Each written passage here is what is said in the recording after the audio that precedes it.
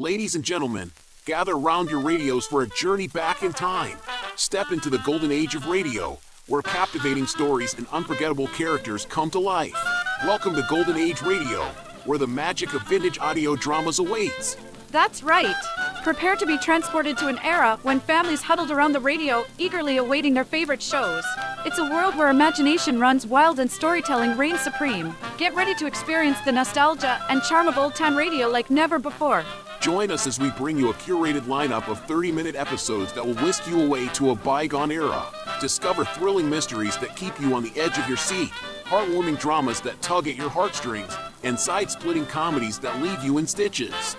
Picture this: dimmed lights, crackling static, and the sound of a needle dropping on a vinyl record. As the stories unfold, let your imagination paint vivid scenes in your mind's eye. From distant lands to roaring cities, let your senses come alive as you become part of the story. Lose yourself in the adventures of daring detectives, follow the triumphs and tribulations of fascinating characters, and journey through time and space with the power of sound. Each episode is a time capsule, preserving the essence of an era when radio was the heartbeat of entertainment. But it doesn't end there. Golden Age Radio is not just a stroll down memory lane, it's a chance to create new memories too. Share these timeless stories with your loved ones, introducing them to the magic that captivated generations before us. So, dust off your radio, dim the lights, and prepare for an evening of enchantment. Tune into Golden Age Radio and let your imagination take flight. Stay tuned to hear our curated selection of 30-minute episodes. Relive the nostalgia, discover the classics, and immerse yourself in a world of unparalleled entertainment. Golden Age Radio, where the past comes alive, one episode at a time. Golden Age Radio, your ticket to timeless storytelling. Subscribe for more videos.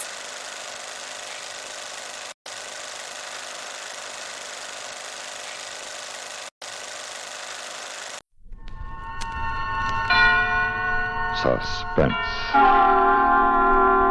And the producer of radio's outstanding theater of thrills, the master of mystery and adventure, William N. Robeson. Those who know about such things tell us that an engine delivers little more than 50% of the energy potential of its fuel. The rest is dissipated in waste. Waste motion, waste energy, gases, ash. The same can be said of man. Has been said, in fact.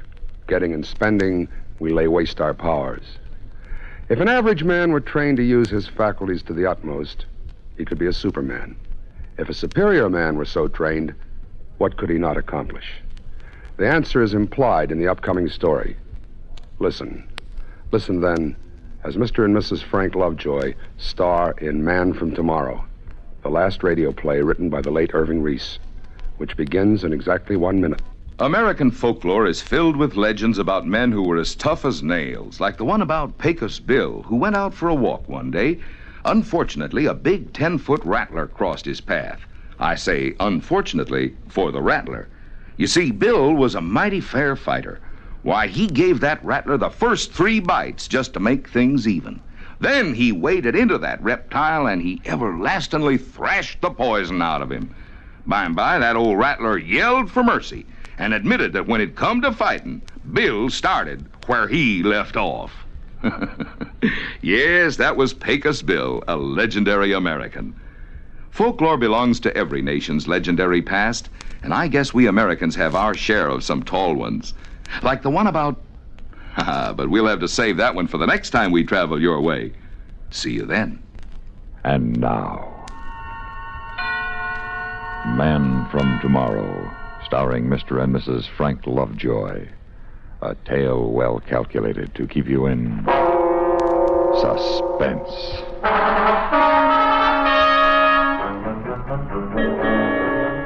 Even in these days of so-called full employment, you'd be surprised how few job opportunities come up for an ex-jet jockey. So it was with more than passing interest that I read this ad while I was scanning the classified section of the Sunday paper. It said, "Wanted, ex-jet pilot. Unmarried, without family obligations, must be in perfect health and prepared for rigid tests. Successful candidate will receive good pay and be given opportunity to contribute to daring experiment and world betterment. Apply Tuesday at 10 a.m., Science Associates, 126 West Street." Well, Science Associates, you just got yourself a boy. It turned out there were quite a few boys with the same idea. By 10 o'clock Tuesday morning, nearly 50 of us were crowded in a windowless, air-conditioned room in the windowless, ultra-modern building of Science Associates. Oh, hi. Hi, Major. Well, hi, Randy. It's been a long time. Yeah. Some of the faces were familiar, guys that had been in the Air Force with me in Korea and afterward. We sat there and waited. An hour, 2 hours, nothing happened. I don't know about the rest of you guys, but this place is beginning to give me claustrophobia. I'm getting out. Open that door. Hey, it's locked. Hey, we're locked in here. Even before this had a chance to sink in, another door opened on the far side of the room. A guy with a white mask on his face came in, carrying a Thompson submachine gun. Hit the door! Everybody flattened on the floor except me. I made a dash for the man in the mask, but he disappeared as quickly as he'd come. Hey, Major, how come you didn't hit the floor? You tired of living? Well, he was shooting blanks. He was shooting... Couldn't you see that? There weren't any bullets chipping anything.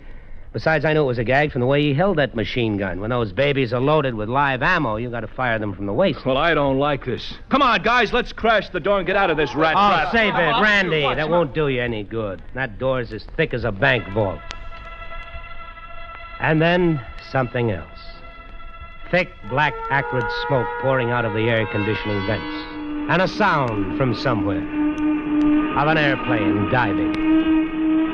Every pilot remembers with horror the smell of burning oil from a plane out of control.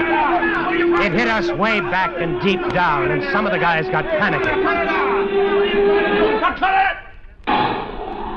And then the blowers reversed and the smoke was sucked out quickly.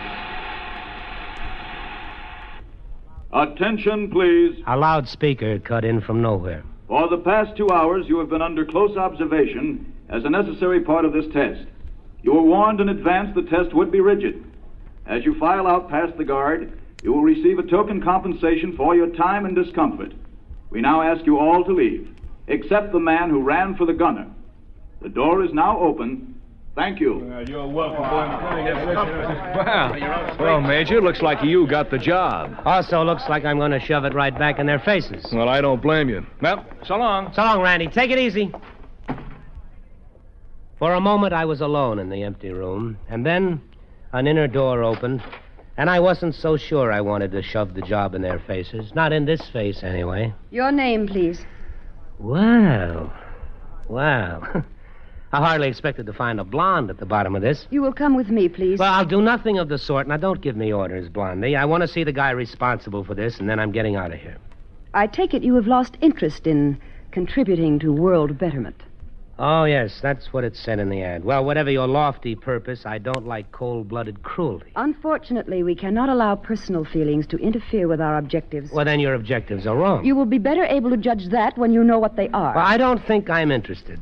And if I may indulge a personal feeling, callousness is unattractive enough in a man, but in an attractive girl... Neither your feelings nor mine will matter in this project, Major. I believe you were addressed. It was just plain Mr. Kentman. The war's been over for some time, Miss... Dr. Frost. That's appropriate. I beg your pardon? Oh, nothing. I sometimes mutter to myself. The last thing I said to you, Doctor, is that the war is over. If it is possible for you to unlock your quite superior intelligence from emotional reactions common to schoolgirls and housewives, my senior colleague, Professor Baird, and I will attempt to convince you on the only basis that should appeal to the mature mind. Facts. Well, you go ahead and try, but I doubt you'll be successful.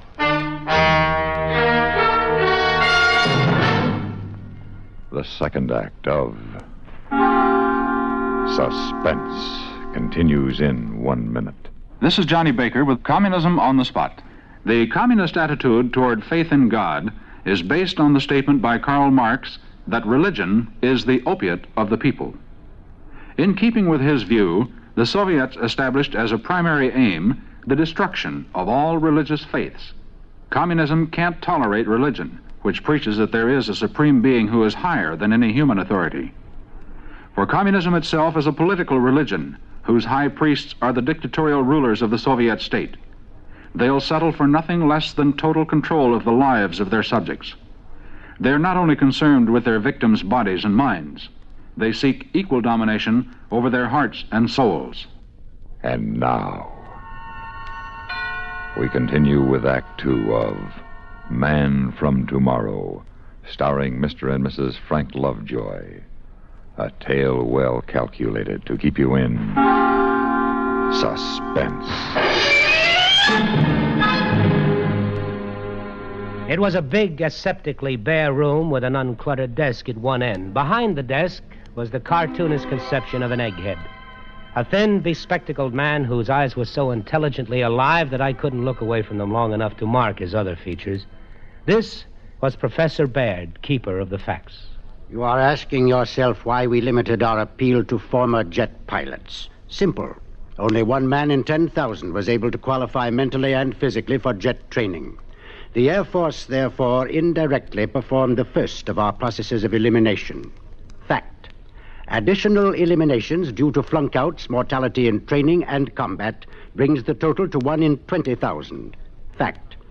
The standards we applied during the 2 hours in which we observed your every action and reaction raises the mathematical incidence of your sensory acuity to approximately 1 in 100,000. I'm flattered. You will have greater reason to be if our experiment proves successful. You will be the only man on Earth possessed of your powers. You will be the man from tomorrow. How do you propose to go about that? We will first show you how we've trained other individuals. Dr. Frost, will you proceed with the demonstration? Yes, Professor. Come in, Mr. Logan. Mr. Logan, have you ever been in this part of the laboratories before? No. Would you describe it, please? It's a rectangular room, 40 by 20. The ceiling is 18.5 feet high. There's a desk 12 feet from me, slightly to my right. There are 2 people seated at it. One has just risen. That will be all. Thank you, Mr. Logan. Well, Mr. Kentman. Well, it would be very impressive if any schoolboy with normal vision couldn't do as well. Agreed. But Mr. Logan is totally blind. Looking back now, I can hardly believe my own impressions. The blind man was followed by a deaf mute, then a paraplegic who'd lost all sense of touch and smell. Their demonstrations were incredible. Not one of these persons possessed physical senses above the average, Mr. Kentman. The deprivation of one sense or another, in the case of the blind or deaf man, stimulated nature's desire to compensate for the loss. But what are you trying to prove? That man has powers even now that are beyond his comprehension. We wish to explore those powers. Suppose one nearly perfect man with superior sensory perception to begin with could develop the extension of his 5 senses to the maximum degree we've just observed. What do you think would happen? I don't know. Neither do we. But it is our conviction that this man would also acquire a new sense, a 6th sense, that would endow him with a power never dreamed of before. Don't you think it's a dimension worth exploring? Maybe. But how could anybody accomplish it? Training. By producing the circumstances that surround the blind man, the deaf man, the handicapped. You would have to agree to cut yourself off from the outside world for 3 years. You would spend 6 months living in a pitch-dark laboratory. You would sleep, eat, function in a world of darkness. Various sound devices will be used to train and measure your hearing responses. After that, 6 months would be devoted to simulating the world of the deaf-mute, and so on. You will be paid $20,000 at the end of the 3 years. All the necessities of living will be provided during that time. Then a test will be made, and if our predictions are realized, you will be signed for an additional 5 years at $20,000 per year. Dr. Frost will be in charge of the training program. Do you wish to undertake it? Well, that's a pretty serious move. I'd like to think about it. You have all the facts, Mr. Kentman. We would like a decision now. You think feeling might enter into my considerations, Doctor? Is that what you're afraid of? Afraid? Fear is merely an emotion, Mr. Kentman. I have learned to control all my emotions.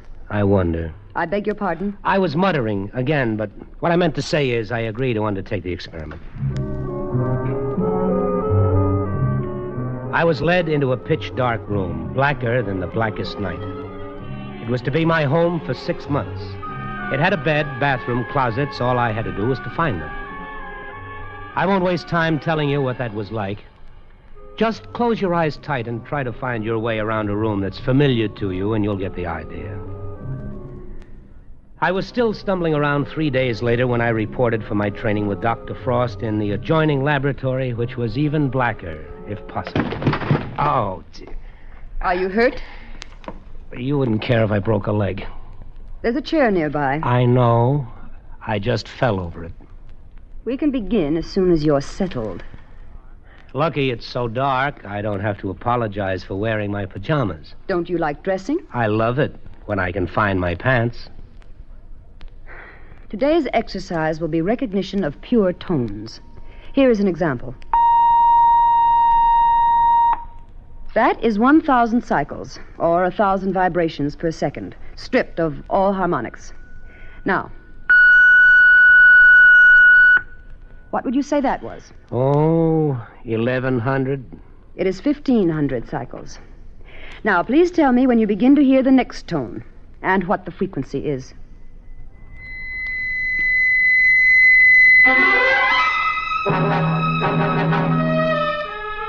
I couldn't make the slightest dent in that glacial reserve. I tried to match her at her own game for a while, but she loved it, and I'm human. Anyway, at the end of the 6 months, I could ramble through the whole place and never stub a toe. It was amazing how you learned to sense things in the dark and what your ears could do. 800. Out. 4,500. Out. Good. Excellent. Mr. Kentman, your threshold of hearing is 20 decibels greater than the average ear. Dr. Frost, I can't see you, but do I detect a note of enthusiasm in your voice?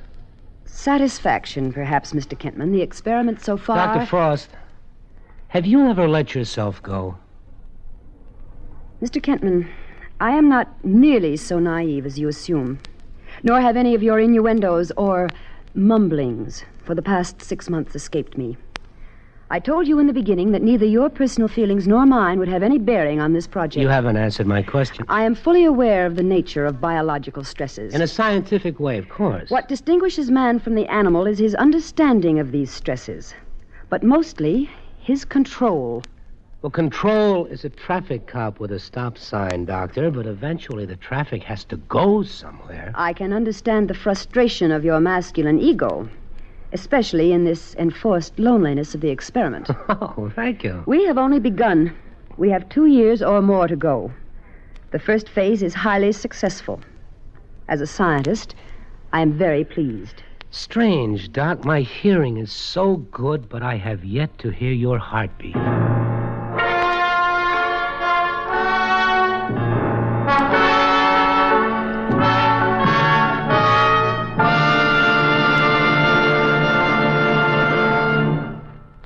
Act 3 of Suspense follows in 1 minute. Do you know the Social Security benefits to which you will be entitled when you separate from the service and take a civilian job? Here's a tip from Social Security. Here's one do-it-yourself project that costs you nothing and won't end up in cuts and bruises. The Social Security Administration wants each one of you that pays Social Security taxes to check up on your account, to make sure you are getting credit for every dollar that's coming to you. With records of millions of people to maintain, it's a pretty big job to catch an error that you or your employer might make in reporting your wages and income. You can help by checking every 3 years to see that your record is correct. How? Easy. Simply by mailing a special postcard. Just write to Social Security, Department 15, Hollywood 28, California, and ask for Form 7004. Mail it, and in a couple of weeks you'll receive a notice that will verify the spelling of your name, your Social Security number, and the wages credited to you for each of the past 3 years. Do it tomorrow. You'll be glad that you did. And now, we continue with Act 3 of Man from Tomorrow, starring Mr. and Mrs. Frank Lovejoy. A tale well calculated to keep you in suspense. Now that my hearing was phenomenal, they turned off my ears. They devised some newfangled earplugs, and I began 6 months of silence. 6 months of being deaf as a doorknob. Deaf, but not quite deaf. Because I began to see sounds, to feel sounds like waves against my skin. I began to hear with my body and with my pores. Have you ever touched a sound? Have you ever seen thunder? You get so you look at sounds and almost see the waves they make trembling in the air. Have you ever tried silence? Try not saying a word, not uttering a syllable for an hour, a day. I tried it for 6 months, until all the unsaid words piled up inside my head. They clung like unborn sounds at the back of my throat. Whoever said silence is golden never felt the lump of lead that accumulates inside you. Silence.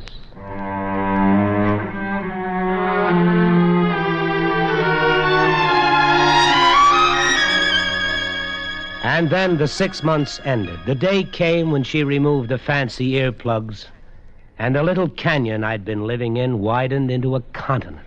Can you hear me now? Can you hear me? Nod to me or raise your finger when you can hear the sound of my voice. I heard you coming down the hall a minute ago.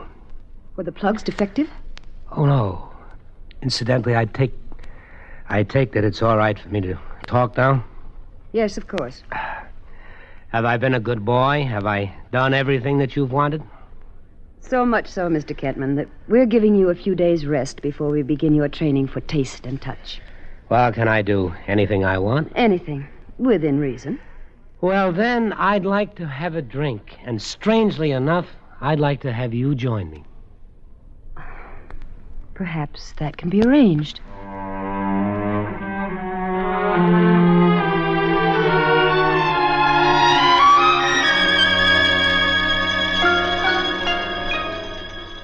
Oh, that wonderful sound of the clink of glasses.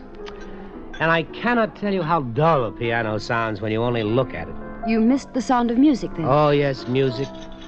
And the sound of a woman's voice. Or maybe they're the same thing. Oh, incidentally, Dr. Frost, when I say woman, I even include female doctors. Kind of you. By the way, do you have a first name? Or are you only a title followed by Frost and followed by a long string of degrees? My first name is Jessica. Jessica? That's more like it. Jessica. Jessica. Boy, after all that silence, it's good just to say a woman's name. Until the experiment is completely over, Mr. Kentman, it had better remain Dr. Frost. Well, okay, Dr. Jessica Frost, plus degrees. I give you a toast. To you. You've been very cooperative about all this, Mr. Kentman. I want you to know that I really like you very much. Well, now, I'm sure the experiment is a success. I've finally developed a sixth sense. Oh? I distinctly heard a lovely lady saying, "I like you very much," and it couldn't possibly have been you.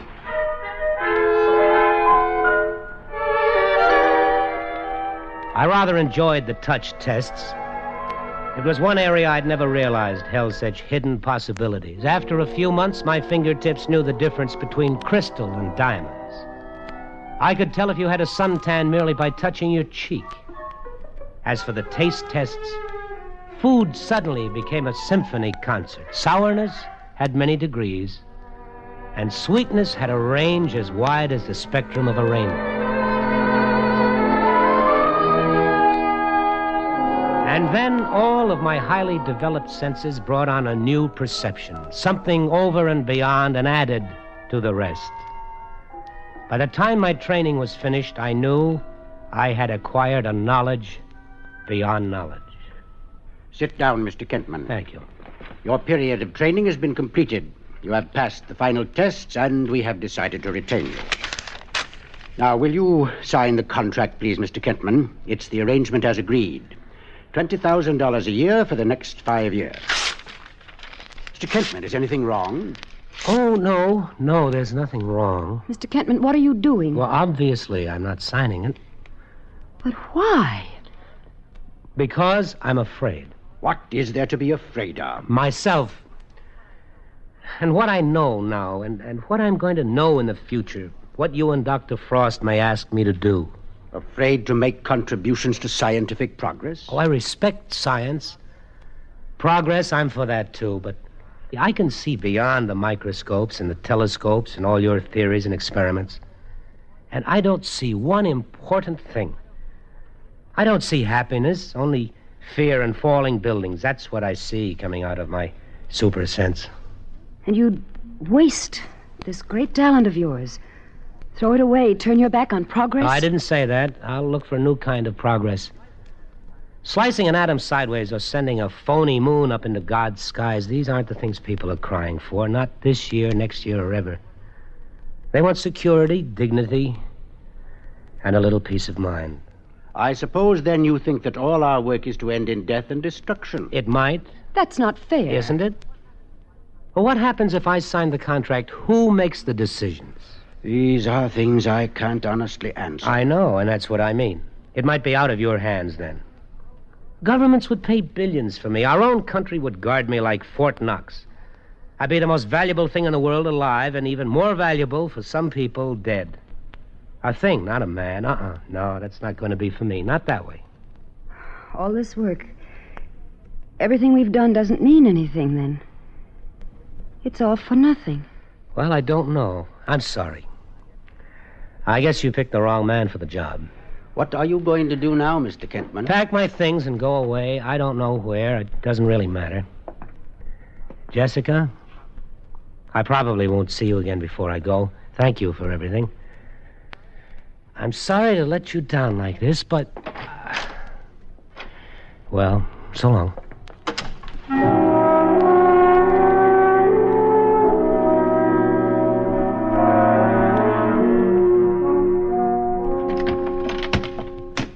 Well, that is that. Oh, I was just going to... Try and talk me out of it? No. Yes, I was. But not anymore. I'm glad you changed your mind.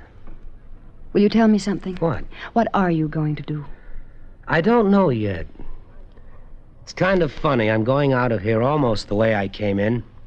One suitcase, one hat, one coat. The only difference, I've got all the knowledge of the world up here, and I don't know what I'll do with it. I haven't been able to think. Not clearly. I know one thing, though. There are a lot of things I can try. What? Ever hear of cancer, heart disease, common cold, a dozen other things man doesn't know anything about? Yes. Might not be bad for a start. No, that's not bad for a start. Do you think you might need someone to help you? Yes, I might. I've talked to Professor Baird. I think perhaps he understands. Does he? Yes. Oh, it's a little uncomfortable for a woman. I'm not supposed to say anything until you do. And you already know what I'm thinking, don't you? Well, let's be old-fashioned. I love you. Will you come with me? Yes. I love you, too. I know. Come on, let's go.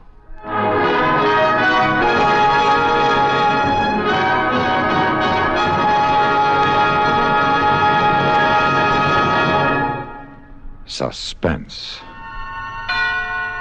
in which Mr. and Mrs. Frank Lovejoy starred in William N. Robeson's production of Man from Tomorrow, written for radio by Irving Reese. Listen. Listen again next week when we return with another tale well calculated to keep you in suspense. Supporting Mr. Lovejoy in Man from Tomorrow were Mrs. Lovejoy, Joan Banks as Dr. Frost, John Hoyt as Professor Baird, Peter Leeds as Randy, and Norm Alden as Mr. Logan.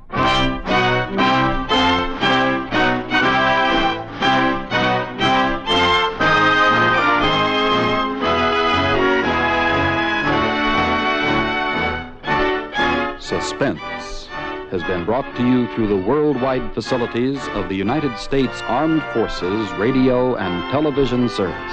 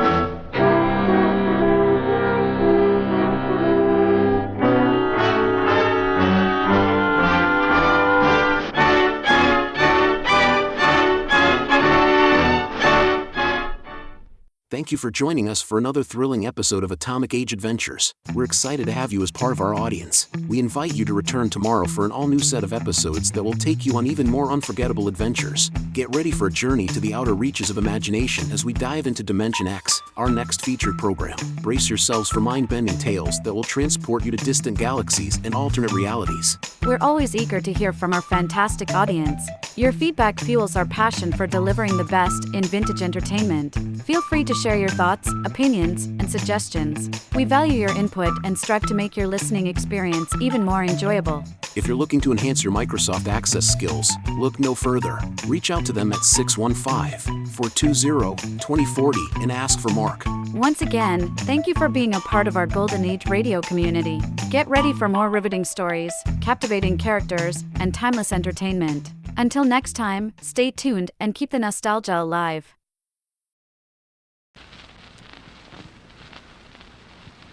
Adventures in time and space, told in future tense. Dimension X!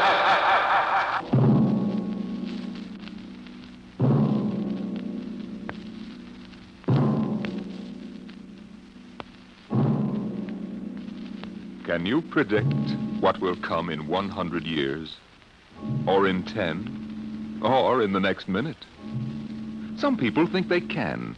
Nuclear scientists, mathematicians, astronomers, biologists.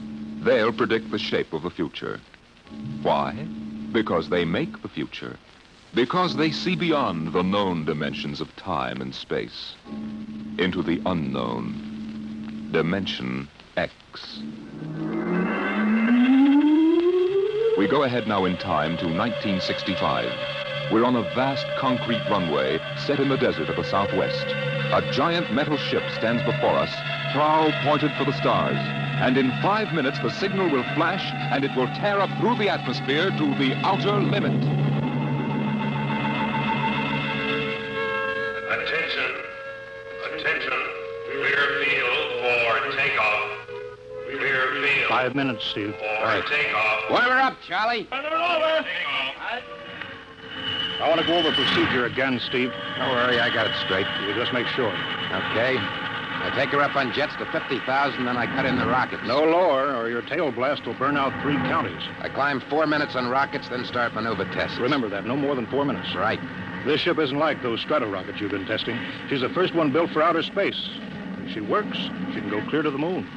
If I'd have known that, I'd have brought my toothbrush. Well, not this trip. Now get this, Steve. You've got power there to clear the Earth's gravitational field.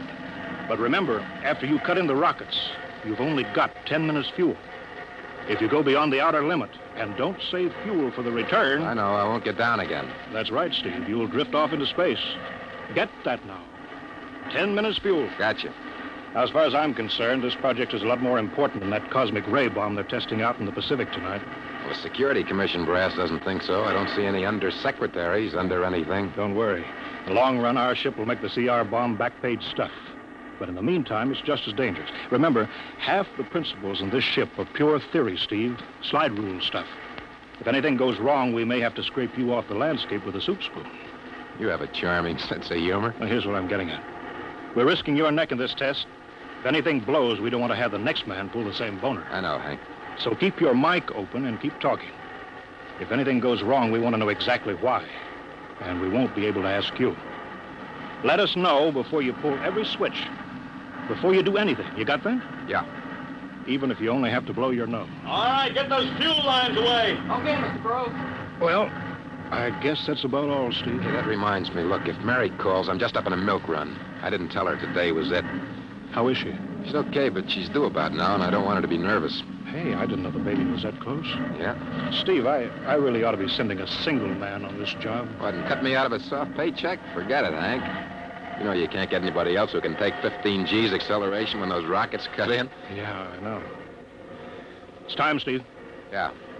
Well, see you later. Don't worry, Hank. I'll sweat for both of us. Button her up, Charlie. So long, Hank. So long. We'll give you the light from control.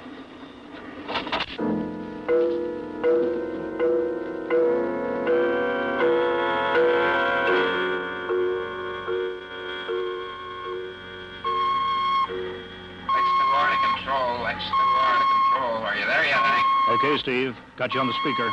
I'm ready to go. Mr. Hanson. Ready on radar, Sergeant? Check. Mr. Hanson, you better see this. What is it, Elsie? Message center for Steve. Mrs. Weston just left for the hospital. What? Hello, Steve. Yeah. Stand by a minute. Shall we hold the takeoff, Mr. Hanson? What? Oh, yes. No, wait just a minute. It's too late now. You going to tell him?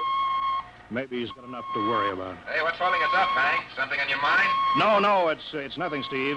I just wanted to say good luck. Clear for takeoff, Charlie? Right. Okay. Give him the light.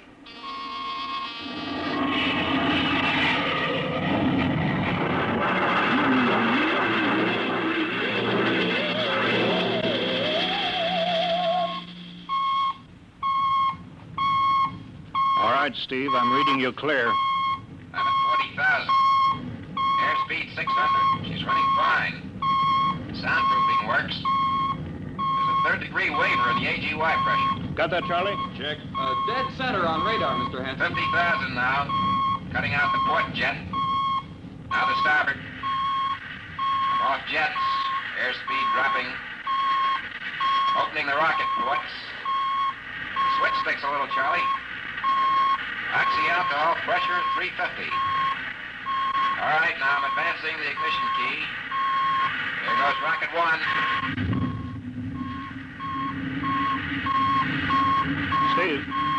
Steve, you all right? Yeah. Feels like somebody slugged me with a sledgehammer. Airspeed now 1,200. Here goes number two.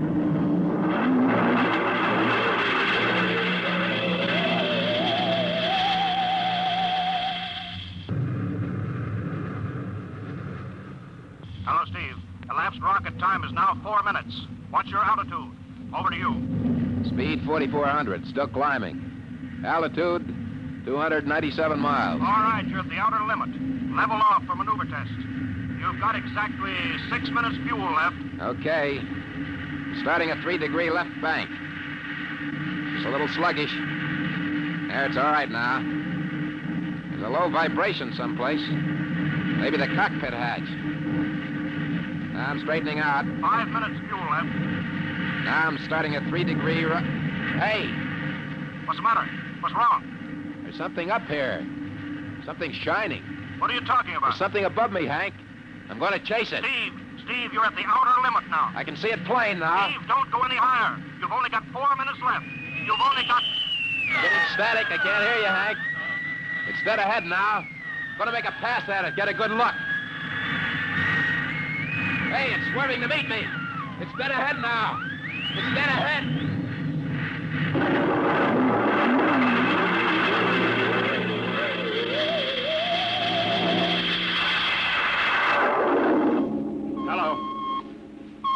Hello, Steve. Steve, come in. 9 minutes fuel gone. Still no sign on radar. Hello, Steve. Steve, what's happened? Charlie, get out the crash squad. Tell the Army squadron to alert their search planes. Right. 9.5 minutes gone. Hello, Steve. What's happened? Where the devil is it? Charlie, Hello. for Mr. Hanson. Come in, Steve. We need a search squadron. Come in. No, Mr. Hanson's busy. Hello, Steve. Hello, Steve. 10 minutes, Mr. Hanson. That's the end of this fuel.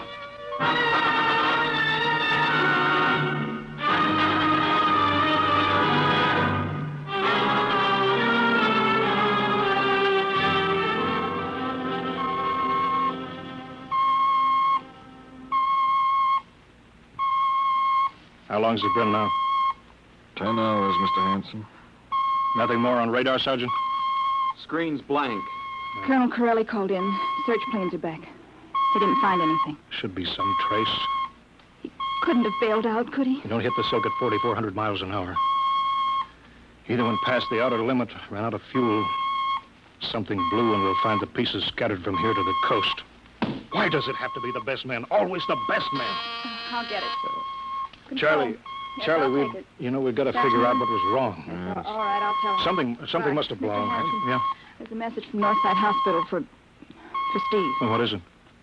Mrs. Weston's fine. It's a boy. Thank you, Elsie. It's a boy, Charlie. Oh. Fine. It's a boy. He didn't even know she went to the hospital. How am I going to tell Mary that? Wasn't your fault, Mr. Hanson. Ship had to be tested. Yeah, we'll build another one, and some other flying fool will shoot past the outer limit into space. Oh, I'm getting old, Charlie. You can remember when I used to take them up myself. Now I've got to send other men. It's a job, Mr. Hanson. Now I'm afraid. Every time I hear a jet go off, I jump. Every time I have to send someone up in a new model, I start to sweat. Mr. Hanson. Yeah? I think there's something on the radar. No flights scheduled in, are there, Elsie? We have the whole day cleared. It's coming in behind us. Here it comes over the building. What crazy jockey is buzzing the field like that? Is that an Army plane, Charlie? I can't see. It's turning. Charlie, alert the field. I know that engine. Steve. That's impossible. Look, that's his ship. It can't be. Well, there's no other model like that. It's Steve, all right. It's coming in. Thank God. Thank God.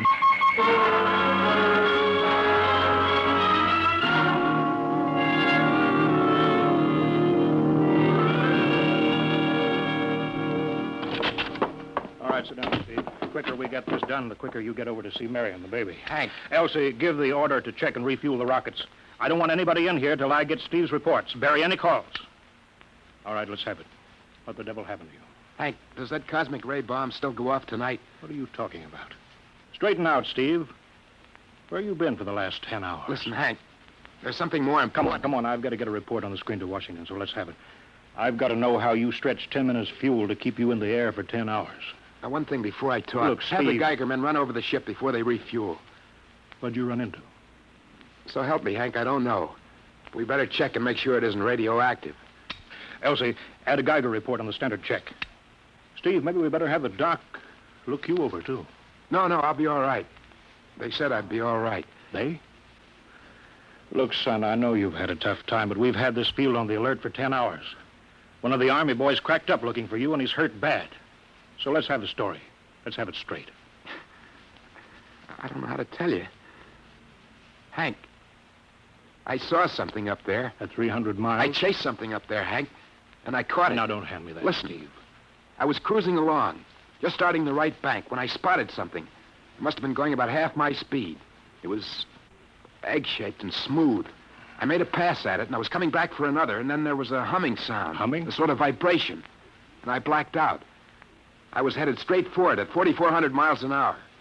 I thought it was going to be the biggest smash since Hiroshima, and I guess they were drinking that bottle. Never mind that, Steve. What happened? I came to inside their ship. Uh-huh. Steve, this whole thing has been a devil of a strain on you. I'm going to call Major Donaldson from the Army base. Ask him to sit in. Psychiatrist? Yeah, that's a good idea. Let him run his tests. He'll tell you I'm not kidding. Because, Hank, unless I miss my guess, I've just been tipped off to the way the world ends.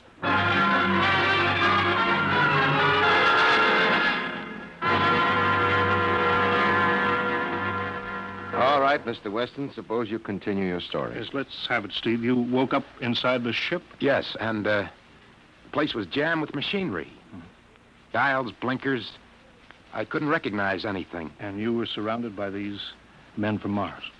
I didn't say anything about men from Mars. I didn't even say they were men. I couldn't see them clearly. They were just there.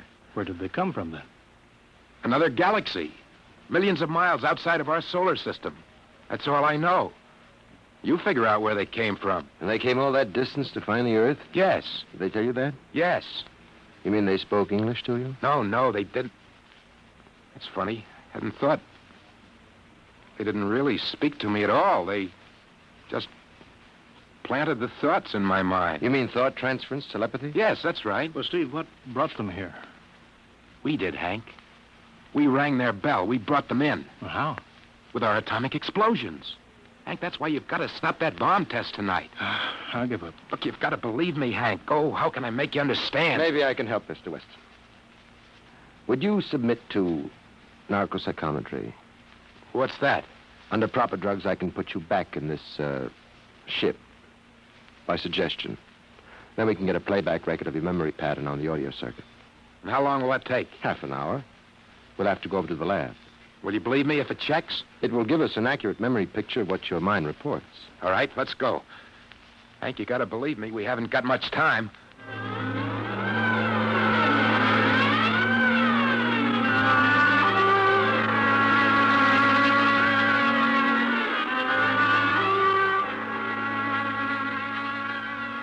You should be getting drowsy now. Count backwards from 10. 10, 9, 8, 7, 6, 6.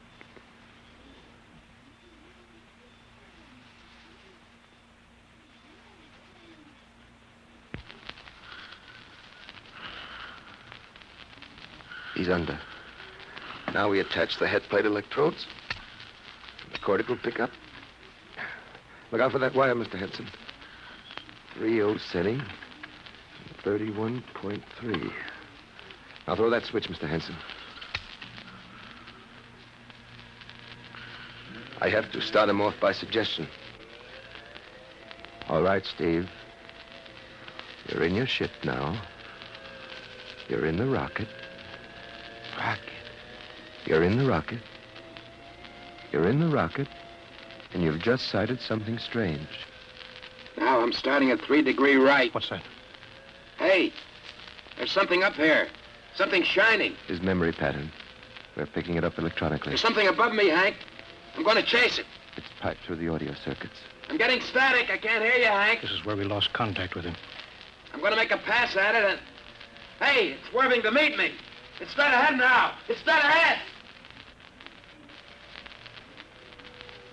Now what? This is where he blacked out. There's no telling how long, minutes or hours. What's that noise? I don't know. Quiet. Where? How did I get in here? What? Who are you? Is he seeing things? Intergalactic Patrol. What's that?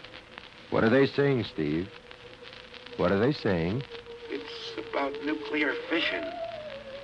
They know about it. They know the danger of it. Long ago, they had wars that almost destroyed them. But finally, they learned. Now they've outlawed war. Go on, Steve. They patrol space. When their detector picks up an atomic explosion, they send a patrol. What are they going to do? They've quarantined us. Quarantined? They've isolated the Earth. Because we don't know how to control ourselves yet.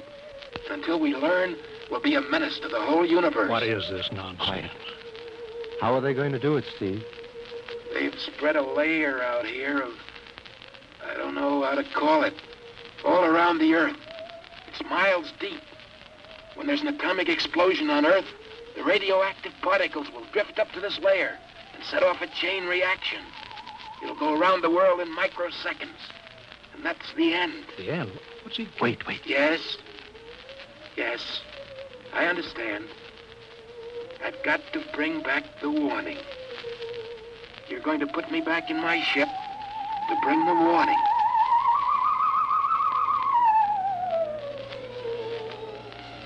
Now what? Blacked out again. I guess that's all. What does all that mean? It's what he remembers.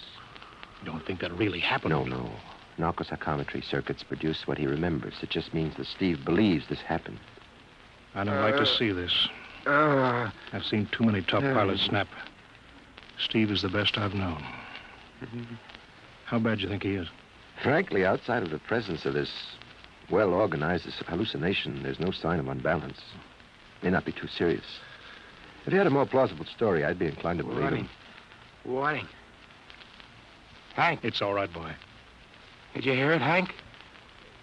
You understand? Sure. We've been quarantined. Let me give you something to make you sleep, Steve. But don't you understand? They fixed it so that if we set off one more nuclear explosion, that'll be it. Of course. Don't roll your sleep down. You don't believe me. Now, take it easy, Steve. But the test tonight. They're setting off the CR bomb. Hank, what time is it? 11:20. Well, it's scheduled for midnight. Hank, we gotta stop that bomb. Steve, let Donaldson give you the hypo. Hank, you've got to believe me. I saw them. I got the warning. If we touch off that bomb tonight, it'll be the biggest galactic 4th of July of all time. The whole Earth will go up like a Roman candle. April 10th, 1965, the end. Now, look, Steve, you better calm down. Don't you want to see Mary and the baby? You've got a new son, remember? Yeah, that's just it, Hank. I want to see my son. I want him to live. If that bomb goes off, Hank, we've got to stop them. Mr. Hanson, I think we'd better get over to the base hospital. Hank, you've got to believe Yeah, me. sure, Steve. Maybe there is something to it. Look, it's out of your hands. I'll put it in a report and shove it into Washington in the morning. In the morning? There isn't going to be any morning, Hank. Don't you understand? You've got to call Washington now. Get the head of the Security Commission and postpone that test. Now, you know I can't do that, Steve. My neck would be out a mile. Besides, this is 1965, not 45. 20 countries have atomic bombs now. What's the use of stopping just this one? The rest will keep right on popping them Well, then off. we'll have to call an international conference. Can't you understand, Hank?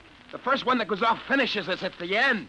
They've given us the quarantine warning. Steve, I think you'd better go with us to the base hospital. Look, Steve, we can call up for a detail if we have to. All right. I'll go with you. You don't need a straitjacket. That's the way, Steve. You'll probably feel better by morning. Let's go.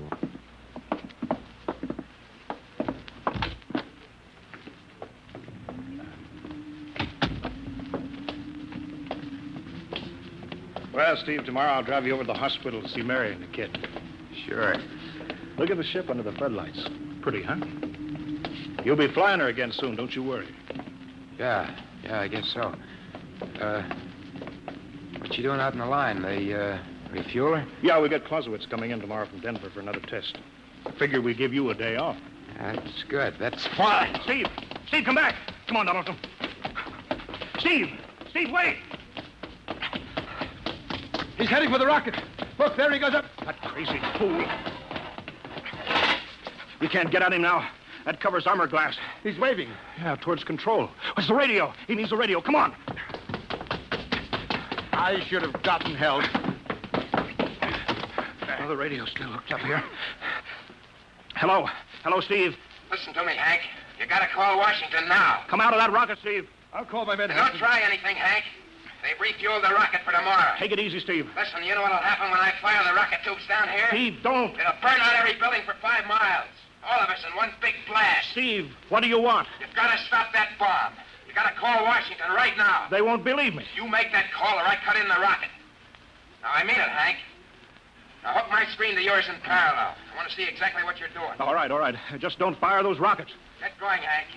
You got 12 minutes to make that call and stop that bomb. All right, I'm making the parallel hookup right now. Donaldson, you think he'll really blast? I don't know. Up to now, I'd almost say he was normal, but now he's liable to do anything, Hanson. Steve, there, you getting it on your screen? Yeah. Now, put that call through. All right. Operator. Visit screen to Washington. The Visiscreen circuits are busy, sir. If you'll try again in half an hour. This is Security Commission priority. Break in, get me a line. Yes, sir. Just a moment, please. 10 minutes, Hank. Listen, Steve, I'm trying. We're ready to take your call, sir. Washington, Security Commission 3. This is urgent. I want Undersecretary Herbert Ames. Washington 3. 1 moment, please. Hurry, will you? 1 moment, please. What time is it, Donaldson? 11:51. Do you think he'll fire those rockets? He might. Washington? Visit screen 3. Mr. Herbert Ames, please. That is a coded exchange. I cannot accept your call without clearance. Get it through, Hank. Listen, Washington, put it through. This is Mr. Hanson at San Marco Air Base. This is a priority call. I'm coded. 1 moment, please. I will check your code number. Get that through, Hank, or that bomb goes off at 12. Will you be reasonable, Steve? Your call has cleared, San Marco. Washington, visit screen 3. Herbert Ames, please. Security Commission Ames. Listen, Ames. Oh, hello, Hanson. Ames, you got to get me to the chief. Are you kidding? He's at the test control room. Yes, I know, but get him for me. What's up? You look lousy.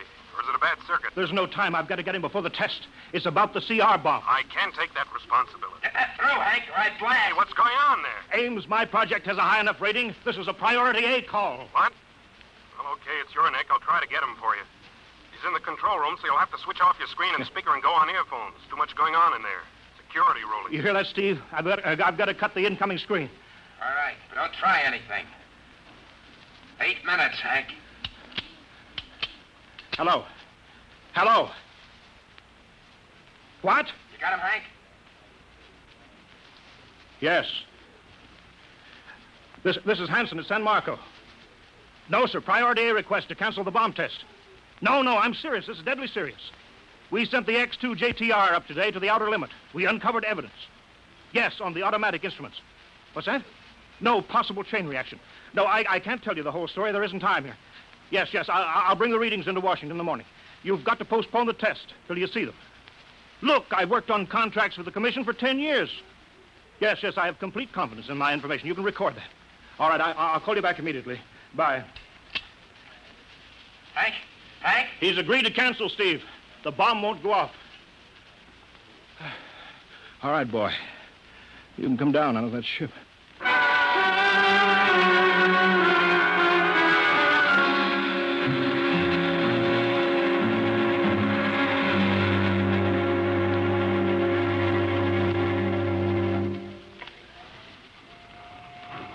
He's opening up.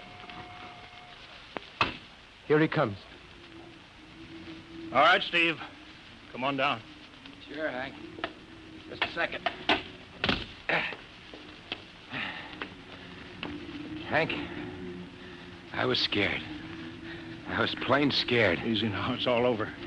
The bomb won't go off. Thank God. Look, I want to see Mary and the baby. Can you get me transportation now? Oh, wait a minute. It's almost 12. They won't let you in the hospital now. I want to see the baby. Sure you do, but you've been under a strain. I've got a shot for you here, Steve. Give you a good night's sleep. All right. Roll up your sleeve. Yeah, here. Yeah, that'll make you sleep. Sergeant will find you a bed. Yes, sir. Come on, Mr. Weston. Okay. Good night, Hank. I'm kind of beat. It's been a tough night.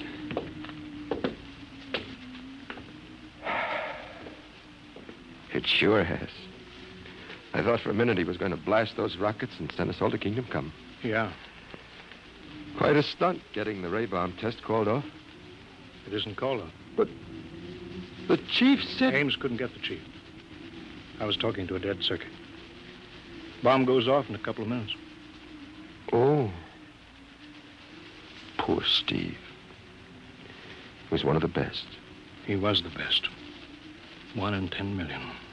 Some story of his, poor guy. For a while, he almost had me believing that quarantine. That's a very common delusion. End of the world. Yeah, I suppose so. Ah, it's a nice night. Never saw the stars so bright. We better be getting in. That wind is cold. Well, the bomb goes off in 30 seconds. Poor Steve. You know, Hanson, there's just one thing. Yeah? It's outside my field, but I'm curious. How did he keep that ship in the air for 10 hours with only 10 minutes fuel?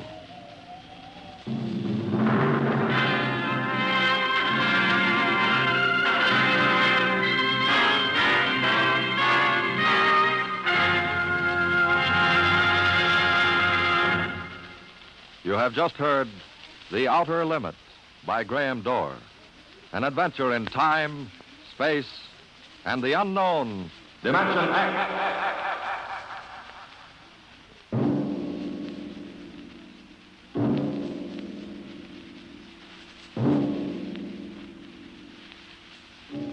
Now, about next week. Have you ever heard of the Mark III? The amazing electronic brain at Harvard that instantly solves the most complicated scientific problems. Suppose you had a mechanical brain like that in your house. A robot that was always at your service, so that you could just sit with folded hands and relax the rest of your life. That would be nice, wouldn't it? Perfect. That's what they thought when it happened in the year 2006. But they were wrong, terribly wrong. How? I'll tell you next week. Tonight's story, transcribed on Dimension X, The Outer Limit by Graham Dorr, was adapted for radio by Ernest Kenoy. Featured in the cast were Joseph Julian as Steve, Wendell Holmes as Hank, and Joe DeSantis as Major Donaldson. Your host is Norman Rose. Music was by Albert Berman. Sound designed by Sam Monroe. Edward King directed.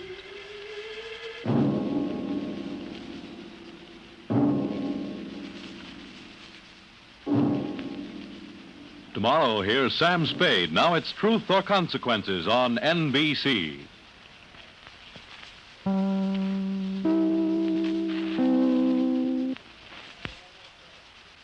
Thank you for joining us for another thrilling episode of Dimension X. We're excited to have you as part of our audience. We invite you to return tomorrow for an all-new set of episodes that will take you on even more unforgettable adventures. Get ready for a journey to the outer reaches of imagination as we dive into X-1, our next featured program. Brace yourselves for mind-bending tales that will transport you to distant galaxies and alternate realities.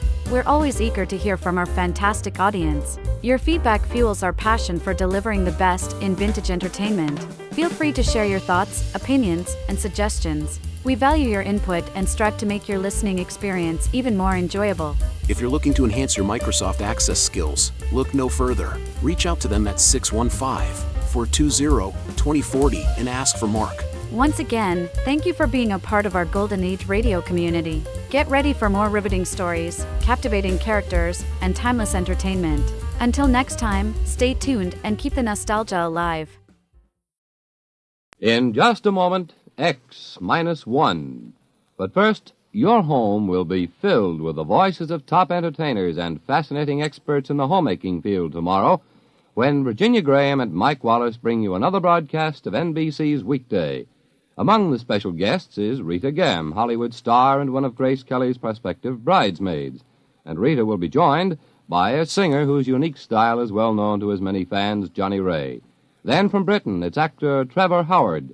Meet them all tomorrow when NBC's Weekday brings you another day of fact and fun on this station. Now stay tuned for X-1 on NBC. Countdown for blast-off. X-5, 4, 3, 2, X-1, fire.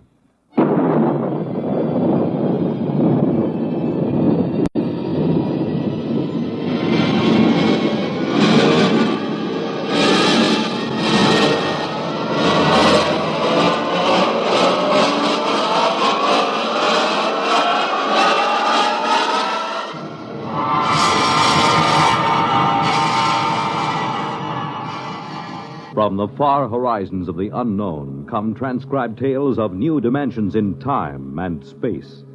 These are stories of the future, adventures in which you'll live in 1,000,000, could be years, on 1,000 maybe worlds. The National Broadcasting Company, in cooperation with Galaxy Science Fiction Magazine, presents X-1.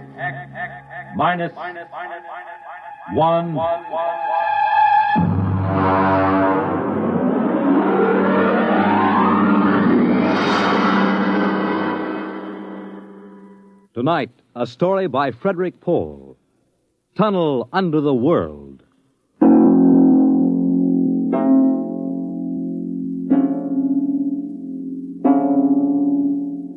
On the morning of June 15th, Guy Burkhart woke up screaming.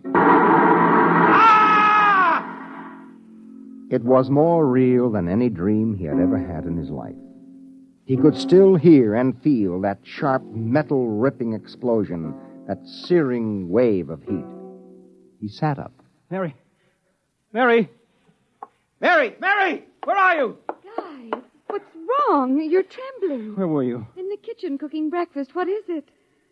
I don't know, a dream, I guess. An explosion. Did you say an explosion? Yes. But that's the dream I had. What?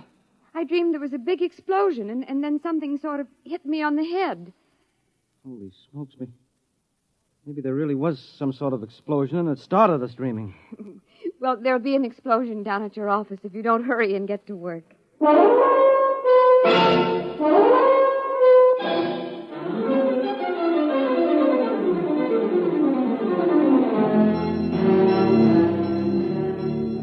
Coming in on the bus, Burkhart watched to see if there was any evidence of an explosion.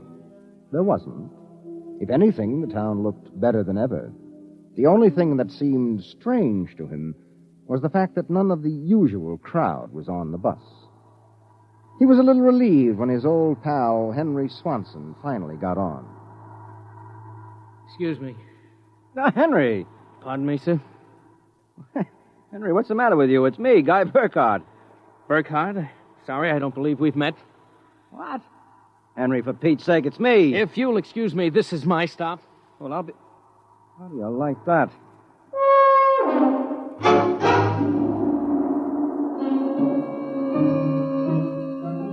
Guy Burkhart got off in front of the gigantic Controchemical building, took the elevator to the 98th floor where he had worked in the accounting department for 12 years. It wasn't until he was almost at his floor that he realized the speaker was not playing the usual commercials. Friends, are you happy with your present home freezer? Of course not. Well, the answer to your problems is a Fecco freezer. Fecco freezers are better freezers. Most wives would do anything for a Fecco freezer. Friends, are you happy with your present home freezer?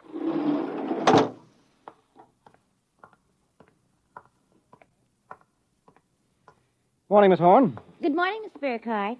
Well, new hairdo, I see, huh? Why, yes. Do you like it? That makes a lot of difference in your appearance. Mr. Barth in? No, sir. He had an appointment with Mr. Dorchin of the Human Research Institute. Today? But today's the 15th of June. He has to sign the quarterly statement. He said he wouldn't be in. Huh, that's mighty peculiar. Yes, sir. Oh, by the way, Miss Horn, what the devil is a Fecco freezer? A Fecco freezer? There's some new copy on the elevator commercial. Dorchin must have landed another account. Fecco freezers. I really don't know, Mr. Burkhardt. It's a funny day. Can't quite put my finger on it, but there's something strange going on.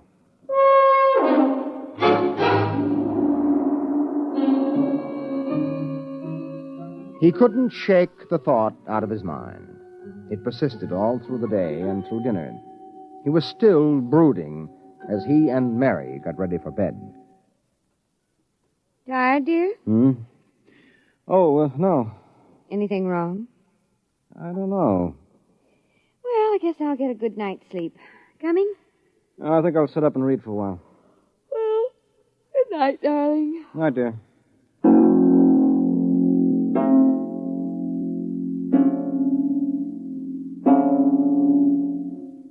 At exactly midnight, Guy Burkhart lapsed into a sudden, deep sleep. And the following morning, he woke up, screaming.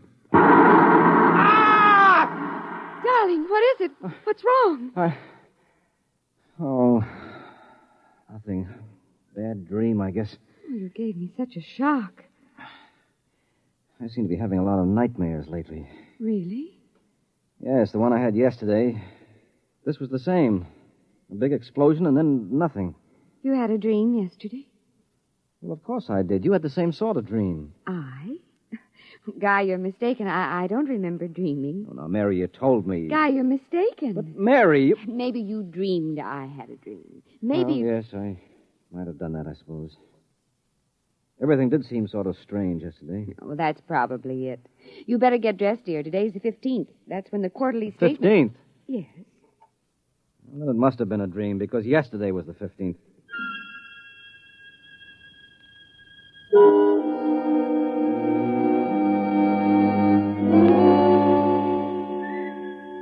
Guy Burkhart got up, dressed, ate breakfast, and took the usual bus to work. Once again, everything seemed even brighter and newer than usual. And once again, he was puzzled when he noticed none of the old crowd on the bus. Pardon me, please. Oh, look, don't shove so. Oh, morning, Henry. Morning. For God's sake, don't talk to me. What is it? You being followed or something? Don't you know? I was sure you remembered. Remembered what? I can't talk. This is my stuff. Will you excuse me, please? Well, Henry, for Pete's sake.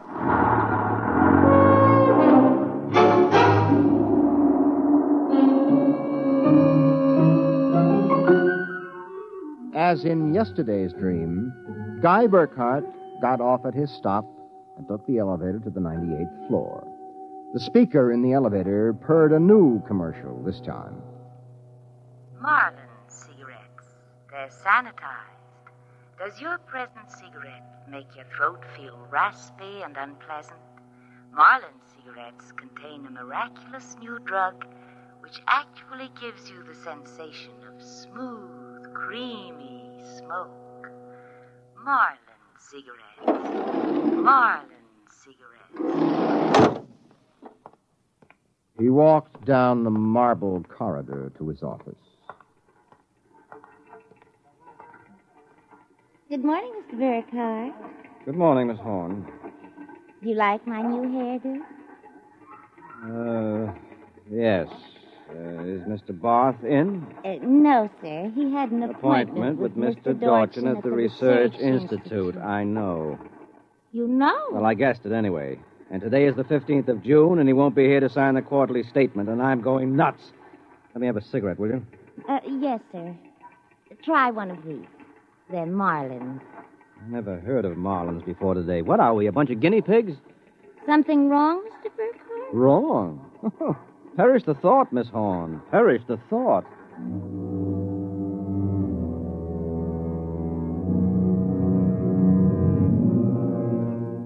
He went to his desk and stared at the mail. Before he opened it, he knew that the factory distributor's envelope contained an order for 12 new electronic computers. He knew that the Development Journal contained an article about a new method of transprinting selective brain circuits of human engineers onto the electric brain circuits of robot engineers to facilitate the operation of automatic factories. He knew that there was a complaint from Feinbeck & Sons about the Contro Chemicals' newest household robot circuit. After a long while, he forced himself to open them. They were exactly as he suspected. Hello? This is Swanson, Henry Swanson. What is it? Do you remember? Remember what? Just remember. All right, now listen, Henry, let's stop playing games. Yesterday, either I was dreaming or you snubbed me on the bus. Today, the same thing happens. Oh, you do remember, thank heavens. I thought so when I saw you, but I couldn't be sure. Well, what is it you want? Listen, tomorrow morning, when I get off the bus, you get off with me. Be casual. They may be watching. Who may be watching? Swanson! Hello!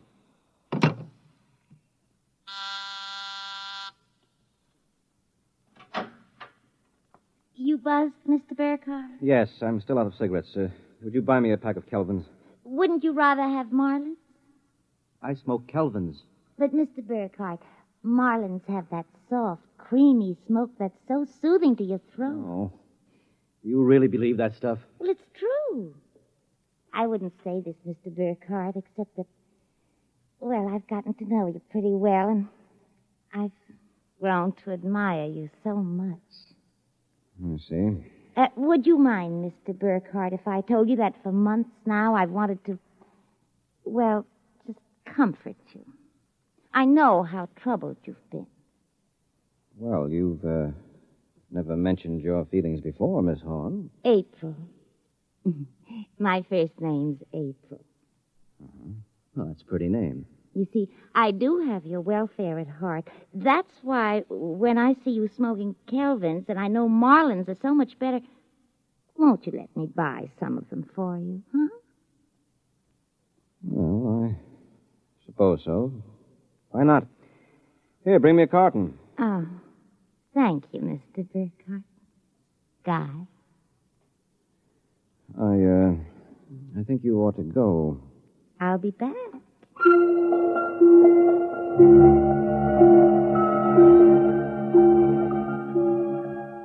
There was something wrong. Something definitely peculiar about what was happening. The call from Henry Swanson. The strange behavior of his secretary, Miss Horn. These new products, the dream. Guy Burkhardt went home that night feeling like a man in a nightmare. Is that you, dear? It's me. Did you have a good day? Fair. Oh, before you sit down, will you go down in the cellar and put in a new fuse? The switch in the hall closet blew out. I shut it off. Okay. Supper will be ready in a minute, so don't start fooling around with that old boat hull you've been building. I won't.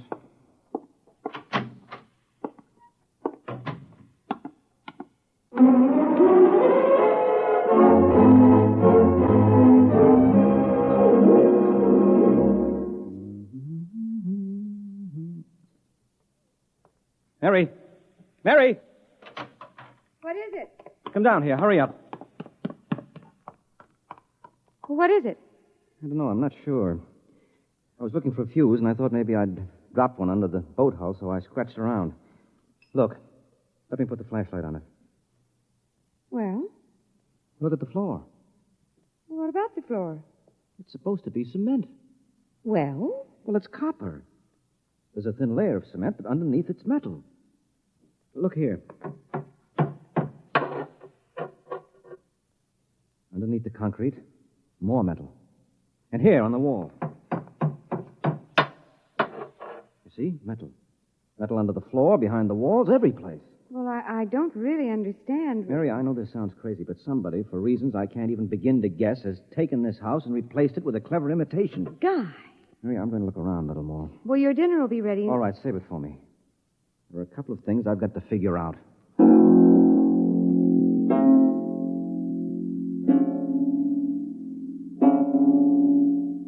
The following morning, Guy Burkhart woke up screaming. He dragged himself into the kitchen where his wife Mary was preparing breakfast and discovered it was still June 15th. Mary, where's the morning paper? Where is it? It's outside the door, I guess. Uh-huh. June 15th. You'd better hurry, dear. Today's the day Mr. Barth fills out the quarterly tax return. Oh, no, it isn't. What? He won't be there.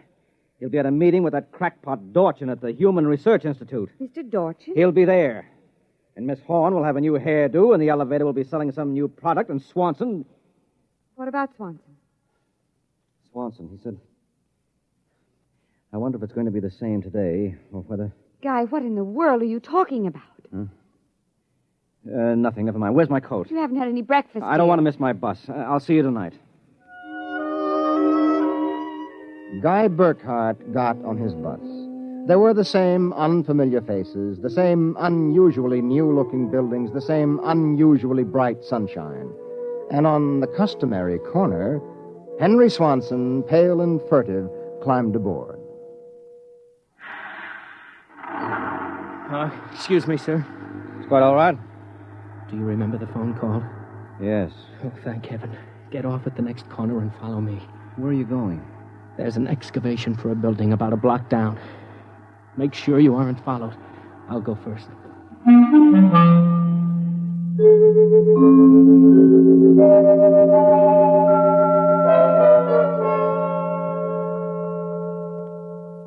Burkhart.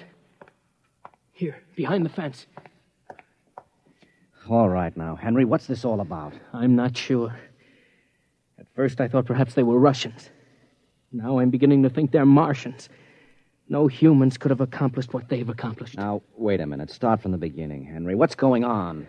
Look, Burkhart, peculiar things have been happening to you, right? Yes. A lot of your friends are missing. Your house seems changed. Yeah. There's something stranger than that. The date. Today is June 15th. Yet I could swear yesterday was June 15th and the day before that. You got it, friend. It's always June 15th. And you and I are the only ones who know it. But why, Henry? How? I'm not sure. I think it's some sort of mass hypnosis or something. Well, why doesn't it work for us? My wife, Mary, doesn't remember a thing. Somehow, when it happened, they missed us.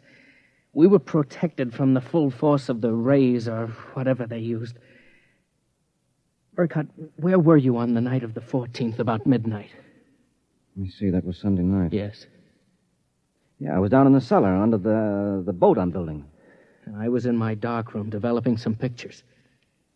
This just doesn't make any sense to me. Russians, Martians. What makes you think that? I've seen them. Where? At the end of the tunnel. What tunnel? The one they built under Tylertown. A tunnel under Tylertown? Yes, that's right. It's made out of copper or some alloy. Copper? Wait a minute. I found a copper layer under my cellar floor last night. So did I. That's how I discovered it. I found a way to get in, too. It's at the bottom of this excavation. Holy mackerel. Henry, why don't we tell the police? Because we can't trust them. Even the police may be Martians in disguise. Oh, come on now. You're being melodramatic. Oh, am I? Well, you just come with me. Where? Into the tunnel. I'll show you.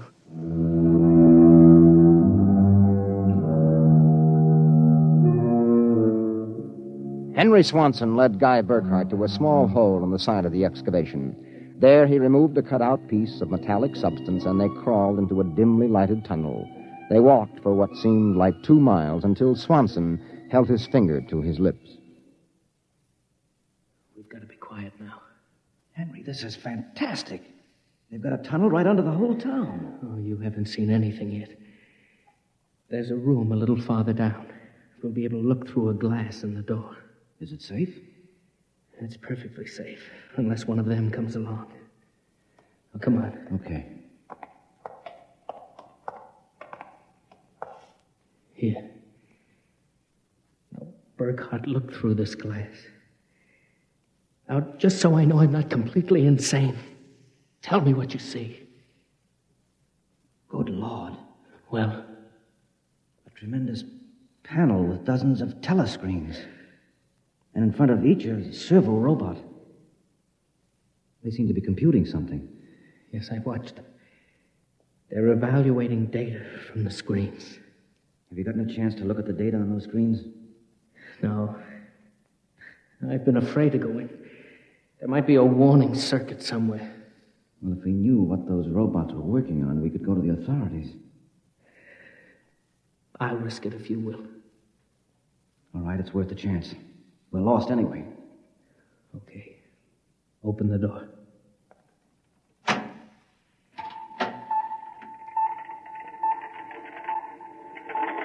So far, so good. Come on. Let's take a look at that data. But don't interfere with the robots. Don't worry. Here, let's look at this screen. Listen to this. Tests in the 47K12 group with Marlin cigarettes pulled 80% using the soft feminine approach. Indications are that an extension of this approach would influence at least 70% nationwide. The direct elevator pitch pulled only 10%. This should be abandoned and a new series of high persuasion personal elements introduced. Henry, do you know what this means? I haven't the faintest idea. Well, I don't blame you. This is crazy, but it fits the facts when I think about it. Do you know who's behind this? Martians? No, not Martians, Henry. Humans. What? Humans who are interested in developing the perfect propaganda machine. What? I don't know who they are or how they've done it, but somehow they've taken Tylertown over. Hypnosis. Hypnosis, drugs, maybe some kind of array or something. However they do it, what happens is that they let us live through a single day. During that day, they pour all kinds of suggestions and propaganda into us. At the end of the day, they evaluate the results, see how we've reacted. And at midnight, they wash the day out of our minds, and the next morning we start the same day over again with different stimuli. Do you know what that means, Henry? Suppose one man learned how to influence people 100%. Why, in a year, he could sell us anything from freezers to political candidates. Oh, wait a minute. We're guinea pigs, Henry. This whole community is one big test tube for Dorchin's propaganda research. Burkhart, what do we do? I don't know, but somehow we've got to get out of this town and get to the FBI. What do you think we can? It's worth a try. Come on. Wait. Huh? What is it? Look through the door. There's somebody coming down the tunnel. We've got to hide. Behind the circuit box. Wait. Good Lord, it's Dorchin, the head of the Research Institute. Shh, quiet.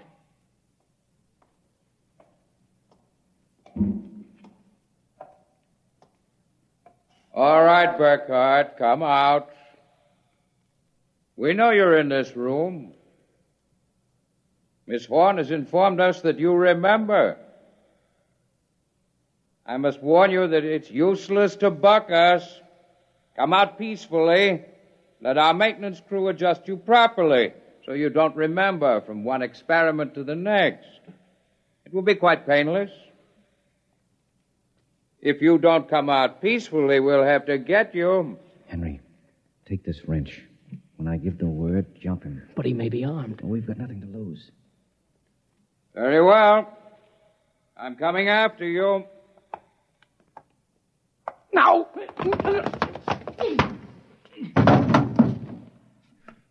Burkhart, I've killed him. Now, wait. Get his coat unbuttoned. Maybe his heart is still beating. Henry! What is it? What's wrong? Look underneath his coat. Heaven help us. It's a robot. A humanoid robot designed to look like Dorchin. Come on, let's get out of here. Wait. What's that? It's a loudspeaker. I told you it was useless, gentlemen. Who are you? Mr. Dorchin, naturally. The real Mr. Dorchin. What are you trying to do to us? Merely trying to prevent you from damaging my experiment, gentlemen. You can't get away with this, Dorchin. Sooner or later, somebody, the FBI or somebody, is going to get wind of this madness. Really, Burkhardt, you're quite naive. Now, why not be reasonable and let the maintenance crews adjust you? And if I refuse, I suppose you'll kill me. That would be quite impossible.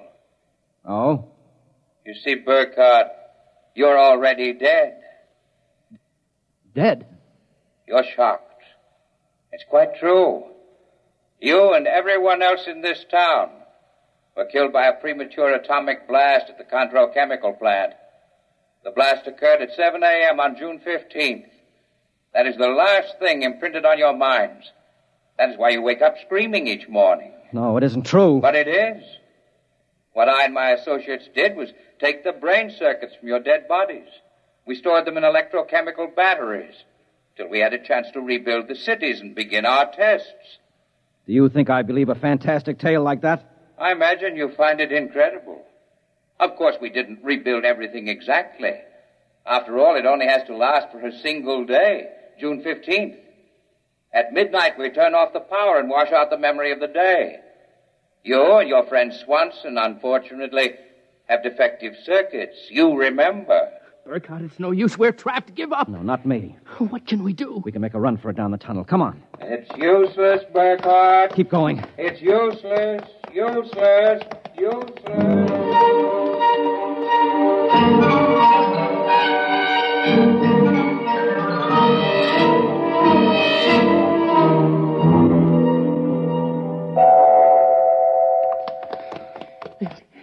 Now, this door is open. It opens. Oh, no. No, I don't believe it. Swanson, look.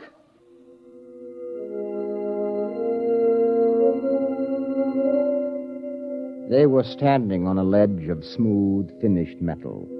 At their feet, the ledge dropped away into a chasm so deep they could not see the bottom. Beyond was only a glare so bright that their eyes could not stand to look into it. And yet, just at the limit of their vision, something towered. Something so huge it was almost inconceivable. Something. Burkhardt? Yes? This is Dorchin. Now do you understand why it's useless?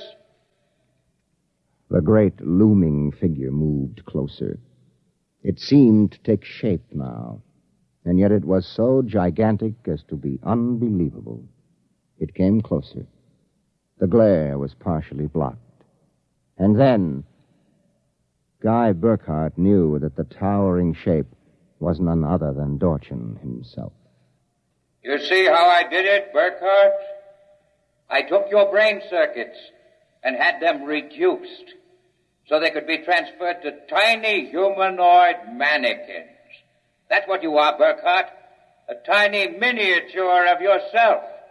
And this city, this whole experiment I'm conducting, is built on a tabletop.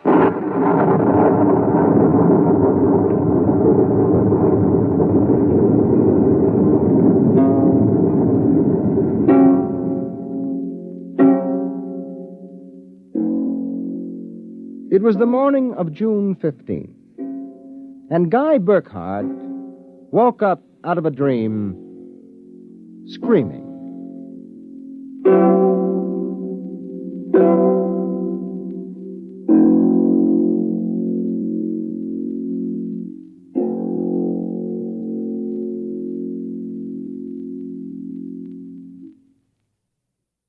You have just heard X-1, presented by the National Broadcasting Company in cooperation with Galaxy Science Fiction Magazine, which this month features another story by tonight's author, Frederick Pohl.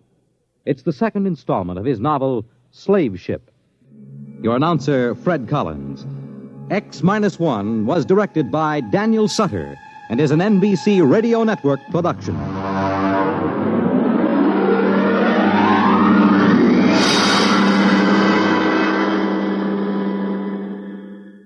Thank you for joining us for another thrilling episode of X-1. We're excited to have you as part of our audience. We invite you to return tomorrow for an all-new set of episodes that will take you on even more unforgettable adventures. Get ready for a journey to the outer reaches of imagination as we dive into Space Patrol, our next featured program. Brace yourselves for a combination of sci-fi and law enforcement.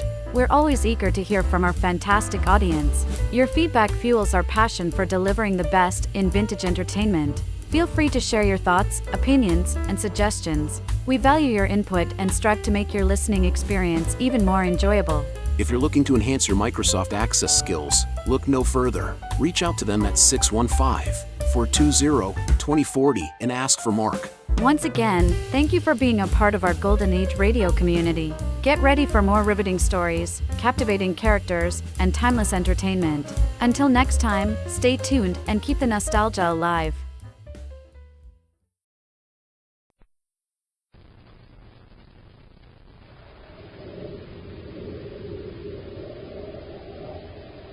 Wheat checks, rice checks, and good hot Ralston present Space Patrol! High adventure in the wild, vast reaches of space. Missions of daring in the name of interplanetary justice. Travel into the future with Buzz Corey, Commander-in-Chief of the Space Patrol! In today's transcribed Space Patrol adventure, Buzz and Happy are in the frozen polar region of Planet X. Pursuing Prince Baccarati into the shaft of an Endurium mine, they're unaware of a huge figure lurking behind a shoulder of rock. Baccarati and Lorenzo are in here. I hear them downstairs. You can tell me right, sir? Not yet. Maybe 5 feet to 10. Hey, Hattie, what's the matter? He's got me flipping me off the ground. Giant native. Pressing my chest. I'll give him a blast with my rake. Why, you big fuzzy gorilla. Finish them off, Danu. Finish them. We'll return in just a moment with today's exciting Space Patrol adventure on the ice cap of Planet X. Someone new will come aboard Commander Corey's rocket ship.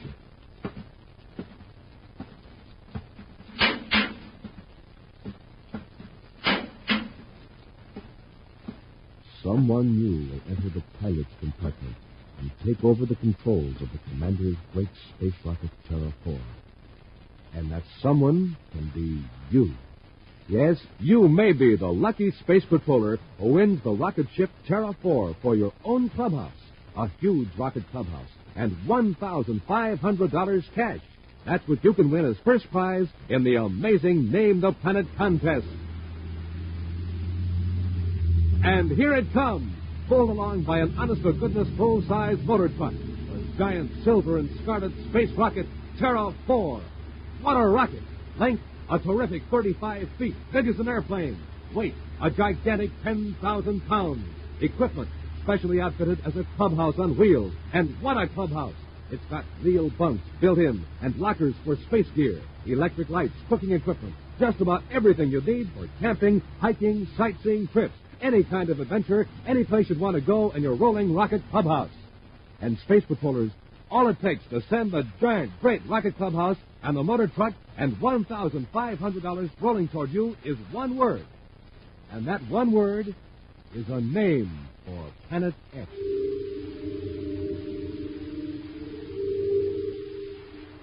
A name for Planet X. That strange, mysterious new planet 5,000 times bigger than Earth, the home of the cruel Prince Baccarati.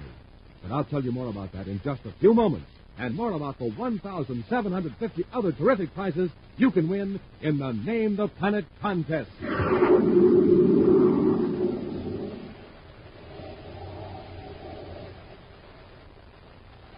And now, today's Space Patrol adventure on the ice cap of Planet X. Commander Corey at last has Prince Baccarati in a position where the evil ruler of Planet X can be compelled to liberate hundreds of human beings whom he has forced into virtual slavery. With Buzz holding a ray gun on the power-mad prince, Baccarati has reluctantly ordered a fleet of his ships to come to the polar cap to transport the captive natives to their homes farther south. From the ship, The commander is now supervising the evacuation by means of the short-range spaceophone, while Cadet Happy guards Baccarati and his assistant, Dr. Malone. Corey to Carson. Come in, please. Carson here, Commander. How many men are left to be evacuated? Around 400, sir. They're mostly thugs. The crew of technicians you assigned to help me. Can you handle them all right? Oh, I think so, sir. All right, Carson. Notify me when the last man is aboard. Corey out. All happy? In an hour or so, we'll have every one of those natives down in the valley where the ships can pick them up. What about Carson and the men from the other planets, sir? Are they going with the natives, sir? They'll have to. They'll be dropped off with a group of natives that are going farthest south. Oh, you mean they'll live with the natives until our space patrol ships come to get them? Yes, we'll take care of that arrangement as soon as Baccarati's ships get all the natives safely home. You're taking quite a bit for granted, aren't you, Commander? You aren't counting on your men rescuing you, are you, Baccarati? Don't forget, this is an enormous planet, Commander. I control it. And there are just two of you. The nearest space patrol ship is millions of DUs away. When you give the order to cut off the defenses, they'll be here soon enough. Oh, did it ever occur to you that my men might refuse to let the space patrol into Planet X? They might even defy my orders to keep from being invaded. I thought of that. But there are plenty of people on Planet X who hate you. They don't want to stay here. When they get a chance to escape, they'll help. Don't worry about that. Sure, look what happened right here in your Inzurium mines. Even your own men wouldn't work. Carson, calling Commander Corey, emergency. Corey here. Go ahead, Carson. We've lost one of our thugs, this big Grano I told you about. Decided it was Baccarati. His family made it tough for his own people down in the mine. What do you mean you lost him? Well, 4 or 5 big thugs jumped him just as we were getting aboard the mining cars. He broke away and ran toward the mine shaft. Shall I send some of my men after him? He's a thug and used to this cold climate. He'll stand a better chance here. Let him go. Yes, sir. Are all the natives in the cars now? Yes, sir. Ready to shove off to the valley whenever you give the order, Commander. I'll be right out, Carson. Happy, put Baccarati back after the Malengo and lock him up. Yes, sir. I'll be back as soon as the last car's gone down the grade.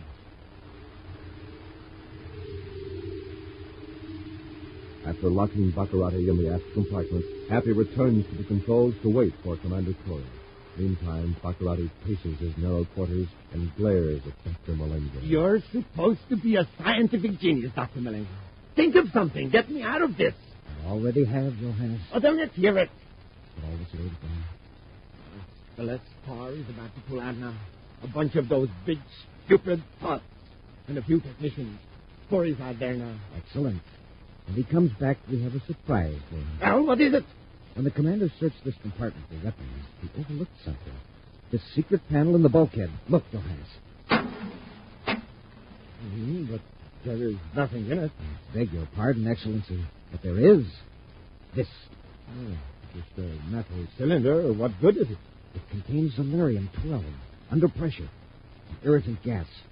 It should enable us to overpower Corey and the cadet and resume control of your ship. Splendid! Splendid! What did it do? Just press the small lever on the end. And when the gas affects us, too? If you point it directly at Corey and the cadet, and then cut it off, they'll get by far the worst of it. You'll have the advantage. It will be easy to grab their weapons and knock them out. Good. Give me the cylinder.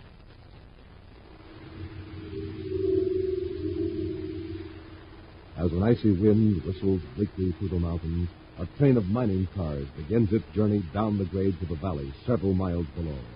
Commander Corey watches the last car round the curve, then returns to Baccarati's ship. As he closes the inner hatch, he turns the heat control of his thermo suit to 0. If I ever have to come to this part of Planet X again, I'll wear a space suit. Just think of those poor guys having to live up here month after month, digging Inzurium in this cold. Wow. Well, it's all over now, I hope. Get ready to blast off, Happy. I want to be up over the valley when Baccarati's ships get here to take the men away. All right, sir. Oh, can I take off this thermo suit? It's pretty warm here in the ship. But leave it on, Happy, just in case. If those ships start trouble and shoot us down, we'd better be dressed for this planet. Yes, sir. But would they dare shoot at Baccarati's ship? Put yourself in the place of the men who heard the spaceophone message. Here was Prince Baccarati ordering more than 1,000 slaves released and returned to their homes. It would sound odd coming from Baccarati. You bet. They know something's up, but they don't know what. Still, his regular gang probably will carry out his orders without question. Mm-hmm. But suppose one of those ships is piloted by someone who wants to escape from Planet X. A captive pilot. Would do anything to get rid of Baccarati. Oh, he'd blast us out of the sky before we could warn him. Exactly. I'm going back aft and get Baccarati. It might be handy to have him near the spaceophone when his men show up. Don't blast off till I get back. They're coming, Malengo. Get ready to rush them when I release the gas. Yes, Johannes. All right, Baccarati. Come on up front. We're blasting off. Of course, Commander. Just as you say. Get his gun, Malingro. No, you don't. I can't get the gun. Come on, we'll get out of the ship. Hurry, while Curry can see to the airlock. Happy, stop them. Happy, stop right where you are, Baccarat. Try and stop me, cadet. Hurry, Malingro. You're both blinded. But, Your Highness, we can't go outside. Will you come on? Out the outer hatch. Goodbye, Curry.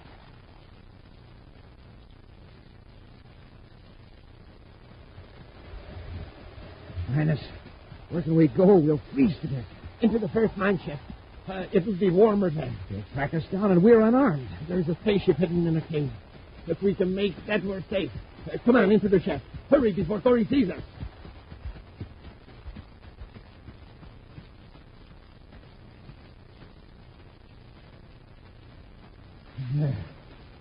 Wood out of the wind. Anyway, it's still cold. Your Highness, look. A man, a monster. Back in the shack. One very tall. He's coming toward us. Use the gas on him. I can't. I got the cylinder jumping out of the ship.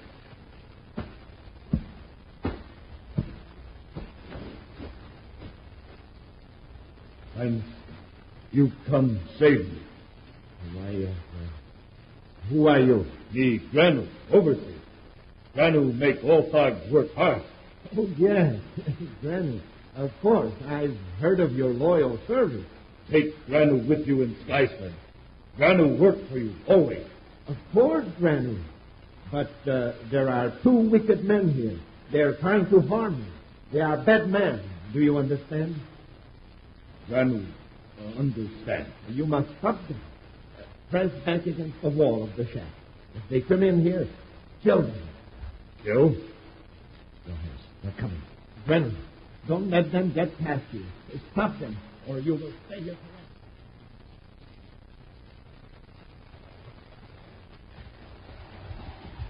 Must have gone into this shaft, Happy. Yes, sir.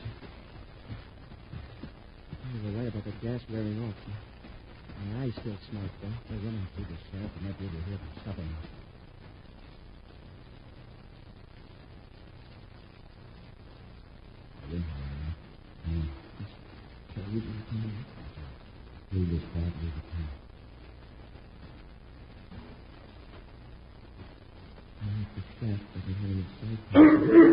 Happy, what's the matter? Something's got me, lifting me off the ground. It's a giant frog.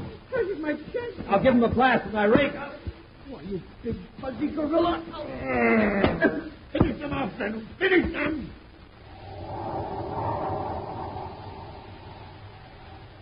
We'll return to Space Patrol in just a moment. Look out! Clear the way! Here it comes! America's best-looking, best-riding bicycle, the Schwinn Varsity. A bike with 3-speed gearshift for double-fast pickup and 2-wheel handbrakes for double-safe stopping. Yes, that's the bike 750 of you Space Patrollers are going to be riding, because the second prize group in the great Name the Planet contest is 750 Schwinn Varsity bikes. Gang, there just never was a contest like this before. A contest in which you have a chance to win a huge rocket clubhouse on wheels and 750 chances to win a Schwinn bicycle. And, gang, listen to what you've got 1,000 chances to win. Third prize group, 1,000 pieces of regulation Space Patrol equipment, 250 autosonic rifles, 250 outer space helmets, 250 Space Patrol emergency kits, and 250 stainless steel Space Patrol wristwatches. And remember, all it takes to win the Rocket Clubhouse or a Schwinn bike or one of the other big prizes is a name for Planet X.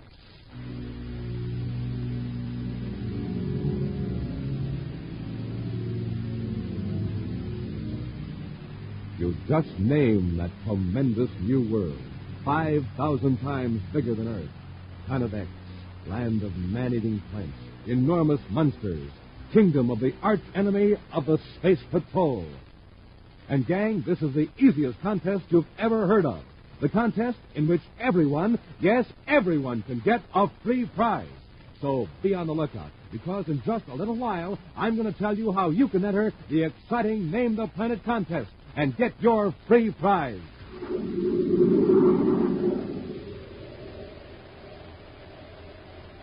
And now, back to our space patrol adventure on the ice cap of Planet X.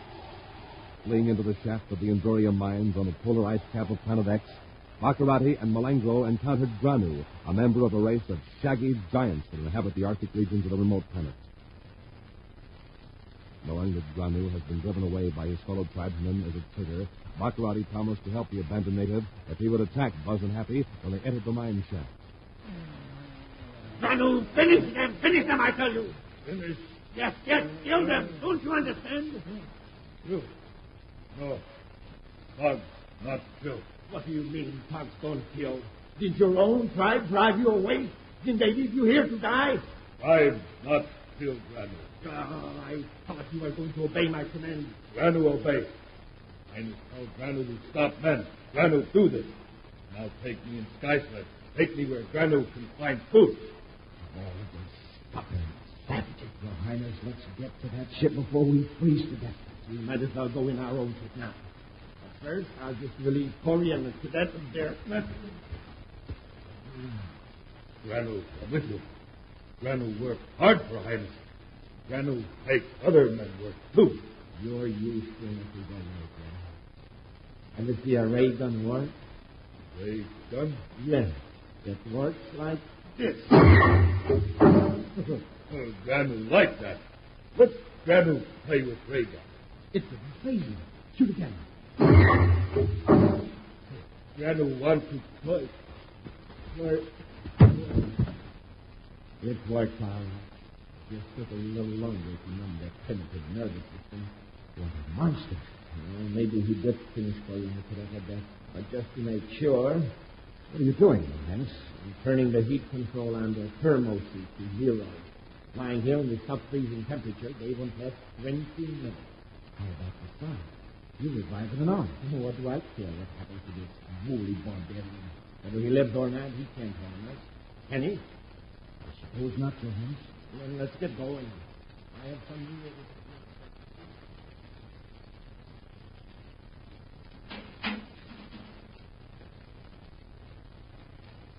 Now, if you turn on the spaceophone, then contact my ship. Your Highness. Something's wrong here. Look, the spaceophone panel is smashed. Smashed? What? It is smashed. How did that happen? During my scuffle with the cadet, I must have pushed him into it after I shoved the gas in his face. All the miserable luck. We don't contact those ships. They'll carry out the rescue after all. Perhaps we can intercept them. I got it. We'll let them pick up those slaves. We'll head for my castle and spaceophone under instructions. Those slaves will be sorry they didn't stay here in the Endurium mines. Let's blast off.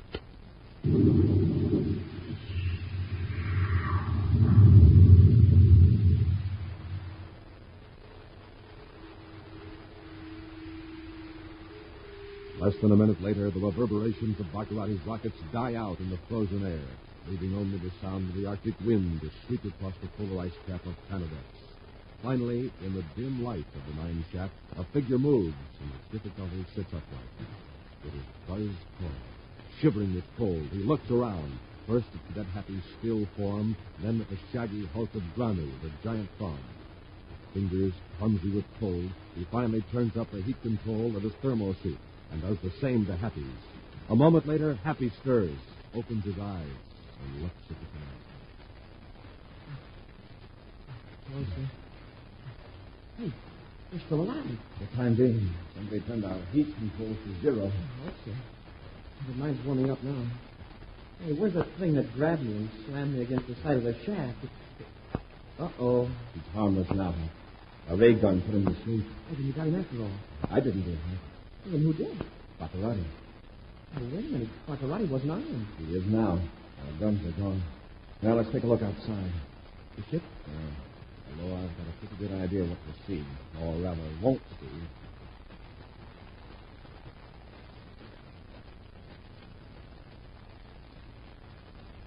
Yep.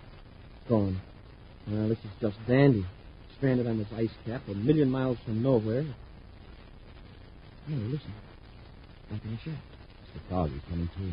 Hey, we better get away from here before he comes out to us. If he wants to get us, it isn't going to do us any good to run. Besides, I don't think they'll hurt us now.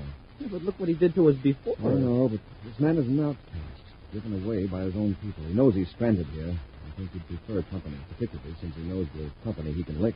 Hey, and he knows these mines pretty well. Maybe he has some food stashed away. Come on, Hap. Let's try to show him we're friends.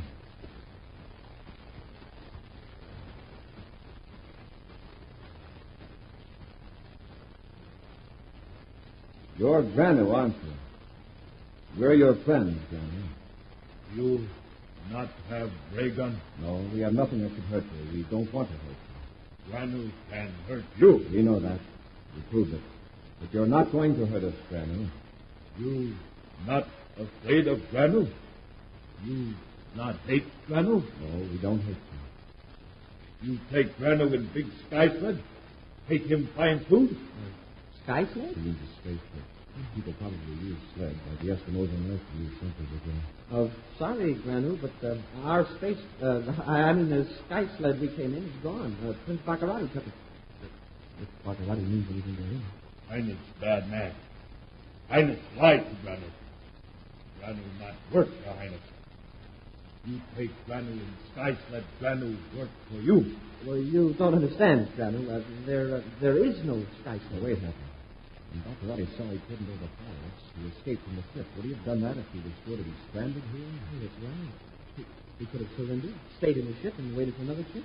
Dragnet, is there a sky sled somewhere near the mine? Yes. Come. Dragnet, take it. Let's go, Hap.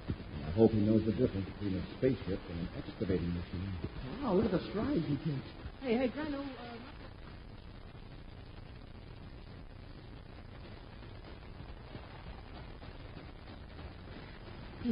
Hey, Granu, how much farther is it? I'm about to drop. Not far. Sky sled round corner. Hope he knows what he's talking about. So do I. Hey, I see a light ahead. The shaft is widening. There's something big in the opening. There, sky sled. It's a ship, all right. Hey, hurry up, Granu. Get a move on. Thought you were tired. Not now.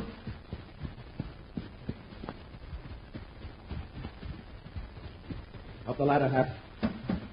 It's only an atmosphere ship. A few moments ago, you would have settled for a 20th century bicycle. I know, but... Well, with a space job, we'd stand a chance of getting off this planet. You worry about that when you've got Baccarati. Watch your head, Dragnet. The top of that hatch is pretty low for a man your size. Secure the hatch, Happy. Hey, this isn't a bad little ship, sir. Stand by to blast off. Standing by, sir. Oh, where are we headed, sir? To find Baccarati. We've got to give him something to worry about before he has time to bring misery to those people waiting in the valley.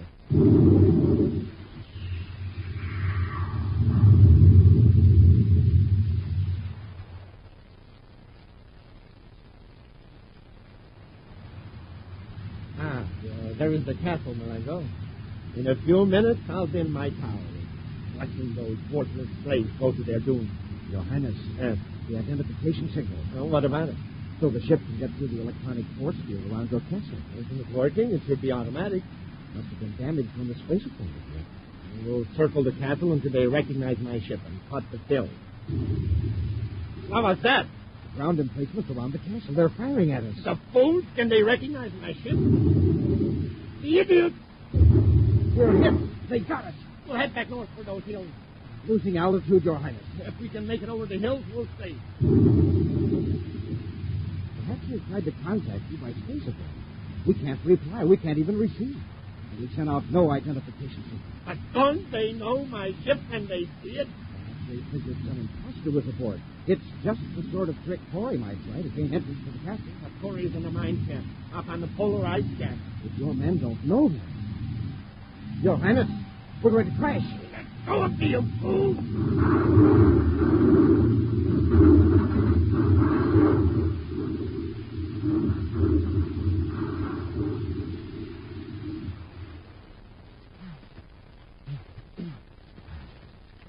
Hurt me, Your Highness.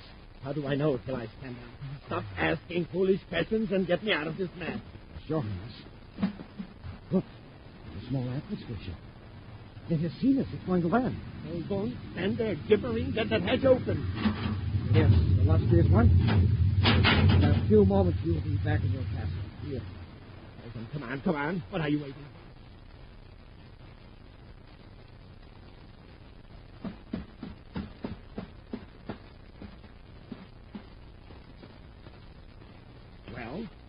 Where's the pilot of this ship?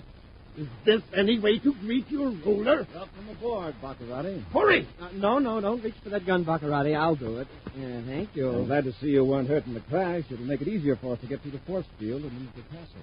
How did you find this ship? We had a guide. Oh, and you'll be happy to learn that your men carried out your orders perfectly. We just heard a space patrol report that the natives have all been returned safely to their homes. And now we're going to have you arrange to let some Space Patrol ships in to pick up the technicians from the United Planets. I'm sure you'll cooperate, Baccarati, when you see your guard. He's crouching in the corridor waiting for him. It's doggone. Close the hatch, Happy. Stand by to blast off. Standing by, sir. Standing by, sir. Hey, Mr. Granule.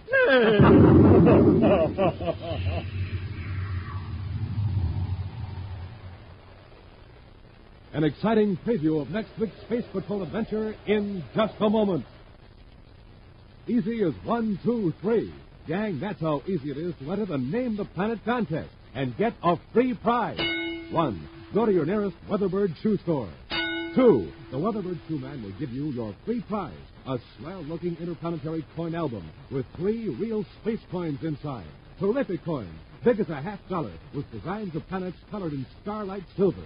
So good-looking, you'll want to collect them and trade them with all your pals. And 3, right there in the coin album, you'll find your Name the Planet contest entry blank with easy directions for sending in your name for Planet X. Now, if there's no Weatherbird shoe dealer in your neighborhood, find where else to get your coin album and entry blank by looking on the back of a package of Good Hot Wilson, either instant or regular. But make sure it's a new package with a picture of Commander Corey or Cadet Happy on the front. So hurry, gang. Start now to win the Rocket Clubhouse or one of the 1,750 other big prizes. Get your free coin album and entry blank and enter the Space Patrol Name the Planet contest at your Weatherbird shoe dealers. And now, a preview of next week's exciting Space Patrol adventure. Boss and Happy are in the control tower of Prince Baccarati's castle, ready to force the prince to permit a rescue squadron to reach Planet X. Suddenly, apparently from nowhere, Baccarati's assistant, Murdoch, produces a weapon. Commander, Murdoch's got a gun. Drop it, Murdoch. Murdoch, we've got blast cartridges in our hand. If you shoot us, you'll blow up the whole tower. Better hold it, Murdoch. Murdoch, have you lost your mind? One more step.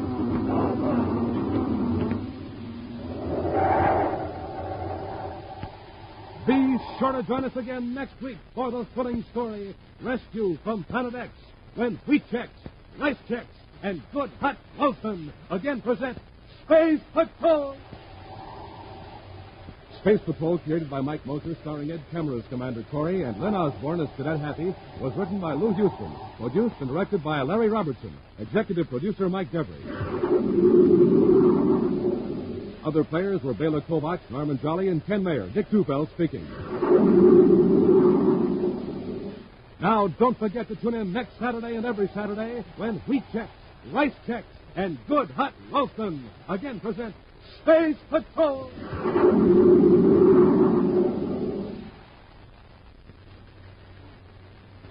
Dick Tufeld in Los Angeles reporting on the plane that can fly 1,000 miles without refueling, the North American FJ-2 Fury. Now, in a moment, we'll hear from the well-known test pilot on this Navy jet fighter, J. Ray Donahue, Jr. The Fury is a carrier-based plane armed with 4 20-millimeter cannons. It flies 650 miles per hour, has an altitude mark of 45,000 feet. Its length, 37 feet. Now, J. Ray Donahue, Jr., recorded at Edwards Air Force Base. To fly at supersonic speeds, the test pilot must have plenty of energy. That's why I always get a good night's sleep and start the day off with a good breakfast cereal like Rice Chex or Wheat Chex. They have plenty of energy, and they taste mighty fine. And I know that you'll like them, too. No other cereal, puff, or flake contains so much nourishment in such concentrated bite-sized form. So take a tip from J. Ray Donahue, Jr., Bob Love, and other top test pilots. Make your cereals Rice Chex, Wheat Chex. Be sure to see another exciting Space Patrol program on your local ABC television station. Consult your local paper for time and channel. This program is broadcast to our armed forces overseas through the worldwide facilities of the Armed Forces Radio Service. Space Patrol came to you transcribed from Hollywood. This is ABC Radio Network.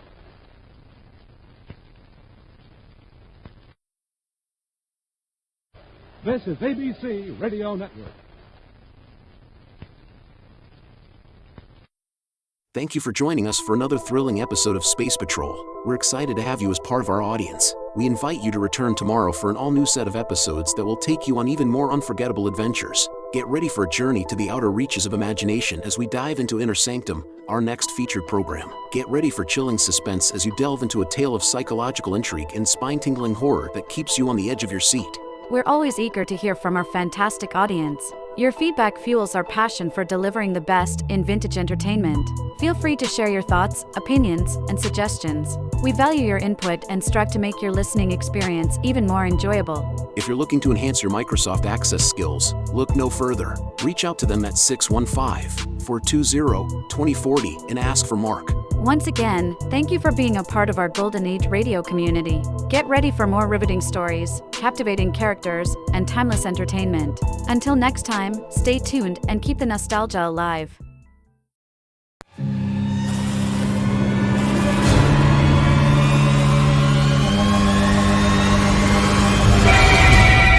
Lipton Tea and Lipton Soup present Inner Sanctum Mysteries.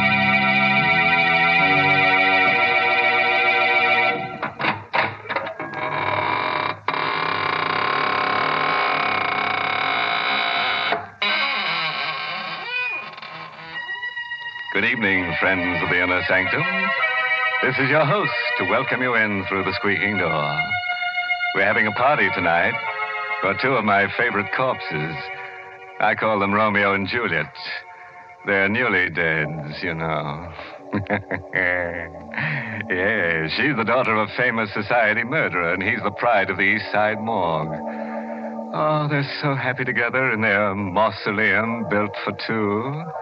And you should see the bridal casket. Shame on you, Mr. Host, making fun of such a tragedy. But, Mary, it was a touching ceremony.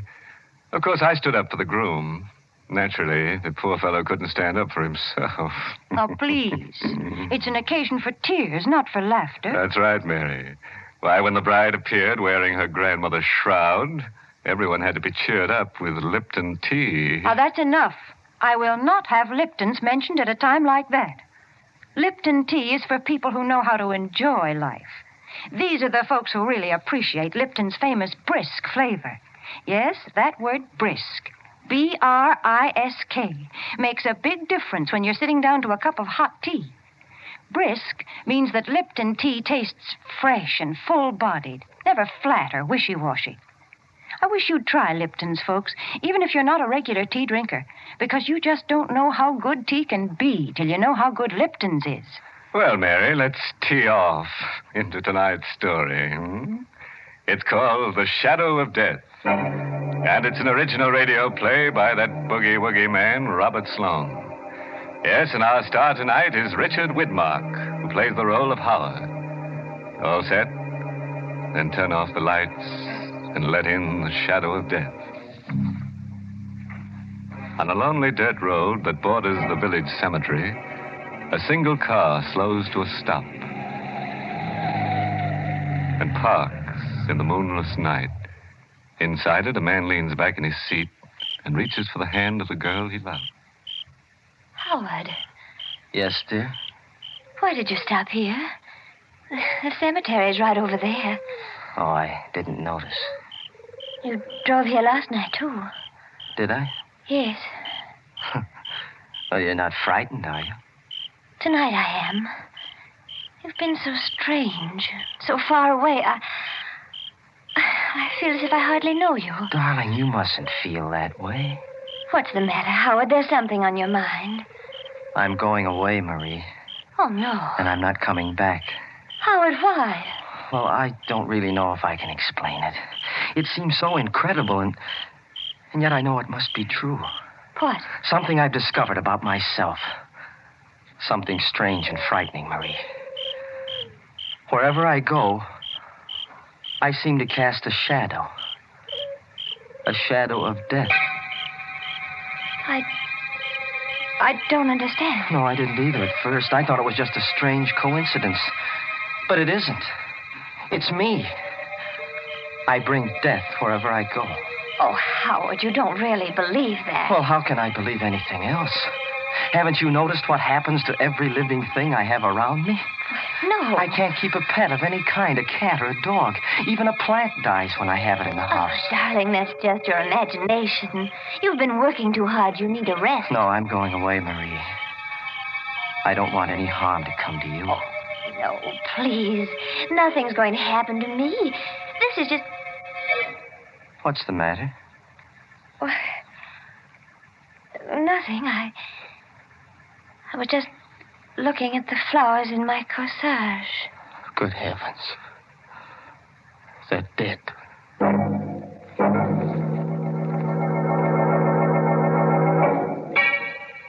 You don't believe me either, do you, Doctor? Well, let's not put it on that basis, Howard. After all, I've been trained to look for the physical causes of death, not the supernatural. Then what do you think I should do? Frankly, I'd like you to spend a few weeks away from these surroundings. Go up to the sanitarium I told you about. They'll take good care of you up there. All right, Doctor. I'll make arrangements to go tomorrow. But I know it won't do any good. You'll be surprised, Howard. 2 or 3 weeks from now, you look back on this as a... Yes? That's strange. Those goldfish in my aquarium. They're all dead.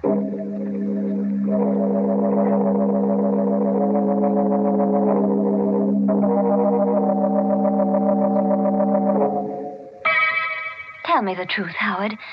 Are you comfortable here in the sanitarium? They don't believe me. They don't believe that people die when I dream about them. People die? Yes, didn't you know that? Every time I have a dream about someone, it's a sign of death. And the next morning when I wake up, I look in the obituary column and I see the name of the person I dreamt about. Oh, Howard, what have they done to you here? Nothing, only they don't believe me. The dreams, I mean. I had to prove it to them this morning. And it made me feel very bad. What made you feel bad? The dream I had last night. I killed a man, Marie. What? I killed him in my dream. Oh. He was a good friend of mine, too. He lived right across the hall. Oh, Howard, please, you've got to get hold of yourself. But I'm afraid, Marie. I don't want to dream anymore. Oh, darling, I can't bear to see you this way. What way? I'll get you out of here. I promise, Howard. I'll get you out of here today.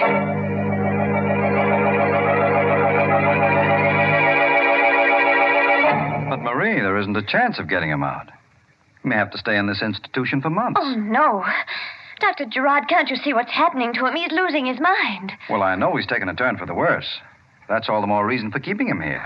It might be dangerous to discharge him now. Then why don't you do something to help him? We're doing everything we can. It's not easy. He persists in thinking he has this strange power of death. Nobody is able to convince him he's wrong. What about the man across the hall? Howard said they were good friends. That's another thing. They were good friends. But unfortunately, that man died this morning.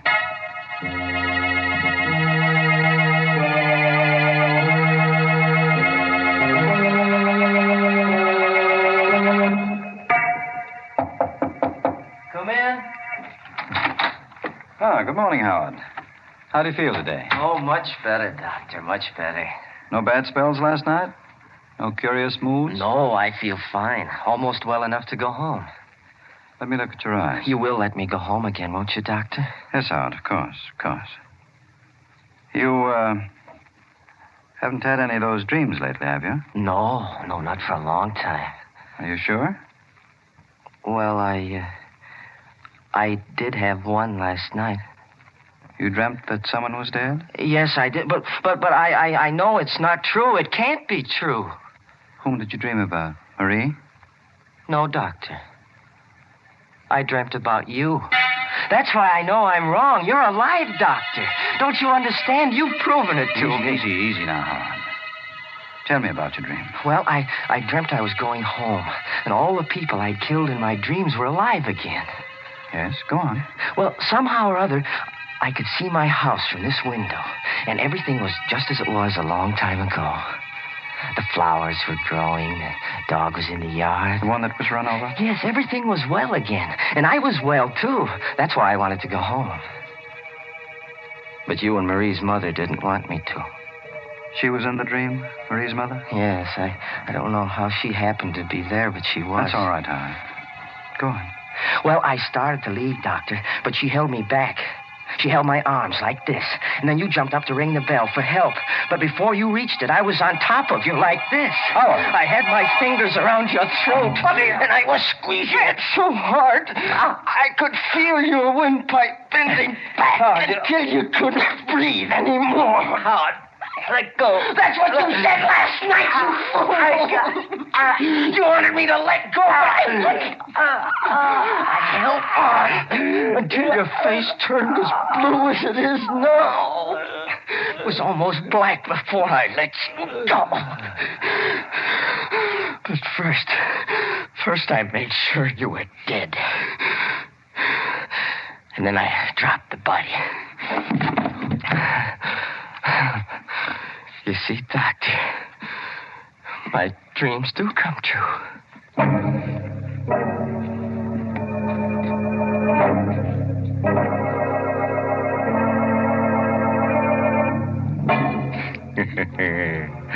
Well, have you had any good dreams lately? Howard has. And you know, his dreams don't need interpretation. No, they need cremation. Say, it's a lucky thing that guy works on the night shift. It'd be awful if he had daydreams, too. Good gracious, yes. His dreams not only walk, they commit murder. Mary, I was about to say that. Please leave the jokes to me. How would you like it if I talked about tea? Hmm? Well, for goodness sake, I listened to the story, too. And I must say I'm glad I'm not his, dream girl. That does it. Friends, let me tell you about Lipton tea. All right, you win. But it's only because I have something important to say about Lipton's. Folks, did you know that Lipton's is the largest selling brand in the whole world? Yes, and the reason for that is Lipton's well-known brisk flavor. You know, that word brisk is the tea expert's word for tangy, full-bodied tea, for Lipton tea. Lipton's is always fresh and spirited, never flat or wishy-washy. That's why lots of people drink it not just at mealtimes, but whenever they're taking it easy for a minute during the day. So, folks, try Lipton's and get acquainted with that brisk flavor. Well, let's get back to our dream man and find out what he does in his waking moments. When we left him last, he had just done a little manual work on Dr. Gerard's windpipe. And now, as the good doctor lies comfortably on the sanitarium floor, Howard is in the process of going through his pocket. Well, I'll have to have the keys to your car, Doctor. I'll need them to get back home. I hope you won't mind if I hide you under this bed. It may take them a little bit longer to find the body if I do. But... Yes, who is it? Dr. Frisbee, Howard. May I come in? Well, yes. Yes, I'll open the door. What is it, Doctor? Well, I was looking for Dr. Gerard. I thought he was in here. Oh, yes, he was a moment ago. I think he went down the hall. No, I just came from there. I guess he went back to his office. Oh, yes, I guess he did. How are you making out, Howard? Fine, Doctor, fine. You seem a little nervous. Your hands are shaking. Oh, well, You see, you've dropped your keys. I'll get them. It's all right, Howard. I wasn't going to take them away from you. But I am wondering how you happen to have any keys in your possession. Well, they're not really mine. Whose are they, Dr. Gerard's? Yes, he left them here. I mean... You mean, you stole them from him? No. Oh, come, Howard. You can't expect me to believe Dr. Gerard would give you any keys. Now, you'd better let me have them so I can give them back. But I didn't... Let me have them, Howard. Thank you. You won't tell him I took them, will you? No, Howard, I won't tell. But please don't take them again. I'll go anyway. I'll get out onto the road and I'll get a hitch, yes, sir. I'll get away. I've got to speak to Marie.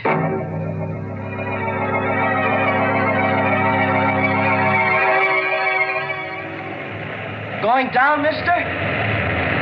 Guess not. I guess I'm not... Oh, here comes another one. Hey, stop!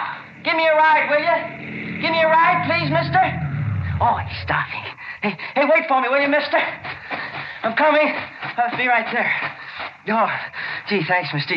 You going into town? Yes, Howard, but you're not. Dr. Frisbee. Yes, I've been watching you ever since you took those keys. I thought you'd try something like this. Well, I had to, Doctor. I understand. Better get in the car, Howard, so we can talk this thing over. All right. You know, it's silly to run away from our place up there. If you really want to go home, all you have to do is ask. I did ask. When? This morning. Oh, wait a minute. Don't start the car. Why not? There's a truck coming. In back. Where? Oh, Howard! Let go of me, Howard! I've got to have this car, Doctor. When I'm finished with it, I'll return it to you.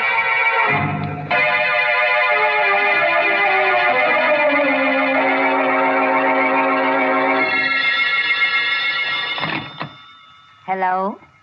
Hello, Mrs. Walker. Who's this? Howard. You remember me, don't you? Howard, where are you? In a telephone booth around the corner. You're not in the sanitarium? No, I've been discharged. Dr. Gerard said I could go. You mean you're well again? Yes, I'm completely cured. Oh. Oh, I see. You don't sound very happy about it, Mother. Where's Marie? She's out on a date. When will she be back? Well, I don't know, Howard. She didn't say. I've got to see her again, Mrs. Walker. I've got to see her once more before I die. Before you die? Yes, I haven't much longer to live. Now, where is she? Well, I think she said she was going to movies. You're lying. I'm not, Howard. I just can't be sure.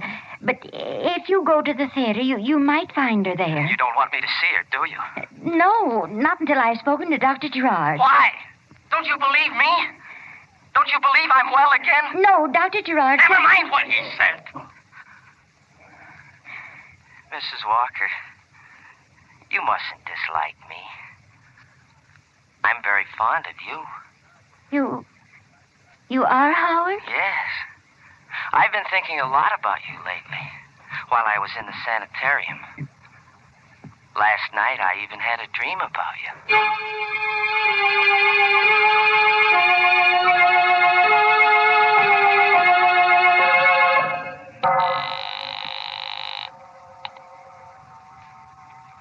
Keep ringing that number, operator. I've got to locate Dr. Gerard. Why the hurry, Mrs. Walker? Howard, how did you get in here? Through the back door. Put that phone down, please. But Put it down, I said. Yes. You lied to me about Marie being at the movies, Mrs. Walker. I didn't mean to, Howard. I told you I wasn't sure she was there. Where is she? This time I've got to know. Howard, how dare you? Take your hands off me. I'm not in a gentle mood, Mrs. Walker. I'm fighting against time. You've done something wrong, Howard. You've escaped from the sanitarium. No, I've done more than that, Mrs. Walker. I've killed a man. Howard. 2 men, 3 men. I can't remember how many it was, but there's going to be one more. Howard, you wouldn't kill me, would you? Wouldn't I? What have you done to deserve your life? Let it ring. But that may be my call. Your call is coming now, Mrs. Walker. Howard, please, put down that knife. Will you tell me where Marie is? I told you I don't know. I don't know. Then I'll wait for her. Right here. Howard, you can't. No, you can't. Oh! Yes, I can, Mrs. Walker.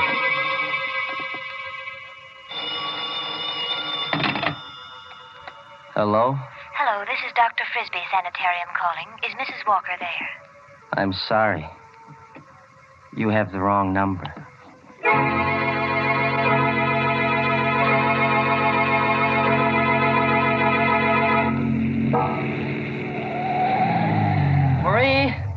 Marie, darling? What? Howard, what are you doing here? I've been waiting for you to come home, darling. Aren't you glad to see me? Oh, yes, of course I am. It was such a surprise I couldn't catch my breath for a minute. Where's Mother? Upstairs. Why? Oh, I just wanted to know. You had no other reason? No. Howard, why are you staring at me? I'm not really staring. I'm just looking at you, darling. It's been such a long time since I've seen you. I'd almost forgotten what you were like. Let's go inside. No, if you don't mind, darling, I'd rather go for a ride. You're all right, aren't you, Howard? I mean, you're completely well now. Oh, can't you see I am? Yes, but yes. Then let's not wait any longer, darling. Come on, we'll go for a ride.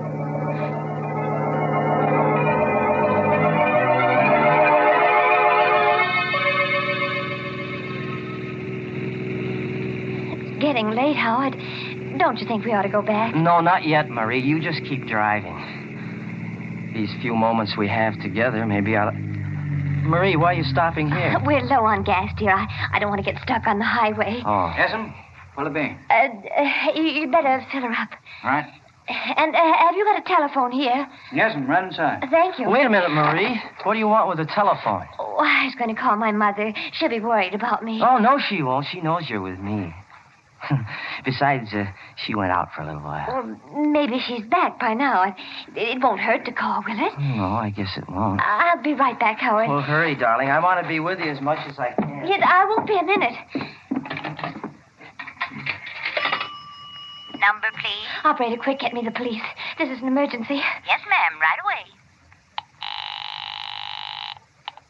Headquarters, Sergeant Dunn speaking. Sergeant, listen carefully. I won't have time to repeat it. The murderer of Dr. John Gerard is right here in a filling station on Route 6 at the Hadley intersection. What shall I do? I can't keep him here. Does he know you're onto him? No, he doesn't know I read the story in a newspaper just before I got home. He was waiting there for me, and I haven't been able to get to a phone since. Well, don't take any chances. He's a homicidal maniac. Don't even try to stall him if he wants to leave. No. Just stay where you are, and we'll be over there in 4 minutes. Oh, no, that's no good. He won't let me stay here. He'll take me with him. Marie. Oh, he's calling for me now. Marie. Just a moment, Howard. What can I do, Sergeant? What can I do? Give me the description of the car, quick. It's a dark blue sedan. License number 468J3. We've been going east on Route 6, but... Oh, I can't talk anymore. He's coming. Marie, for heaven's sake, what kept you so long? Oh, I had a hard time getting the number. There was something wrong with the lines. But you were talking to somebody. Yes, I was speaking to Mother. You were speaking to your mother? Yes. She told me not to stay out too late. You're lying, Marie. No, I'm not, Howard. I talked to him. You talked to the police. That's why you lied to No. me. You did. Your mother's dead. Howard. I know, because I killed her. No. Be quiet. Get back into the car. You're coming with me. No, Howard. Oh, you're hurting my arm. Get back in the car. Hey, you leave her alone. Keep out of this, you fool. Leave her alone. I told you to keep out of this. Oh, I know. Hey, put down that wrench. Now put it down. Howard, how could you? Never mind. Get into the car.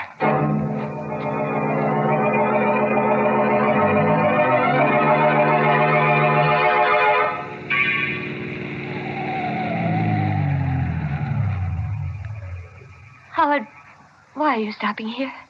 Don't you know where we are, Marie? This is the cemetery.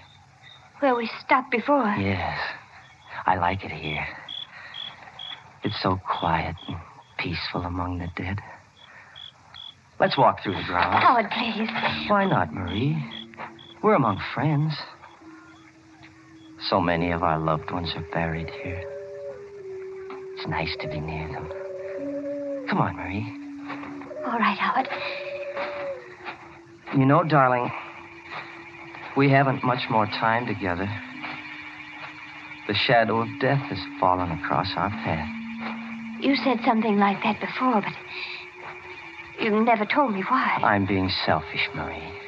I know I have to die, and I want you to come with me. Why do you have to die, Howard? Because I haven't been true to myself, darling. I haven't been true to this power I have. The power of death? Yes. I've helped it along sometimes. Like that dream I had about my friend in the sanitarium. Like the flowers in my garden. Like those fish at Dr. Gerard's. You killed them? Yes. I knew they were going to die. But I shouldn't have helped them. That's why I'm being punished. But Howard, why are you punishing me? I don't want to die alone, Marie. We've been away from each other so much, darling. I want us to be together from now on. But... Don't be afraid, darling. I'll be gentle, Marie. So gentle. But you're making a mistake, Howard. No. You are. You've forgotten what you've done. You can't kill me, darling. Why not? Why, good heavens, Howard, don't you remember? Don't you remember that day at the sanitarium? You said you dreamt about me. No. No, I couldn't have. Yes, you did. Didn't they tell you what happened? No. Your dream. Your dream, it was true. That's why you can't kill me now. Marie, you mean... Yes, Howard. I'm dead. I can't believe it. Oh, you must believe it. Here. Look at this tombstone. My grave is right here. No. Read what it says. Read the name on it. It's your name, Marie. Your name.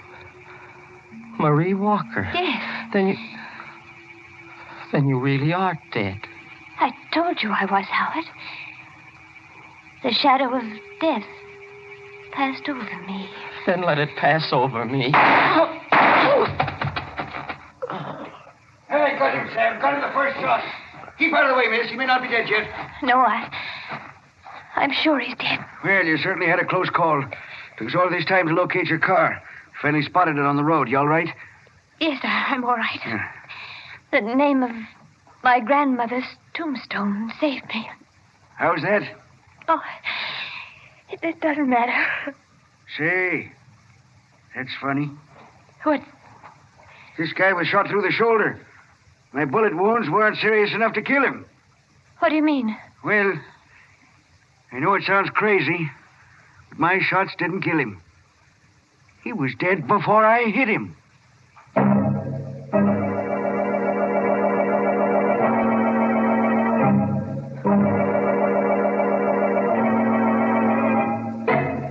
What a shame. Wasting two perfectly good bullets on a guy that was dead all the time. Well, at least they won't have to go far to bury him. Here's one villain who died practically in the middle of his own plot. Isn't it funny how many of our stories seem to take place in cemeteries? You know, Mary, I think you ought to open up a concession in the cemetery. And you know what you could sell. Hmm? Don't say it, don't you dare. You know very well that the place to buy Lipton tea is and always will be your neighborhood grocery store. And, folks, that reminds me. You'll find it wiser to buy Lipton's in the larger, more economical size packages. That way you not only save money, but you also make sure that you won't run short on a beverage that's really a household necessity. Brisk-flavored Lipton tea.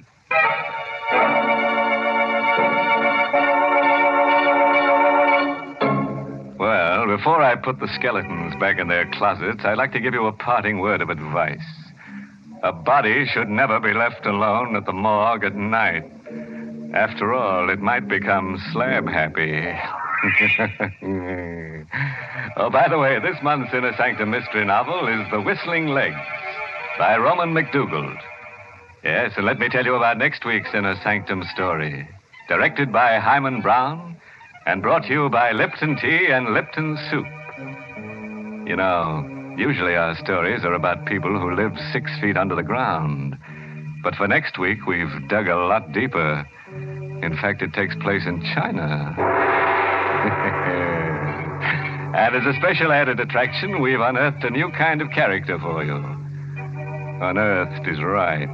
This guy's been dead for 20 centuries.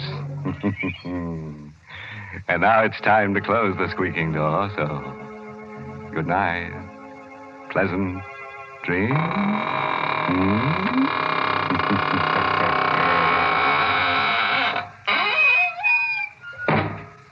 Ladies, if your child comes home from school for lunch, you want to give him a quick but appetizing meal. And that's why you should serve Lipton's noodle soup.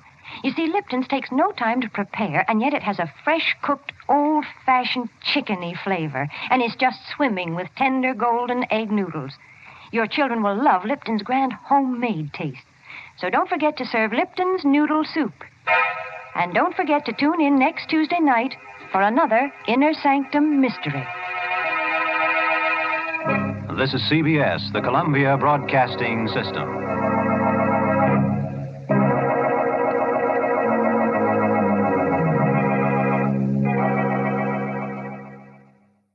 Thank you for joining us for another thrilling episode of Inner Sanctum. We're excited to have you as part of our audience. We invite you to return tomorrow for an all-new set of episodes that will take you on even more unforgettable adventures. Get ready for a journey to the outer reaches of imagination as you escape our next featured program. This exciting thriller will keep you on the edge of your seat as you experience captivating moments of action, suspense, mystery, and science fiction. We're always eager to hear from our fantastic audience. Your feedback fuels our passion for delivering the best in vintage entertainment. Feel free to share your thoughts, opinions, and suggestions. We value your input and strive to make your listening experience even more enjoyable.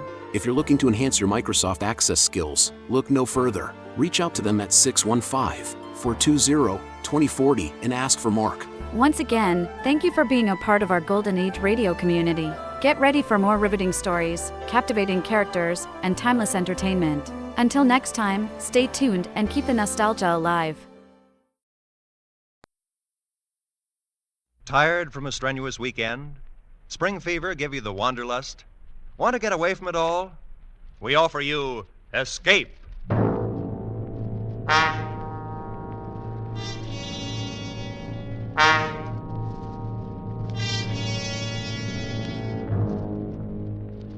You are hanging by your fingertips on the sheer face of an ice cliff, suspended 1,000 feet above instant death, with your strength running out, and with no chance for escape.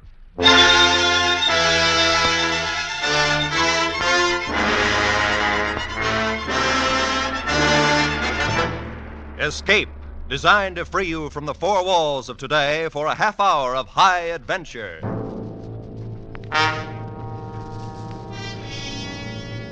Tonight, we escape to the cold loneliness of a glacier high in the Swiss Alps, and to a man who learned much about death, as told in C.E. Montague's grim story, Action.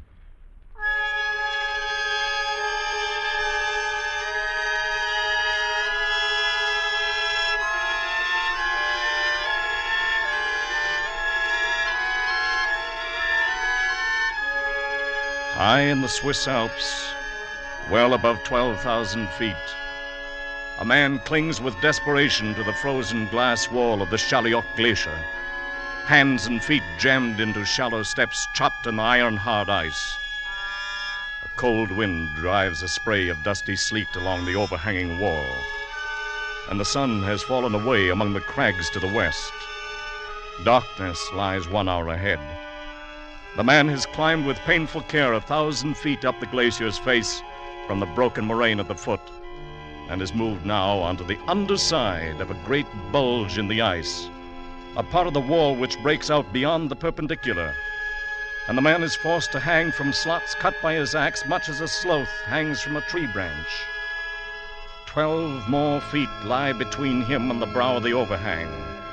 6 more steps to be chopped out with the axe, and 1,000 feet of void space waits beneath him. The man is unable to lift his heavy axe for even one more stroke. He's tired, and he's 52 years old. No experienced mountaineer would ever attempt the west face of the Chaliot Glacier. And yet this man is an experienced mountaineer. But why? Why? What strange events have conspired to bring him along the path of his life and leave him hanging now in peril on the brink of eternity? Through what shadows has that path led him, and where are those who saw him pass? Can we ourselves move back along it, move back step by step against the river of time? Move backward along the life path of Christopher Bell?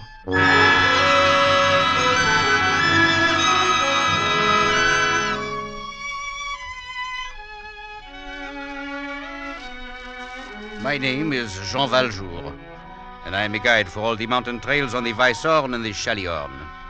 I talked with Mr. Bell this morning as he was leaving the village, though, of course, at the time I did not know that was his name.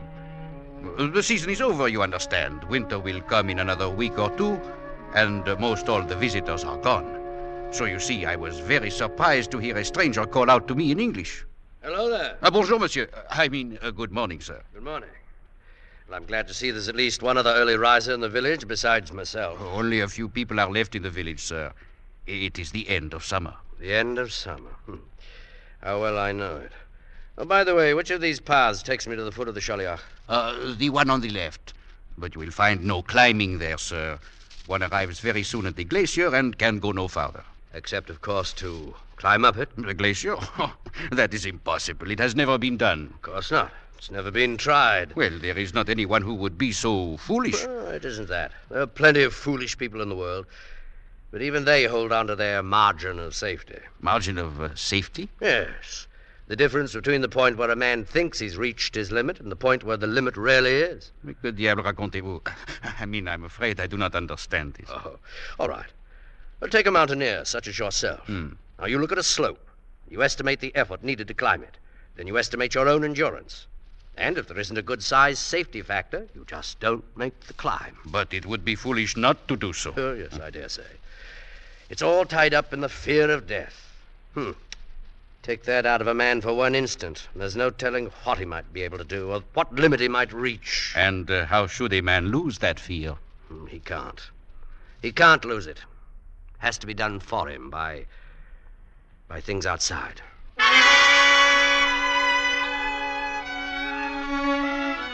He turned and left me then, this Mr. Bell. Walked up the path toward the glacier. That was early this morning, and I did not see him again. His talk with me made no sense, and I could not understand what he meant to do or why he was going to do it. I remember thinking, what a strange man. But I know really nothing more about him. I believe he arrived in the village only last night and took a room in the Zinal Inn.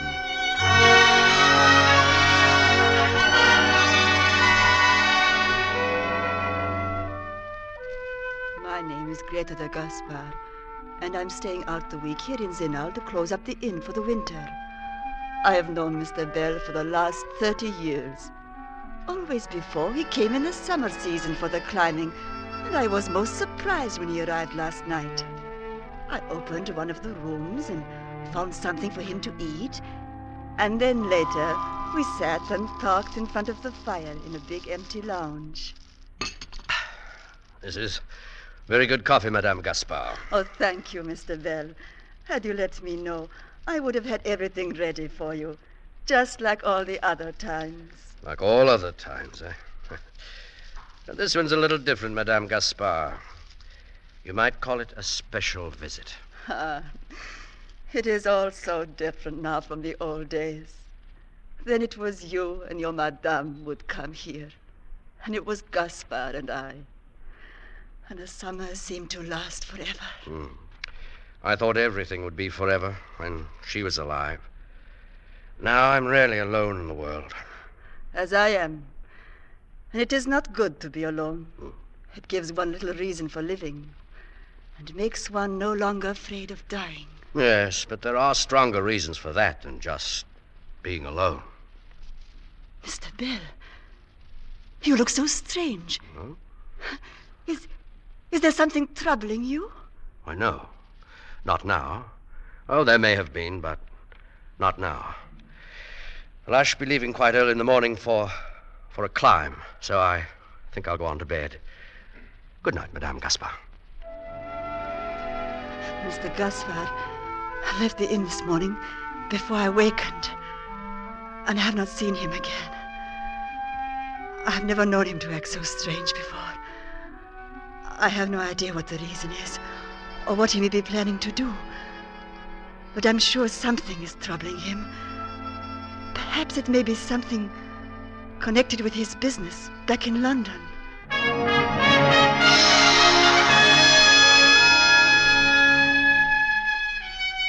My name is Matthew Bruff. I've been chief clerk in Mr. Bell's London office over the past 25 years. I've always found him to be a considerate and dependable employer. I've never noticed anything you might call unusual about him until one day about 3 weeks ago.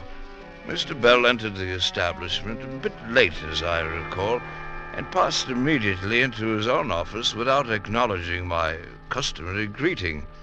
A little while afterward, he sent for me. Well, Matthew, where do we go from here? I can't say that I follow you, Mr. Bell. Well, I mean, The company's on a steady footing, so if we use our heads at all, we don't stand much chance of losing anything. Our position is quite secure. On the other hand, we can't expect to do any more growing. We're through expanding. From now on, it's just a matter of operation. A most enviable condition, sir. Is it? There's nothing more to look forward to, nothing more to work for. So, as I said, where do we go from here? Matthew, I'm putting you in charge of the business, turning it over to you, effective this week. Mr. Bell, you can't possibly mean that. Oh, yes. I've just decided. But what are you going to do? I'm taking a trip. I'm going to Switzerland. Climb a mountain. Oh? Oh, well, then at least it's only temporary, just for whatever time you're gone. That's right. Yes, for whatever time I'm gone. Just for whatever time I'm gone. Before the end of the week, he had arranged all the necessary papers and had left London. I haven't heard a word from him since, though I presume he's somewhere in Switzerland.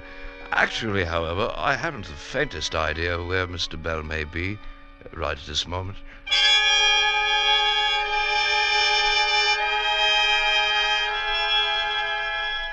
Minutes pass on the glacier, and the shadows grow longer from the jagged peaks to the west of the Chaliot Glacier, and reach out with dark fingers toward the man who clings to the icy wall, while his pounding heart beats out the number of his time on Earth.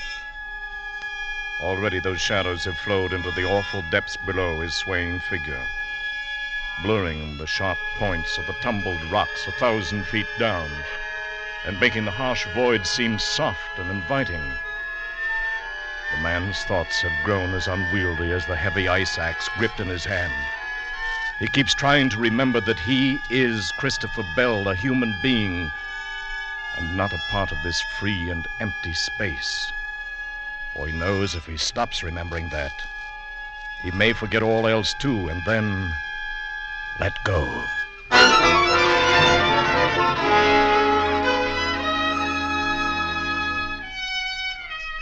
There's been no reason for trying to locate Mr. Bell, since nothing of any importance has occurred during these 3 weeks.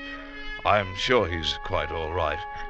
Only, one thing still puzzles me a bit. The remarkable change in him on that morning 3 weeks ago. I never heard him talk like that before. And whatever the reason for it, I'm quite sure it was something that happened that morning before he came to the office.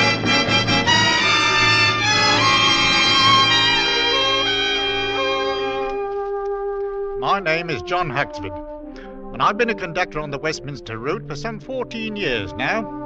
And during all that time, Mr. Bell has been a daily passenger of mine on the early morning inbound run. As I recall it, the first time anything you might say out of the way ever happened between us was one morning about 3 weeks ago. I saw Mr. Bell waiting at the usual place, so I signalled to the driver to stop. Oh, good morning, Mr. Bell. Good morning. I'll be right there. Here now, let me come down and help you, sir. I'll make it. If you just take my arm, Mr. Huxford. My arm, please. But I have taken your arm, Mr. Bell. Oh, yes, of course. I'm sorry. Up we go now. There you are, sir. Thank you. I had a bit of a shock this morning. I'm all right now. Well, if it's all right now, that's fine, I say. I'll take hold of the strap there now. Oh, yes, of course. Oh, let me see. I have the fare here somewhere. Oh, yes, here you are. Thank you, sir. And thank you. I'm afraid you've brought something home to mind. I don't understand what you mean, sir. Well, Mr. Huxford, have you ever had anyone take your arm and help you up a flight of steps? No, and I might say that I hope the day never comes when I... well... I'm sorry, sir. Not at all. Thank you, Mr. Huxford. Thank you very much. I don't rightly know what was wrong with him, though it's certain that something was. I haven't seen him for nearly 3 weeks now. I can't imagine what it might have been what happened to him that morning before he got on the bus. My name is Jenkins. I've been Mr. Bell's personal valet for the past 12 years and 7 months. The master's travelling somewhere on the continent just at present. Been gone something over 2 weeks now. decided rather suddenly, I believe. In fact, I rather think something happened one morning about 3 weeks ago that caused him to make up his mind, though I really haven't the faintest idea what it might have been. I can remember noticing a very strange look on his face when he came down to breakfast that morning, but thought nothing of it at the time. Good morning, Jenkins. Good morning, sir. I trust you had a pleasant night's rest. Yes, I did, thanks, Jenkins. You're having the usual, orange juice, toast, and tea? No, I want nothing except some coffee. Very well, sir. I'll bring it right away. I can't let him find out. I can't let anyone find out about it. Maybe it's a little better now. Maybe it's going away. Maybe I'm giving it too much importance, but... No, it's still there. That same lack of feeling clear down the whole right side of my body. There, I can move my arm and leg all right. But there's no feeling in them. They're numb. It's simply that at 52 years of age, I've had a light stroke. Your coffee, sir. Oh, thank you, Jenkins. Would you care for something more, sir? No, that's all. If you'll pardon me, sir, you don't seem quite yourself this morning. I do hope you're not ill. No, I'm all right, Jenkins. I hope you won't mind my saying this, Mr. Bell, but you don't take very good care of yourself anymore. Oh, please. It's been years now since you had a checkup, not since the mistress passed away, in fact. I'm quite all right, Jenkins. I'm quite all right. Yes, sir. I'm relieved to hear it, sir. I'll bring your paper now, sir. Good Lord. Is this what a man slaves his life away for? To end up helpless, dependent on others? To be wheeled about, put out in the sun, taken in like some great fat lava? That's disgusting. Pardon me, sir. I didn't quite hear you. Oh, nothing, Jenkins. Here's your paper, sir. Oh, thank you. Please call if you need anything else, sir. I'll be in the pantry. I couldn't go on that way. I'd rather not go on. I've got to face it. This stroke is the first warning. There'll be others, worse ones. And in a short time, I'll be helpless. There must be some way out. Not suicide, but some way. There's got to be some way.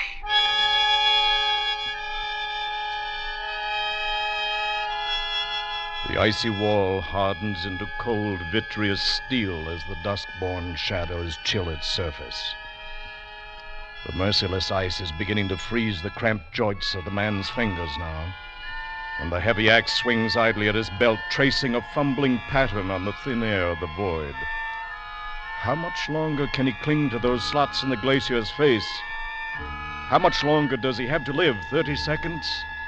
A minute? What's the margin of safety now?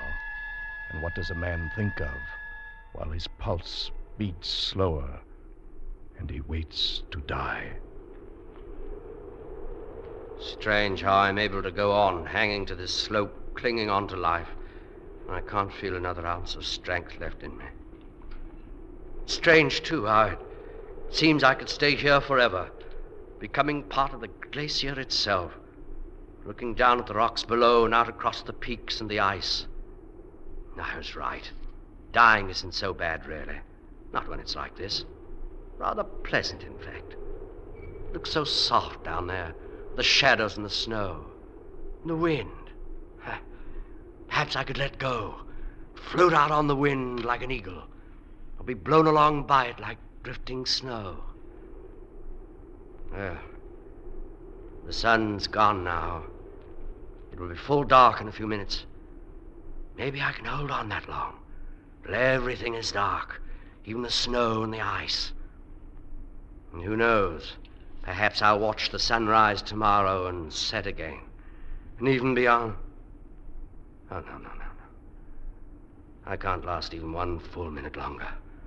I'm through. I'm finished. I can't even last a half. Huh? Chips of ice sliding over the edge. It's funny how a glacier sheds off that way. I suppose the difference in temperature between day and... Oh, wait. An ice axe. That was an axe. No other sound in the world like it. Fell from up above the overhang there. There must be somebody up there on the slope, coming down from the top. Hello! There is. Wait, that's 5, 6, 7, 8, 9, 10. Hello! That's a mountaineer's call for help. Someone's dropped his axe and he's in trouble up there. It's right above this bulge. If I can only... No, my throat. My throat's too dry. Well, 6 more steps to cut to reach the edge there. All right. 6 more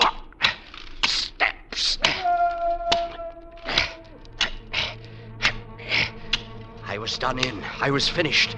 And now... Now... 5 more steps.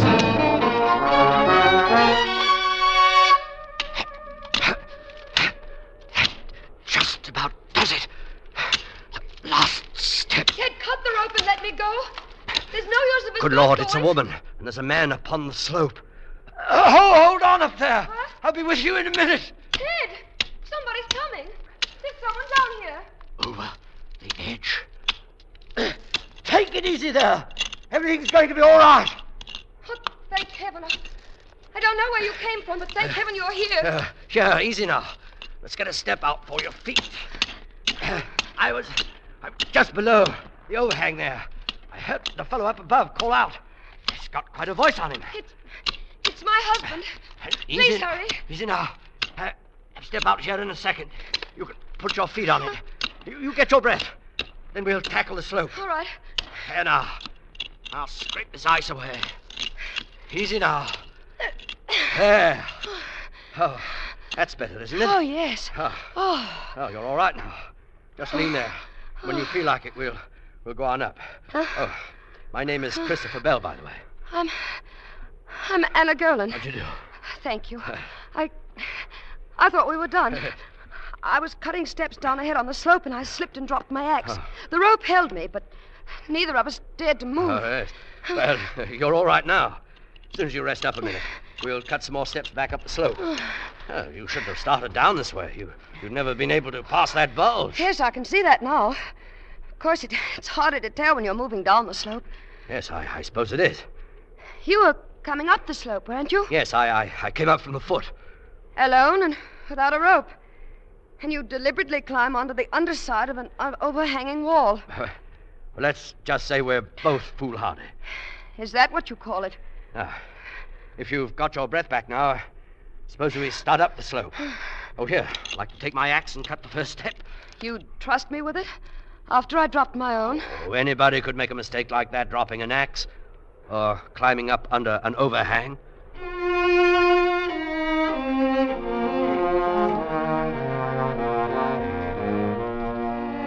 My name is Theodore Gerlin, and I'm the husband of the woman who slipped and fell on the wall of the glacier.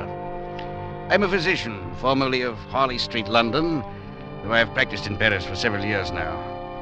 I met Mr. Bell when he and my wife reached the ice ledge where I stood waiting above them. I was not immediately aware of his trouble, but found out about it a short time later when we reached the rest hut at the top of the ridge. While my wife heated water for tea at the far side of the room, Bell and I fell into a much more personal conversation than strangers normally do. But this sometimes happens when people have been very close to death.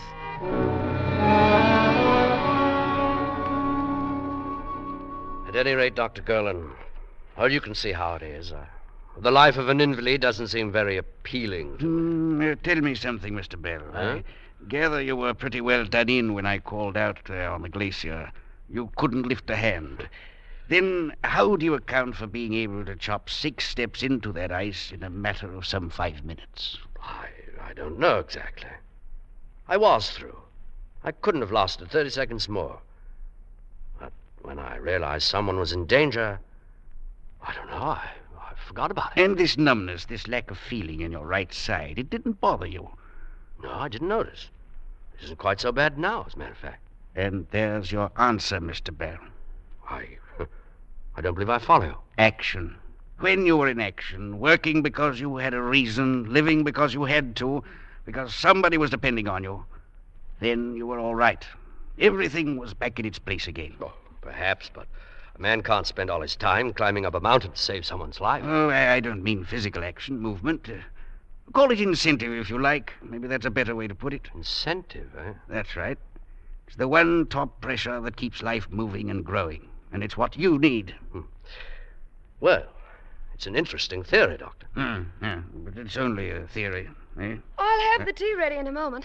Is anybody interested? I am, my dear. Lucky we brought it.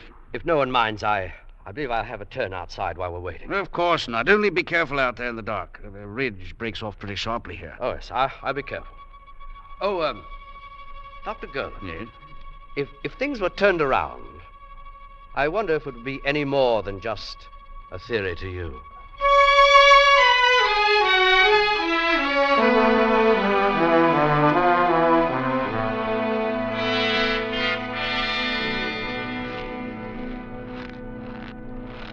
Mr. Bell, where are you?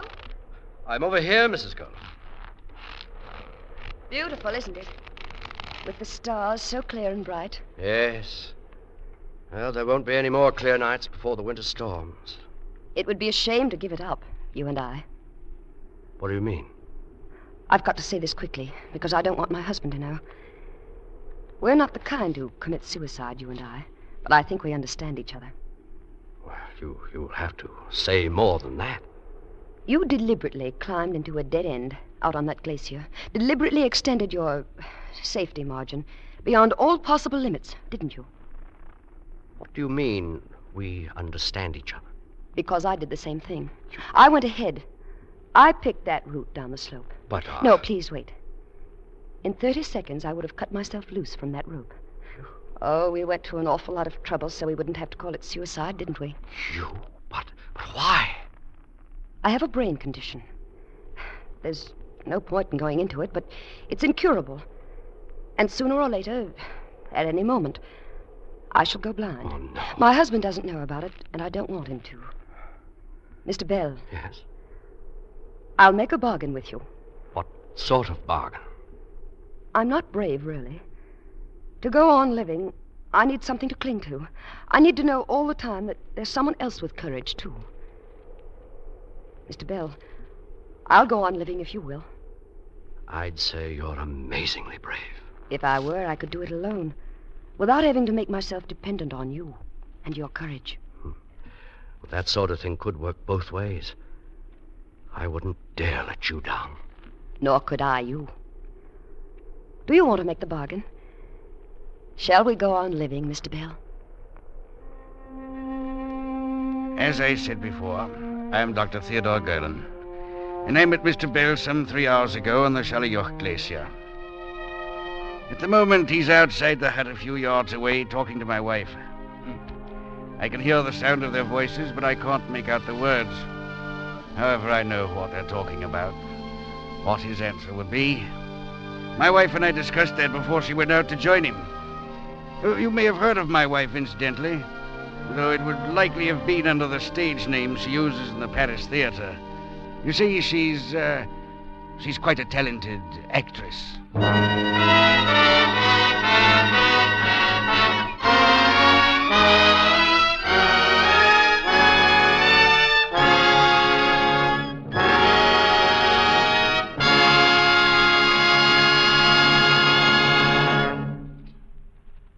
Escape is produced and directed by Norman MacDonald, and tonight brought you Action by C.E. Montague, adapted for radio by Les Crutchfield, and featuring Joseph Kearns as Christopher Bell and Eric Rolfe as the voice, with Louis Van Ruten as Dr. Golan, Marta Mitrovich as Greta, Jeff Corey as Bruff, Ray Lawrence as Huxford, Barry Kroger as Jenkins, and Joan Banks as Mrs. Golan. The musical score was conceived and conducted by Wilbur Hatch. Next week. You are in mid-ocean, aboard a Jinx ship. Already 3 men have died, and you know that some malignant force is aimed at you. And you cannot escape.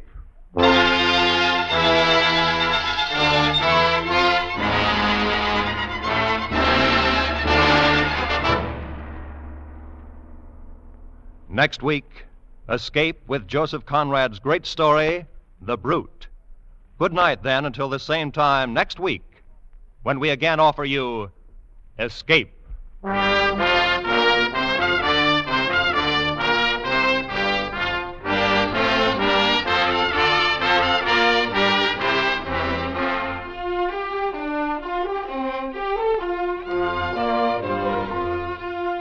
This is CBS, where 99 million people gather every week, the Columbia Broadcasting System.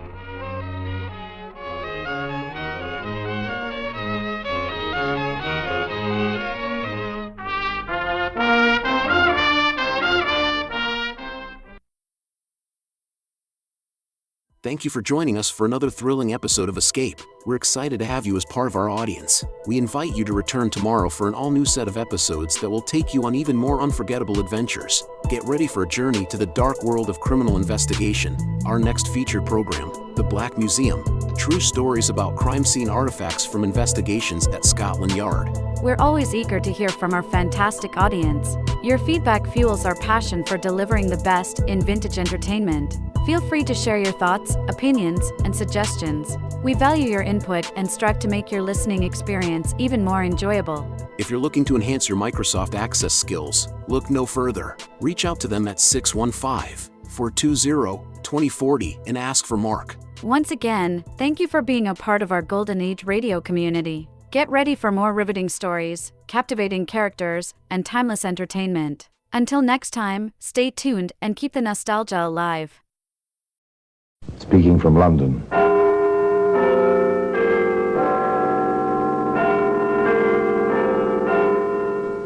The Black Museum. Here, in a grim stone structure on the Thames, which houses Scotland Yard, there's a warehouse of homicide. A very strange room where everyday objects, a woman's shoe, a tiny white box, a quilted robe, all are touched by murder.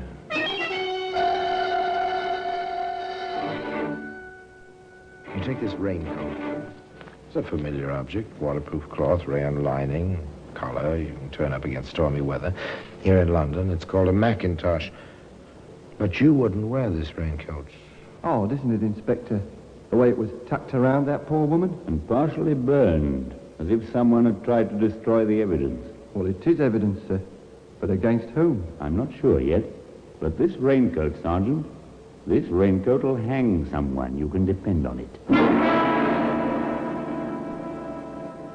Today, that raincoat can be seen in a very special position in that very curious room in Scotland Yard, which is known as the Black Museum.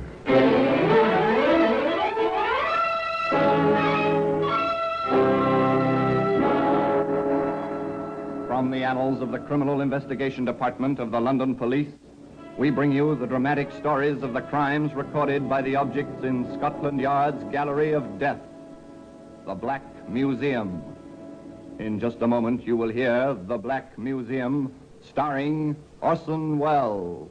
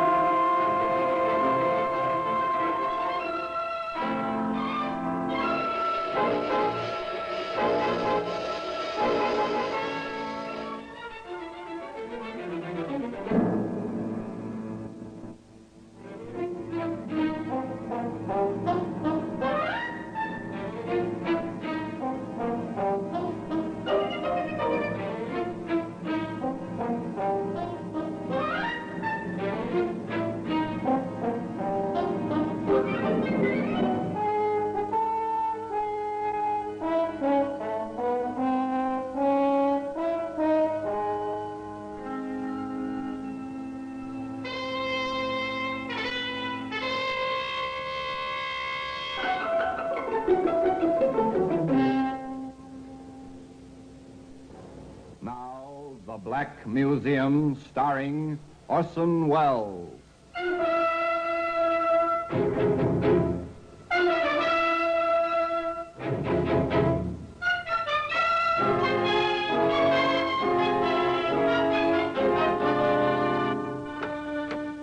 Now, here we are in the Black Museum, Scotland Yard's museum.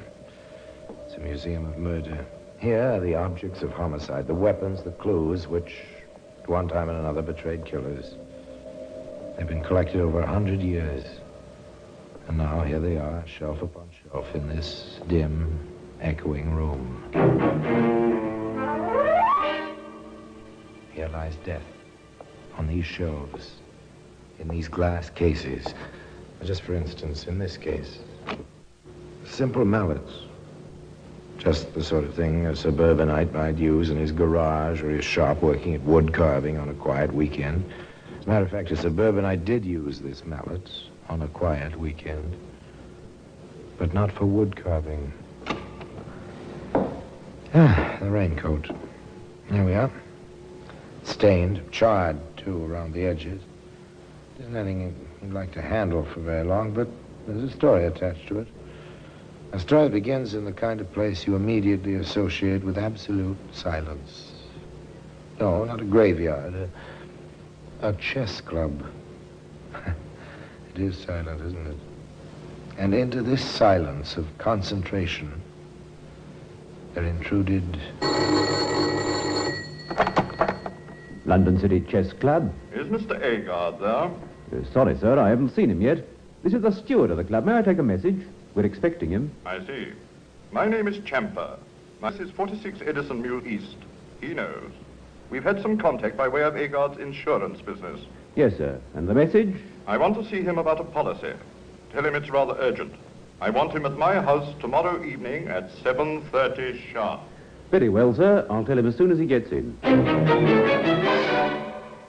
Mr. Agard, sorry to disturb you, sir. Just a moment, steward. There. Now, your move. Now, steward, a most important telephone message for you, sir. Came in about half an hour ago before you came in. Otherwise, I would never have disturbed you. From a Mr. Chamfer, sir. Chamfer. Strange name. Oh, yes. Yes, perhaps I do know him. May I have the message, steward? That was all. That was all until the next evening. A little bit after 7 o'clock on a streetcar, this quiet little insurance salesman, John Agard, said to the conductor of the streetcar, I beg your pardon. Does this car take me to Edison Mews East? I've never been out there before, you see. I'm not... Yes, you're all right, mister. Take you about 20 minutes from here. Oh, thank you very much. I'll call it out for you if you like. Oh, yes, thank you again. Thank you very much.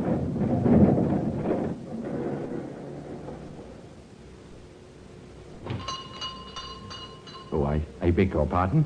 May I trouble you for the right time, please? It's 7:35. I am right for Edison Mews East, aren't I? That one block to the car line. Oh, thank you.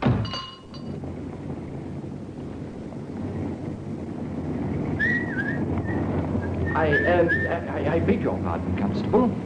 Yes, sir? I am looking for a Mr. Chamfer. In Edison Mews East, I have an appointment. It's insurance. Do you happen to know the gentleman, officer? Oh, I'm afraid not, sir. Oh, dear. And my date was for 7:30. Is it much past that now? 7:45, sir. Steeple chimes just struck the 3/4. Oh, thank you very much indeed. I am sorry to have troubled you, officer. He seemed a worried little man, John Agard, upset over his difficulty in finding Mr. Chamfer, and he was still worried, apparently, about an hour later, when his next-door neighbors, Harry and Ethel Benson, saw him coming across the scrap of lawn which separated their houses. Here's Agard coming over. Funny. Why is it funny, Harry? They come over very often. That's just it. Martha isn't with him. Funny. Such a devoted couple.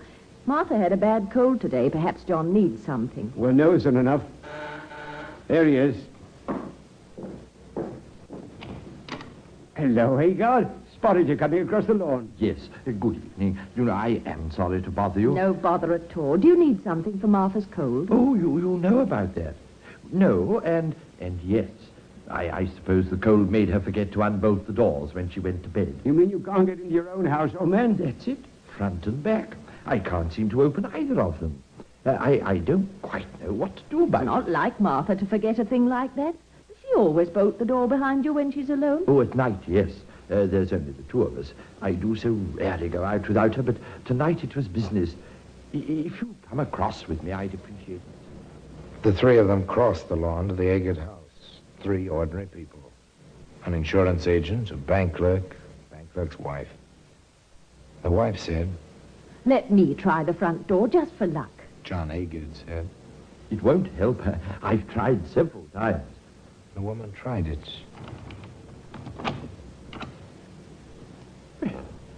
That's a bit strange. I could have sworn. It happens lots of times. The lock gets stuck. It's really open, and you think it's locked, and it just won't work. Well, now you're here. Won't you stop in for a moment? Well, what with Martha's cold and all that... she'll like to see you. Come in, please. Well, just for a minute. Martha? Martha, dear? The Bensons are with me. Martha! Oh, my... Who? Good Lord. Oh!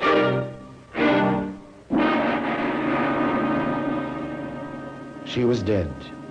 Completely, horribly dead. One look. No doctor could help.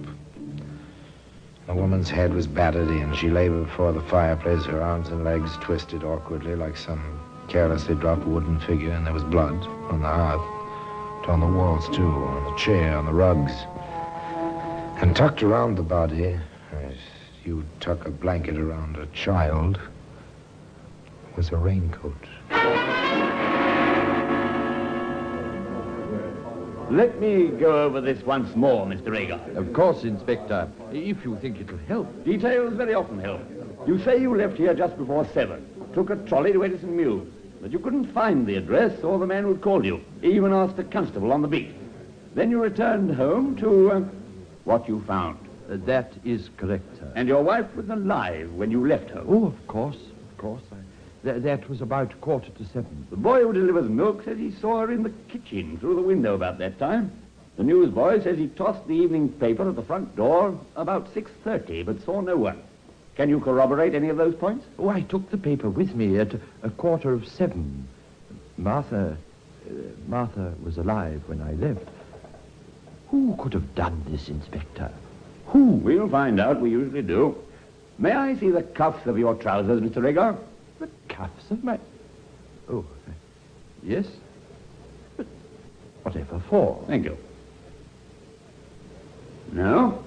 No stains of any kind? But do you really think for 1 minute that I We could have... think nothing. Not yet. The raincoat, Mr. Agar, is it yours? Are there 2 worn spots at the buttonhole? There are. It's...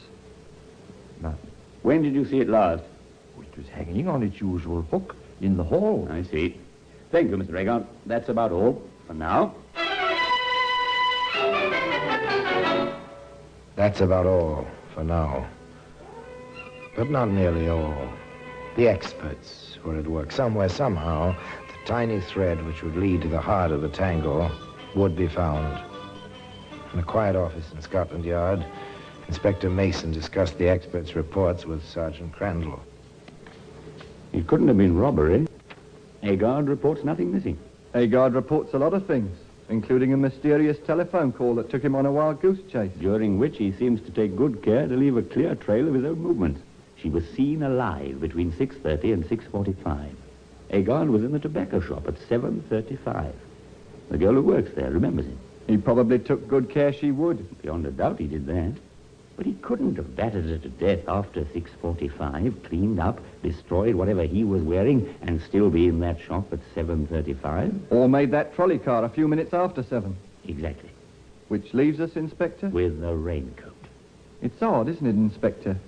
The way it was tucked around that poor woman. And partially burned, as if someone tried to destroy the evidence. Well, it is evidence, sir. But against whom? I'm not sure yet. But this raincoat, Sergeant... this raincoat will hang someone. You can depend on it. That was all they had. The raincoat. Inspector Mason thought about it. It was tucked around her just as if someone who loved her were taking care of her. There was a thread. It seemed the only thread. Where did it lead? Where could it lead? Where could any of it lead? John Agard, you're under arrest, and you'll be later charged with the murder of your wife, Martha. It is my duty to caution you that anything you may say... Today, that raincoat can be seen in a very special position in that very curious room in Scotland Yard, which is known as the Black Museum. In just a moment, we will continue with The Black Museum, starring Orson Welles.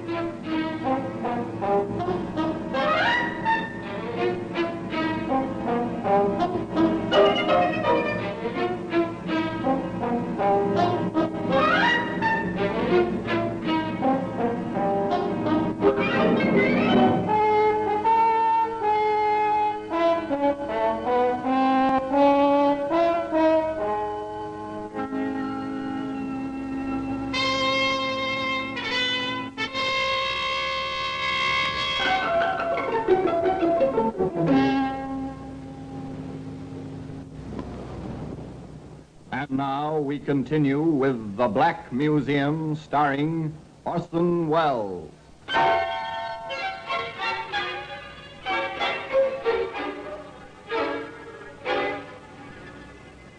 Well, they charged John Agard with the murder of his wife, Martha.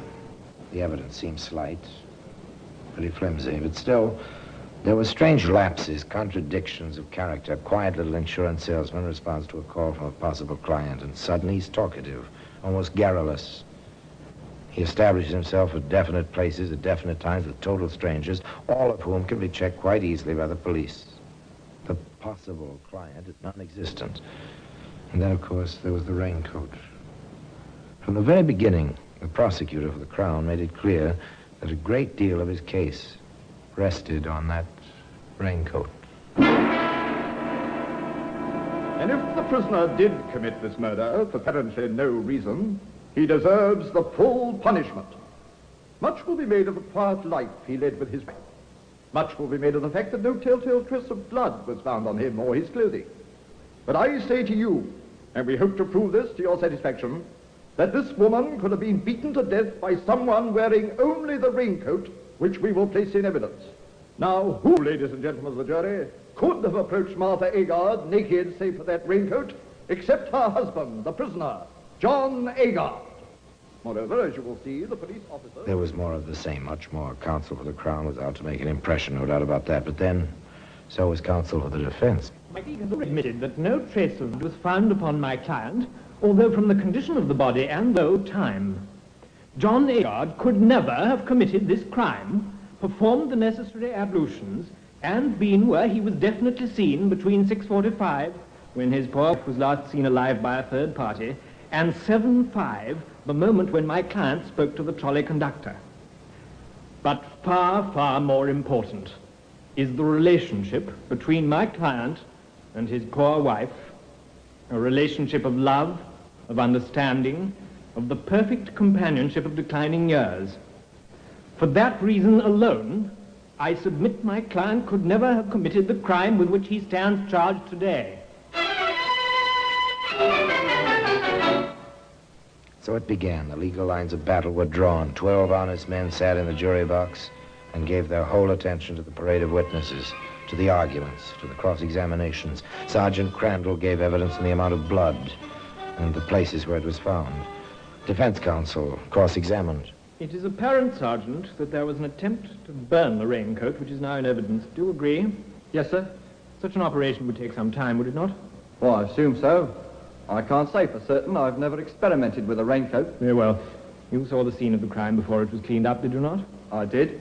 From what you saw, would you say it was possible for the killer to escape splashes of blood? Well, I doubt it. He would get blood on his legs, his hands, his face, his hair. I expect so. Were any such traces found on my client? Well, none that I know of.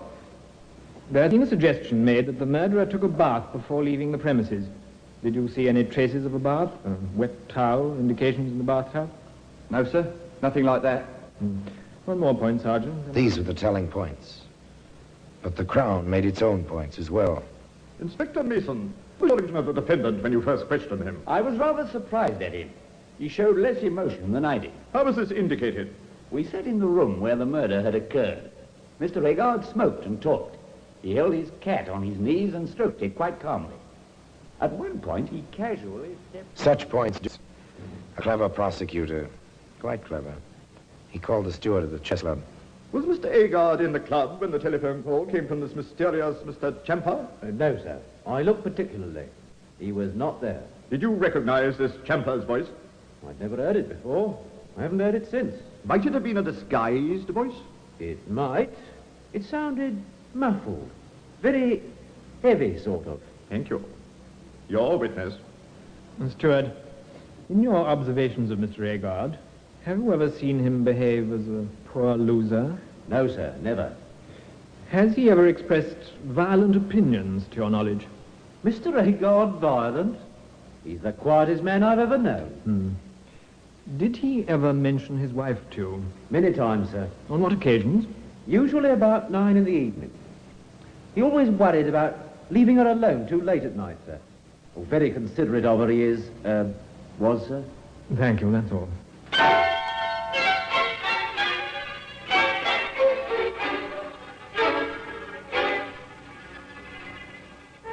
There it was, all they had. An elusive case. An impression, really, more than a case. Very difficult to prove, but just as difficult to defend. For instance, the evidence of Harry Benson, who was with John Agard when the body was discovered. And in all the years you've been neighbors, what would you say impressed you most about my client's relationship with his wife? His absolute devotion. Never a quarrel, never a raised voice. They liked the same things. They were perfect for each other. Your witness? Mr. Benson, after the discovery, who called the police? Why, Agard did, come to think of it. My wife was very upset. She was sick over what she'd seen, as a matter of fact. Yes, he was the one who thought of the police. He used the telephone quite calmly. Quite calmly? Thank you, Mr. Benson. And naturally, the defense brought John Agard's immediate superior to the stand, the manager of the local branch of the insurance company Agard represented. This man's testimony was double-edged. On direct examination, he stated, "We have always had complete faith in Mr. Agard's integrity and character. He carried a large policy on his own life in favor of his wife. She was not insured. To the best of our knowledge, which is rather complete, Mr. Agard has never been in financial trouble in his life." On cross-examination, he explained, "Yes, I live near Edison Mews East. Mr. Agard has been to my house many times. He knows the way very well. I cannot imagine why he asked for directions. I was at the cinema that evening. My neighbor recognized Mr. Agard when he came to the door of my house. Unfortunately, I was not at home." When John Agard's turn came to take the witness stand, there was little left for him to say. "I did not kill her. I had no reason to. I loved her." Opposing counsel summed up. The judge made his charge to the jury. Again and again, you have heard the importance of the time element in this case. Could this man, or any man, have committed this crime, removed all traces of it from his person, dressed and been at a trolley car line 20 minutes from his house, in the time between the moment the milk boy saw the victim alive and the moment the conductor saw the defendant on the trolley car? More, there is no evidence to connect the defendant directly with the crime. The case is entirely circumstantial. No motive has been established. I could only... They listened. The 12 honest men in the jury box. They retired and they debated. What went on in that jury room is sealed in silence under the honored tradition of the law. Anyway, 40 minutes elapsed. Then the jury re-entered the courtroom. The clerk asked the usual question. "Are you agreed upon a verdict?" "We are." "Do you find the prisoner guilty or not guilty?"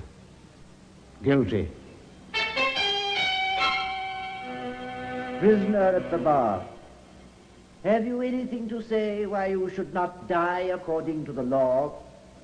"I am not guilty. I have nothing else to say."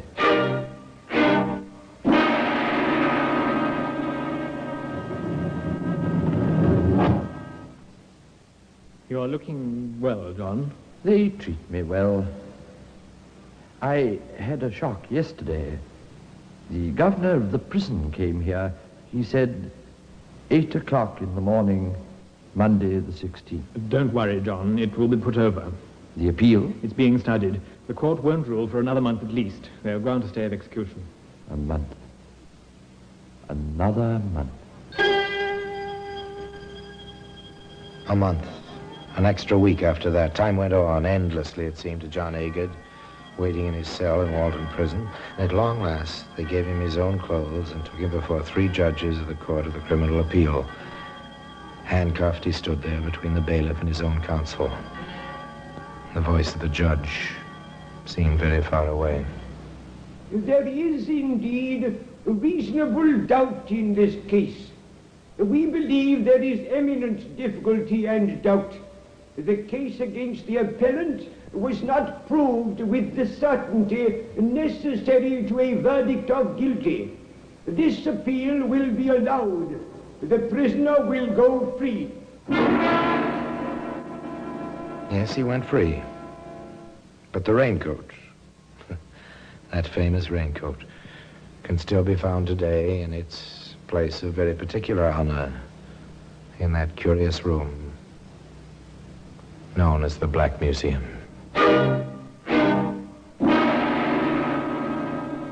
Orson Welles will be back with you in just a moment.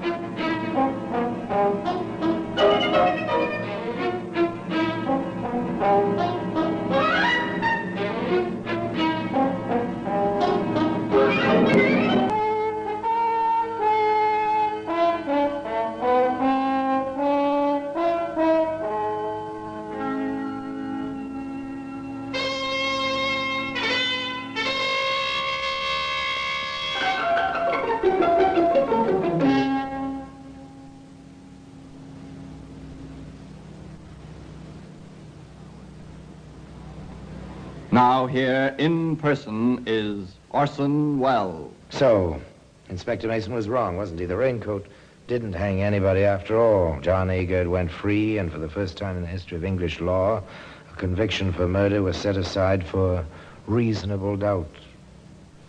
Now, what happened to John Agard? He lived out his life. Just 2 years after his release, he died. Some say of loneliness. In Liverpool, a broken, weary old man. I've seen his grave in Liverpool. And I've seen the raincoat. That famous, enigmatic raincoat. In its place of particular honor. In that strange room in Scotland Yard. Known as the Black Museum. Now, until we meet again in the same place for another story of the same kind, I remain, as always, obedient for yours.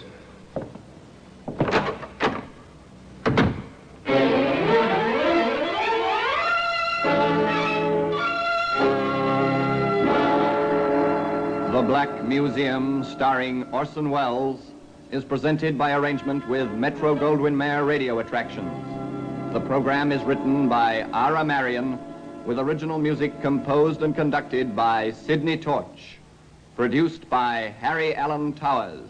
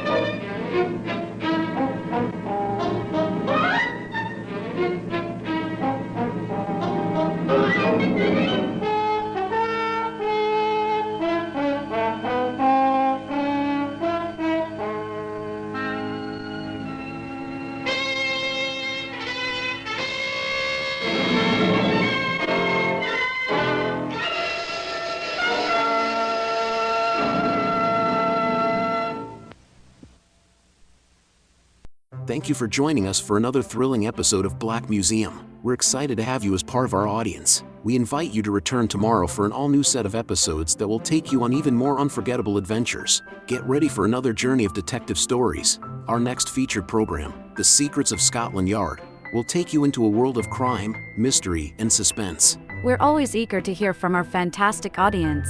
Your feedback fuels our passion for delivering the best in vintage entertainment. Feel free to share your thoughts, opinions, and suggestions. We value your input and strive to make your listening experience even more enjoyable.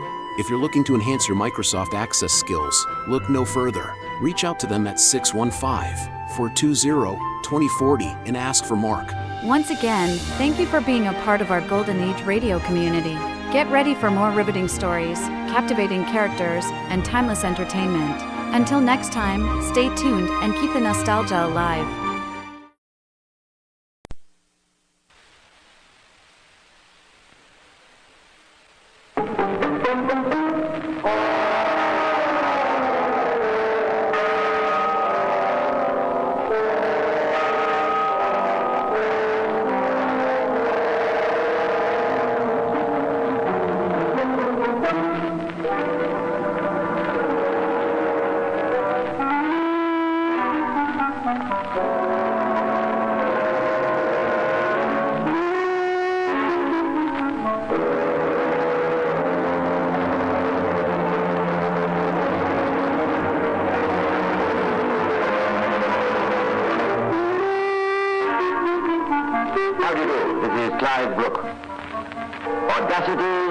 Audacity, and always audacity. That remark was made by a very smart young fellow named Napoleon. The same very smart young fellow also said, I would rather have one bad general than 3 good ones. Now, both these maxims apply to the story I'm going to tell you this week. The story of Colonel Thomas Blood. It is certain he had audacity, and how. But his plan, although conceived by him, failed. It failed because he employed too many cooks. I mean generals. One general may be bad, but he will be positive. 3 generals may all be good, but their plans may conflict. The other evening I was having a drink with a divisional inspector. He was not on duty, and I asked him point blank what he thought was the most audacious crime that had ever been committed in England. This was something he evidently had no doubt about, for without the flick of an eyelid he replied, the theft of the British crown jewels from the Tower of London. Let me refresh your memory.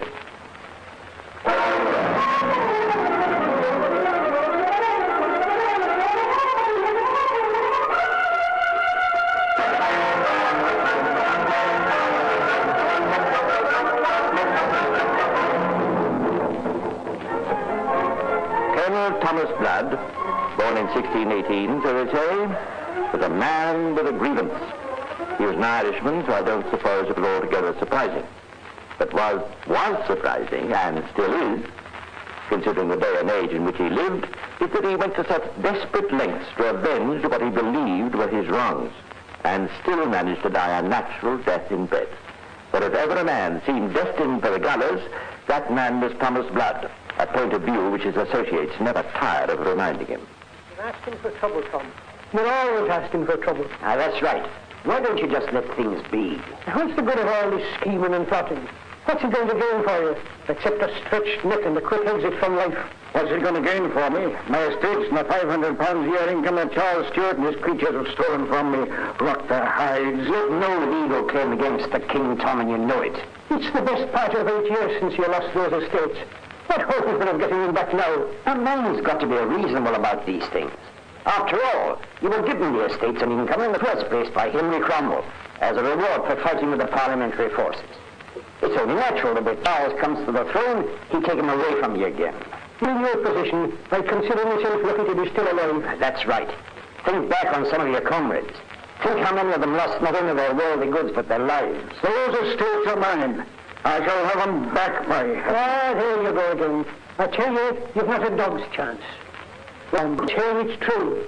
Ever since you got yourself mixed up in that futile rising against the Duke of Ormond in Dublin, and then went to Scotland and fought with the Covenanters at Pentland Hills, the king's spies have been on your trail.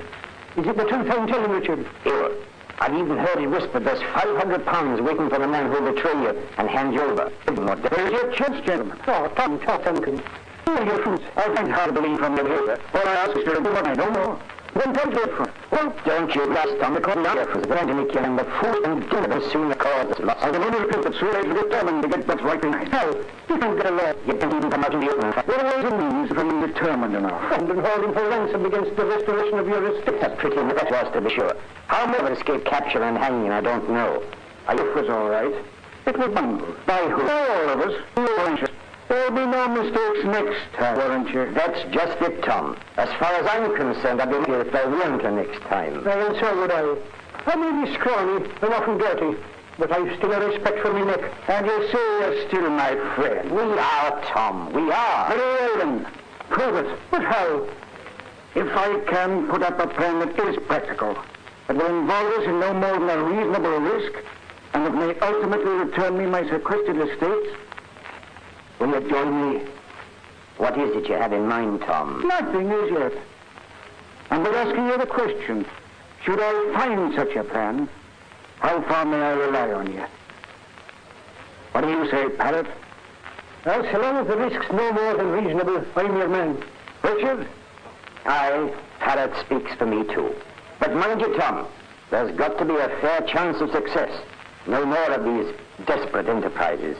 I like my life too much to have it suddenly terminated. Very well, gentlemen. That's all I wanted to know. When I form the plan, you shall hear from me again. A man of inflexible purpose, this Colonel Blood. The fact that his estate had been seized from someone else in the first place meant nothing to him at all. They were his, and by thunder, he wasn't going to let any upstart steward keep them from him.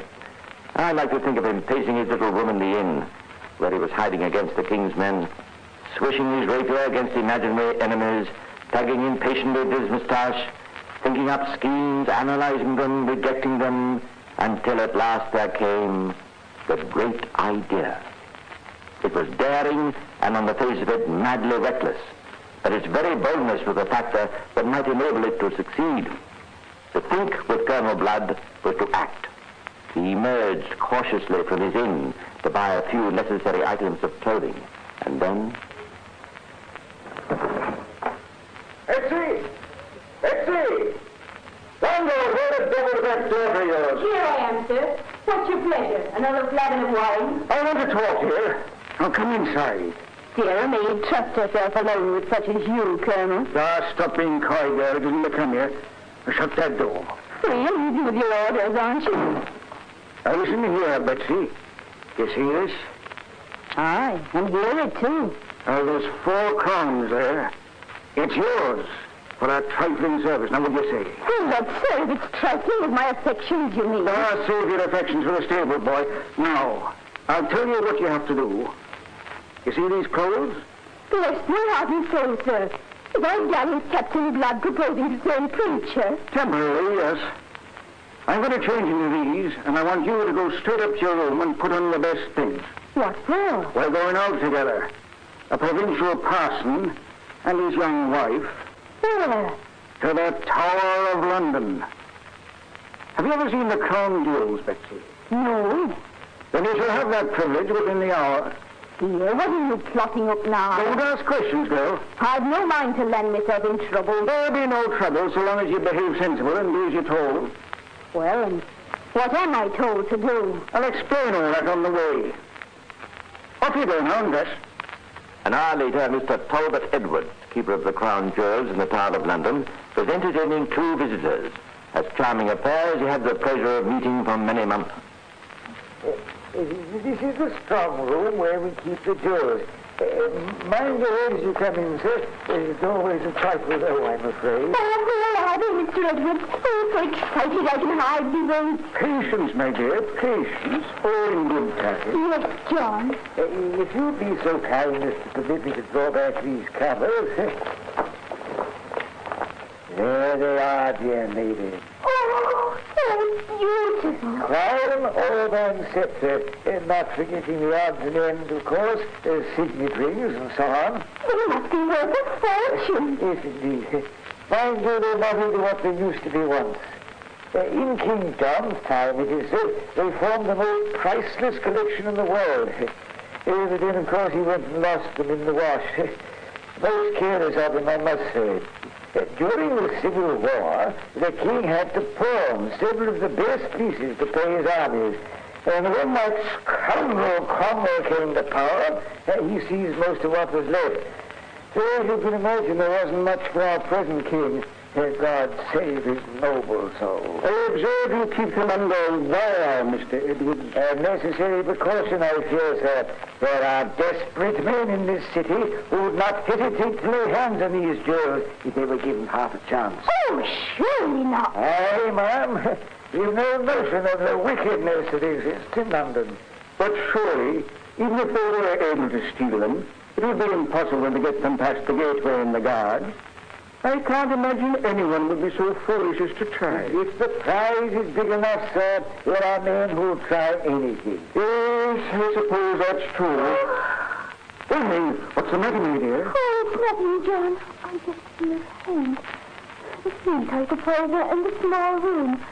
Oh, I'll be all right. Bless my soul, she's fainted. Water, fetch some water. Yes, of course. There's a couch in the next room. Shall I help you to carry it? No, I can manage. This way, please. That's right, I'll put it down here. What a misfortune. Water, if you please, Mr. Edward. Yes, certainly it was. I'll bring my wife and daughter. They'll know what to do. It's only stuffy newfangled clothes women are wearing, of course. Quite absurd, quite absurd. Am I overdoing it, sir? Not at all, my dear. You're perfect. This should be on the stage. Shh. Here they come. Blood's plan worked well. By the time the parson and his young wife, now happily recovered, left the tower, they were on terms of the warmest friendship, not only with Mr. Talbot Edwards, but with his wife and daughter. So what could be more natural than that 4 days later the parson should turn up again, this time alone? How pleasant to see you again, my dear sir. And you too, Mr. Edwards. I felt I had to call once more to say how grateful my wife and I are for your kindness of the other day. Not at all, sir. We were glad to do what little we could. Tell me, is that good lady your wife at home? No, she's visiting relatives today. Oh, what pity. My own wife has asked me to bring along this trifling gift for her. Perhaps I can leave it in your charge. A pair of white gloves. That's exceedingly kind, I must say. Oh, small gesture, my dear sir, nothing more. Let's say no more about it. Mr. Edwards, would you think it amiss of me if I were to broach a rather personal question? Not at all, sir, not at all. I couldn't help noticing the other day the considerable beauty and goodness of your daughter. I suppose you'll be giving serious thought to getting her married soon. Yes, indeed. She's reached the age. I trust I don't approach this matter too bluntly, but is she promised to anyone yet? No, sir. Splendid. That emboldens me to proceed. I have a nephew, Mr. Edwards, a worthy young man who's just come of age and has succeeded to a nice landed estate. I'm seeking a wife for him, just as you're seeking a husband for your daughter. You follow me? Yes, very plainly. And how does the idea appeal to you, sir? Worthy young man, you say? Oh, yes, most sober and reliable. And a landed estate? Quite a considerable one, in Buckinghamshire, to be precise. It's most interesting. Most interesting indeed. Of course, I realize you'd need to meet the lad first and form your own judgment, but I dare say that could be arranged. Oh, no doubt. No doubt at all. He's coming up to London next week. Would you like me to bring him here one day? I should be very deeply honored, sir. Splendid. Shall we say a week from today? It will be the 9th of May. You are not late. No doubt your wife and daughter will wish to meet him, too. What time of day do you think would suit them best? Soon after breakfast, I imagine. Before they settle down to their household chores. Shall we make it 7 o'clock? It's not too early for you? Certainly not. An excellent time. I shall no doubt bring 2 other uncles of his. We've been his joint guardians, you know. You leave word at the gateway that we're to be passed through. Oh, yes, of course, my friend. Splendid. Well, with your permission, I take my leave until 1 week from today.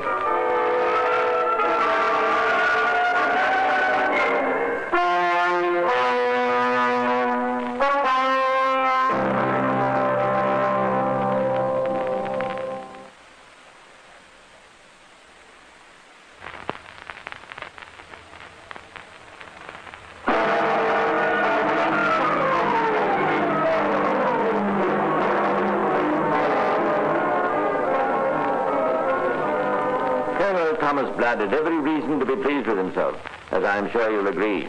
So far, everything had gone exactly as he'd planned.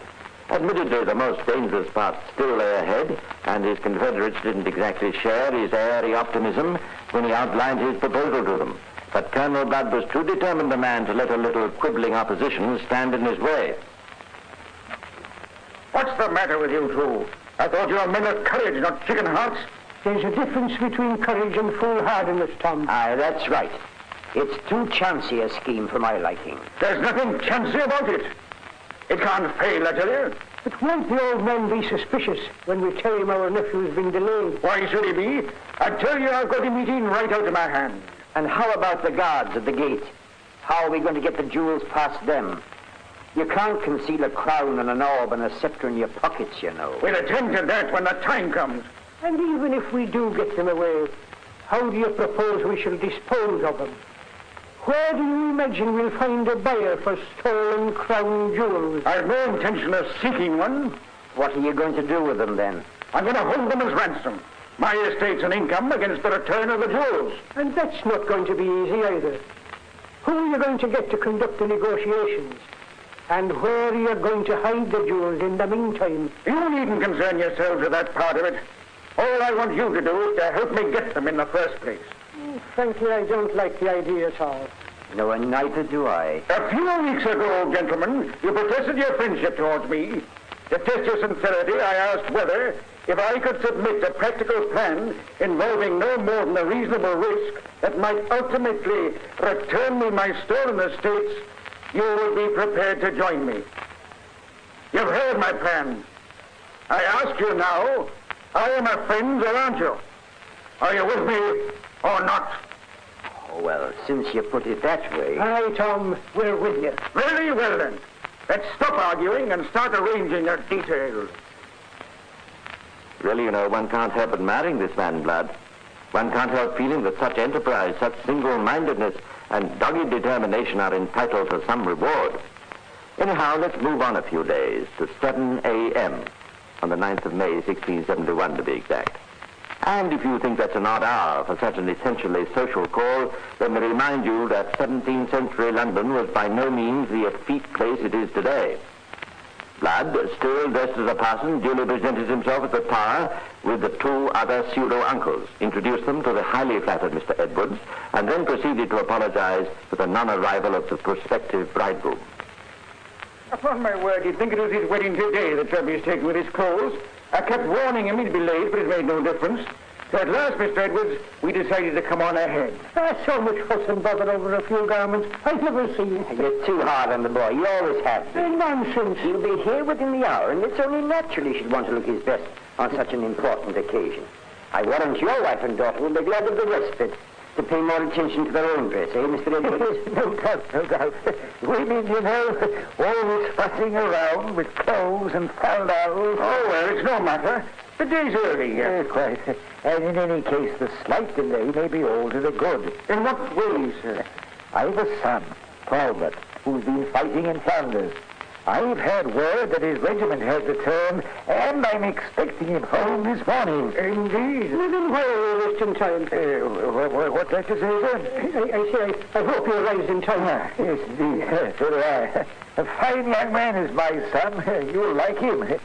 Could I get you gentlemen a flagon or something while you're waiting? No, we never indulge, do we, cousin? No, certainly not. Then perhaps we might take a short walk on Tower Hill. I think not, sir, thank you. No? Well, then... if you really feel you must entertain us, Mr. Edwards, though I assure you there's no need, I've been describing to my cousins here the crown jewels. I rather fancy they might like to see them. I most certainly would. So would I. I'm told they're quite unique. Well, strictly speaking, you know, it's outside visiting hours. Oh, but surely, Mr. Edwards. Still, circumstances alter cases, as they say. So I don't see the harm in one little peep. That's very kind of you. But not at all, my dear sir. Step this way, gentlemen. Mind your heads on the doorway. So this is where they're kept, eh? This is the strong room. I see why they call it so. You could shout for the week and you'd never be heard through these walls. The jewels are over here, gentlemen. The casket's always locked, of course, when it's not on view. So if you'll just permit me to open it, by all means. The key sticks a little sometimes. Here we are. Look at them. Now, my, what? Shut them up, can't you? anyone heard him? No, of course not. Now, come on, let's get to work. Turn off that wire. That's what I'm trying to do. Oh, here, let me help you. That's got it. The old man's coming too. I'll soon fix him. You brought him through. I didn't know there was going to be any killing. Oh, he's only wounded. I had to shut him up somehow, didn't I? Richard, you go outside and keep watch in case anyone comes. Keep a special watch for young Edwards. He was one factor we hadn't bargained for, and try to look as casual as you can. If the sun does come, what shall I do? Oh, keep him outside till we got clear. Off you go now. All right. Come on, Parrot. Every second's precious. We'll never hide these things. They're too big. Give me that crown. I'll see if I can crush it flat. I can manage the world all right, but what about the scepter? Well, you have to break it into halves and stuff it down your breeches. There. That's fixed the crown anyway. I'll be able to get that under my jacket. How are you feeling with that scepter? It's no good. It's too solid. We'll have to fight it then. It'll take too long. Stop arguing. Hold that end while I get to work. Oh, hold it firmly, you fool. Hurry, Tom, hurry. I'm doing the best I can. Who's that? Oh, it's all right. Sorry, Richard. What's the delay? It's this cursed scepter. You'll have to leave it. What do you mean? There's someone just crossed the guard. He's coming this way. Young Edwards, do you think? Yes. Come on, we must go. But the scepter? Never mind about the scepter. Come on, Tom, unless you want us all to be caught. Please, Tom, hurry. All right, to pass him on the way out. So remember, walk by quietly and calmly as though nothing were amiss. Don't attempt to hurry or to arouse his suspicion in any way. Oh, you're quite sure you can't see the crown under my jacket? Quite sure. You got your own Parrot? Indeed I have. Very well then. Come on.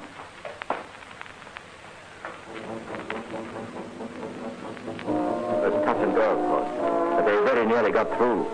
They came opposite young Edwards on his way to the keeper's house, and bade him a civil and casual good morning. He seemed quite unsuspicious. Continuing at a leisurely pace, they passed under the shadow of the gateway, and nodded amiably to the guards as they went by. In another minute, they'd have been clear. But by now, Edwards had reached the house, and suddenly...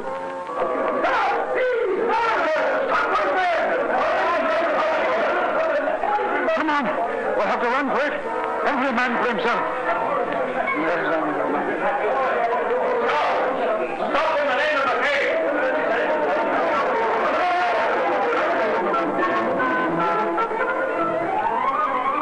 Unhampered as he was, Richard managed to escape in the crowd. Closely pressed, Parrot finally threw away the hindering orb, and he, too, managed to get away. But Colonel Blood was not so lucky. He actually managed to mount his horse and dig in his spurs, but the animal reared and slipped on the greasy cobbles. Horse and rider fell, and in a moment, Blood was seen. News of the outrage spread rapidly through the city, and within an hour, the prisoner, still bearing the marks of his arrest, was brought before the King's advisor, Sir William Waller. Well, Colonel Blood, so you've overstepped yourself at last, eh? You shall pay dearly for this little piece of villainy. The jewels have been recovered, haven't they? Yes. And the old man will survive? I believe so. Then what worse can you charge me with than attempted robbery? To lay hands illegally on the crown jewels is treason, my friend. And the penalty for treason is death. That's unless you're prepared to be reasonable, of course. And what do you mean by reasonable? A full and free confession might help you a lot. We should require the names of all your accomplices, of course, including the woman. I've nothing to say. Oh, come, Colonel Blood. You've never been troubled by scruples before. What can you lose? If I make any statement, I shall make it to one person only. Who's that? The King. The King? Really, my dear sir, do you think he'd be bothered with you? Very well, then. I shall say nothing. Now, look here, Blood. I've said I shall say nothing. And he stuck to it, too, despite blandishments and threats and promises. Not one word would he utter, except before King Charles. At last, as Blood had hoped, the king learned of the prisoner's stubborn behavior. And, as Blood also hoped, it made his majesty furious. So, you talk to no one but me, eh? Very well. Why not? Have him brought here, Waller. But, Your Majesty, he's a desperate man. He won't be armed, will he? No, sire, but... And my attendants will be, I presume. So where's the danger? Fetch him, Waller. I'd like to meet this Colonel Blood.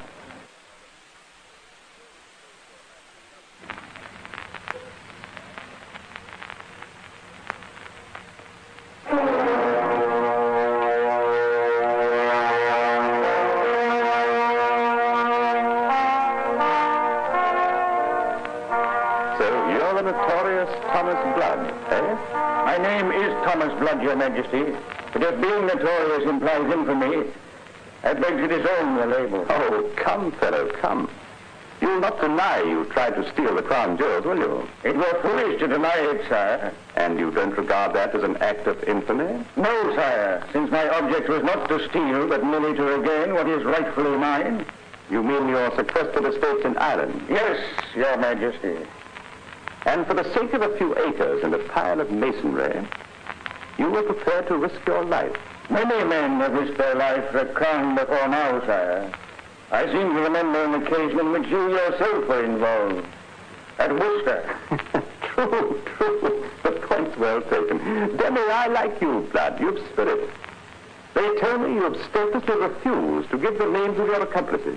Yes, sire. They are my friends. That's loyalty. I like that, too.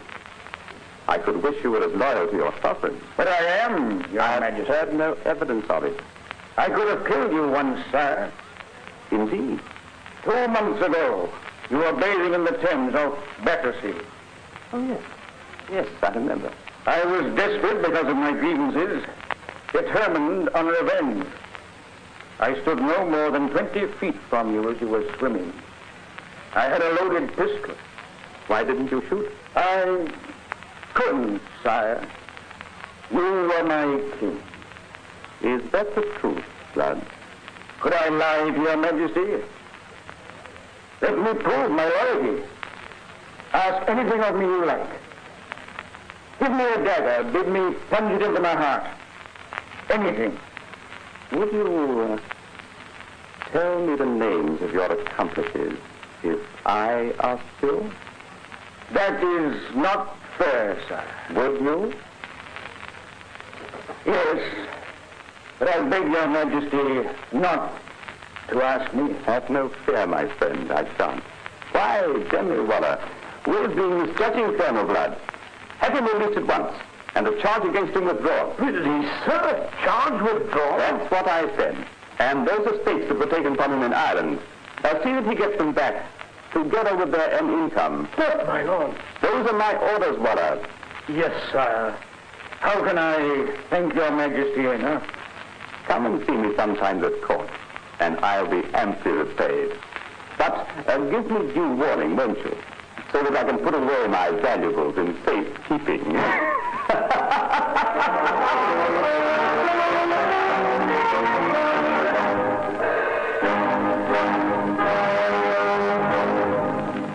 And that, believe it or not, was the end of the story. Thomas Blood became a favorite visitor at court, and for 9 years, as he walked through the streets of London, people pointed him out with awe as a man who had stolen the crown jewels but suffered no punishment for his crime.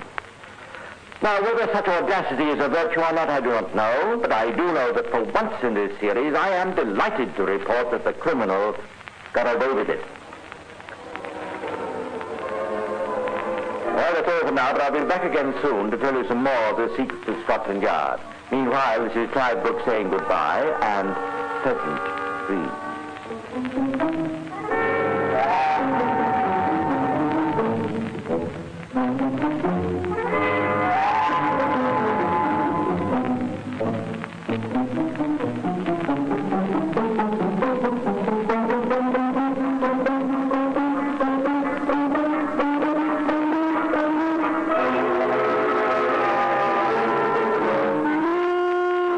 Thank you for joining us for another thrilling episode of Secrets of Scotland Yard. We're excited to have you as part of our audience. We invite you to return tomorrow for an all-new set of episodes that will take you on even more unforgettable adventures. Get ready for a journey to Los Angeles. For our next featured program, Dragnet. The stories you are about to hear are true, only the names have been changed to protect the innocent.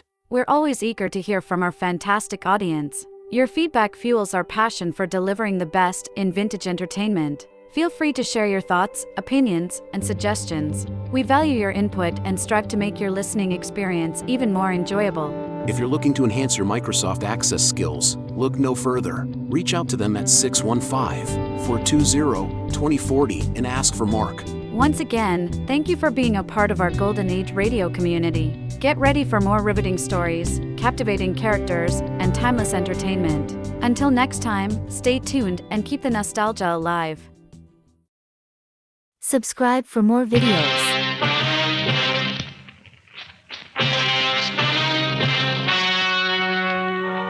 The story you are about to hear is true.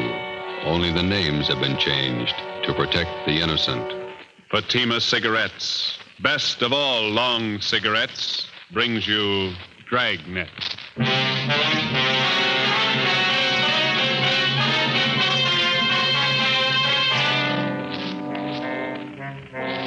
You're a detective sergeant. You're assigned the Juvenile Bureau.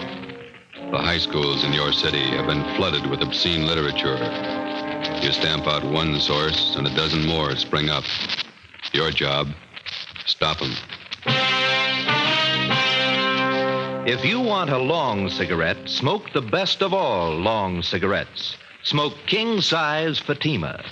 Fatima is the long cigarette which contains the finest Turkish and domestic tobaccos superbly blended to make Fatima extra mild.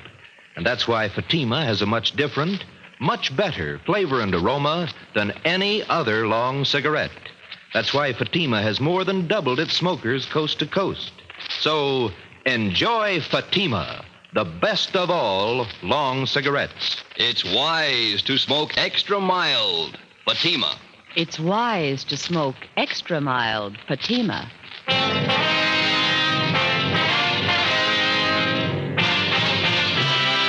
Dragnet, the documented drama of an actual crime.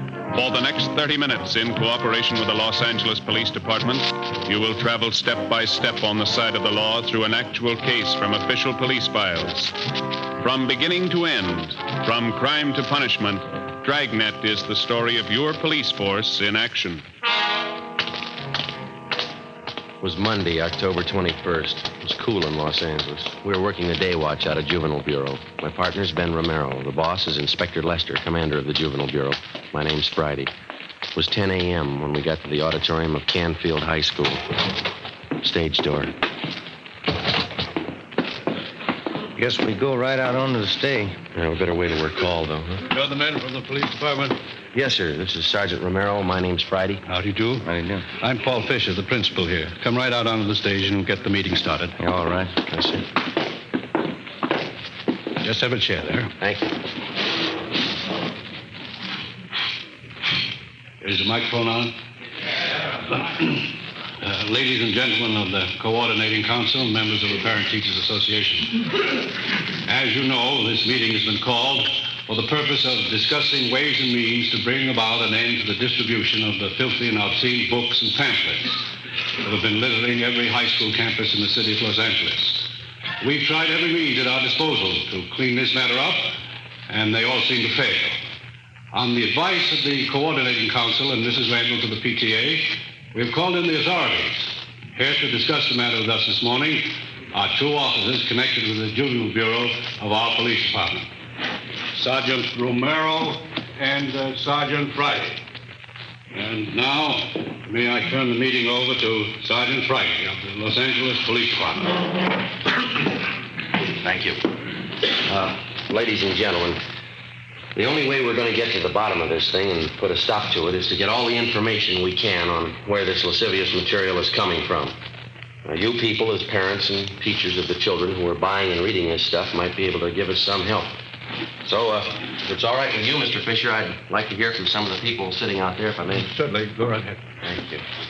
Well, if any of you people have anything to say or any information, any questions, why, we'd be glad to listen to you and do our best to answer your questions. Yes, the lady out there, go right ahead. I'm Mrs. Stein. I know of a place in our neighborhood that has dirty books. I feel sure that that's one of the places where the children are getting this trash. Complaints have been made to the police department, but the man who runs the place has never been arrested. Can you tell me why? Well, ma'am, I think I better make it clear now that there's only one way a police officer can arrest anyone for possession of lewd literature. The officer has to prove that the party who possesses this literature does so for the purpose of selling it. Sometimes that's difficult to prove. Well, I told you I can prove it. You mean you can go to this place and buy a book from him? Well, maybe I couldn't. if I were known. Yes, ma'am, that's just the point. Now, I don't know offhand about the one in your neighborhood, but I can assure you that we've cracked down on hundreds of such peddlers in the past few months.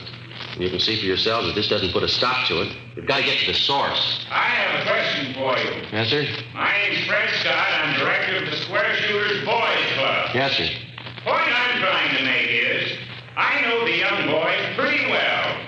With the exception of my boys, 49 in number, I wager just about every boy in this high school has one of those books. Or at least he's seen one. Yes, sir, we're aware of that. The point I'm trying to make is, somewhere in the municipal code, there's got to be a law to forbid such things. Yes, sir, there is such a law. Then why isn't it enforced? It is. What does the law say? Well, how do you mean, sir? Well, I mean, what happens when somebody's found guilty of selling these books? What's the penalty? Oh, well, the law states that an offender is liable to fines, a jail term of 6 months, or both.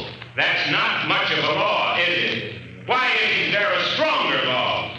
Well, I wouldn't know that, sir. The point I'm trying to make is, we need laws with some teeth in them. We have good laws in the state of California for the most part. It's true that we're weak in some cases, but you can say that about most states, I think. Well, you may be satisfied with the laws, but I'm not. I say stronger laws. That's the answer. No, I don't think it is, Mr. Scott. Passing a set of new laws isn't going to make this city a cleaner or a safer place for your boys to grow up in. Laws don't decide how moral a city's going to be. People do. Laws don't mold character in young boys either. The parents and teachers do that. I don't think I know what you're getting at. What do you mean? Well, just this, Mr. Scott. It's our job on the police department to keep filthy junk like these books from falling into youngsters' hands. Yes? Now, on the other side of the fence, the youngster has to be taught to recognize this obscene material for what it is, filth and garbage. And the youngsters have to be taught that in the home, in the school, and the church. Now, if they can be made to understand that the kind of dirt and filth that these books represent, well, that'd be worth more than any new set of laws, wouldn't it?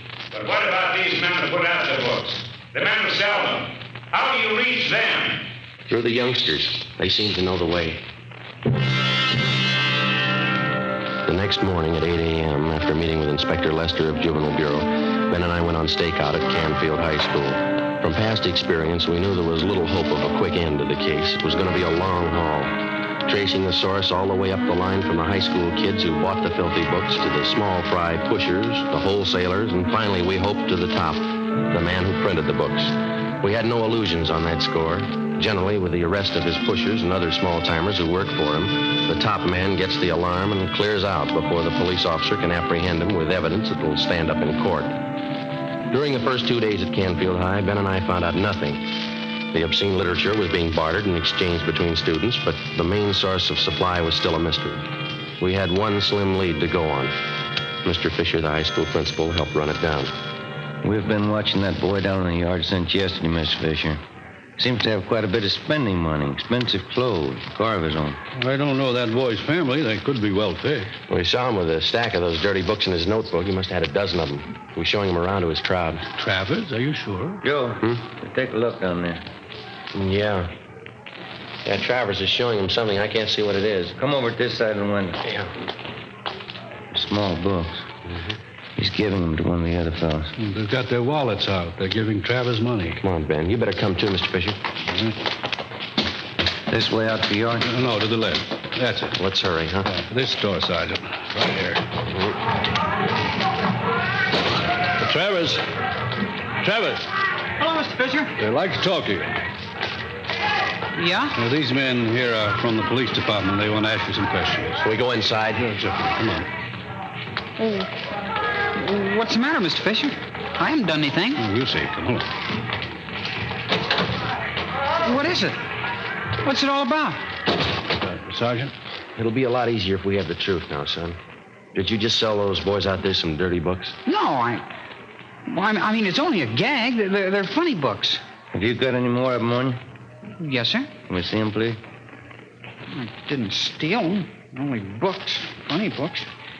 Here. Thanks. Almost a dozen. Mm-hmm. You think these are funny books, do you, Travis? Well, some of them. I guess not. It's only a gag, Sergeant. Where'd you get them? I didn't steal them. I bought them off a guy. Who? Why, I can't tell you. Do you have any more of these books? No, sir.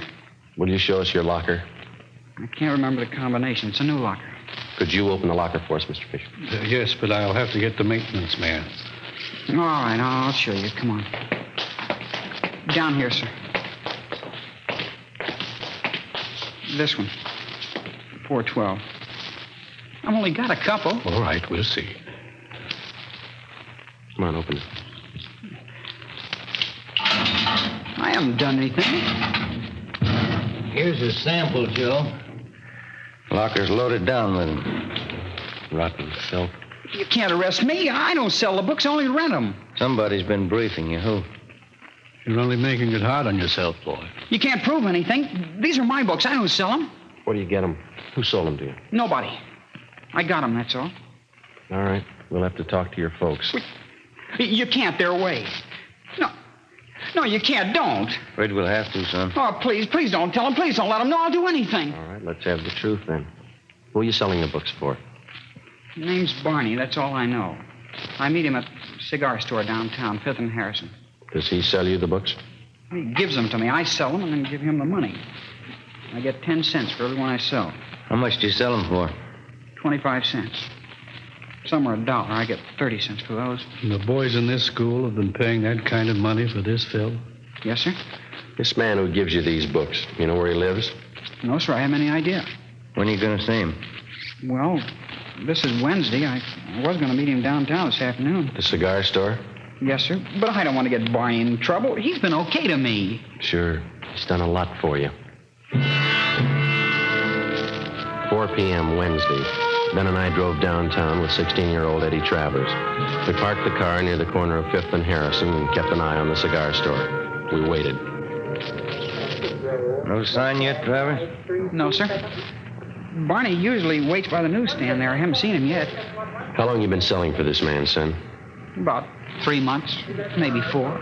Any idea where he gets the books? Well, Oh, just a minute, Sergeant. Yeah? I think... Yeah, that's Barney, the one going up to the cigar counter. The man in the gray suit there? Yeah, that's him. He's going into Juanita's Cafe. Is that where you usually go after you meet him? Yes, sir. You better take the boy back to the office, Ben. I'll tail this guy and see what I can find out. Okay, you want me to pick you up later? I'll call you at the office. Oh, you got any matches? No, I'm out. I'll pick some up at the cigar stand. Right. See you later. Yeah.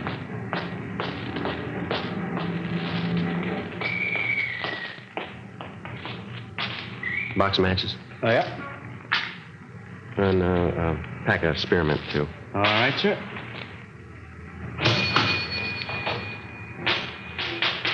Much obliged. Got a special on Old Typical New Bourbon today. $2.69 a fifth. No, thanks.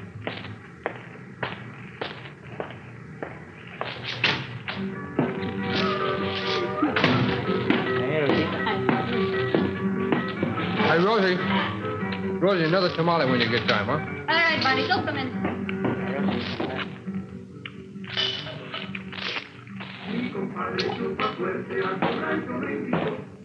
Yes, sir. Let me have chicken tacos, side order of fried beans, and a cup of coffee, huh? Chicken tacos on one, side of beans. Another tamale. Anything else, Barney? Yeah, some more coffee, huh, Rosie? Tamale on one. Hey.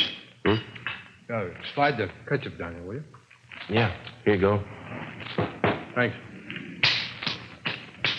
They got good tacos in here. Lots of meat of them. It's fresh stuff. Yeah. There's the sugar. Oh, thank you. Hey, Rosie. Here. Here, Rosie. Yeah. I got some new ones in just today. Whole stack 'em. What are you talking about? You know, the picture books. Good ones. You can make some money on the side. They'd sell good around here. Listen, Barney, I told you once, no. Oh, come on, here. Look them over. These are good ones. I said no, that lousy junk.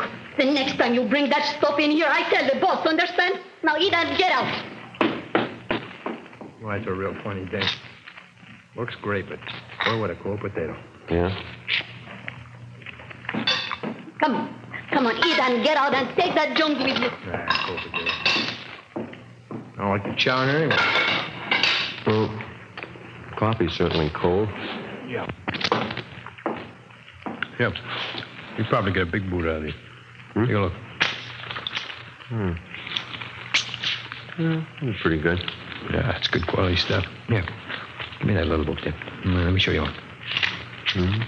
Wait a minute. Yeah. Wouldn't that kill you? Yeah. How about sell me one of them? Okay. 4 bits for the small ones, $1 for the big one. Wait a minute. Let's see, I got 14 of them here. Tell you what I'll do. I'll make you a deal. You can have the whole works for $10. Okay. You got any more? Well, you going in business for yourself? No, I got a newsstand out in Riverside. Books like this ought to go fast. I think I can probably handle another $25 worth. Ah. I got the rest of them back at the hotel. Some of them are in color. Yeah?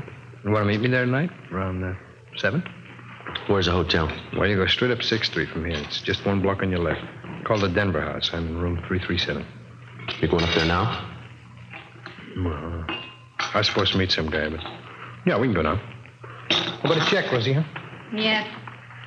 Hey, you'll probably be wanting more of these. I can put you on my mailing list. Okay. The prices are right. I don't want to pay retail. Nah, we can work out a deal. Come on, let's go. Okay. Hey, that Rosie, huh? She's really put together. Yeah. Too bad. A real cold potato, though. Some are like that. Yeah. No sense of humor.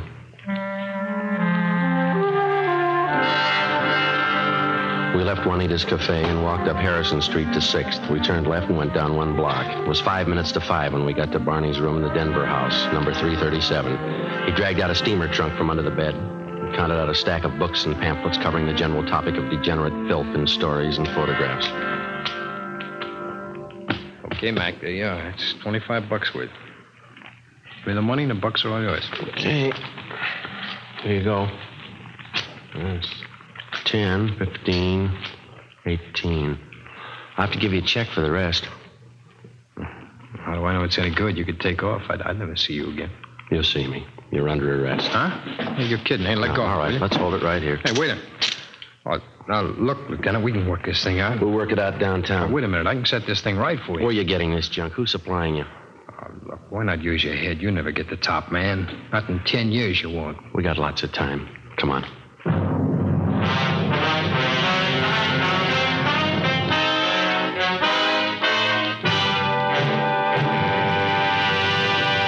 You are listening to Dragnet, the case history of a police investigation presented in the public interest by Fatima Cigarettes. If you smoke a long cigarette, it will be in your interest to listen to a typical case history of a Fatima smoker. It's the case of Mr. Joseph G. Hertzberg, city editor of one of New York's great newspapers, and this is his actual signed statement. I recommend Fatimas to anyone who likes a king-size cigarette.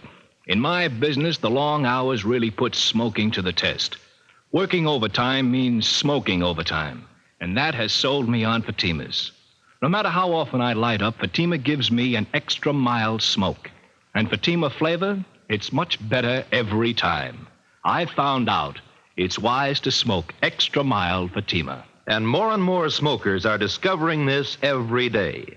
Actual figures show Fatima has more than doubled its smokers coast to coast. So enjoy Fatima yourself. The long cigarette, which contains the finest Turkish and domestic tobaccos, superbly blended to make it extra mild. You will prefer Fatima's much different, much better flavor. You will agree. It's wise to smoke extra mild.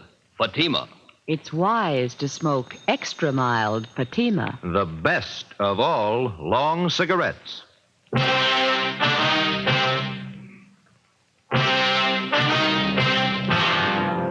filthy literature racket feeds on the curiosity of youngsters and the stupidity and ignorance of adults. It's an all-season business, and in its own quiet way, it has reached a market which the other heavy rackets never hoped to reach. Your home and your children. 6 p.m., Wednesday, October 23rd. We checked the records, and the make sheet showed the book peddler's true name to be Barney W. Timpson, 38 years old. He had a past record of one previous conviction for peddling lewd literature in Dodge City, Iowa in March 1948. We had him brought to the interrogation room. Sit down, Timpson. Let's make it easy, Barney. Where are you getting the books? I told you, Sergeant, they deliver them to me. Who Different guys. I don't remember them all. I send different guys every time. How often do they make the deliveries to you? Once a month. When? Around the first, usually. Sometimes maybe the second and the third. They bring the books to your hotel? Yeah, they leave a pack up in the lobby addressed to me. They ever use the mails? They never do. They're not that dumb. So you've never seen the men that you do business with? Huh? Not so I'd know them, no. You have no idea where they're operating from? I don't know. You expect us to swallow that? I'm telling you, I don't know. Oh, don't push us that kind of a story, Barney. I'm giving it to you straight. Now, what else do you want? Who's the supply man? Hey, look, we found this notebook in your hotel room, Barney. There's a list of names in it. This your customer book? Friends. Okay, they're customers. That gives us enough to land on you. I know that. I've told you everything. You still don't know who you're working for? Oh. Look, there's a phone number in this notebook. No name to go with it. Yeah? Now, look at it. This one right here. I don't know. Must be another customer. Yeah. Does it belong to the boss? I don't know the boss. He don't know me. Then who do you buy the books from? Who says I buy him? You must owe somebody a lot of money. Don't worry. I don't owe him nothing. He don't owe me nothing. He does now. What? You're going to jail for him. Barney Timpson was booked into Central Jail for violation of the Penal Code, Section 311.3. We contacted the telephone company, and they traced the extra phone number in Timpson's notebook to a private residence on Wonderview Drive in Laurel Canyon. A detail of men was assigned to stake out on the place. During the next week, mainly from information obtained from Barney Timpson's customers, 7 other peddlers of obscene books and pamphlets were taken into custody and questioned. 5 of the 7 told us they picked up their supply of books from the Laurel Canyon address. We moved in on the place and found thousands of lewd books and pamphlets stored in the garage. 3 men on the premises were taken into custody. They identified themselves as John Alexander, George Kelleher, and Raymond Kester. We brought them downtown and interrogated them for 2 hours. They refused to admit anything. They were booked in, but by noon their lawyers arrived and they were released on writs of habeas corpus. 2 p.m. Ben and I met with Inspector Lester of Juvenile Bureau. Just had a call from the men on stakeout at the Laurel Canyon place. They've just been over the garage where the books are stored. They get anything, Skipper? A couple of things. Might be fair leads. What's that? 3 stacks of books they found were wrapped in proof letterheads from the Havenbrook Hotel. Yeah? We checked with the hotel.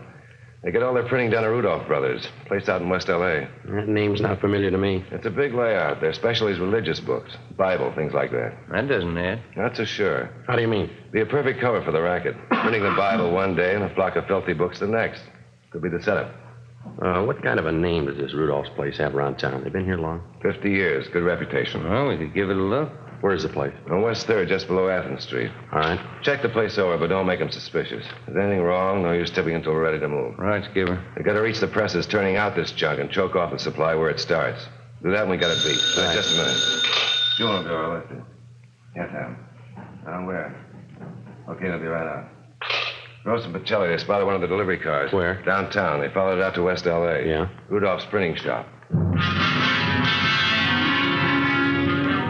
4 p.m. Ben and I, together with 2 other men from Juvenile Bureau, drove out Beverly Boulevard to Athens Street and then down 1 block to the corner of West 3rd, where we picked up Gross and Pacelli on stakeout. The Rudolph Brothers Printing Company covered almost half a square block on the corner of West 3rd and Athens. The front of the plant had display windows featuring expensive leather-bound Bibles and other religious literature.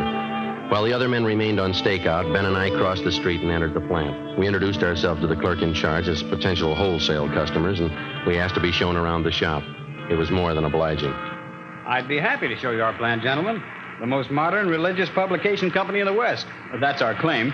Would you step this way, please? Thank you.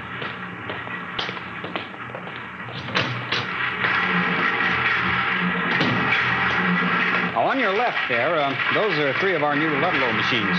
Excellent mechanisms, needless to say. Mm-hmm. You must employ quite a few men in here. 65 full-time. Enough to meet any emergency rush jobs you might want done. Now, over here are Bush Emerson hand presses. Oh. You handle only religious books, then, nothing else? That's right, sir. We specialize exclusively in that. You don't take in any small contracts, school journals, things like that? No, our steady customers take up all of our time.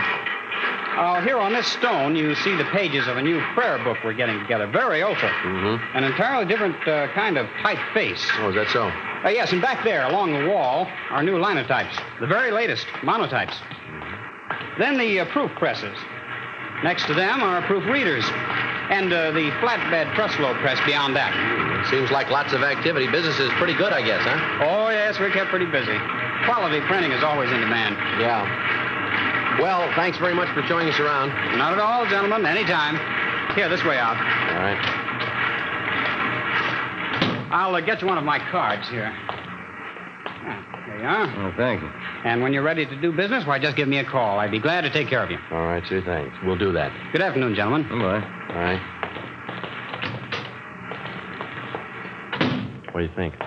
You got me. Nothing out of place. Yeah, whatever system they're using, they got it down pat. Bibles, prayer books, church announcement. That's all I saw. Hey, Ben, look. That man getting out of that car going into Rudolph's there? Alexander, the guy we picked up this morning out in Lower Canyon. Yeah. Printing plant continued. 6 p.m. The lights in the display windows went out. The shades were drawn. We watched the employees leave.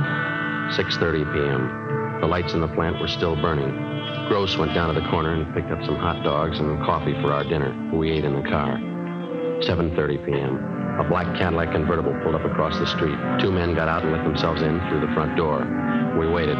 Between 7:30 and 8 p.m., we counted 21 men entering the plant. That printing press. It's starting up. Okay, let's move. Hey, Gross, you and Pacelli want to go through the back, and Ben and I will take the front. Right, let's go, Mike. Come on. It's a neat setup. I had it all figured. Yeah, you didn't spot any side entrances, did you? No. Here we are. Can you try the door? Yeah, it's no good. All right.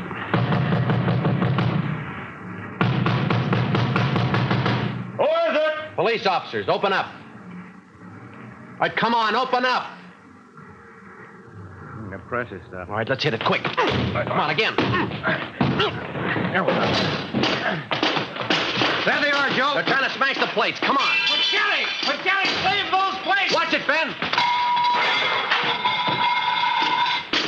All right, come on. All right, you, all right, hold it. Hold against the wall. Hey, Gross, get those plates off the press, will you? All right, hold it, you two. Joe, look out! All right. Get the plates, Joe! I round up those men and keep the doors covered. Get away from those tables. Come on over by the wall. That's about most of them, Joe. Those 2 men going out the door. Come on, head them off, will you? Come on, you. Come on, back inside. Get out. Wait, get your hands off her. Hold it up, mister. Come on, over there with the rest. You'll pay for this. I'll sue you down your last nickel. Yeah, come on, simmer down. Hey, Joe, we got Rudolph going out the back. Right. Call the office, will you? We're going to need transportation. Okay. Take those 2 with you, huh? Right, come on. Well, we got enough evidence against them. Yeah, we're going to need it. 2 full pages of the junk right here. Yeah. Look. Right next to it. Yeah. Page from the Bible.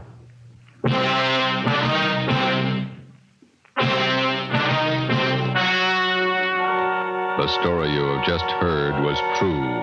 Only the names were changed to protect the innocent. On January 9th, trial was held in Superior Court, Department 94, City and County of Los Angeles, State of California. In a moment, the results of that trial. It's amazing how many long cigarette smokers are changing to Fatima. Here is the actual report. From coast to coast, king-size Fatima has more than doubled its smokers. Yes, more and more smokers every day are discovering that Fatima is the best of all long cigarettes. Long cigarette smokers find Fatima has a much different, much better flavor and aroma. Long cigarette smokers find that Fatima is extra mild because it's the long cigarette which contains the finest Turkish and domestic tobaccos superbly blended to make it extra mild. So enjoy extra mild Fatima. Best of all long cigarettes. It's wise to smoke extra mild Fatima.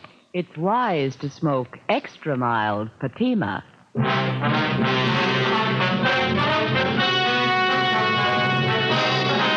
Frank Rudolph and 16 of his accomplices were tried and convicted of possessing lewd and lascivious literature for the purpose of sale. They received Are you ready sentences to as unlock the full prescribed by potential law of your data and are now management? serving their Look no terms in further. the county jail. Introducing G3PL.com, your ultimate destination for Remember mastering this Microsoft Saturday, Access. because that means Microsoft Dimension Access X is a powerful on tool that lets you NBC. organize, analyze, and report on your data with ease. And with G3PL.com, learning how to harness its capabilities has never been more accessible.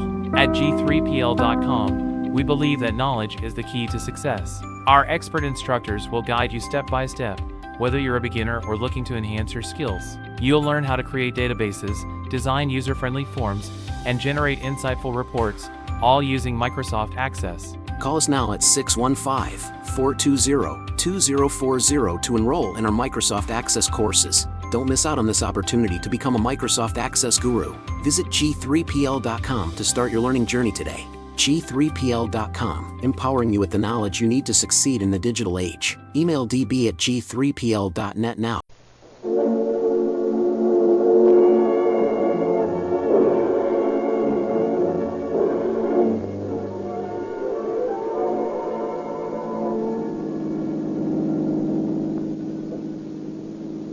Police calling all cars, attention all cars. A robbery at the 5th Street department store. Safe blown by nitroglycerin. This may be the same mob wanted in Cambridge, Massachusetts, and San Francisco for other safe-cracking jobs. Pick up all suspicious characters. That's all. Rosenquist.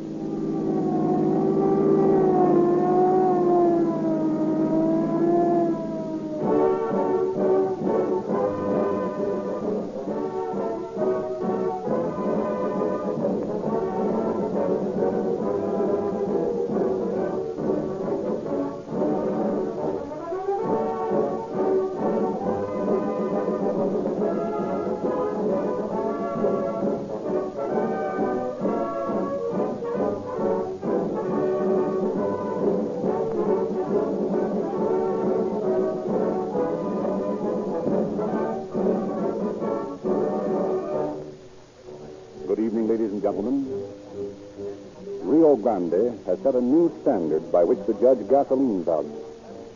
No longer is it sufficient for you to demand a gasoline that delivers only better mileage, or merely quick starting, or just power.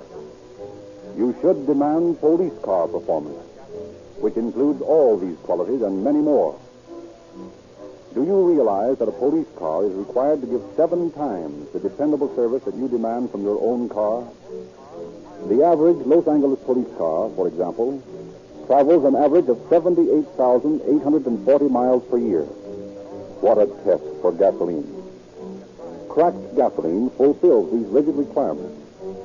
For in the great Southwest, it powers more police cars, fire engines, ambulances, and other equipment than all other brands combined. When you next buy gasoline, get police car performance for your car. And that means Rio Grande Cracked with tetraethyl.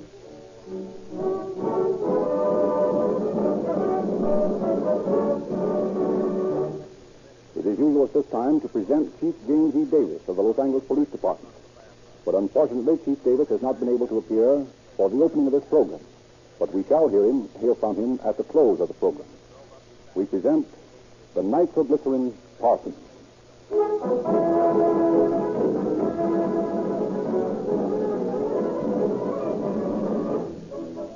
It is 1918, the year of the war. Across the nation spreads the hysteria of patriotism that sends farmer and mechanic, capitalist and worker, believer and unbeliever, swinging into our drabs, tramping down the main streets of the nation to the measure of a stirring march.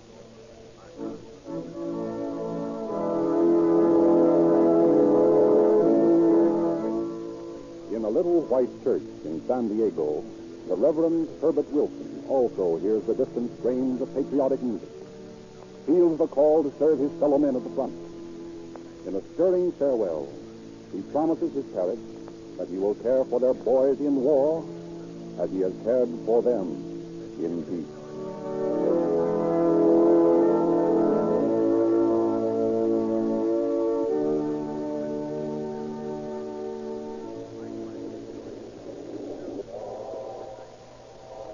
That night, accompanied by his brother Louis, the Reverend Wilson boards an eastbound limited. In the club car, Louis compliments his brother on his last appearance in the pulpit. Well, Herb, you certainly made him weep in church today. You got a gift of gab, you have. Yes, I suppose I have. And they all believe it. Didn't you? Did you? Well, no, but then psalm singing isn't my line. I'm just the black sheep of the family. Sometimes I envy you that way. Why? Being the black sheep of the family. It's talking about her. What's got into you? I don't know. I'm sure I don't. Look here. You don't suppose it's much fun being a minister, do you? No, of course not. I'm not built that way, but a Bible pounder like you, why, that's your meat. I wonder. Look here, Louis. You think I'm going to join up with the chaplain, don't you? Sure, that's what you told the customers, wasn't it? Yes, that's what I told the parish. But I'm not going to do it. I'm going to see some excitement and have some fun. I'm going to enlist in the infantry. I'm going to quit being a parson for a while, and I'm going to be just plain Herb Wilson. I'm sick of baptizing babies and praying over corpses, and I'm tired of shouting the word of God in the Holy Bible when I don't believe a word of it. Do you know what you're saying? What's got into you? I don't know, Louis. There is something wrong. I'm losing faith. I don't believe anymore.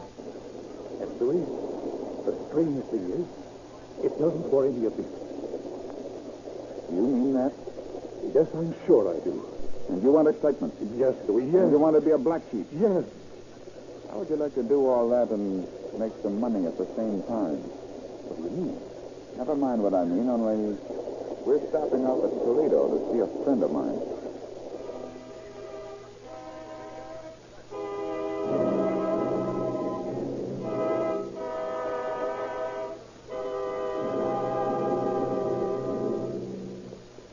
Harris, I want you to meet my brother Herb. Glad to know you, Herb. Yes, thanks, and I'm glad to make your acquaintance, Mr. Harris. You know, Herb, Harris here is one of the best Petermen in the country. Petermen? What's the Peterman? Oh, that's a hot one. Louis Wilson's brother doesn't know what a Peterman is. Well, you see, Harris, Herb's a preacher. Oh, a preacher? Yeah, but he's sick of it. He told me he wants some excitement, and I figured that he'd get more of it traveling with us than he would going to war. Yeah, but, Louis, you haven't told me yet what a Peterman is. Well, Herb, a Peterman is a safecracker. A safecracker? Louis, you don't mean to tell me that Well, Herb, you can't really clean up making an honest living these days. Yes, I know, but a common burglar. My own brother. Oh, don't take it so hard, Herb. It's more fun and pays better than peddling a gospel. Well, I don't know what to say. I'm shocked. Shocked beyond words. Well, you don't need to say anything. Just listen to me. In a couple more years, I'll have $1 million. I'll be able to retire from this business and settle down. Would you ever make $1 million in the religion business? $1 million? $1 million?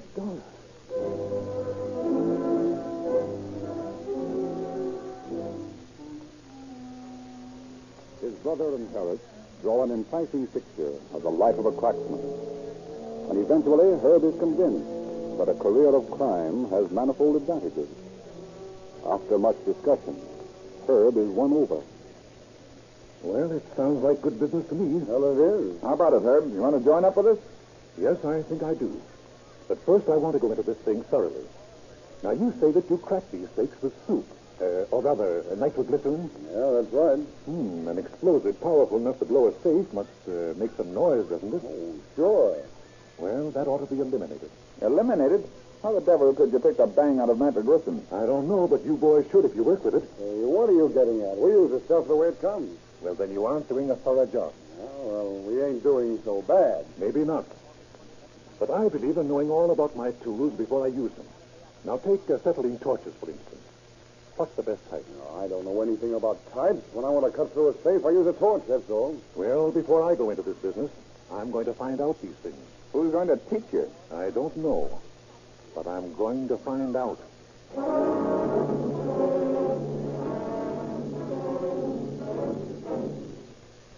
With the application that made him a brilliant preacher, Herb Wilson sets out to be a brilliant criminal. He attends an industrial school in Detroit and takes a course in the operation of acetylene torches. He works in a safe factory in Ohio, acquainting himself with all the details of the construction of strong boxes.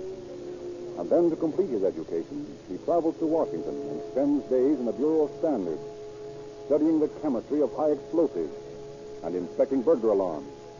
His self-conferred degree in safecracking earned, he returns to Detroit and summons his brother, Harris, Joe Birchke, and Herbert Cox to his apartment. Boys, I told you I'd go and I'd find out all I could about this business of breaking boxes. Well, I have. I've studied every type of safe made in the United States. I know how to put any burglar alarm that buzzes out of commission. And I've worked out a formula for a new nitroglycerin that just pushes safe doors out without making any explosion at all. And I've got the finest acetylene torch there is, made especially for me. And now I'm ready to begin work. How about it? You boys want to work with me? Sure. Yeah, by golly, that sounds good to me. That's fine. But there's one condition, though. Huh? What's that, Wilk? I'm the boss. You take your orders from me. Is that understood? Yeah, sure. Sure, that's okay. All right, then. I've got a swell mark picked out. We're going to break into the headquarters of Kroger Brothers, the big chain grocers. Kroger Brothers? Well, you must be crazy, Herb. Why, that safe is absolutely bulletproof. Yeah? Yeah, sure, Herb. It's foolish to tackle such a big job at first. Well, I see you boys aren't interested. Oh, no, it's not. No, it's just a ticket to the pen. But you're picking too big a job. I said that I am giving the orders. Now, if there's any argument, I can get myself another bunch of men just as good as you fellows. I don't get sore, Herb. Oh, we'll play ball with you. Well, that's better. Now, here's the reason that we're going to pull a big job for a starter. As a rule, the big ones are not so well guarded. Why, Kroger's had only 2 watchmen inside and a man patrolling the street outside. Well, it's an awful risk, Herb. Of course it's a risk, but it's worth it to get a big haul, isn't it? Kroger's safe has a reputation for being burglar-proof. Well, let me tell you this. There isn't a safe made that's burglar-proof. And just you wait and see what I do with that box Thursday night.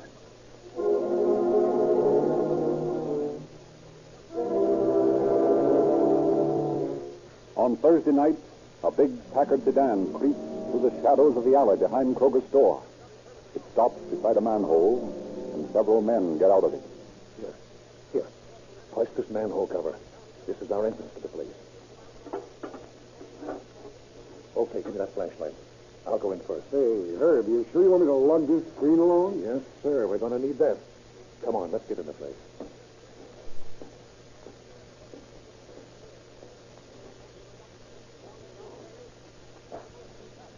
Golly, it's dark in here. Wait a minute. Now, don't worry. You follow me and you won't trip over anything. You know where you're going, Herb? Do I know where I'm going? Of course I do. Well, where are we now? Well, we're in the basement of the building. Quiet now. One of the watchmen is due to come by here in a minute. Here he comes now. Take him up and make it fast. Quiet. Quiet. Frisk him, Louis. Yeah. Here's his key.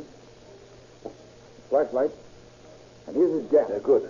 Now, Louis, you keep your gun on him. And Cox, he looks about your size. You strip him and put on his uniform, and then you keep making his rounds and punching their clocks so they won't get wise that anything's wrong. Okay. Come on, Joe.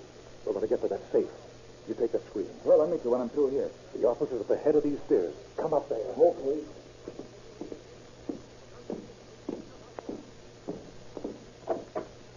Well, here we are, Joe. Golly. How you going to walk on that box? Anyone can see right in through the window, sir. Well, now, just you watch. Here, hand me that screen.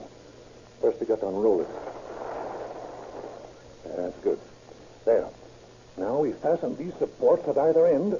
Here we are. And then we set it up. There. How's that? A picture of a safe. That's right. Anyone looking into this dark room from the outside will think it's the real safe. And all the time, we'll be working behind it. Pretty smart, Herb. Well, I try to think of everything. Now, you get busy and short those burglar alarms while I'm laying out my stuff. This burglar-proof box is going to be a cinch.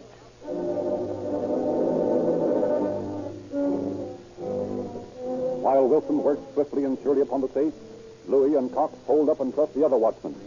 And then Cox, in the watchman's uniform, continues the rounds where the unfortunate guard had left off. All the time clocks punched, Cox joins his companions in the office. Wilson has filled the crack around the door of the safe with soft soap, making the safe perfectly airtight. Then in a hole in the soap at the top of the door, he carefully pours nitroglycerin from a syringe. A detonating cap is placed at the bottom of the soap crack, and positive and negative wires are run from it across the room to a small flashlight battery. At last, all is in readiness. Okay, boys. Watch yourself. Here she goes. Hey, Herb, wait a minute. What's the matter? That watchman on the outside coming his way. Hey, we can't let him see us. Quick, Cox, you've got that uniform on. Do something. Get out there. Let him see you. He's coming closer to the window. Wave to him, Cox. Wave to him. And don't get in the light from that street lamp. He's digging back. He's walking on. Hey. Boy, that was a close shave. Don't ever tell me to do anything like that again. I thought I'd die of heart failure when that bird came over to the window. Well, we're okay now. Wait a minute. I need a shot of this nitroglycerin. Hey, you're not taking a drink of that stuff, are you? You bet I am. It's a great stimulant, and I need it. There, that's good. Well, that watchman won't be around this way for a half an hour. And we'll be out of here by that time. Now, hang on, boys. She's going this time. All set? Sure. Go ahead. Okay. Cheers. Swinging on the hinge. And hardly made a sound. Herb, I gotta take my hat off to you. Come on. Let's see what's in it. Wait till I get that inside door open. Well, there you are, boys.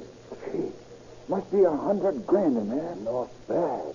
Not bad. Yeah, but there's a lot of Liberty bonds. Yeah? Well, what can we get for them? Only about 10% of their face value. Even so, we got a nice piece of change here for one night's work. Well, how about it, Herb? Doesn't this beat sky piloting? It sure does, Louise.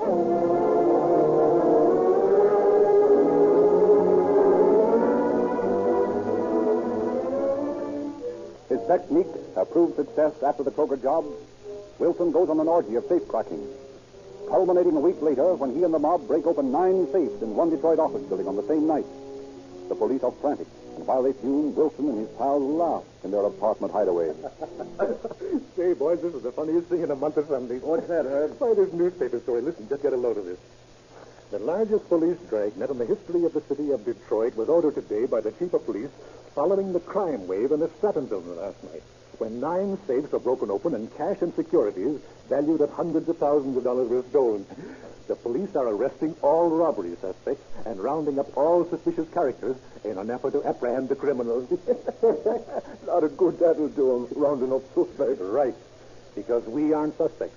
I wouldn't have anyone working with me that has a police record. You sure take more care than any Peter man I ever saw. You're right, I do, and it pays, doesn't it? Why, the way we work without leaving the slightest clue, not even a fingerprint say. We'll be on Easy Street and out of the business before anyone knows we're in it. Yeah, but we can't be retired this minute, and we're always taking a chance, you know. Yeah, that's right. But, boys, I've got a job plan that'll get us out of this business forever. Yeah? Yeah, what is it, Ed? Well, there's a fortune in the safe of the Maccabees' national headquarters in this town. The Maccabees? Oh, you're crazy, Herb. Nobody can break that box. Yeah, that's what you think. Why, there isn't a Peterman in the country that would even try it. You're wrong there, Cox. Here's one. An awful chance. Not so awful as you think.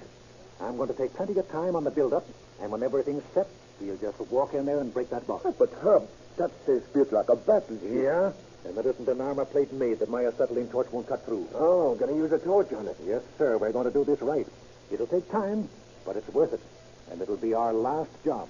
Our last job? What do you mean, Herb? Well, we can all retire afterwards. Yeah? How come? How come? Because there's $13 million in that safe.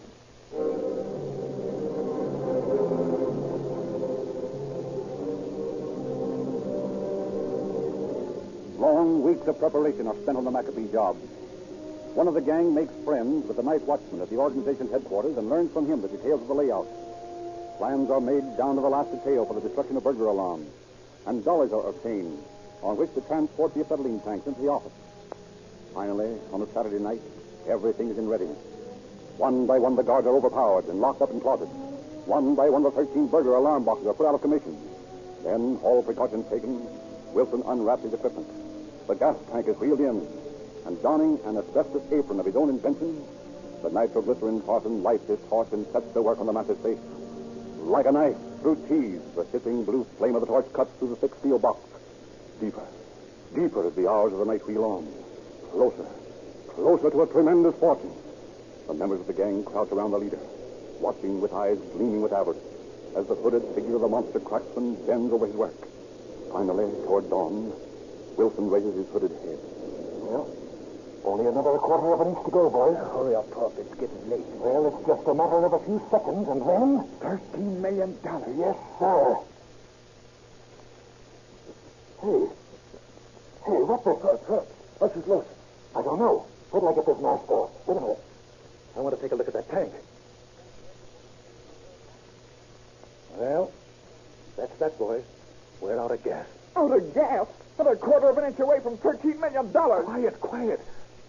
Well, that's the way it stands. Well, what are we going to do? Well, what can we do? We can't get gas any place at 3 a.m. on Sunday morning. You could use night-torch. Yeah, if we had any. Oh, that's right. We didn't bring any with us. Well, it won't do any good crying about it. We've got to take it on the lam right now, boys. Come on.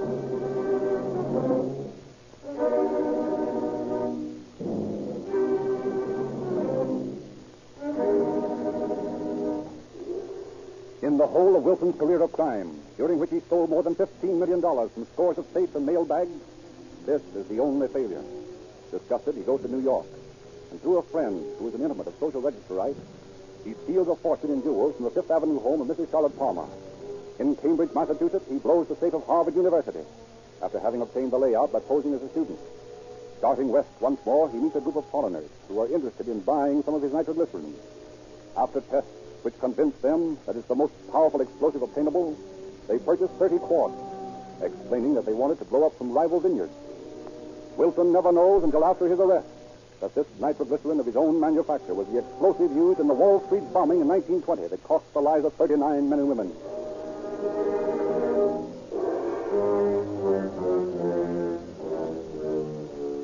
Wilson is spending a few days in Detroit in December 1920 when he receives a wire from his Confederates that there is a soft mark in San Francisco. He loses no time in boarding a westbound train, and a few days later he's going over details with his men. The mark is Hale Brothers Department Store. Already the gang has planted a girl Confederate at the hosiery counter of the store. And already one of their number, posing as a census taker, has gained the confidence of the night watchman and learned the details of the burglar alarm system. On the night of December the 5th, Wilson and his gang force their way into the place, and quickly subduing the guards, they dash up to the cashier's office on the 4th floor. Wilson goes to work on the safe, and soon the huge door swings open under the persuasive power of his special nitroglycerin. There remains only a steel partition within the safe that must be drilled with Wilson's motor drill. Herb steps inside the safe to finish the job. Look out. What's the matter? That wire mat in front of the door. Looks like an alarm to me. Yeah, that was a close one. Let me see. Yeah, I guess you're right, Cox. You better go ahead and short it out, and I'll collect up the motor while you're at it. Okay. There's a light socket up there over your head. Where? Oh, yes, I see. I'll just unscrew this bulb here and plug in the motor, then we're all set. Yeah, this one's simple. Well, have you got it right? Sure thing. You can go ahead now. It won't be long.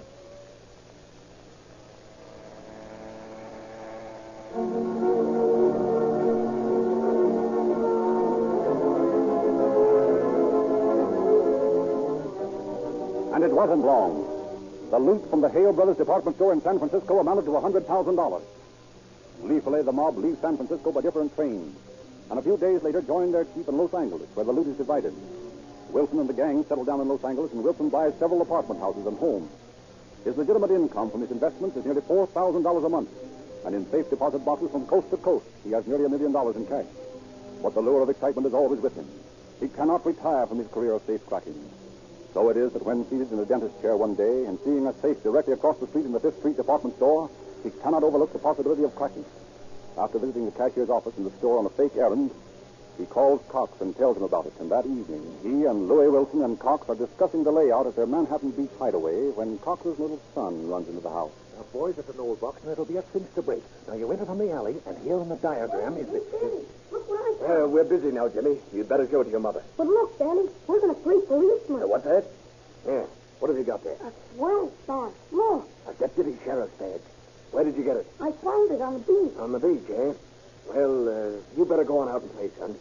Let me have the badge, Danny. Not now, Jimmy. I'll give it to you later. I want to look at it. Oh, hey. Here, Jimmy, here's a dime. Go on out and get yourself some ice cream. Oh, okay, Dad. Then can I play with the badge after? Yes, Jimmy, after. Go on now, beat it. All right, Dad. So long. You suppose this has been planted on us, Herb? No, I don't think so. It looks okay to me. If you ask me, it's a swell break. We can use it on this next job.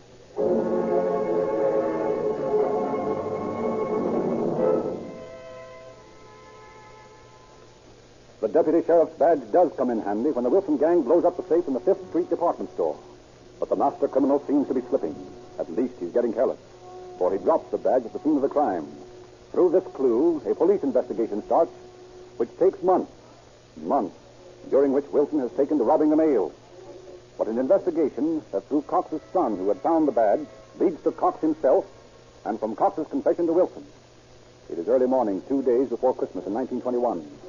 The peaceful sleep of Mrs. Wilson, faithful, innocent, unsuspecting wife of the arch criminal, is disturbed. She raises on her elbow, shakes her husband. Herbert. What's the matter, dear? Herbert, I heard someone downstairs. Go see who it is. Oh, you're hearing things, my dear. No, I'm sure. Listen. You're right. There is someone down there. Where's that gun of mine? There in the drawer. You be careful, Herbert, please. Of course, my dear. Who's there? Come on down, you. I want to have a little talk with you. Who is it? What do you want? Come on, make it snappy. Stay up there, Sarah. Stay up there. No, I'm going to see what they want. Turn on the light, Joe. Drop that gun, Wilson. Say, what is this? You're under arrest by the United States government. Why, my husband under arrest? What for? We'll talk about that later, ma'am. Now drop that gun, Wilson. Why, certainly. I just have it as protection against burglars. Oh, yeah? Well, hand it over. Certainly. There you are. And now may I ask the purpose of this uninvited visit? This is not a social call. I've already told you you're under arrest. Well, there must be some mistake.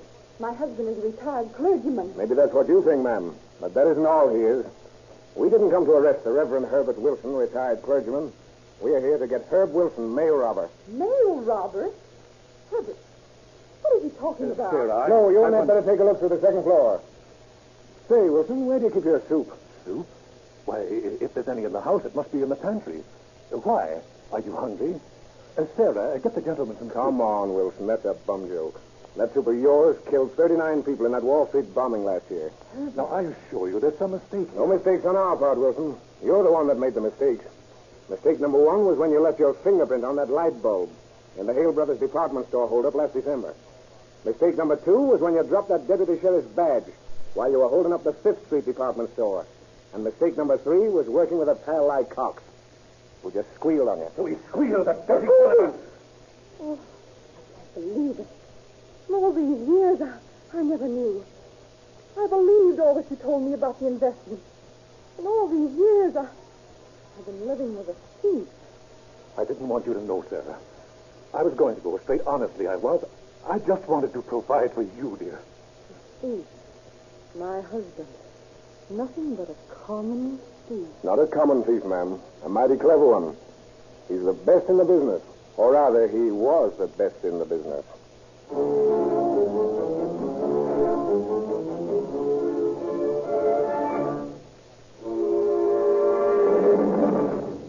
Wilson was a hard prisoner to handle.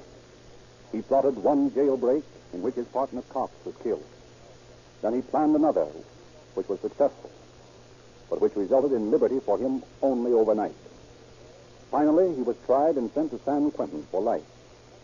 6 times after his incarceration in the state penitentiary, he was taken out to testify for the state against one-time members of his gang, with the result that every one of his confederates are either now serving time or have met violent death.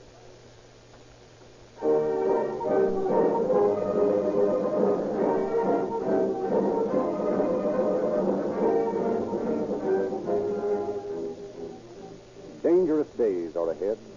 Dangerous days for your car. Steep mountain grades.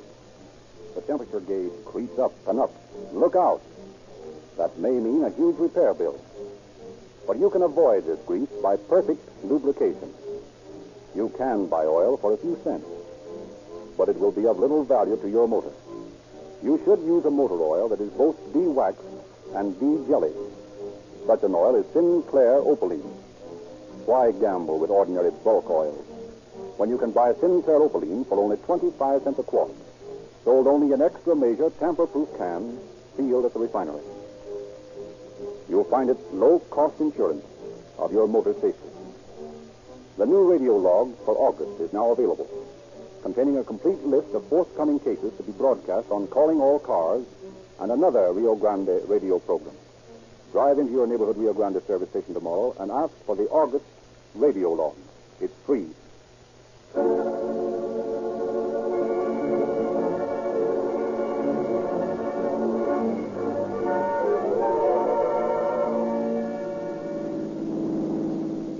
Police calling all cars, attention all cars. Cancellation broadcast 36 regarding a safe cracking. Suspects in this case now in custody. That's all. Rosenquist.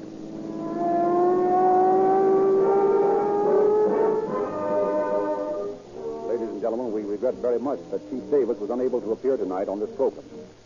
But he will be with us next week at this time. Calling All Cars is based on confidential police files and is written and produced by William N. Robeson. The orchestra is under the direction of Freddie Stark, and this is Frederick Lindsley saying good night for the Rio Grande Oil Company.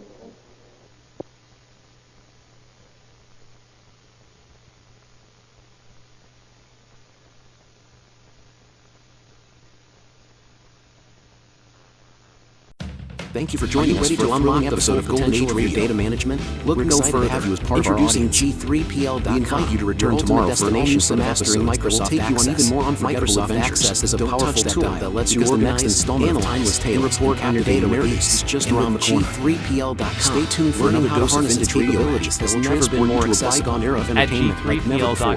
We're always eager to hear from our fantastic audience. Our Your expert feedback instructors fuels our will guide passion you for step by delivering the step. best in Whether vintage you're a beginner entertainment. or looking to enhance your Feel skills, free to share your you'll thoughts, learn how to create opinions, and databases, suggestions. design user-friendly We value forms, your input and and strive generate to make your insightful listening reports, experience even all more using enjoyable. Microsoft If you're looking to enhance your Microsoft Access skills, look no further. 420 Reach out to them at 612 to enroll in our Microsoft Access courses and don't miss out on this opportunity Once again, to become a thank you for Microsoft being a Access part of our guru. Golden Age Visit radio community. G3PL.com to Get start ready your for more learning journey riveting today. stories, captivating characters, and timeless empowering you with entertainment. the knowledge you need to succeed Until in the next digital time, age. stay tuned Email and keep the db at nostalgia alive. g3pl.net now.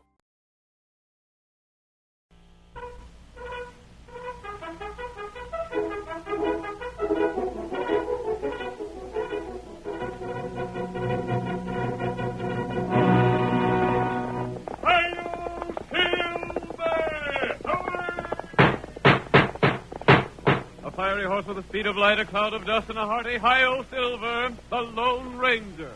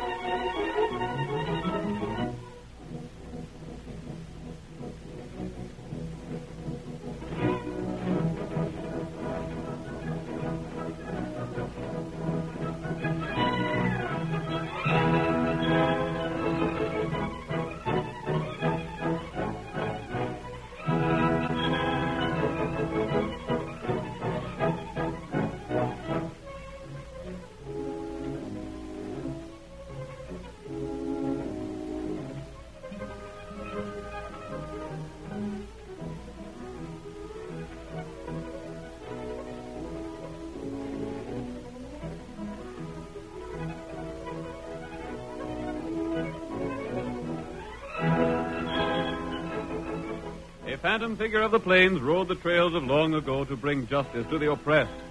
Where he came from, no one ever knew. But his heroic deeds were recorded in the memories of the people of 7 states. Even today, the cowboys sit around the campfire and relate yarns of his daring, of his speed on the draw when he meted out punishment to the lawless, of his great horse Silver, the fastest the West has ever known. History does not record his many adventures, but the West will always remember the shout which has come down through the years. Hi-yo, Silver! The Lone Ranger rides again. Come on, Silver, old boy! That's it, old fellow! Fellow's waiting for us on the trail ahead! We have to hurry, old boy, or we may be too late! Hi-yo,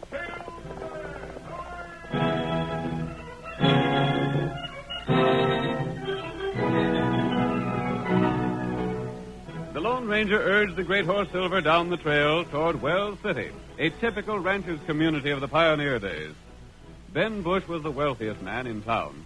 He owned the bank, controlled vast sections of rangeland in the territory, received dividends from most of the other commercial enterprises. But for all his wealth and power, he was thoroughly disliked. He ruled Wells City and the surrounding districts with an iron hand. And it was suspected, though never proved, that he had built his position upon a disregard of honesty and justice. It was certain that the sheriff of the county, Pete Crowley, obeyed his commands without question. And the lawman's reputation had suffered in consequence. In the first scene of tonight's Lone Ranger drama, we see Ben Bush speaking with Crowley in the cafe. They are seated in one corner of the large room and are careful that they're not overheard by the rest of the crowd. I tell you, I done all I could. It ain't my fault them two was rescued. I don't like alibis. But there ain't a man alive can do more than I done. You ain't done good enough, Crowley. That's the point. But I can't. Just remember, I'm the man put you in office. I ain't forgot that. I'm the man can get you out of office. I know, Mr. Bush, but what more can I do than what The I'm job doing? of sheriff means arresting crooks and guarding them, don't it?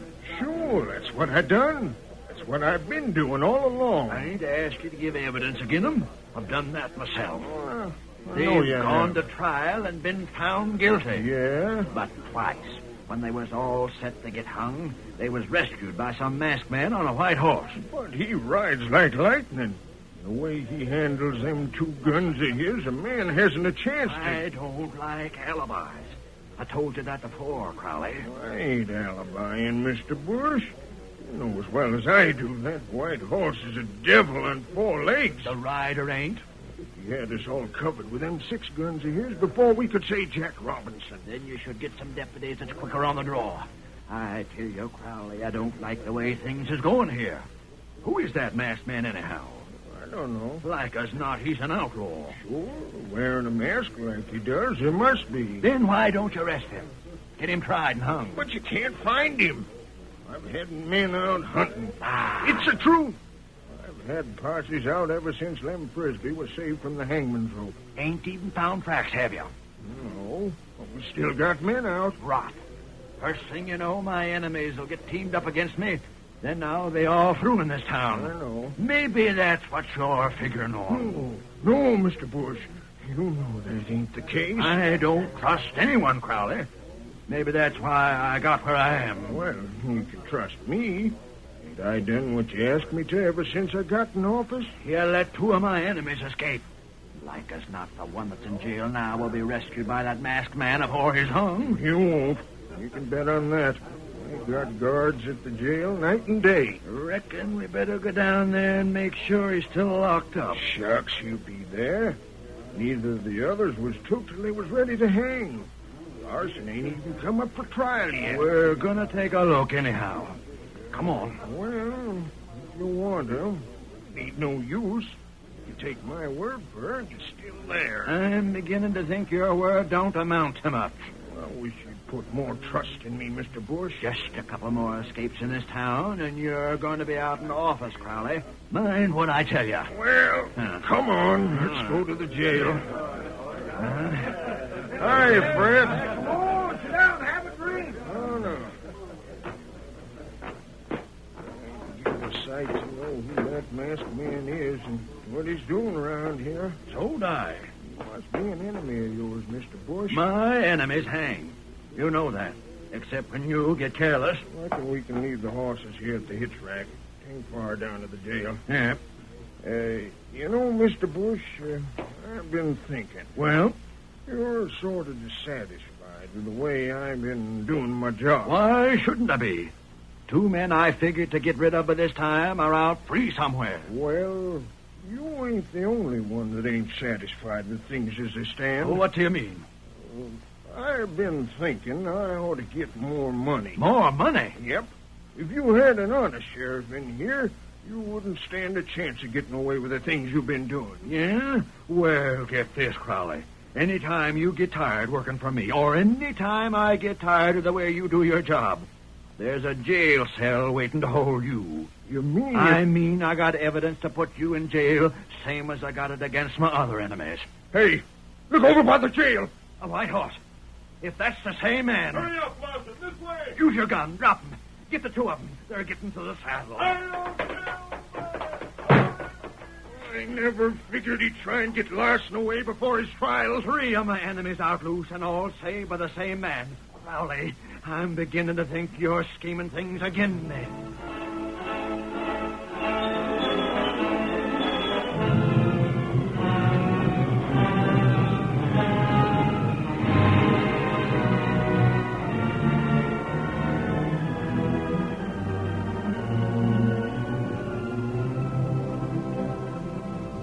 In spite of the efforts of Bush and Crowley, the Lone Ranger had effected the rescue of each of the 3 men framed by the pair.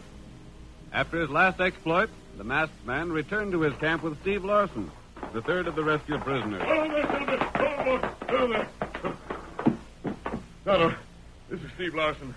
I just helped him to escape from jail. Oh, that's good. I don't savvy this at all. Who are you? I hope to be your friend, Larson. What'd you bust me out of the jail for? So you wouldn't be tried and hung for murder. But they didn't have no evidence against me. They didn't have evidence against the other 2 men, but both of them were ready to hang. You're the man that rescued them? Yes, Tonto and I. Where are they now? They're safe for the time being. Just what are you up to, mister? What's the mask for? I brought you here to ask questions of you, not to answer yours. I suppose I should be doggone grateful to you, but I ain't. I'm not asking for your gratitude. If I got tried and freed, I'd been all right. But as it stands now, I'm an outlaw. Yes. My wife is there in town. So's my kid. I can't never go back to see them. My busting out of the jail is the same as confessing my guilt. You were accused of murder. Yeah, but I could have proved my innocence. How? The night Sam Turner was killed, I was at home with Mary and little Jerry. That wouldn't clear you, Larson. Remember, Ben Bush is against you. That scheming polecat.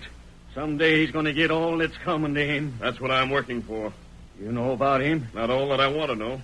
You tell me about him. He's got so much money he does whatever he darn pleases. I've been told that.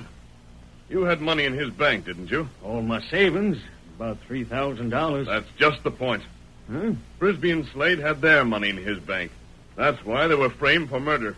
See here, do you mean to say they weren't guilty of murders? No. But the evidence, what? 4 men seen them do the shooting. Those 4 men were paid to tell the jury that story. By Bush? Yes. What's his game? Larson, Bush takes the money people put in his bank. Steals it? Yes. Then before the money can be claimed, he arranges for the owner to get into trouble. And Sheriff Crowley works hand in glove with him. See here. Do you mean to tell me I'd have faced what Frisbee and Slade did? Yes. That there'd have been men on the stand that swear they seen me shoot a man? That's just what would have happened. Why, they don't You called Bush a schemer and a polecat. What do you know about him? I know he never gives a man a chance to pay up a mortgage if he has a little late on it. Yes. He swindles and cheats wherever he can. I always thought he stuck to the letter of the law. No, he doesn't even do that. What am I to do now? I want you to help me. How? I'm going to ask you the same question I asked Slade and Frisbee. Yeah? Will you stake your freedom on a chance that you might hang rather than spend the rest of your life as an outlaw? I don't savvy. As you stand right now, you're safely away from the jail. You can leave my camp and go where you want to.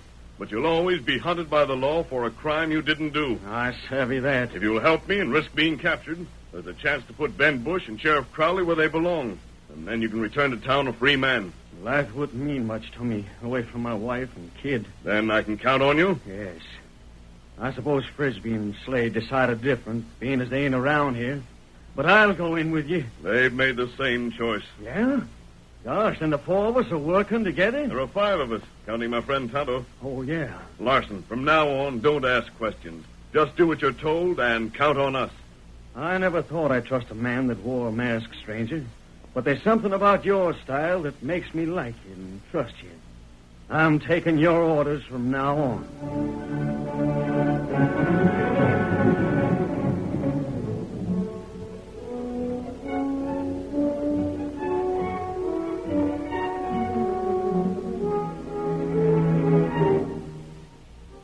The Lone Ranger had a definite purpose in mind when he freed the 3 men Crowley had imprisoned. In the meantime, the sheriff and his posse scoured the country in search of the masked man and his companions, but without success. The hunt continued for several days. Bush became incensed over the delay. At length, the banker approached Crowley in the cafe and spoke heatedly. I could really make a clean-up if I could count on you at all, but I can't. Mr. Bush, I'm doing all a man can do. Ain't found a one of the 4 men. 3. 4, including the masked man, to save the others, or ain't you bothering to hunt him? Yeah, sure we are. A stranger drifted into town today and opened a big account at the bank. Yeah? If only I could count on you. The next one won't get away from me, I promise you that. There won't be a next one for some time. It takes a while for me to line things up. Hey, Sheriff, come fast. There's been a shooting down the road a piece. Shooting? Come on, quick. Maybe you can get the hombre. Did you see anything of the man that done the shooting? Well, there's a man still there. He's examining the redskin he shot. He's a stranger in town. Not in Markheim. Reckon that's what he calls himself. Come on, Sheriff. Here's a chance to do something. I'm on my way.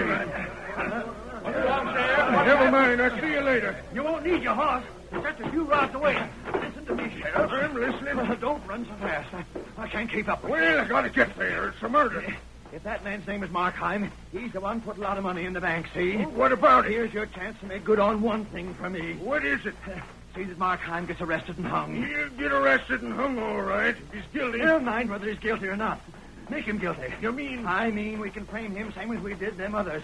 What's more, we got a real murder to start with. You're coming, Sheriff. Can't you come no faster than that? I'm with you. He's still there. Standing looking over the redskin he shot. Likely seeing if the Indian's got any cash on him, huh? Hey, you! Don't make a move. You're under arrest. I'm not going to run away. You're covered. Markheim, it's you. Sure, it's me. Oh, you're Mr. Bush, ain't you? I am, and this here is Sheriff Crowley. Sheriff, I don't know who done this shooting, but What do you mean you don't know who done it? You done it. You're wrong there, Mr. Bush. I didn't have no part in it. Don't give us none of that. You're guilty. Who else would shoot an Injun? We ain't sure about it, Sheriff. We just heard the shot and run up. I did the same thing. I heard the shooting, ran over, and the engine was there on the ground. I told this zombie to sort of stand around and watch, and I'd go fetch you, Sheriff. He's the one killed the engine, all right. Take his gun. Hold on, Sheriff. Ain't you being a little hasty? No, I ain't. It's my duty to warn you. Anything you say can be used against you. I'll search him, Sheriff. That ain't exactly right, Mr. Bush. I'm the I one... said I'd search him. All right, then. All right. Just what's the meaning of all this, Sheriff? What right's Bush to search me? He ain't a lawman, is he? None of your talk now. You don't seem to have much money on you. You know blamed well where all my money is, Bush. I put it in your bank today. You did? Well, you know blame well I did. I don't know nothing of the sort. Hold on there. That's my receipt for the money you got. This ain't nothing but a scrap of paper. You must be loco, Mr. Markheim. Loco? That's what I said. I don't recollect you putting any money in my bank. Of all the dirty lying coyotes. What sort of game is this? Take him to jail, Sheriff. He's a murderer, all right. You can't do this. Come on, Markheim. That banker's saying I ain't no money in this bank. I'm innocent. You can't call me guilty. I'm as innocent as you are, Sheriff. You can't take me to jail. You ain't only going to jail. You're going to the hangman's noose. We got evidence enough to send you there.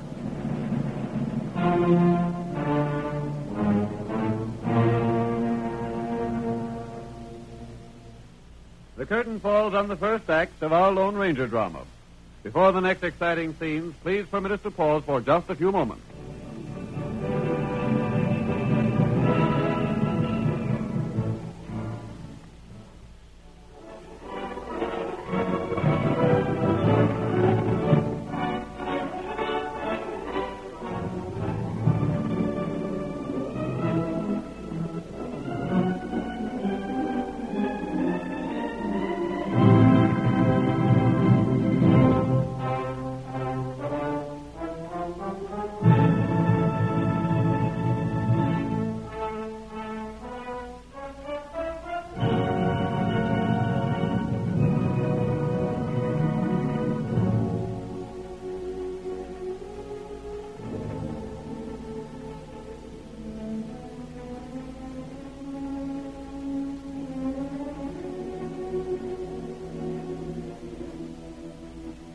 And now, on with our story. You will recall that in the first act of tonight's Lone Ranger drama, the banker and the sheriff of Wells City framed 3 men for murder, only to have them taken from jail by the masked man. The accused men were large depositors in the bank owned by Bush, who intended to steal their funds. The Lone Ranger, however, had freed the convicted men as part of a plan to bring Bush and Crowley to justice. Then a 4th man entered the story. His name was Markheim, and he was discovered standing over an Indian he was accused of killing. That same afternoon, Markheim had placed a large sum of money in the bank. Bush saw another opportunity to frame an important depositor. Hold on now, Sheriff. Can't you listen to me for just a minute or so? Oh, talk fast, son. What is it? You ain't even looked to make sure the Redskin's dead before you jail me for murder. We'll do the looking later. We don't take chances with murderers like you. Then make that banker give me back the paper he took from me. It wasn't nothing but a scrap of paper. I throwed it away. It's a receipt for the cash I banked in your place today, Bush. I suppose now you'll claim I ain't no money there and keep it for yourself. Take him in, Sheriff. Yep. Come on, Markheim. But the Redskin? I'll go back and see if he's dead for sure. No, you won't. What the masked man again? You'll all stand right where you are. Crowley, if he gets this prisoner away from you, I'll have you rid out in town on a rail. I'm not after your prisoner. I'm here to take the Indian away with me. See here, you. You're under arrest. Big talk from a man who doesn't dare reach for his gun. Shoot him, Crowley. Don't stand there like a sniveling coward. Draw and shoot. Don't fight. I'm still holding one gun on you. Now's your chance while he's trying to heist the Redskin on his horse. Go ahead if you think you can complete the draw. He's grease-lightning with a gun, Mr. Bush. Hail Silver! Now's your chance. Shoot. Shoot him. I'll try. Get him, Crowley. No, try again. He's still riding. It ain't no use, Bush. No. He's out of sight in the dark. That horse he's riding's grease lightning. What did he want the dead Injun for? Don't ask me. Well, see that you don't let the prisoner get away. Blast it all, Crowley. Don't let him get away.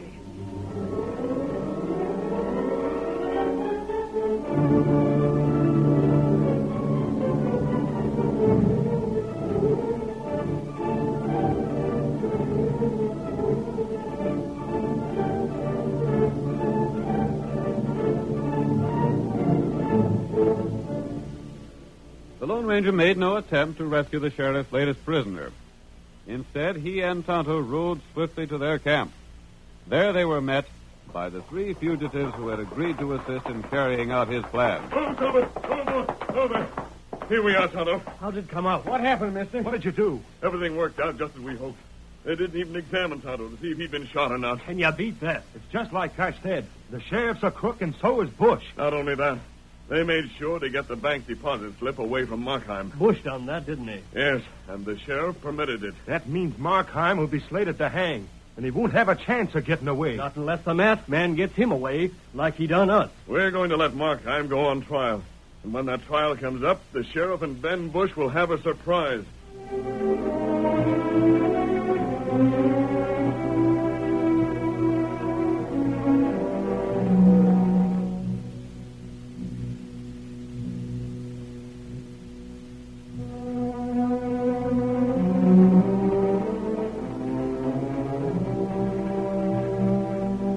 The Lone Ranger had proved the dishonesty of the sheriff and the banker beyond all possibility of doubt.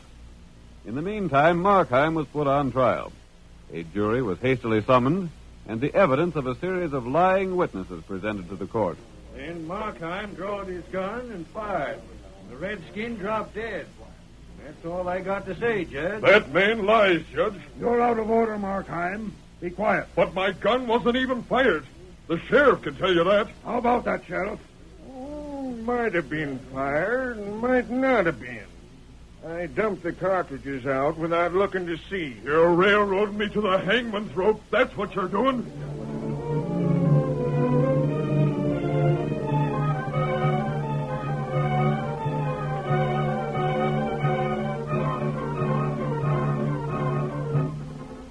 One after another, the witnesses swore to the same story. Markheim, they said, had killed the Indian. But outside the courthouse, a group of men led by the Lone Ranger watched the progress of the trial with keen interest. We hear the masked man as he addresses one of his companions. Frisbee. Yeah? Are those witnesses the same ones who testified against you? Yes, they are. They had plenty to say against me, too. The same men? Yeah, the dirty rats. They're all being paid for that by Ben Bush. Just wait. I'd like to get in there and have my say. Not yet. Look, the jury's going out now. Markheim hasn't had his full say yet. Wait until the jury comes in. What's strange? What's Markheim going to do? Wait and watch.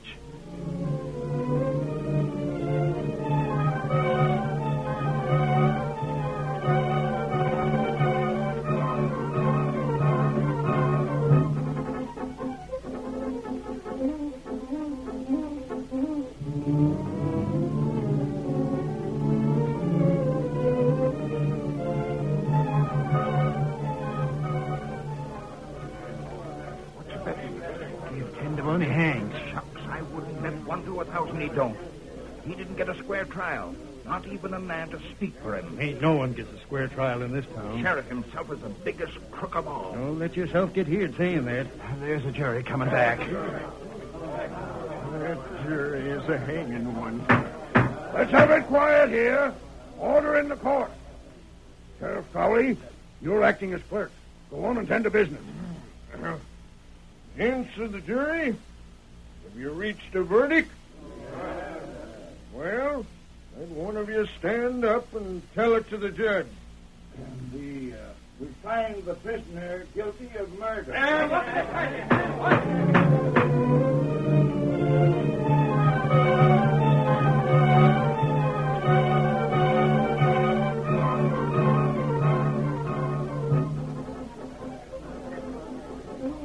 Markham, you'd better stand up and face me so as I can sentence you. First of all, before you sentence me, Judge, I've got something to say. Well, make it short. In the first place, I'm charged of murdering a man that's not even proved to be dead. In the second place, not one of those witnesses saw the shooting. In the third place, my gun was not fired.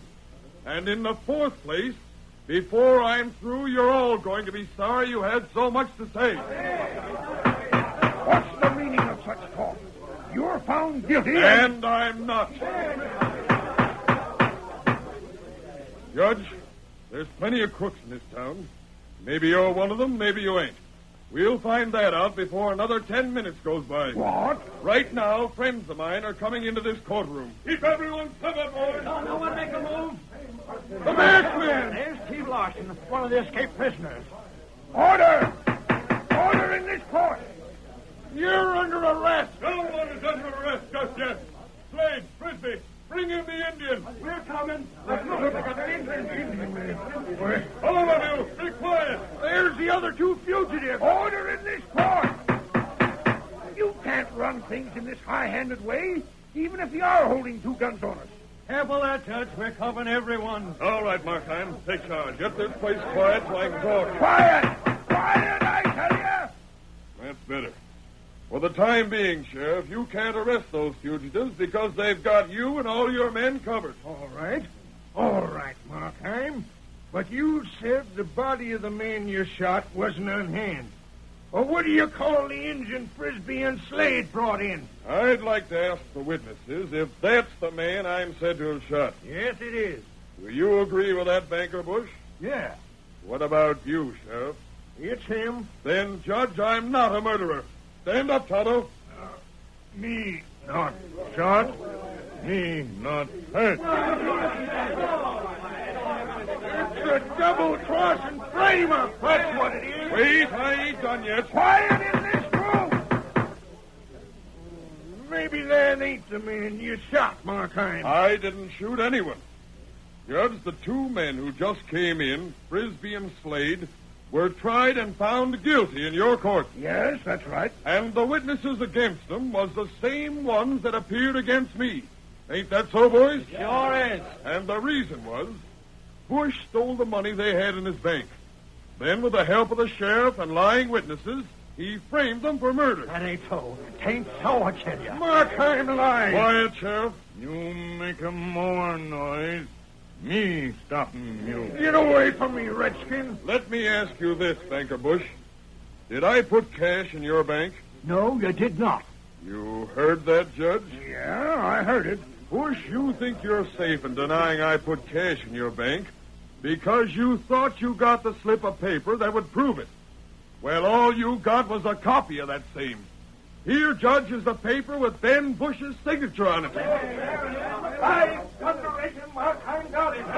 What about it, Judge? Is Markheim right? Aye, he seems to be. But never in my life have I seen anything like it. I ain't done yet, Judge. The masked man fired a shot, and I stayed where Tonto lay on the ground, waiting to see if I'd be framed. All them witnesses that said they seen the murder lied. Steve, you were watching Abe Gorman when the shot was fired.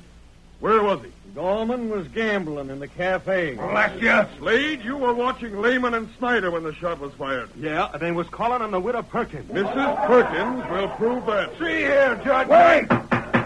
Let me speak, Markheim. Yes, Your Honor. You wondered if I was on the level.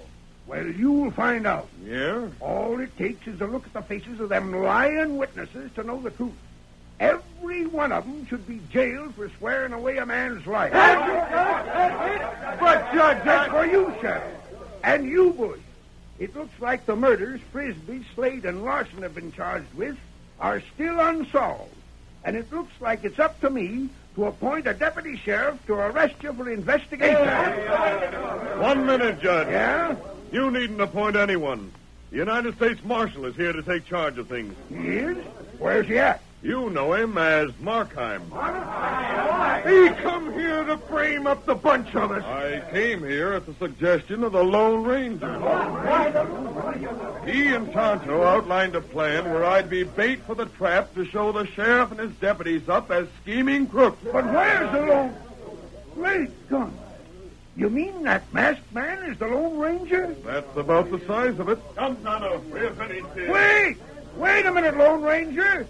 This town owes you a plenty. Stop him. I want to speak to him. It's due to him that this community will be safe for honest men.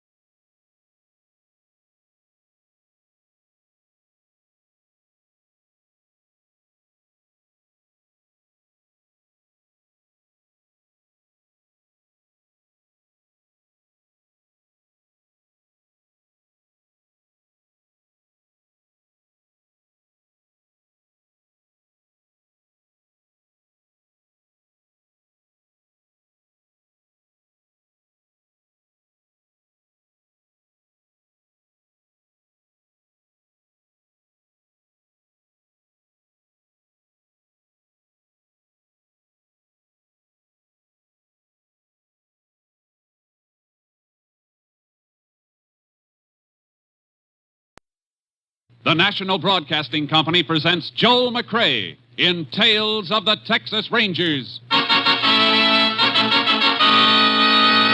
Tonight, transcribed from Hollywood, another authentic reenactment of a case from the files of the Texas Rangers.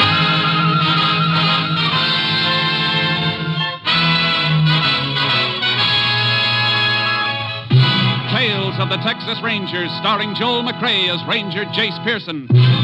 Texas, more than 260,000 square miles. And 50 men who make up the most famous and oldest law enforcement body in North America.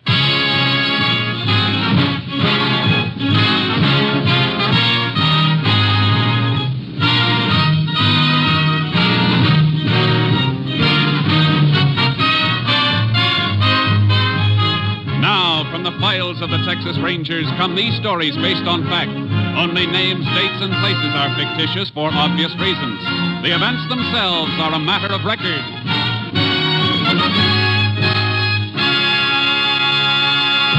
Case for tonight, the White Suit.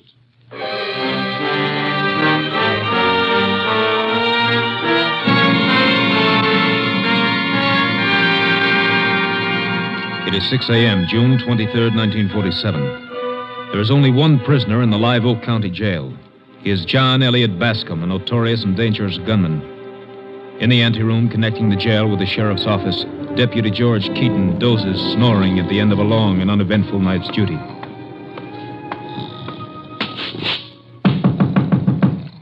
Miss George! Miss George! Oh, hello, Uncle Ben. You still here? Yes, sir. Yeah, but that prosecutor's office down the hall was powerful dirty. About ready to go along home now as soon as I hang up my mouth, but I brewed this here coffee for you. Coffee? Put it here. Oh. She's hot, sure enough. Coffee. Uncle Ben, you're an angel. Don't know about that, Miss George. Ain't nobody else feed my wing. Just put the pot and cup in my closet when you're through. I'll take care of them when I come on tonight. Sure, thank you, Uncle Ben. Yeah, sir. Hey, jailer! What's the matter with you now, Bascom? Take a look. The cell floor is wet. Water's running all over. This jail may have all the comforts of home, but I wouldn't give you much for your plumbing. This building's so old, it's a wonder it doesn't all come apart. Valve must have stuck again. Water all over the floor. All right. Now take it easy now. What a crummy joint. You keep back, Bascom. Don't worry. You can do the waiting. I'm not putting my feet down in that water. Stay there in your bunk. I'll see what's the matter. Let's see what's wrong with it. Why, your undershirt's stuffed in the drain. Yeah. Give me a gun. Give me a gun. No, I'm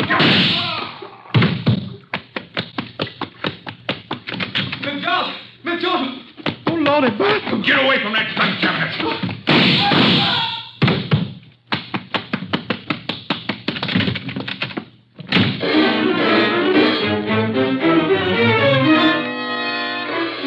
Sheriff Chris Olson discovered the bodies of his night deputy and the courthouse janitor when he came into his office at 8 o'clock.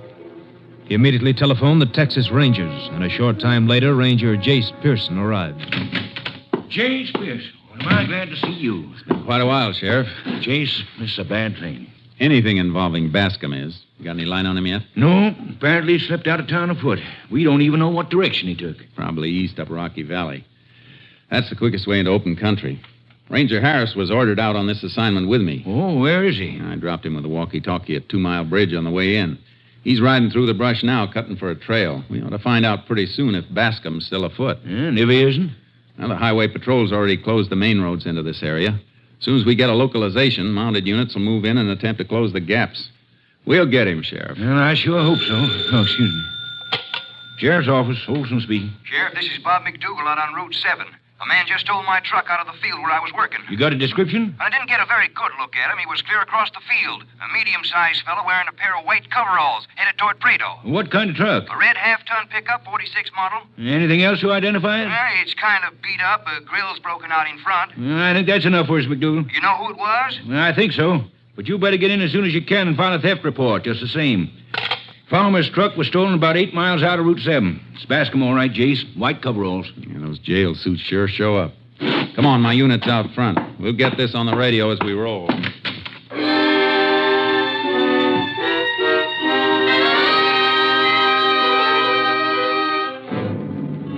Racing out of town on Route 7 with my double horse trailer still coupled, I radioed all units to be on the lookout for the truck. Then I contacted Ranger Harris through his walkie-talkie and asked him to meet us at 2 Mile Bridge. He was there when we arrived. Nice timing, Ed. What's up, Jace? Got a line on Bascom. Let's get your horse loaded in with charcoal. Okay, Bascom still afoot? No. He grabbed himself a truck about 8 miles down the road. Yeah, he would. This side's clear, Jace. Watch your toes. Charcoal, you got company. In you go, boy. Yeah, better bring the walkie-talkie up front with you, Ed. Got it. Ready? Heave! All snug. Come on. Sheriff Olson, meet Ranger Harris. Howdy, Sheriff. Howdy, Ranger. So, that's your walkie-talkie, is it? Well, not much to it. Yeah, pretty contract, all right. Hangs right on the saddle. You can keep in touch with your headquarters with it? At Austin? No. Practical range about 5 miles. Closer the better. Strictly a field outfit. Oh, I see. All set? Maybe we can drive Mr. Bascom right into the roadblock at Dry Creek Crossroads.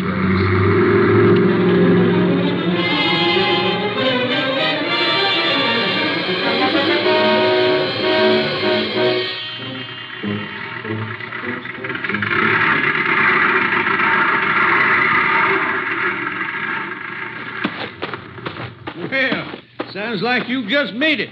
Yeah. What's the matter, out of gas? Yeah, fill her up. Premium or regular? Anything, fill her up. You betcha.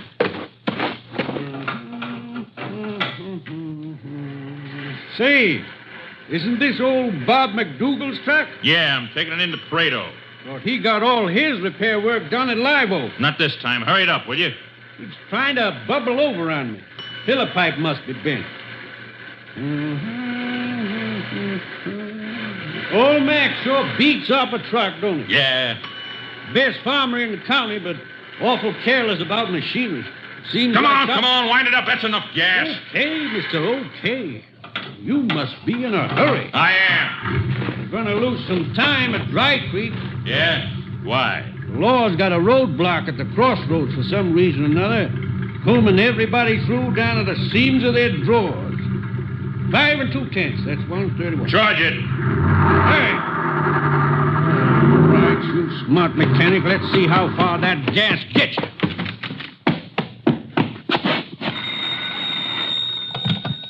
Radio operator. This is Jim Perry. Get me the Dry Creek store, quick. I'm sorry, that line's busy. Break in on it. The highway patrol's got a roadblock there. I want to talk to one of the officers. Is this an emergency call? A smart aleck in Bob McDougal's truck just clipped me for some gas. He was in too big a hurry, to be honest, and he deliberately took the wrong turn when I told him there were officers ahead. Mr. McDougal's truck, you said, a red one? Sure, everybody knows that truck. A red pickup with a mechanic in white coveralls driving it. You're out on Route 7. What turn did the truck take? The crazy fool took off down the old Big Wash Road. Tell the patrol they can box him in there. The road ends at the wash. Keep a watch on that road, Mr. Perry. That's the man they're looking for. What? It's Jack Bascom. He broke jail and killed 2 men at the county seat this morning. Jack Bascom? I can ring Dry Creek now.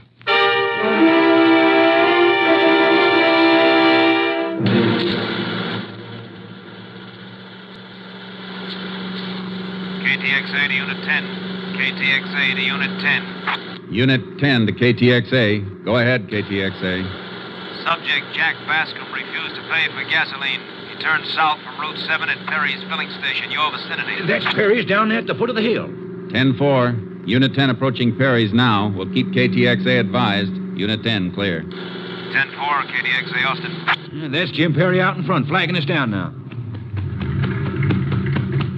Officers, I just got held up. Yeah, we know. For some gasoline. You know? The radio, Jim. Now, that's the turn he took over there? Yeah, the Big Wash Road. How long ago? Maybe 10 minutes. Pretty good start on us, Jace. Yeah, for the kind of country there is down here. Let's don't let him get any more.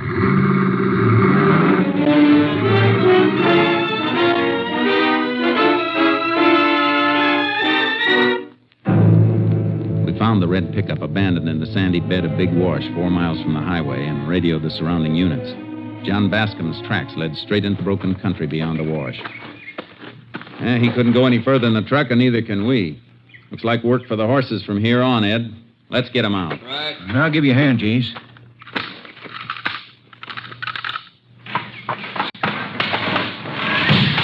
Easy, boy, easy. Come on, Charco. Better get the walkie-talkie, Ed. We ought to be able to contact any units south of Dry Creek with it pretty soon. Yeah, I believe you're right. Hey, you boys leaving me a foot case? You can take the unit back, Sheriff. Maybe join the highway patrol at Dry Creek. Bascom's headed southwest. He probably figures to slip past the roadblocks. He might be making a wide detour over toward Highway 11. Might be. All set, Jace. Okay. Anything else I can do? Yeah, keep your fingers crossed. I will. Trailing Bascom isn't going to be any cinch for you boys. He's desperate, armed, and he knows his trail tricks. I know. Easy, boy. For good measure, I don't like the looks of those clouds over there. But all we need is a storm to wipe out what little sign he may leave. Well, let's get started, Ed. Yeah. So long, boys. Good hunting. Thanks, Sheriff. Come on, Sergeant.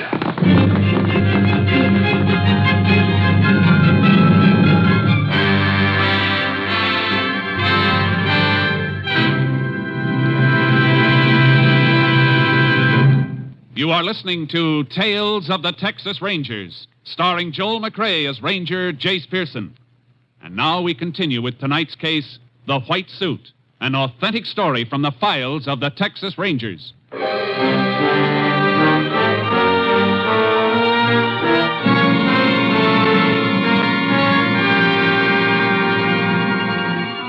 By 4 o'clock, Ed Harris and I were deep into the rough country south of Big Wash. We'd continually cut back and forth for Bascom's tracks, finding them and then losing them again. It was slow work, covering 5 miles to his 1, while he steadily built up his lead on us. He was infernally clever. Take it easy going down here, Jace. This canyon wall was any steeper, we'd be hanging by our collars. Ooh, charcoal. Hey, wait a minute, Ed. Pull up. Whoa, boy. Whoa, now. Whoa. Now what, Jace? Bascom didn't slide down here like we thought. No? Look. There's the rock he pushed over from the rim to make the skid marks we've been following. See, it's lava, like the cap on the rim. Different from the rest of the rock down here. So we've got to climb back to the top. I'd have sworn he started down here to cross this canyon. That's what he wanted us to think. Anything to cost us time. The trouble is, we got to follow out every one of these blind trails he's leaving us.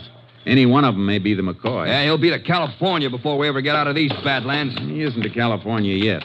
Don't worry, he's working as hard as we are. Up, Charcoal. Lift him up. Come on, Red Horse. Make like a goat. Come on. Watch it, Ed. What a climb. It's getting late. Look at that sun, Jace. Yeah.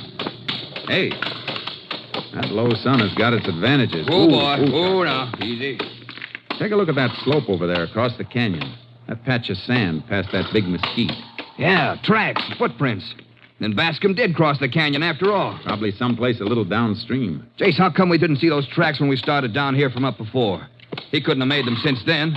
We aren't that close behind him. No, the tracks were there before. We just didn't see them. Now the sun's low enough to throw longer shadows into the prints his boots made. Makes them twice as visible. Yeah? Well, we better start looking for a place to cross ourselves. Now, let's climb a little higher first. I'm worried about that storm the way it's piling up. Up, Red Horse. Come on. These clouds are getting black, Jace. Probably loaded with static. We better try to make radio contact with the walkie-talkie while we can. We'll need to work from this high ground to get through. General call, Jace? Yeah. Suppose you try it now, Ed. Yeah. Unit 902 to unit in range. Unit 902 to unit in range. Unit 8 to Unit 902. Go ahead, Unit 902. Whoa, boy, whoa. Here you are, Jace. Ooh, Charcoal. Unit 8 to Unit 902. Go ahead. Unit 902 requests the location of Unit 8. Unit 8 is at the intersection of County 5 and State 11, 10 miles south of Dry Creek. 10-4. Unit 8 is now too far north. Fugitives still bearing toward Highway 11, approximately 12 miles south and east of Dry Creek. Suggest Unit 8 move south about 5 miles. Unit 8, 10-4. Unit 902 has had no direct contact with fugitive, but is following an identifiable trail. Will report any change. Please relay to other units. Unit 902, clear. Unit 8, 10-4. Say, look, Jace. Bascom may stay on the other side of the canyon, or he may double back to this side. Why don't we save ourselves a lot of riding and split up for a bit? Might not be a bad idea. I'll take the canyon floor. It's sandy. Tracks will be easy to spot there. And you can work along this rim. All right. But watch yourself, Ed. You'll be in the open down there. Yeah, just let Bascom show himself once. That's all I want. Come on, Red Horse. We're going down. Easy now. Easy. Give me a chance to get to the bottom before you start, Jace. Okay.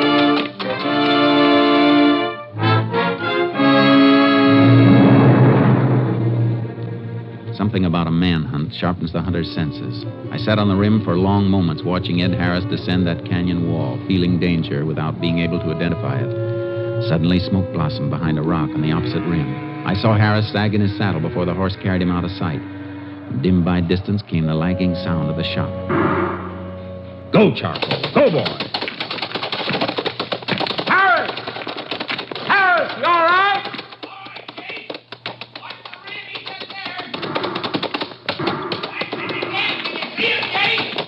No!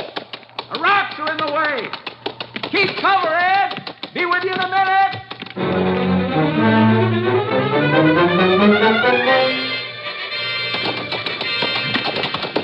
Over here, Jake.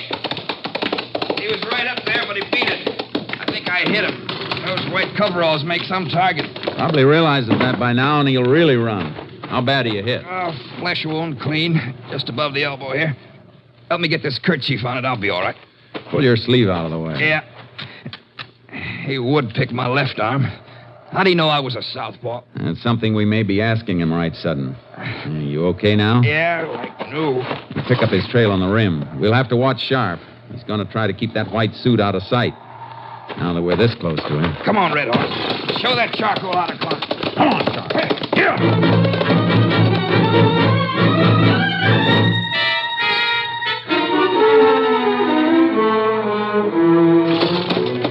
Come on, boy. Easy now. Just a little more. Almost to the top.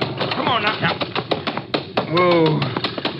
Had a fat chance of picking up anybody's trail here, Jace. A herd of elephants could have crossed this loose shale without leaving a trace. Maybe. But look here. You see them? Yeah. Ants, a whole trail of them. Ants don't go after anything in this country they can't eat. Let's see what these are having for supper. Here we are. On this piece of shale. Yeah, blood. And then I did nail him. We got a wounded animal on our hands, Jace. May let go at us from behind any of these brush clumps. I don't think he's hurt so bad he won't keep on running. There's just a few drops here. I'm afraid you just creased him. That was pretty long range. Well, it won't be the next time I get him in my sights, I promise you that. I owe him something for this arm. Let's go. He's probably headed for that big mesquite thicket. Yeah, he would. Come on, Red Horse. Up, Charcoal. Hey. Hey, Jace. Look, out there in the open. His coveralls. He's peeled them off. And there he goes, into that big clump of brush across the clearing. Come on, let's go get him. Hey, wait a minute. Whoa, boy, whoa. Whoa. Circle around below him, Ed. Make a lot of racket like we're still together and hunting blind. Maybe you can flush him back between those big rocks. Okay, I'll try it, Jace. I'll hide Charcoal out behind the side of them, and maybe we can rig up a little surprise party for Mr. Bascom when he comes through. But be careful, will you? He won't give you a chance. Don't give him one. Chance? That killer? Just let me get my hands on him. Come on, Red Horse. Hit that rock. Let's go. Here. Easy, Charcoal. Easy. We go this way. Ooh, boy. There's the shade of this rock for you, Charcoal. Easy now, boy. Quiet. Quiet.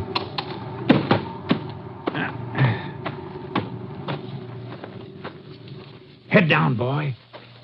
Shh. Shut up, Charcoal. Freeze! Senor, what do you want? We're Texas Rangers. Got him, Jay. Oh, Ranger. Yeah, I got him. But he's the wrong man. Wrong man? What's he doing here? Ask him. Senores, I am scared. Padre mia, in this place is nobody. I am a lonesome man, mind my sheep. Then I hear the gun 2-3 times. When? No, a few minutes ago. I think maybe it's my friend Diego come from next valley with gun to kill coyote. We have much trouble with coyote here, senor. We aren't looking for coyotes. Where'd you close? I go to see if it's my friend when this malo hombre, this very bad man, is jump from the bush. His gun is very big. He took my clothes. He tell me not to move and he run. I stand still till he's gone. Then I run too. Which way'd he go? How do I know, senor? Me, Pedro, I am scared to death. Sorry, Pedro. Forget about your clothes. You're a lucky man to be alive. Si, I know, senora. Si. You better get some more clothes before that storm hits. You aren't exactly dressed for bad weather. Oh, steady, Charcoal. Looks like our surprise didn't come off, Ed. Let's get moving before Bascom builds up a lead on us again. Yeah, let's go, Red Horse. Yeah.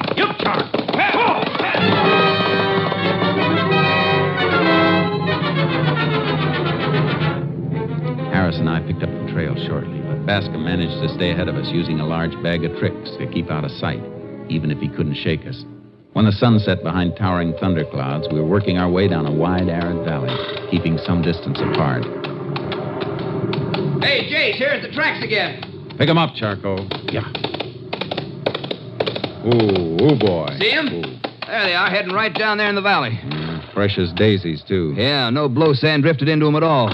We better try that general call again, Ed. To report our position? Yeah, look at the direction those tracks are taking. They've been swinging that way the last half hour. Yeah, I noticed that. Headed almost due east now. Bascom's pulling another big red herring on us. He made for Highway 11 long enough for us to report it and set up interception for him there. And then he swings straight east for Highway 13. Sort of catches us with our units down, don't it? Bascom's gambling that it does. Yeah, I'll try the call. Unit 902 to unit in range. 902 to unit in range. 902 to unit in range. It's no use, Jace. You can't raise anybody. We're too far out now. The weather isn't helping any either on this lower ground. Looks like we're in for a real soaking before night. Yeah. Well, Bascom can't possibly be much ahead of us. Maybe we can tree him before he gets through to the highway. Handle him on our own from here on. You can't risk it, Ed. If he slips us and gets through to make a ride with somebody or steal another car, he'll be gone. Well, I guess here's where we separate, then. I'm kind of out of the running with this here bum arm. Give me the walkie-talkie, and I'll double back till I'm in range of the units on Highway 11 again. That's good. It'll ride all right like that. Anything special for the boys? Ask them to request coverage on Highway 13 all the way to Prado. And keep trying until you get through. I'll stick on his trail. I'll have a relay into KDXA in half an hour. As soon as you do, you better head out toward Dry Creek and get that arm looked after. I'll wait till we've got Bascom. Good luck, Jace. Same to you, Ed. Come on, Charcoal. Here.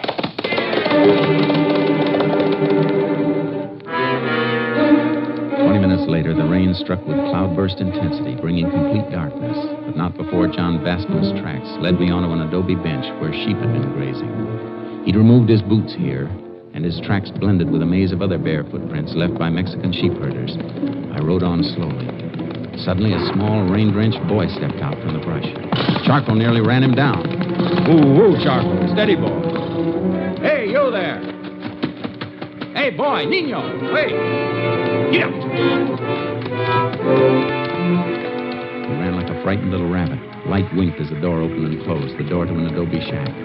As I approached, I saw the blinds were tightly drawn, almost as though to prevent the leakage of any telltale light from a candle burning dimly inside. Whoa, Charcoal. Whoa, boy.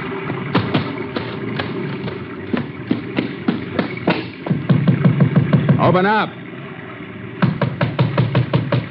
Open up. ¿Quién es? Who are you? Texas Ranger. Getting out of this rain, I want to ask you some questions. Oh, no, senor. I cannot let you in. My husband, he's sick. He's very sick. That your boy that just ran in here? Si, senor, my Juanito. He was going to look for the mama goat. The storm, she's bad. You frightened him, senor. You gave me a turn for a minute, too. Look, I need a little help. Me, I would do anything for the Texas Ranger. I'm trailing a man, a very dangerous man. He must have passed close to here about the time the rain began. Where is he now?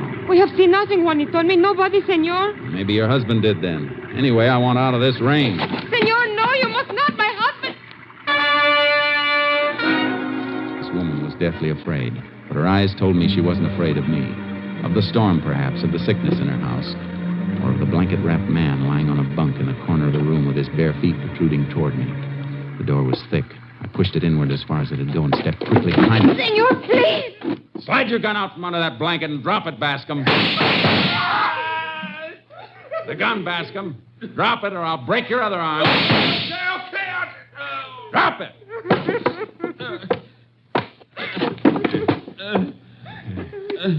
You would be stubborn, Bascom. Now you really got something to be sick about. Do something. I'm bleeding to death. You won't get off that easy. We're saving you for the electric chair. You got something I can use for bandages, Senora? Oh, my arm. Un momento. Here, senor. Gracias. This'll do fine. How did you know?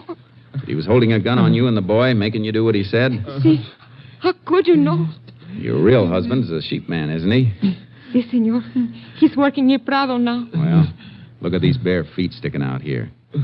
You ever see an honest-to-goodness sheep man with his toes all crowded together from wearing cowboy boots? Better put some water on to heat. I'll need it to patch him up enough to take him in.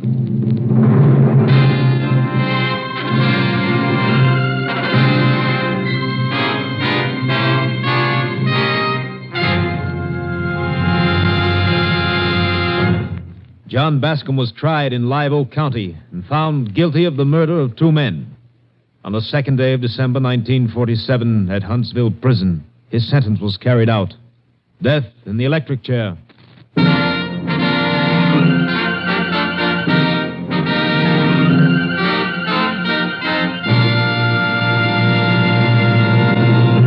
And now, here again is the star of our show, Joel McCrea. One of the pleasures afforded us here in this show is the large number of letters we receive asking for special information about the Texas Rangers. This week we received one, an especially interesting letter, in which the writer said she had heard of an official Ranger's prayer and inquired if such a prayer actually existed. It does.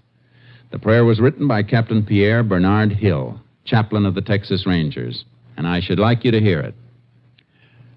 O God, whose end is justice, whose strength is all our stay, be near and bless my mission as I go forth today. Let wisdom guide my actions, let courage fill my heart, and help me, Lord, in every hour to do a ranger's part. Protect when danger threatens, sustain when trails are rough. Help me to keep my standard high and smile at each rebuff.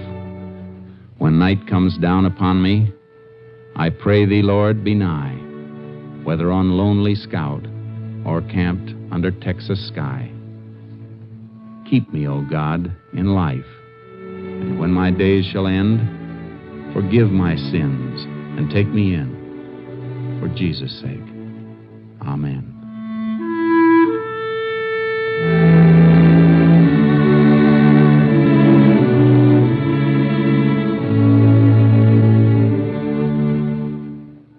Good night, folks. Good night. Next week, Joel McCrea in another authentic reenactment of a case from the files of the Texas Rangers.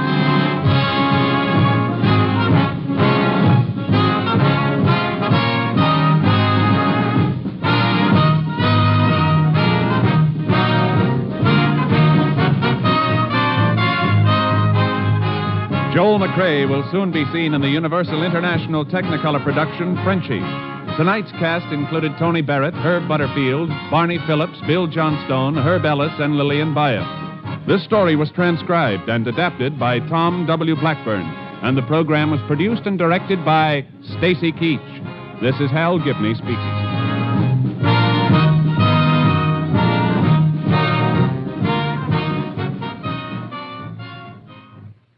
3 chimes mean good times on NBC.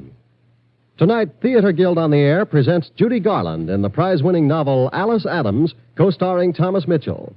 Another Sunday evening favorite is the $64 Question, starring Jack Parr. Tomorrow on the station of the Chimes, you'll hear Gordon MacRae as your singing master of ceremonies on one of his wonderful musical journeys aboard the show train. The Chimes are your invitation to the best in radio entertainment. Be sure to hear Judy Garland next in Theater Guild on NBC.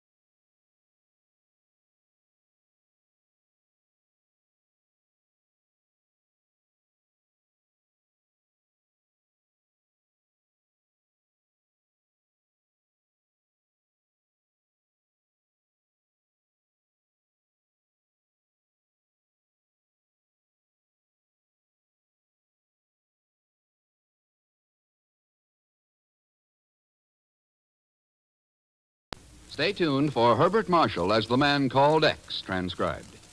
Screen stars Joan Fontaine and Herbert Marshall will appear in this Sunday's Theater Guild on the Air presentation. It's A.A. Milne's fascinating story, Michael and Mary. Another Sunday night chime favorite is the authentic Tales of the Texas Rangers, starring Joel McCrea. Remember this Sunday night on NBC for the Theater Guild on the Air, with Herbert Marshall and Joan Fontaine, and Tales of the Texas Rangers with Joel McCrae.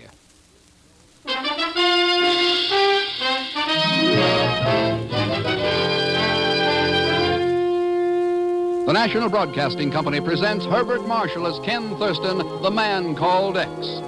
Wherever there is mystery, intrigue, romance, in all the strange and dangerous places of the world, there you will find the man called X.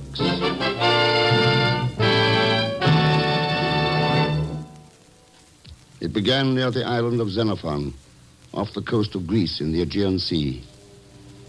Began when a giant transport plane came plunging helplessly down from the clouds to the sparkling blue waters below.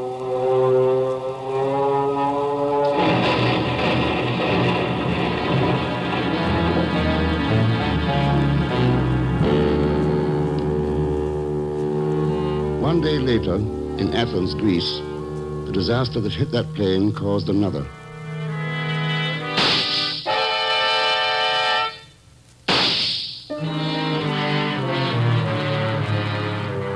And it was then that a gray-haired, simply dressed woman paid a visit to the chief and me in the offices of the Bureau, high up above the teeming streets of New York City.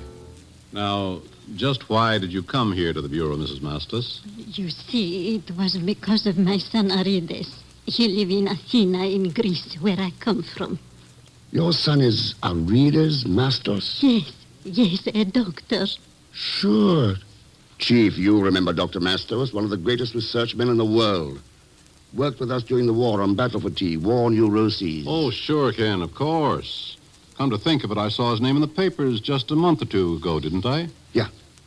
He's doing some advanced work on cancer research in Athens. On the track of something, too, according to the article. Yes. My son wrote me letters telling me about some medicine, miracle workers, he called them. The name I have here. Oh, thank you. Mm-hmm. What are they, Ken? Radioactive isotopes, Chief. Isotopes? Miracle workers of science is right.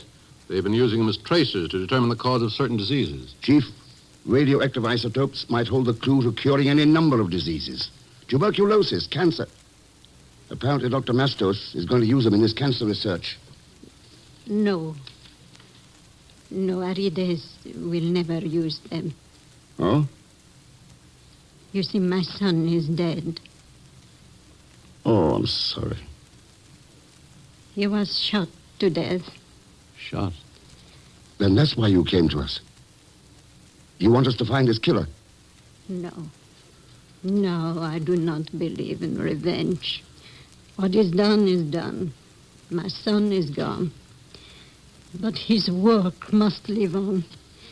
And yesterday, I get another letter from a friend in Athens. These things my son wants have never arrived. I see. Go on, please. So I go to the company today.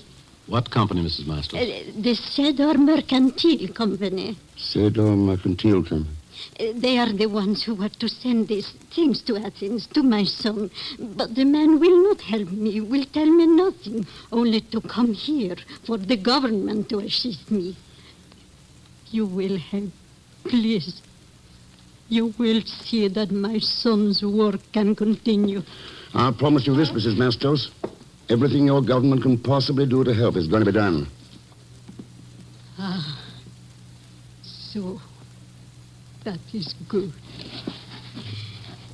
I will go home now. You know, I'm very proud of my son, of his work. Almost as proud as I am of my country. Well, what do you think, Chief? Ken, the Bureau's already got a report on those missing isotopes. Huh? Sure. 100 units were shipped to Athens 60 days ago. They were lost overboard while being transferred to another ship near the island of Xenophon. Xenophon? That's all that lies behind this. An unfortunate accident. I wonder. Hmm? Chief, what do you think 100 units of isotopes would bring on an international black market, say in Eastern Europe? Oh, probably a couple of million Ken. Chief, I'm paying a visit to the Cedar Mercantile Company.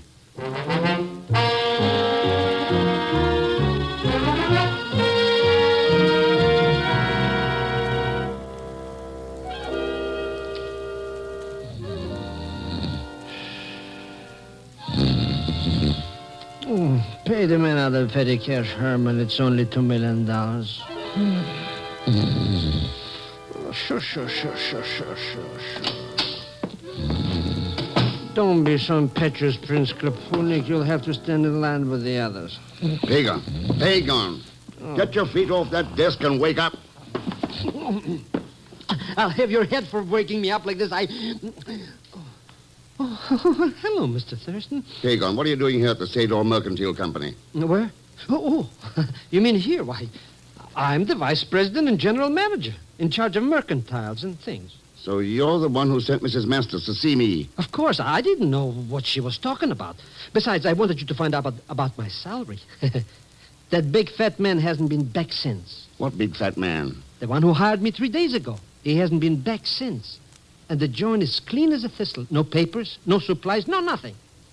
I think I got a fast brush up somewhere. Yeah. Were there any phone calls, any mail? Telephone is unconnected, and the only thing in the mail was this. I opened it accidentally, you understand? Oh, sure. Pagan, this is a shipping invoice. 3 days ago, 50 units of radioactive isotopes were shipped air express via Rome to a Dr. Mitter of Athens General Hospital. What does that mean? It could mean that the Sador outfit muscled in on $3 million worth of isotopes and are going to shoot them into Eastern Europe. But... That's right, Pagan. They flew the coop after this last shipment and left you holding a bag. Oh, Mr. Thurston, then I'm working for crooks and not even getting paid in salary. Oh, I feel sick. Yeah, so do I. And I'm going to see a doctor. What doctor? Dr. Mitter at the General Hospital in Athens.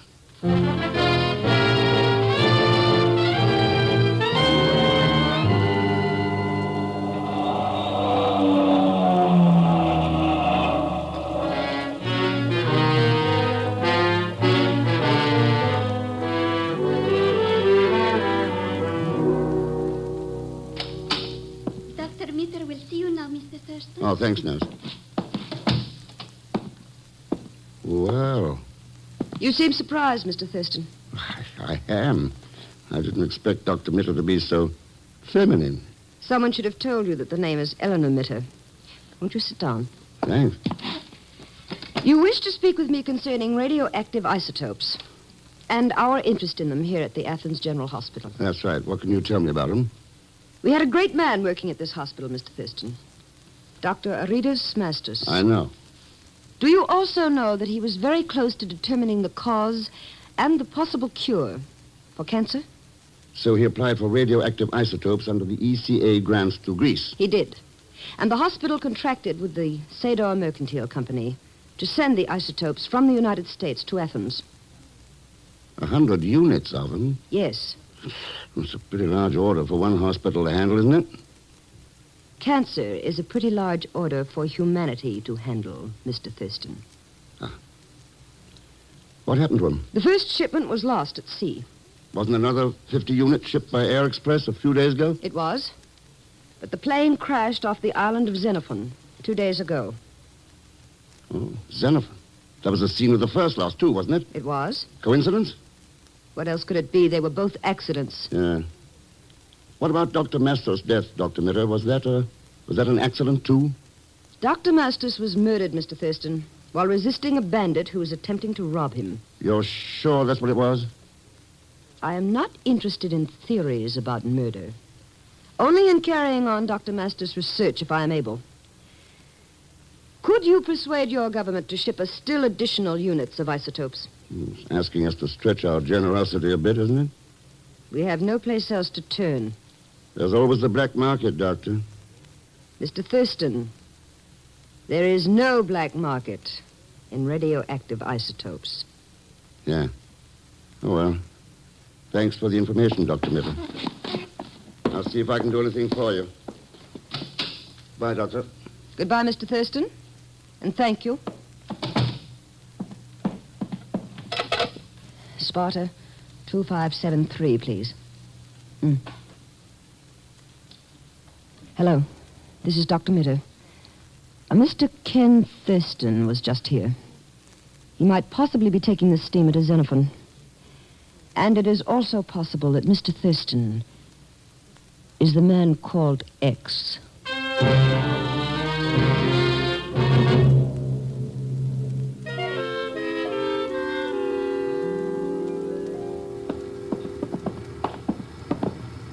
Mr. Thurston, how long do we have to travel in this cattle boat?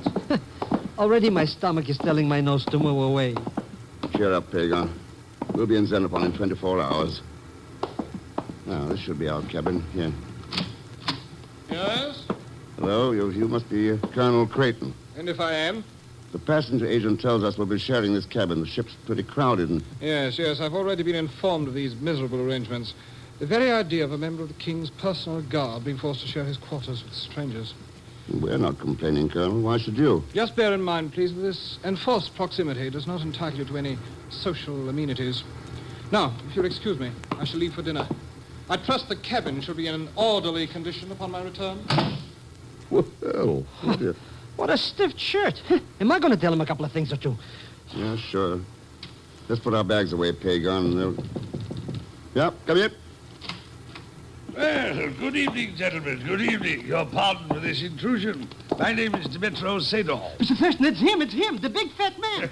Yes, you recognize me. My girth is difficult to disguise. You crooked, no good, cheating me out of my salary. I'll have the law on you. I'll punch you black and blue. Mr. Thurston, do something. That won't be necessary, Pagan. Quite right, sir, quite right. My apologies, Smith. A cable from Greece, unexpected business emergency, no time to notify you. Perhaps this will suffice for back salary? That measly little a C-note. $100? Yes, exactly. Are we still enemies, my dear sir? Oh, how did you ever get such a silly idea, Mr. Sader? My dearest friend. Now, if there's any little job... All right, Sader, let's have it. You didn't come in here just to settle up with Pagan. You have a keen mind, sir. A very keen mind. No, I came here as a friend to warn you. There is someone aboard this ship, sir, who intends to take your life. What makes you think so? My sources must remain a secret, sir. However, this much I can tell you. There is no one named Colonel Creighton connected with His Majesty's Guard. At the moment, the Colonel is dining with a last-minute passenger. The lovely Dr. Eleanor Mitter of Athens. There you have it, sir. My gesture of friendship. You mentioned two names as homicidal suspects. How about adding a third? A third, sir? Yeah. Dmitro Sadov. Yes, my dear sir. You're quite right. It's quite right indeed. Good night, my friends. Good night.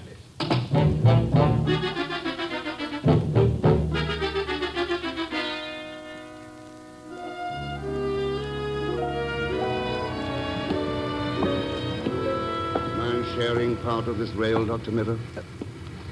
The deck is free to all passengers, Mr. Thurston. Oh, thank you. Little lonely out here at this hour of night, isn't it? That's why I chose it. I prefer quiet and solitude on the nights before I operate. Operate? That is why I'm traveling to Xenophon.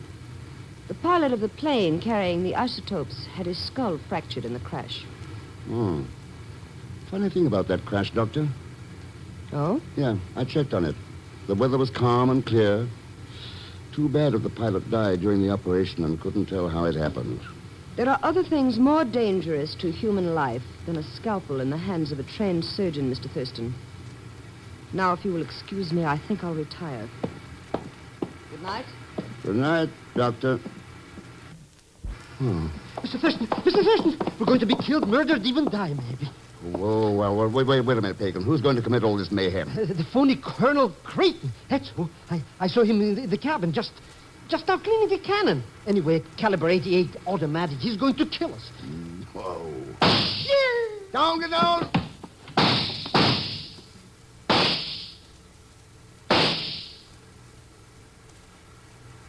All right, Pagan, dig your nose up out of that deck. Whoever it was is gone in the shadows. Whoever it was, huh? Yeah. Who else could it be but that no-good colonel? Dr. Mitter left in the direction of those shots. Look over there now. What do you see? That darkness? Nothing but a big shadow. Mr. Thurston, it's moving. It's coming towards us. Mr. Thurston. A pleasant journey, this one to Xenophon, is it not, Mr. Thurston? Yes, a very pleasant journey indeed.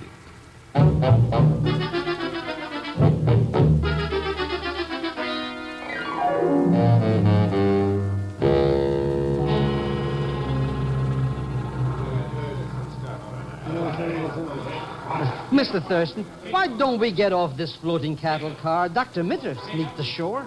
Special priority. She's got an operation coming up. Huh. Maybe if I play sick, too, we can... Hey, Mr. Thurston, look. Look out, somebody's jumping on us. Relax. That's nothing but the shadow of the cargo net swinging overhead. Imagine that. But why do they have to keep swinging that thing over our heads all the time? Couldn't they... Ah, my dear Thurston, viewing the harbor, I see. That's right, Sado. I was wondering where that plane of yours crashed. Oh, yes, unfortunate accident. Notice that mooring buoy in the bay? The ship anchored nearby? That marks the spot. Looks like that boat has diving tackle rigged on it. Your eyes are as keen as your brain, sir. Yes, that is a sponge diving boat. One of my fleet, Mr. Thurston. Oh, so you're in the sponge business, too, eh? Quite right, sir. I find it a dull venture, but quite profitable. As profitable as handling radioactive isotopes on the Eastern European market? You joke, of course, sir. No, I do not think the sponge business would be as profitable, but perhaps far less dangerous. That is my answer, sir. A good one, is it not? Yes, a very good one indeed. What's so good about it? He didn't answer nothing. That's why it's good, Pagan. Huh? Well, anyways, with him and Dr. Mitter out of our way, we got nothing to worry about. Hey, Mr. Thurston, the cargo net stepped right over us. Hey, look! Jump, Pagan, the net's slipping. Jump, man. Jump! Mr. X, those crates fell right where we were standing. Tons of them. Yeah. They couldn't mash us. Flattered and flatjacks, yes, even flatter. What an accident. I wonder if Colonel Creighton had called it that. Huh? Colonel Creighton? What's he got to do with this? I don't know, but he's standing over there beside the donkey engine. Beside the... Mr. Thurston, that engine... Yeah. It handles the cargo net that spilled over our heads.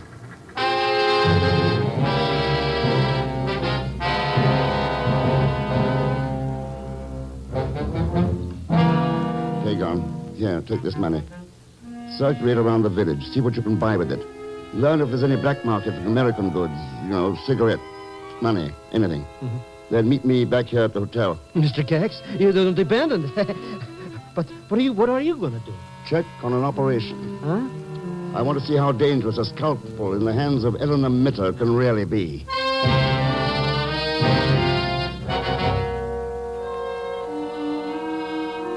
So, Ken, you've come to the hospital to check up on me. Not quite, Eleanor. I want to talk to your patient, that pilot, about accidents to cargoes of isotopes. That is, if he's still alive. You talk like a fool. Do you think he deliberately fractured his skull in such an accident merely to make it look legitimate? No, I think the fractured skull was the only accidental thing about that plane crash. I see. And I suppose an unsuccessful operation would mean I deliberately let him die in order to seal his lips. Did he die, Eleanor? The operation was successful. Come. I will take you to see him. I hope this will end these suspicions you have, Ken. This is his room. Kind of drafty, isn't it? Oh, that stupid nurse left the window open. She knows the patient is vulnerable to pneumonia. Don't bother, Eleanor. He's not vulnerable to anything. What? He's dead. Ken. It must have been post-operative shock. Or an embolism. Yes. Or that knife sticking out of his chest.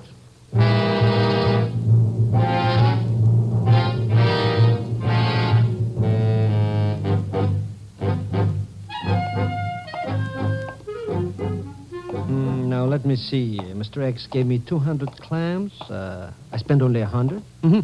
If I give him back 30, that makes a profit of $70. And not bad, not bad. Maybe I better figure out again. See that I don't cheat myself. He gave me 200 simoleons. Good evening, Mr. Zellschmidt. Oh, hello, Colonel Creighton. Nice night, isn't it? Now, let's see. 200 clams. That's right. Colonel Creighton. Your identification is correct, Selschmidt, despite the darkness of this side street. Have you noticed no one else is around? Yes, well, it was nice seeing you, Colonel. Drop around again sometimes. That knife. Be careful with that knife. I shaved once already today. I'm going to ask you one question, Selschmidt. If you wish to live, you will answer it correctly. Who is Ken Thurston? Oh, is that all? Well, that's a cinch. He's the... Ooh. No, I can't. Answer, Selschmidt. Who is he? That knife on my throat. Who is Ken Thurston? He is...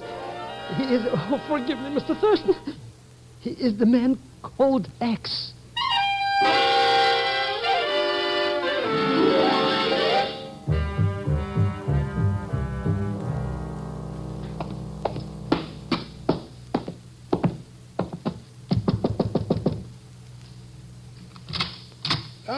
Mr. Thurston. Come in, sir. Please come in.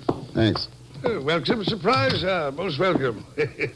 I must confess I expected you to call. Yes, we've got something to talk over. Perhaps we have, sir. Perhaps we have. What subject did you have in mind? Radioactive isotopes. By gad, sir, I admire you. Straight to the point. No beating around the bush with you, eh? Well, what for? We both know you were behind those accidents. Why not admit it? Why not, sir? Why not indeed? The airplane pilot is dead. There are no witnesses here. I don't mind speaking frankly. Good. Then tell me if I've got the record straight. Certainly, sir. You had a two-way purpose behind those accidents, Sador.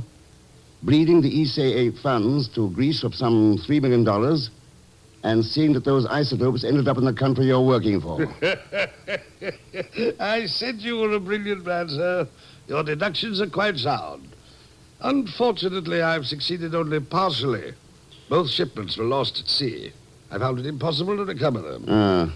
So you see, we've both lost. I have no isotopes. You have no proof of crime. Our little contest ends in a draw. Okay, Sador, that's that. Looks like I go back to Athens. And I, sir, return to my sponge diving business. And by the way, if you're not familiar with the process, why not drop around tomorrow? I'll take you aboard one of my boats. You might find it interesting. Maybe I'll take you up on that, Sador. Good night. Good night, sir. Good night. Well, my dear, did you hear it all? You always were a talkative fool, Demetro. Why did you mention the diving? My dear Eleanor. Pleased me to be apparently frank, yet tell him nothing. Now he will leave Xenophon and we shall have nothing further to worry about. You mean I shall have nothing further to worry about? Huh? Does that mean I have? Don't be foolish, my dear. What could it possibly be? Just this, Demetro. Just this.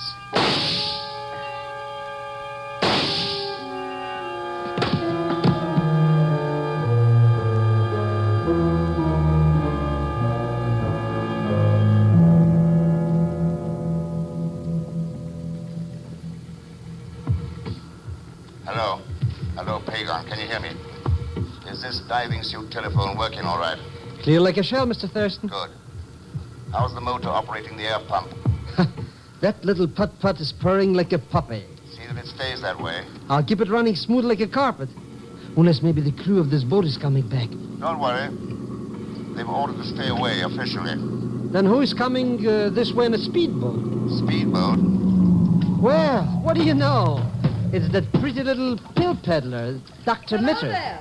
Hello. Is that you, Mr. Zellschmidt? That's right, Miss Dr. Mitter. Welcome on board. Oh, thank you.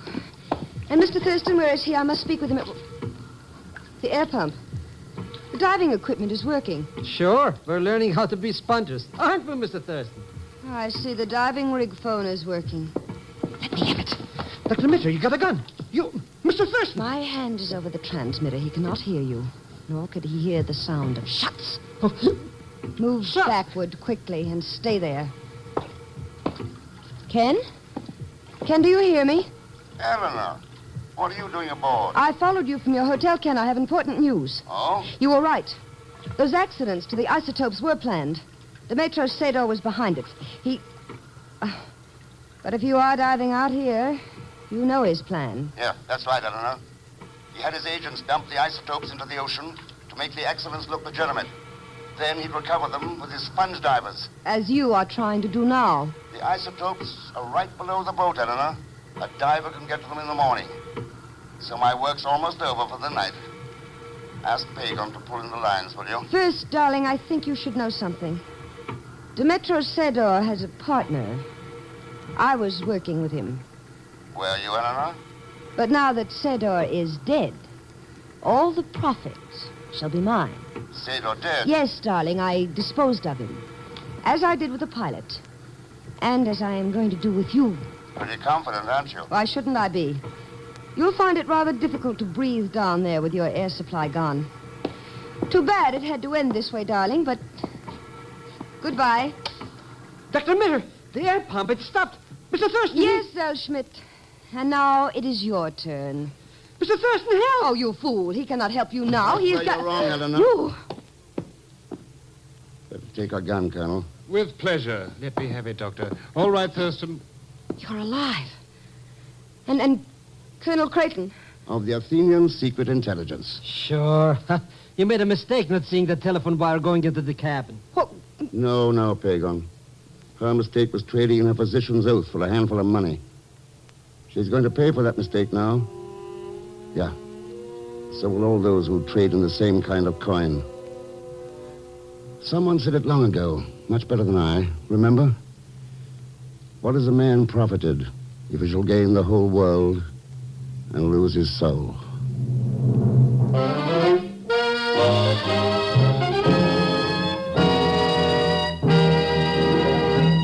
And now here is our star, Mr. Herbert Marshall. Thanks for being with us. Next week, we've planned a low-key mystery for you with a twist at the finish I think you'll find interesting and kind of startling. As usual, Leon Belasco will be along as Pagon Zellschmidt. So join us, won't you, when next I return as the man called X. Good night.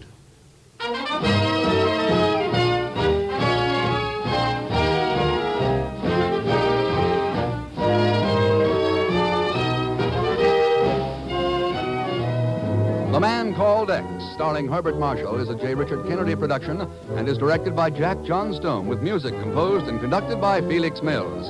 Tonight's transcribed story was written by Sidney Marshall. Heard in tonight's cast were Will Wright as the Chief, Alan Reed as Dmytro Sedor, Joan Banks as Dr. Mitter, Dan O'Herlihy as Colonel Creighton, and Peggy Weber as Mrs. Mastos. All characters and incidents used are fictitious. Any resemblance to actual persons or incidents is purely coincidental. And so until next week, same time, same station, this is Jack Latham saying good night for The Man Called X.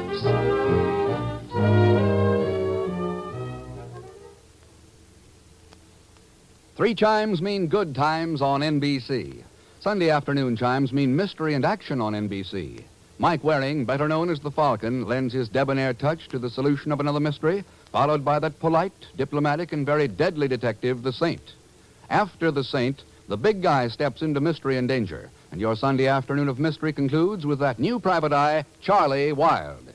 Thank you for joining us for a thrilling episode of A Man Called X. We're excited to have you as part of our audience. We invite you to return tomorrow for an all-new set of episodes that will take you on even more unforgettable adventures. Now we will visit Agent K7, a riveting program centered around the daring exploits of a top-secret spy as he battles against espionage, crime, and international intrigue, showcasing his resourcefulness and cunning as he strives to maintain global security. We're always eager to hear from our fantastic audience. Your feedback fuels our passion for delivering the best in vintage entertainment. Feel free to share your thoughts, opinions, and suggestions. We value your input and strive to make your listening experience even more enjoyable. If you're looking to enhance your Microsoft Access skills, look no further. Reach out to them at 615-420-2040 and ask for Mark. Once again, thank you for being a part of our Golden Age radio community. Get ready for more riveting stories, captivating characters, and timeless entertainment. Until next time, stay tuned and keep the nostalgia alive. Subscribe for more videos.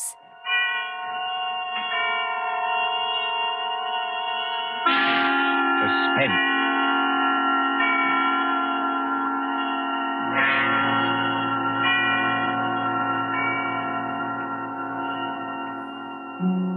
This is the Man in Black, here again to introduce Columbia's program, Suspense. Our stars this evening are three. The order of their appearance, they are Walter Hampton, one of the theater's proudest names for 2 generations, and Susan Hayward and Lee Bowman, 2 of Hollywood's brightest younger stars. The story called The Dead Sleep Lightly by John Dixon Carr is tonight's tale of suspense. If you've been with us on these Tuesday nights, you will know that suspense is compounded of mystery and suspicion and dangerous adventure. In this series are tales calculated to intrigue you, to stir your nerves, to offer you a precarious situation, and then withhold the solution until the last possible moment. And so, with The Dead Sleep Lightly, and with the performances of Walter Hamden, Susan Hayward, and Lee Bowman, we again hope to keep you in suspense. Ashes to ashes, and dust to dust. Meadowvale Cemetery, not far from New York. Meadowvale Cemetery, on a dim gray morning in early April, when rain forms a mist across leafless trees and white gravestones. You see, over there, the group of silk-hatted gentlemen, each with his protecting umbrella, gathered around an open grave. You see the clay soil freshly dug. You can hear perhaps the creaking of support as the coffin is lowered into its everlasting house, and the droning voice of the clergyman. I am the resurrection and the life, saith the Lord. He that believeth on me, though he were dead, yet shall he live. Live? Quiet, Mr. Templeton, please. What's wrong with old Templeton? Please, sir, remember where you are. She's not alive, I tell you. She's not alive.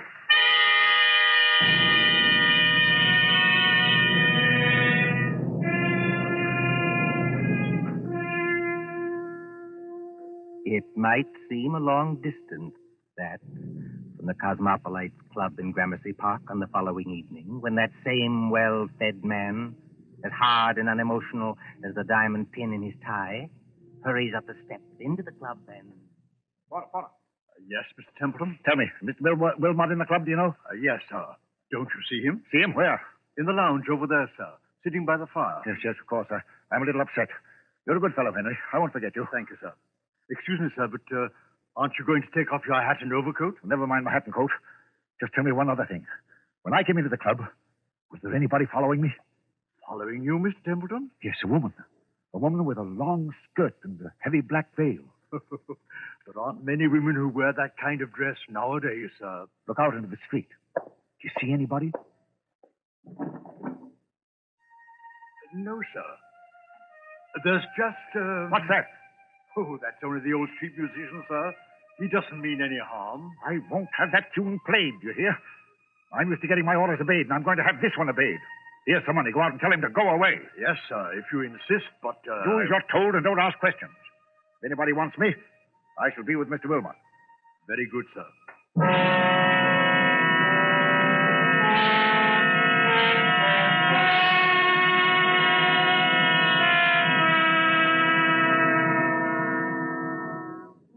Good evening, Wilmot. Mind if I sit down for a minute? Why, not at all. Pull up a chair. Want some coffee? No, thanks. I'll get down to brass tacks right away. Yes, you always do. I've noticed that. Well, I'm a pretty self-sufficient kind of a fellow, Wilmot. I made a name for myself, even if I do say it myself. But, well, the fact is, I need advice.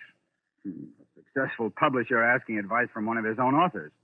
That's something new, isn't it? Now, look here, Wilmot, I'm serious. All right, I take it back. What's on your mind? Well, you've studied what we'll call the supernatural, haven't you? I've lectured and written books about it, yes. And did you ever meet a ghost? No, I can't say I ever did. Have you? It might only be my own imagination. Yes, that's what scares me. You get on in years, and your arteries harden, and you don't take enough exercise, and you think something ought to be done about your waistline, but you never bother. You see, Wilmot, I went to a funeral yesterday. You did? Whose funeral was it? The person who died has nothing to do with this. It was old Simpson of Harley and Sons. We thought it was only decent to make up a party and go to the funeral. And I took my secretary along, a girl named Molly Carroll. I'm leaving for Washington tomorrow. Besides, I'm moving house. So there was a lot of work to do. But I couldn't stand was that infernal cemetery in the rain. And we must have gone in by the wrong gate, because we were in a neglected, desolate part of the cemetery where the rank grass grew over the graves.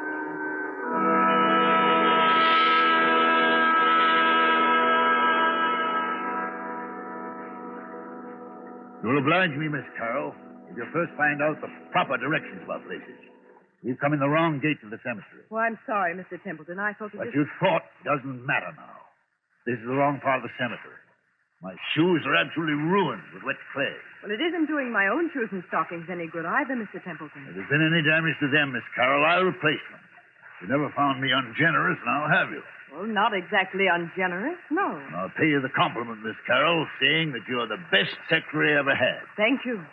Yet you want to leave me. Yes, I want to get married. That's what Mr. Barnes was telling me. And who is this paragon of yours?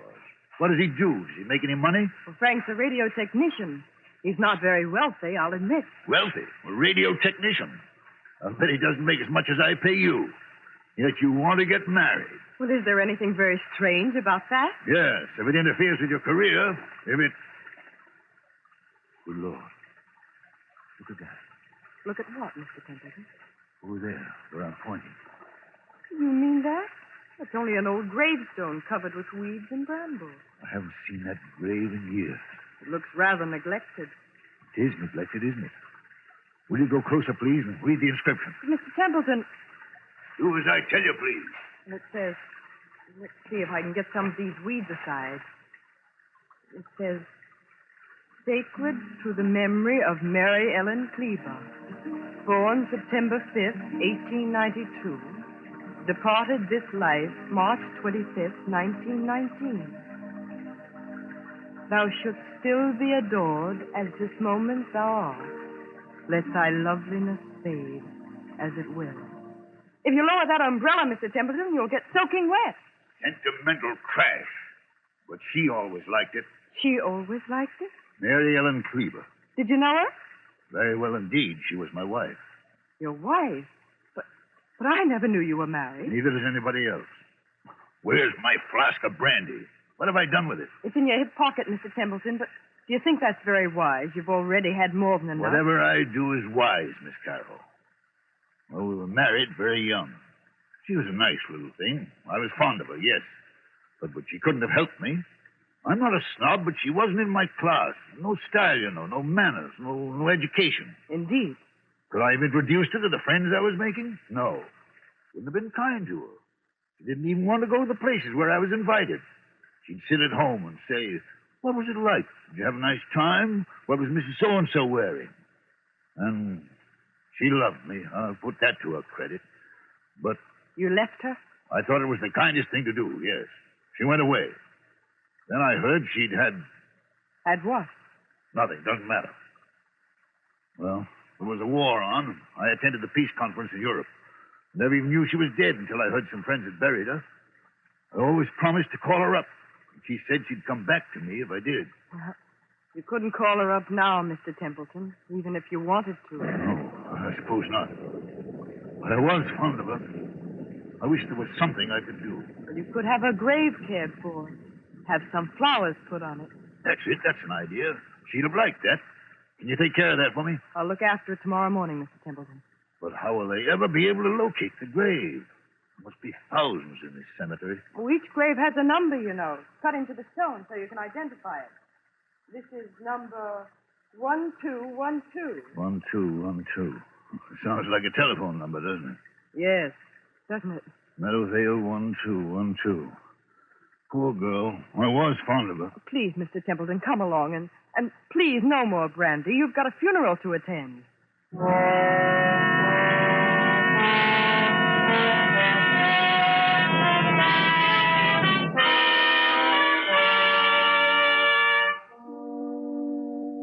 And then, Wilmot, the night came. And the horror. What horror? Oh, take it easy, man. There's nothing to worry about. You were sitting here in the Cosmopolites Club. Yes, but I wasn't sitting in the club last night. I was on my way home. And why should that scare you? I don't know, but it did. I'd been jumpy all day. That infernal number kept running through my head. Meadowvale 1212. Have you ever seen my house? Yes, it's that big sham Gothic place on Riverside Drive, isn't it? Yes, big and dark and drafty like a mausoleum. I told you it was moving house to an apartment downtown. But there were some papers there I had to get out of the safe in the library to take with me to Washington tomorrow. I knew the servants would be gone, of course. But I hoped Mrs. Bloom, that's my housekeeper, would still be there. Then, when I went up the park, about 6:30... Meadowvale, 1, 2, 1, 2. Meadowvale, 1, 2, 1, 2. Meadowvale, 1, 2, 1, 2. Meadowvale, 1, 2, 1, 2.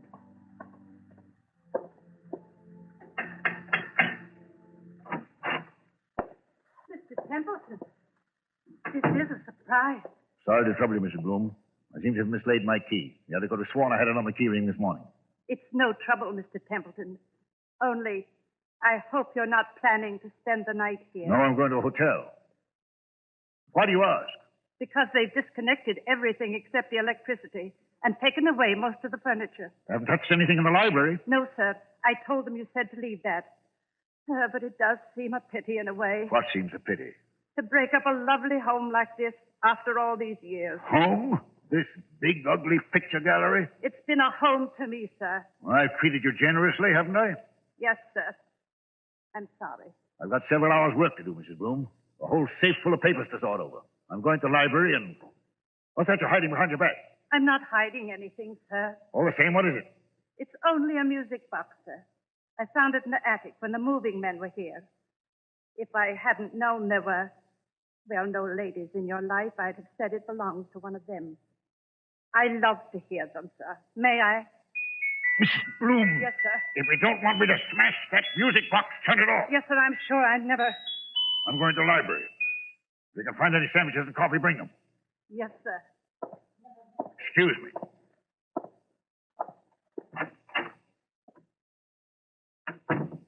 Same old library. Same old claw-footed desk.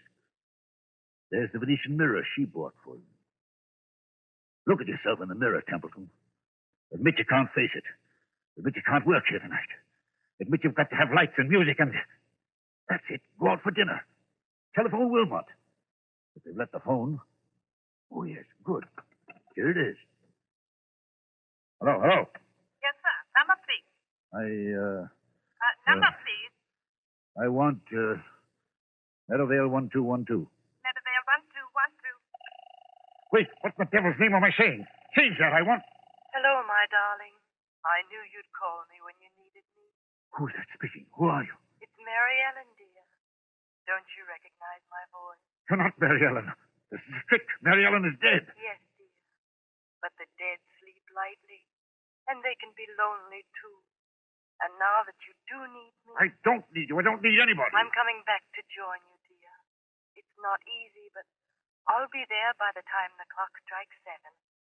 I'll wear a veil because I don't look very pretty. I won't have this. I won't listen to you. I won't... Goodbye, my dear. Remember, when the clock strikes 7... Mrs. Bloom. Mr. Templeton, what on earth is the matter? Who's been playing tricks on me? Tricks, sir. I don't understand. Who spoke to me on this phone?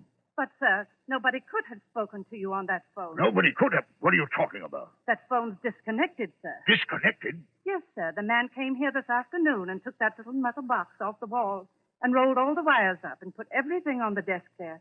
Said he'd be back tomorrow to take it away. Mrs. Bloom, that's impossible. Look for yourself, sir. You're standing in the middle of the room holding that phone, and the wires don't lead anywhere. That's true. So you couldn't very well have talked to anybody on the phone that wasn't connected? Now, could you? I tell you, I got the operator. I heard it ring. I talked to someone else. Oh? And what did that person say? She said she'd be here to visit me when...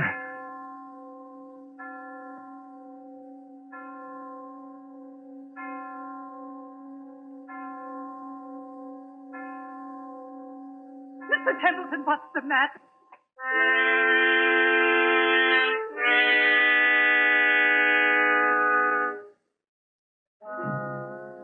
And so, Wilmot, that's what happened last night. The phone was disconnected. It was Mary Ellen's voice. There's no doubt about that. Am I out of my mind or what? Before I say anything about that, my friend. Well? Let's hear the end of your story. What did happen when the clock struck 7? I don't know. You don't know? No, I lost my head. Ran out of that house as though the devil were after me. Maybe he was. And since then? I spent the night at the hotel. Today, I've walked past that house 50 times, 100 times, trying to muster up enough nerve to go in. I couldn't do it, but I've got to go in there. Why? It's those papers I've got to take to Washington. Send somebody else to get them. I can't do that, Wilmot. It's confidential information for the government. I've thought of everything. I've even bought a revolver, see? For the love of heaven, man, put that gun away. Do you want the other club members to think you have gone insane? Then I thought of you. You know all the tricks of fake spiritualists. You've written about it and lectured about it. Which reminds me, by the way, that I'm lecturing before the Acropolis Club in about 20 minutes. You've got to break that engagement, Wilmot. Why? Because you're going with me to my house tonight, now. Oh, that's impossible, old man. Now sit quietly and listen to me. I'll go with you willingly, tomorrow morning. That's too late. I'm taking an early plane to Washington. Well, then wait until I can get away from the lecture. Say, around midnight. I'll tell you what I'll do. I'll take a taxi and join you as soon as I can. That won't do. I've got to know the answer now. You understand? Aren't you being a little unreasonable about this? Unreasonable or not, I usually get my own way, and I mean to have it now. Well, then I'm afraid you'll have to go to the house alone. Besides... You know, Wilmot, you worry me. You sit there puffing at that pipe and looking at me out of those queer eyes of yours like a young Satan. I've often wondered what you were really thinking about. Since you flatter my intelligence so much, I was wondering whether you'd been quite frank with me. Frank with you, how? About your late wife, Mary Ellen Kleber. What about her? Well, after she left you, something happened that, you don't like to talk about. Was there, by any chance, a child, a son, for instance, or... Did you say a son? Yes. I don't know what you're talking about. Well, then let's agree not to understand each other, shall we? Now, are you coming with me or aren't you? I tell you, man, I'll get there as soon as I can. All I can think about is the wet red clay in that cemetery, and the dismal grave in the rain, and what her face might look like if she raised the veil, and what am I going to see in that house? What am I going to see in that house?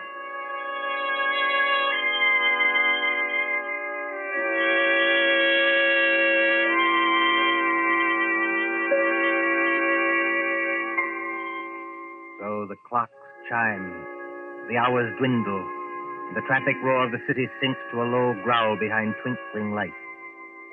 It is midnight, when a taxi moves along a certain street towards a certain house out of a bygone age.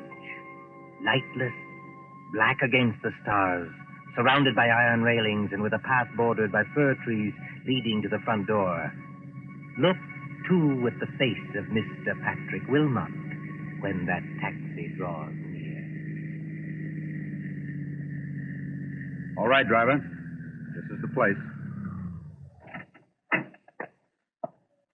I'll be in wait for you, sir. No, you needn't wait. Keep the change. Thank you, sir. Good night.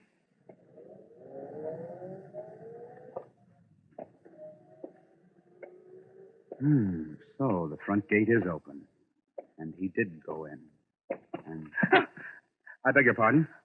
I didn't mean to bump into you. Mr. Wilmot. You know who I am. Oh, yes. I've seen you several times at our office. I'm Molly Carroll, Mr. Templeton's secretary. What are you doing here? Well, it's Mr. Templeton. What about him? Well, that's what I want to know. I was out with Frank, that's my fiancé, and when I got home, the girl I room with said that Mr. Templeton had been phoning and phoning all evening. She said he sounded drunk or something. He wanted somebody to go with him to this house. Evidently, I wasn't the only person he applied to. Shall we go in? Yes, but the whole house is dark. Suppose he isn't there. He's there, all right. You don't know men like Bert Templeton. But I'll push the gate wider. Now, straight up the walk to the front door. I've got a flashlight. What are we going to find? Something rather unpleasant, I'd better warn you. How do you know? I have my ways of knowing, Miss Carroll. Oh, look. What is it? That French window to the left of the front door. Yes. It's partly open. Well, there's nothing in that, necessarily.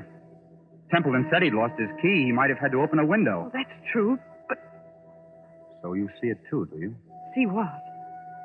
There's a footprint across the sill of that French window. A footprint made in wet clay. It's like the clay of the cemetery. So I should imagine. Will you go in first, or shall I? Into that dark room, I will not. Well, then stay here, please, until I get some lights on. No, wait. I'll go. Let me take your arm. All right, be careful now. Yes, I thought so. This room is the library. And there are more footprints of somebody or something walking in. They lead... Who's there? Who's there? It's only me, sir, Mrs. Bloom, the housekeeper. Then what's the idea of standing in a dark room in the middle of the night with what sounds like... It's only a music box, sir. I left it behind along with some other things and came back to get them. I've got my own key. I thought I heard a noise in here. But why aren't there any lights? The electricity's cut off, sir. It was cut off today. I see. If Templeton is here, or was here, he must have had some kind of light. If I turn this flashlight on the desk, maybe... Be quiet, Miss Carroll. What is it, sir? I'm as blind as a bat without my glasses. It's Mr. Templeton. He's lying on the floor beside the desk. Oh, he isn't. No, he isn't dead. His face is the color of putty. I think he's had some kind of stroke. We'd better not take any chances. Mrs. Bloom, Yes, sir. get outside to the nearest telephone and call for an ambulance. Tell him it's an emergency case. You're Mr. Wilmot, aren't you? But what's happened to him? Ask a dead woman. I beg your pardon. Never mind. Hurry. Of course I'll hurry, Mr. Wilmot. What are we going to do? Now, let's have a look around. Templeton seems to have been working at his papers by the light of a couple of candles, which somebody's blown out. We'll relight them. There's the desk. There's all the papers scattered round Mr. him. Wilmot, please. What happened to him? I'll tell you. As he sat there in the dim light of two candles, a ghostly figure appeared at that French window. It wore a long, old-fashioned skirt and a heavy black veil to hide the face. It walked toward Templeton, tracking graveyard clay. It stretched its arms to him like this. Keep away from me, please. Templeton couldn't stand it. He collapsed. And now, before the old housekeeper returns, would you care to hear how the whole trick was worked? Trick? What trick? Have you heard about the ghost voice that talked on a disconnected telephone? Oh, yes. Yes, he said something about it this morning, but I thought he wasn't himself. He wasn't, but he heard it. Remember Mrs. Bloom's story about the telephone man? Yes. They don't send a man round to yank the whole apparatus off the wall, put it on the desk, and say he'll be back for it next day. This man from the telephone company was an imposter. The man from the telephone company was an imposter? Exactly. Oh, look, he's moving his hand. He's trying to open his eyes. Isn't there anything we can do for him? No, there's nothing we can do till the doctor arrives. In the meantime, listen to me. All right. What did this imposter do? He took away the real phone and substituted a spirit telephone. You don't know what a spirit telephone is? No, of course not. It's an old device used by fake mediums. You see a telephone without wires standing on a desk, like that one. You pick up the receiver and talk to the dead. Of course, you never really talk into the phone at all. But if you don't talk into the phone, then... Fixed underneath the desk is a tiny microphone with hidden wires leading to another room in the same house. That microphone picks up every word you think you are saying to the phone. Is that clear? I think so. Now, the dummy telephone is really a low-power radio receiving set. Somebody in another room can talk back to you after hearing what you say on the wired microphone. Then, Mr. Templeton... If Templeton hadn't rung Meadowvale 1212, then rest assured that same number would have rung him. Well, then the scheme couldn't fail either way. But, you see, there's one thing in this matter I haven't got quite clear even yet. And what's that?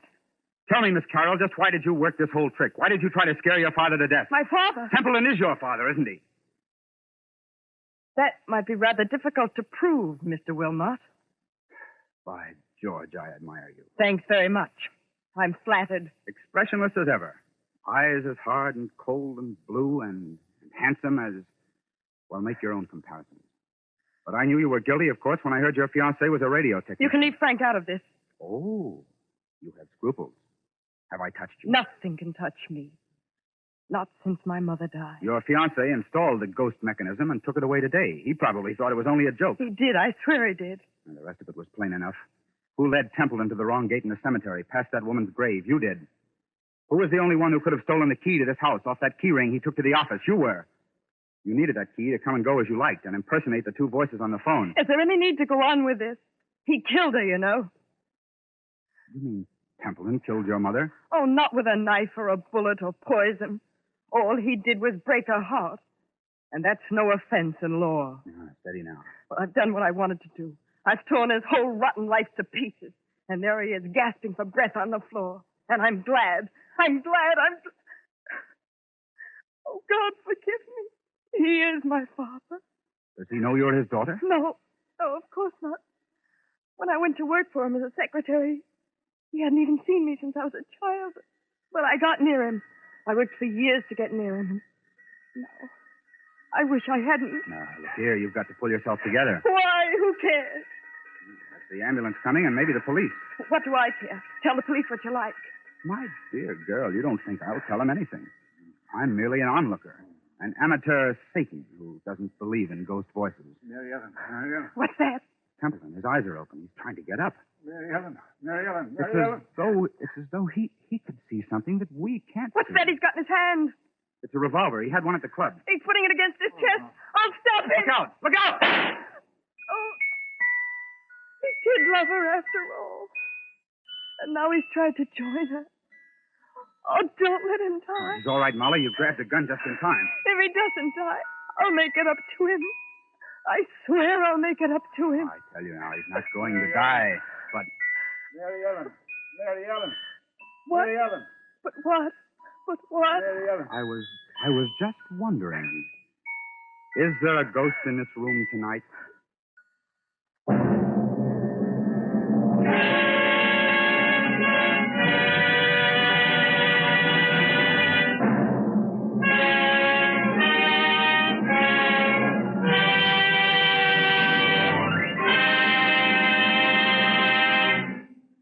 And so closes The Dead Sleep Lightly, starring Walter Hampden, Susan Hayward, and Lee Bowman. Tonight's tale of Suspense. This is your narrator, the man in black, who conveys to you Columbia's invitation to spend this half hour in suspense with us again next Tuesday. Miss Hayward appeared through the courtesy of Paramount Pictures, and Mr. Bowman appeared through the courtesy of Metro-Goldwyn-Mayer Studios. William Spear, the producer, John Dietz, the director, Bernard Herrmann, the composer-conductor, and John Dixon Carr, the author, collaborated on tonight's Suspense.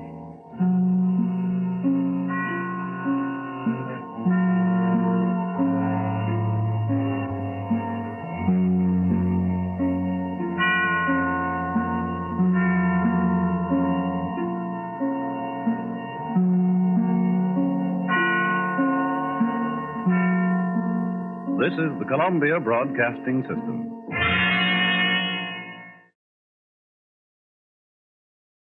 Are you ready to unlock the full potential of your data management? Look no further. Introducing G3PL.com, your ultimate destination for mastering Microsoft Access. Microsoft Access is a powerful tool that lets you organize, analyze, and report on your data with ease. And with G3PL.com, learning how to harness its capabilities has never been more accessible.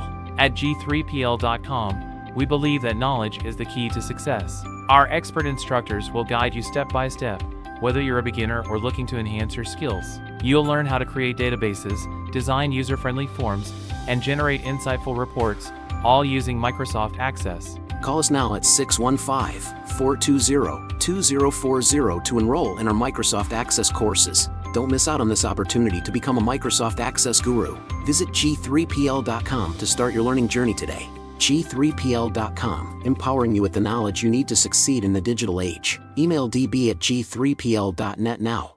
Subscribe for more videos.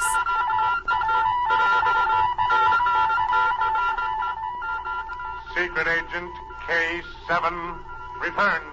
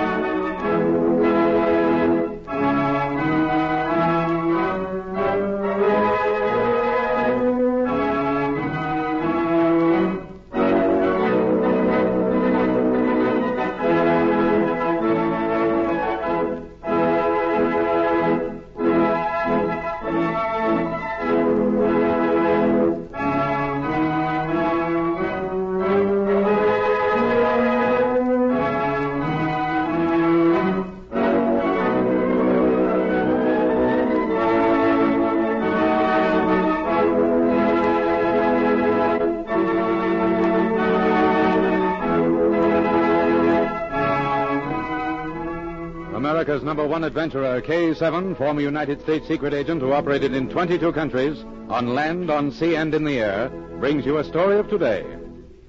We take you to K7's headquarters. This is Secret Agent K7 speaking. Send in Special Agent Z for assignment. At once, K7. Special Agent Z reporting for duty. Agent Z, according to recent information, dangerous secret agents have been entering this country as refugees. Their method is simple. They find a poor immigrant whose money and goods have been confiscated and pay him well for his entry permit and passport. We are particularly interested in a master spy named Rene Braun. Our information is that he is now aboard an incoming liner posing as a refugee. I have arranged for you and your assistant, Miss Norwood, to be placed aboard the ship at sea tomorrow morning.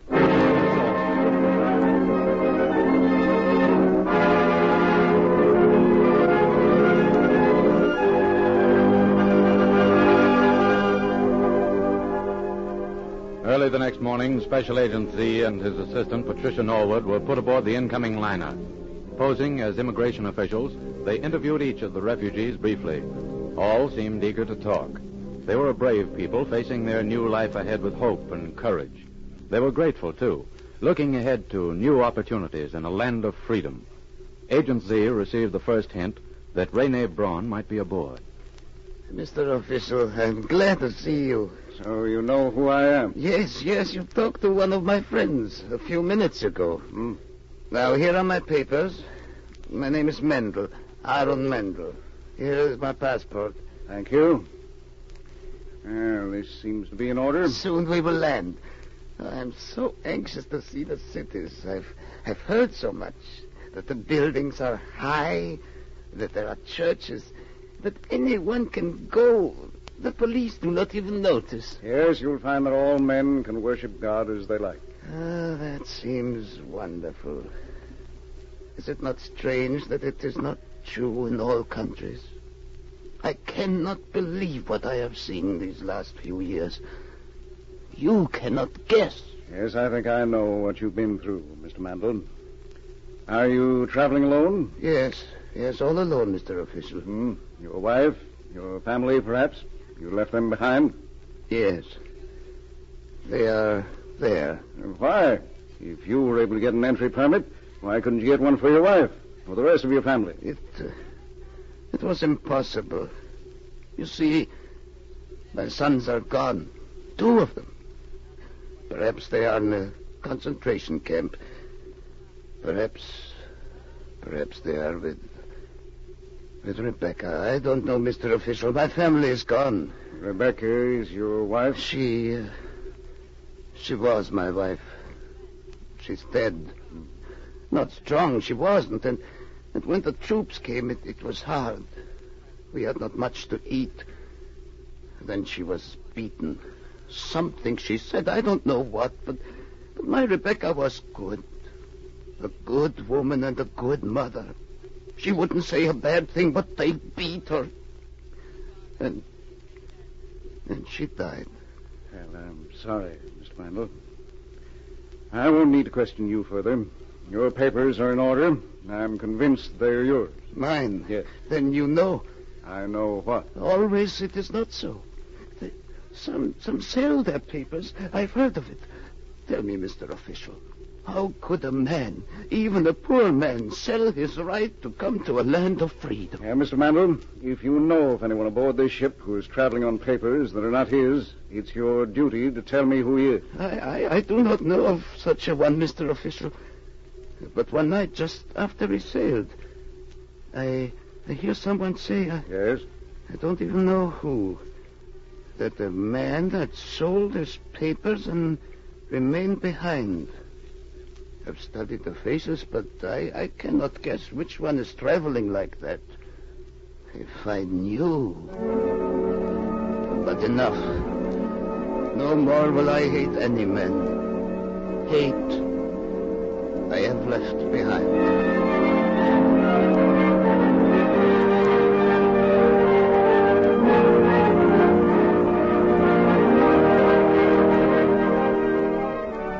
Agent Z and Pat went ahead with their questioning with renewed vigor. Were they on the right trail? Land had already been sighted when Pat began questioning the last woman on her list. Your passport seems to be in order, Mrs. Brule. You're traveling alone? Yes, but soon I will not be alone. See, there is land out the little window. My children are there. Grown up they are. I've not seen them in many years. They're waiting for you? Yes. This letter from my son, it came just before I went to the boat. Read it. See, it says they will meet me. My little son. He's grown up and has a wife and a home. I go with them. Oh, it is so hard to wait. Why doesn't the ship go faster? I want to have my son put his arms around my neck. I want to hear him say, Mama. Will we be there soon? Yes, soon. Mrs. Brule, this letter, it's addressed to you and your husband. You have a husband. Give me my letter. Where is your husband, Mrs. Brule? Why isn't he with you? He is to stay behind. Back there. Why? Oh, I don't know. I knew there would be trouble. Mrs. Brule, I want the truth. Look out that porthole. Your children are waiting for you out there. Unless you tell me the truth, your landing may be held up. No. You are a woman. You wouldn't keep me from seeing my son. Oh, no. I'll do everything I can to see that you get into your son's arms as fast as possible. But you've got to tell me the truth. Did your husband sell his papers and passport? You guessed. He did then? It was for me. I told him not to do it. I said there would be trouble, but he wanted me to come. They took all our money. We would have to stay back there even though we had our papers. Then Andre sold his papers to send me to our children. Please, you must not condemn him. He did it for me. Back there he is. Maybe arrested now. He looks so old as the ship sailed and crying like a baby. Don't say he's a bad man. Is the man who brought his papers on this ship? No, I cannot tell. Mrs. Brule, you've got to answer my question. I will be killed. Back there, my husband, my Andre, would be seized. This government will see that nothing happens to you, or to your husband if they can help it. Is the man who is traveling with his papers aboard? Yes, I won't protect him. He is aboard. He's using my husband's name, but he is bad. He said when we landed, my son would have to help him. He is a spy. My son wouldn't spy against this new land that has been so good to him. You've got to believe that. I do believe it. Remain in your cabin, Mrs. Brule. My superior may want to question you.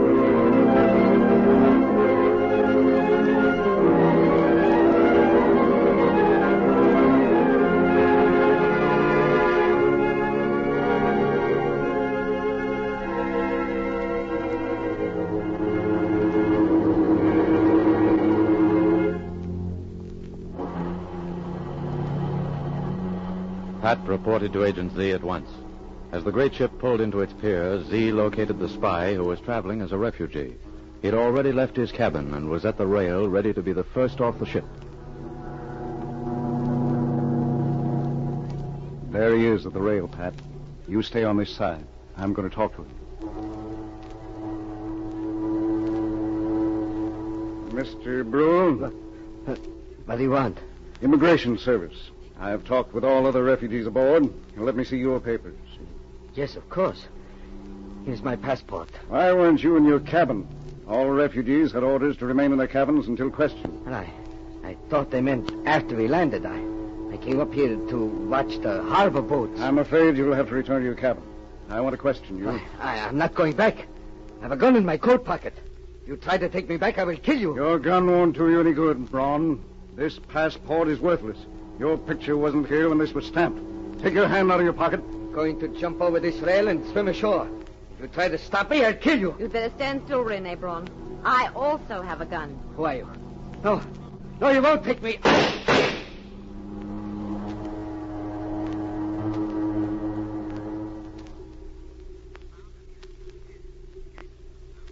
Special Agent Z reporting, K7.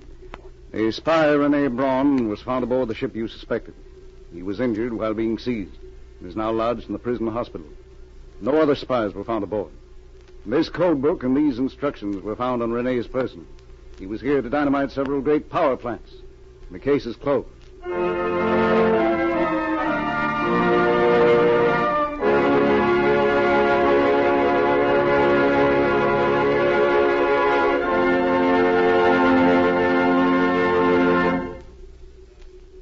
No one knows how many spies and enemy aliens have entered the world's great democracies as refugees. Today, in spite of the many who need haven in the world's free nations, immigration authorities have to exercise extreme caution. Listen for my next story. This is K7 speaking.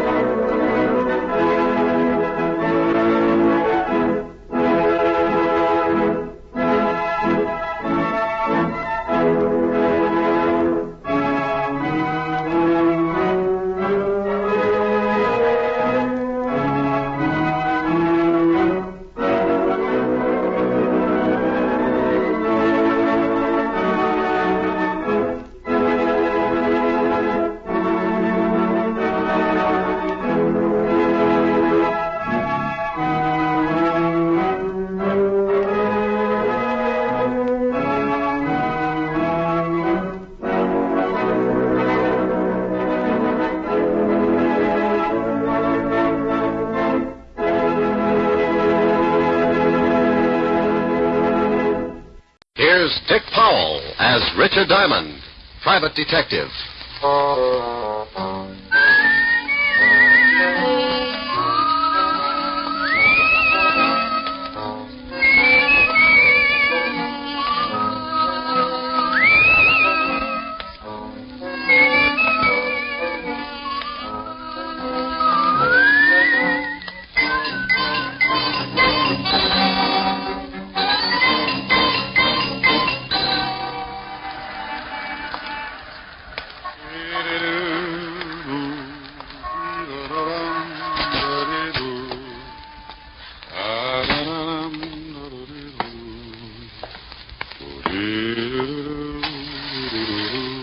Good afternoon, Mr. Diamond. Oh, afternoon, Ed. Have a good lunch, Mr. Diamond? Too early to tell. Hey, you must shave with a dull razor. You got a scratch on your face. I use a rake. Here's your floor, Mr. Diamond. Thanks, Ed.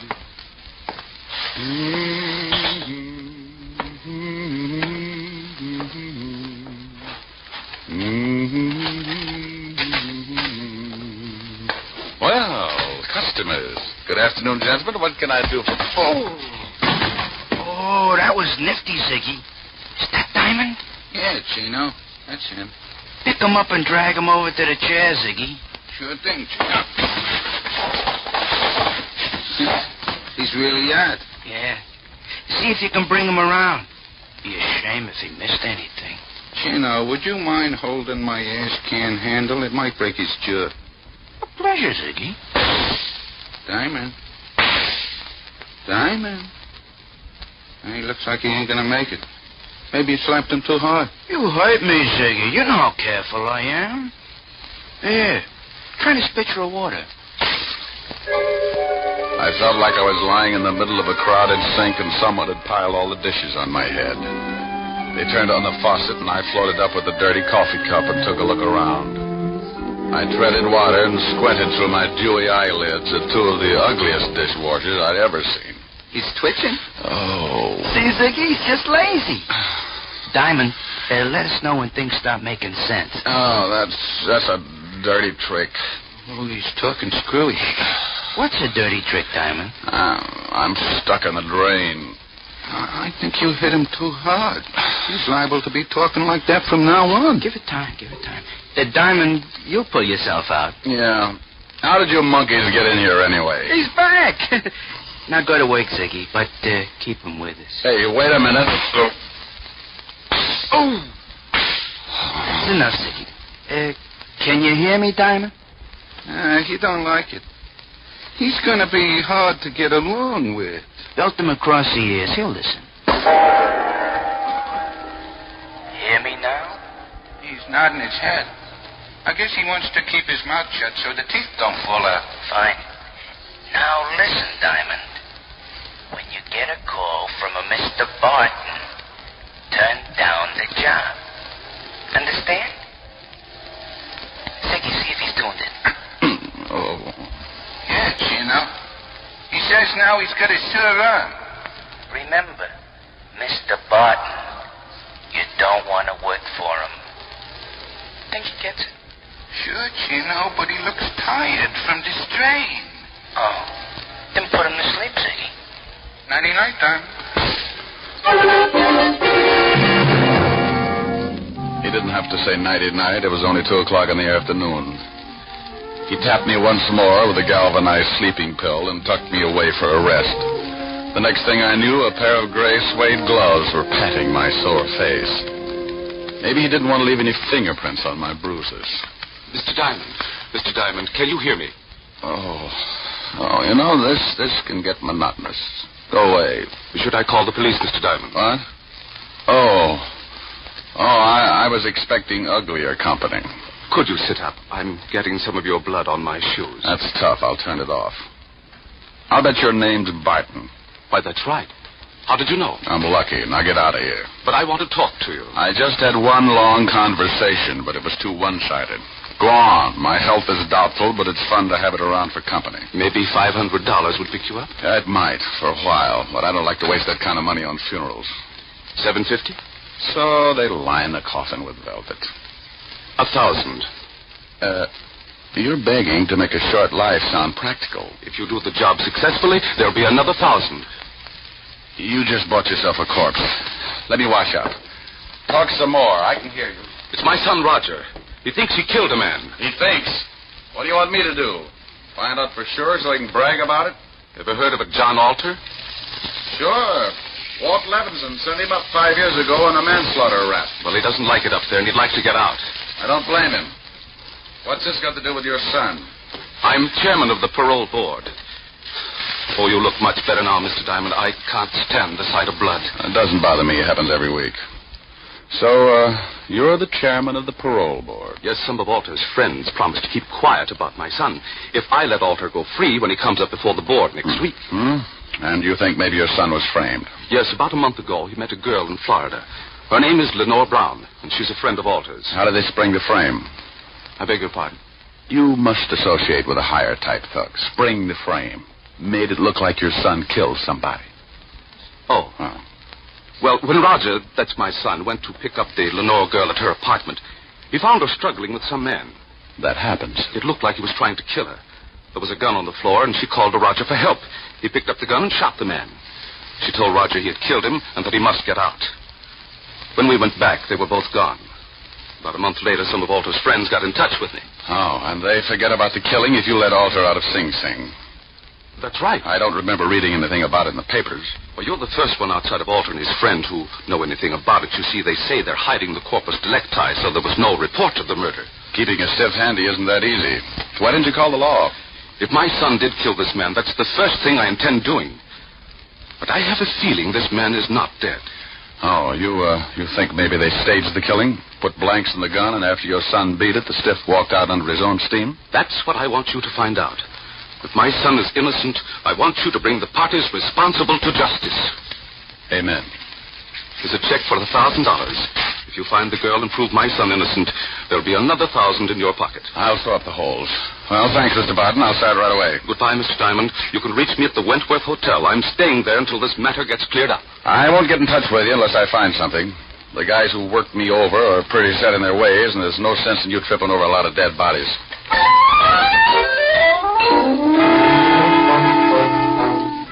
I looked at the $1,000 check and thought about the beating the two polite gunsels had given me. It was a toss-up.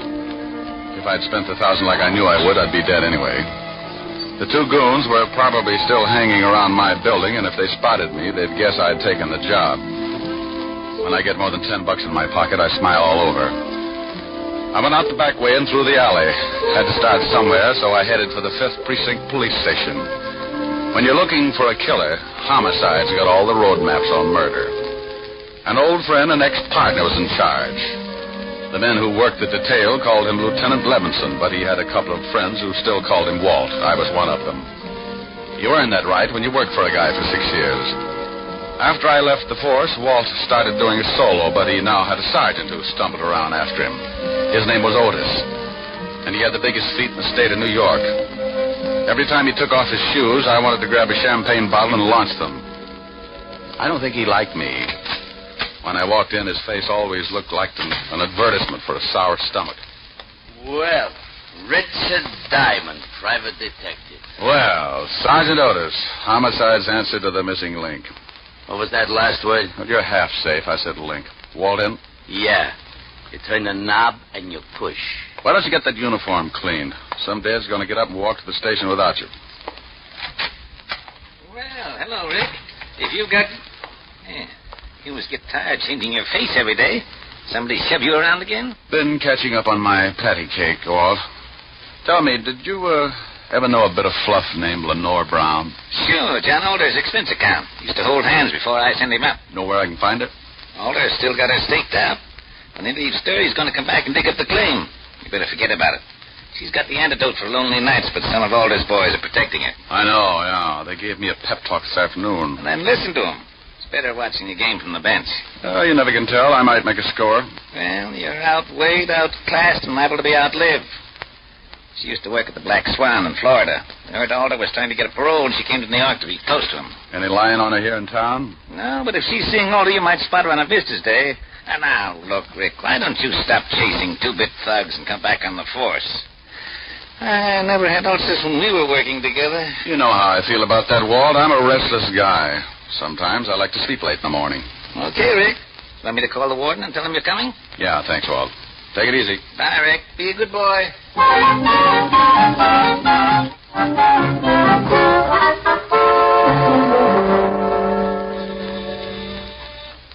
Yes, Paul?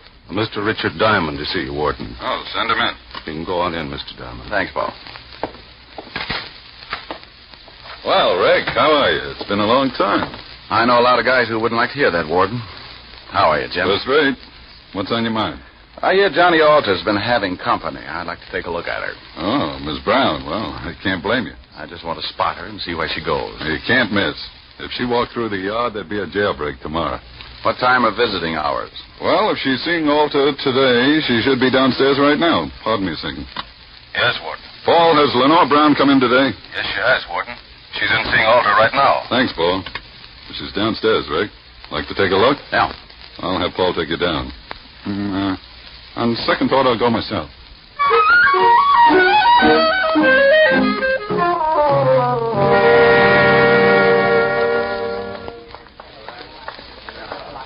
There she is, sitting at the end table talking to Alder. Oh. Now I know why Alter needs a lot of money. She's wearing enough mink to carpet Radio City. You should get a load of her on a warm day. Coat doesn't stop me. She'd show up, even if she's wearing a tent. How long has she got with Alter? About another 5 minutes. Warden, maybe I'll let you put me away for a couple of years. With something like that to look forward to on Visitor's Day, I might go for the change. Well, you'd get tired of just talking. Think what you could do on the outside. Yeah, I am, but it would probably send me right back up here. You want to stick around till she's through talking? Thanks, Jim. I'll wait in front till she comes out.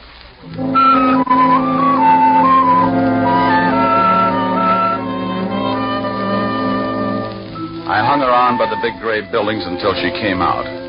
She walked over to a long white convertible and got in. Now I know what the guy meant when he wrote, "Ask the man who owns one." I decided to let her buy me a new fuse, and I walked over to the car.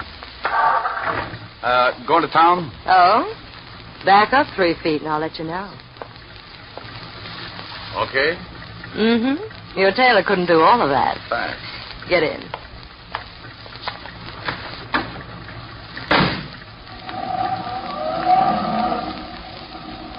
Visiting? Yeah, the warden's an old friend. How many years did you know him? Baby. I've been going home every night all my life. Every night? Well, almost. What do you do with the almost? Depends. Everybody likes something different. You must get tired thinking up new ideas. Oh, I don't think much. It's more fun being surprised.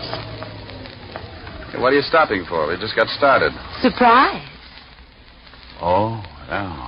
And the nickel-plated one. Look, baby, you don't have to pull a gun. If I'm getting fresh, I'll get out and walk. You'll sit right there, Diamond. Oh, name dropper. Mm-hmm. Expecting company? Mm-hmm, and you've met them before, honey. That's nice. I wouldn't want you to get stuck with the introductions.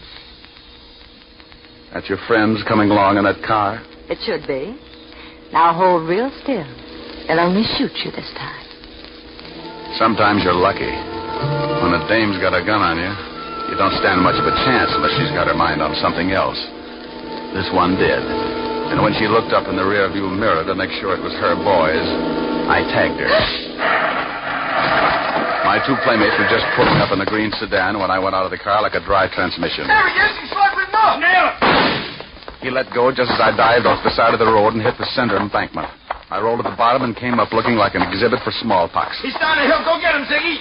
There was a line of trees just off to the right, and I got to them just as Ziggy tried again. He needed a rifle. I was running through the trees then, and I could hear Ziggy somewhere behind me falling all over himself. I pulled my gun and thought about waiting for him. I could give him so many holes he'd whistle in a high wind, but I had another idea. I stopped and listened. He's around here somewhere. Well, come on. We'll spread out. That tore it right down the middle. They were somewhere behind me, and both of them were looking. I got him. Oh, I got him. Get off of me, you million. I got on a new suit. Oh, my deepest apologies, Gino. I thought you was Diamond. Can't you tell a difference, Ziggy? He's got on a blue suit. Oh, I'm a little colorblind. Now let's find Diamond. They started hunting again, and I cut off to my left and headed back to the highway. I reached the hill that sloped down from the highway, and I went up fast. The cars were about 100 yards down the road, and I used my last lung getting there. Lenore was still out, just like I'd left her when I put her to sleep. I went over to the Gunsel's car and lifted the hood. Chino and Ziggy could apologize all night while they looked for a new distributor. I went back to the white convertible with the unconscious nylons and got in.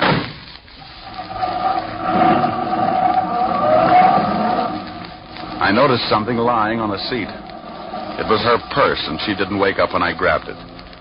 Doing a rummage job at 80 miles an hour isn't easy. But there wasn't much of interest anyway, just a little black book. I needed a gimmick, so I stuck it in my pocket. I put the purse back on the seat just as she started coming around. Well, now that's it, baby. Sit up and look at the pretty scenery. How did you get here? Where's Ziggy and Chino? Playing Peter Pan. Jaw hurt? Yes, you heal. Play rough and you get hurt. Where do I take you? My apartment, I guess. You're going to ask a lot of questions, and I don't talk much. We might as well figure out something to fill in the lull.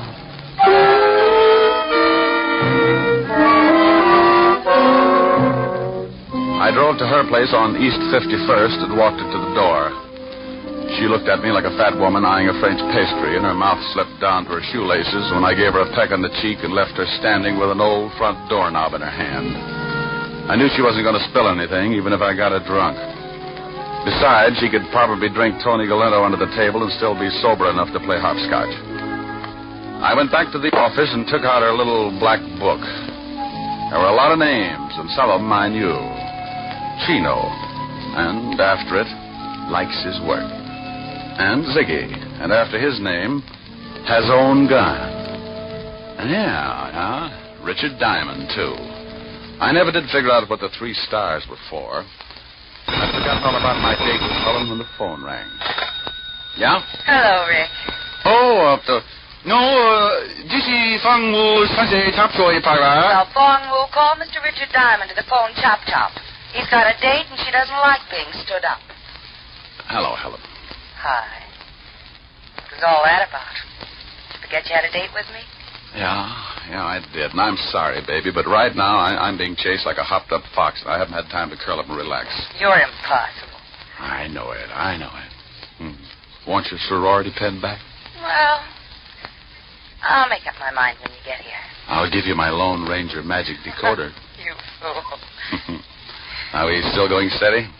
Oh, yes. Rick, when am I going to see you? Oh, honey, right now I got some reading to do. Why don't you go to a movie? Little Women Past the Senses. I'll be over later. I'll probably end up marrying an usher. Don't be too late, Rick. I won't.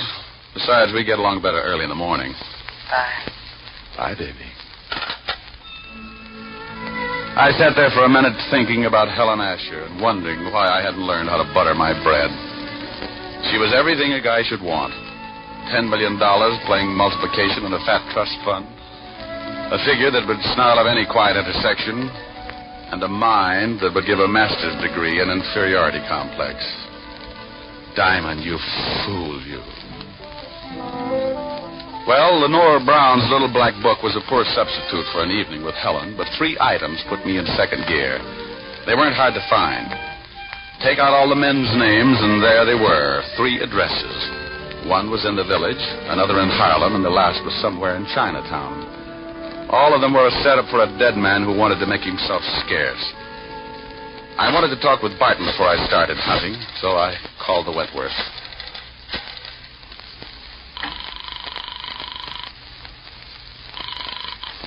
Wentworth Hotel. Mr. Barton, please. Yes, sir. I'll ring him. Hello? Mr. Barton, this is Diamond. Oh, yes, Diamond. Did you find out anything yet? Not yet, but tell me, did your son tell you what his victim looked like? Why, yes.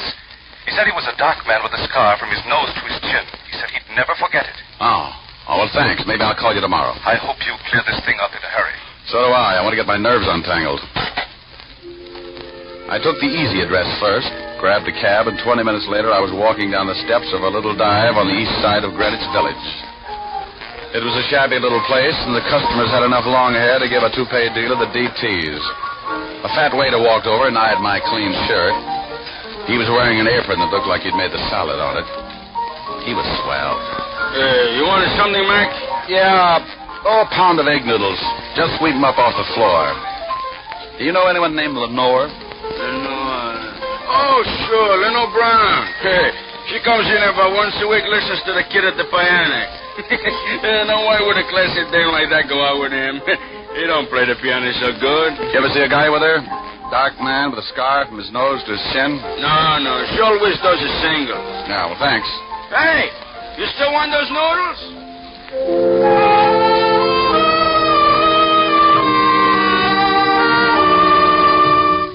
I walked out, got back in the cab, and marked off Greenwich Village in the little black book. The second address was on the fringe of Harlem, the Hill, they call it.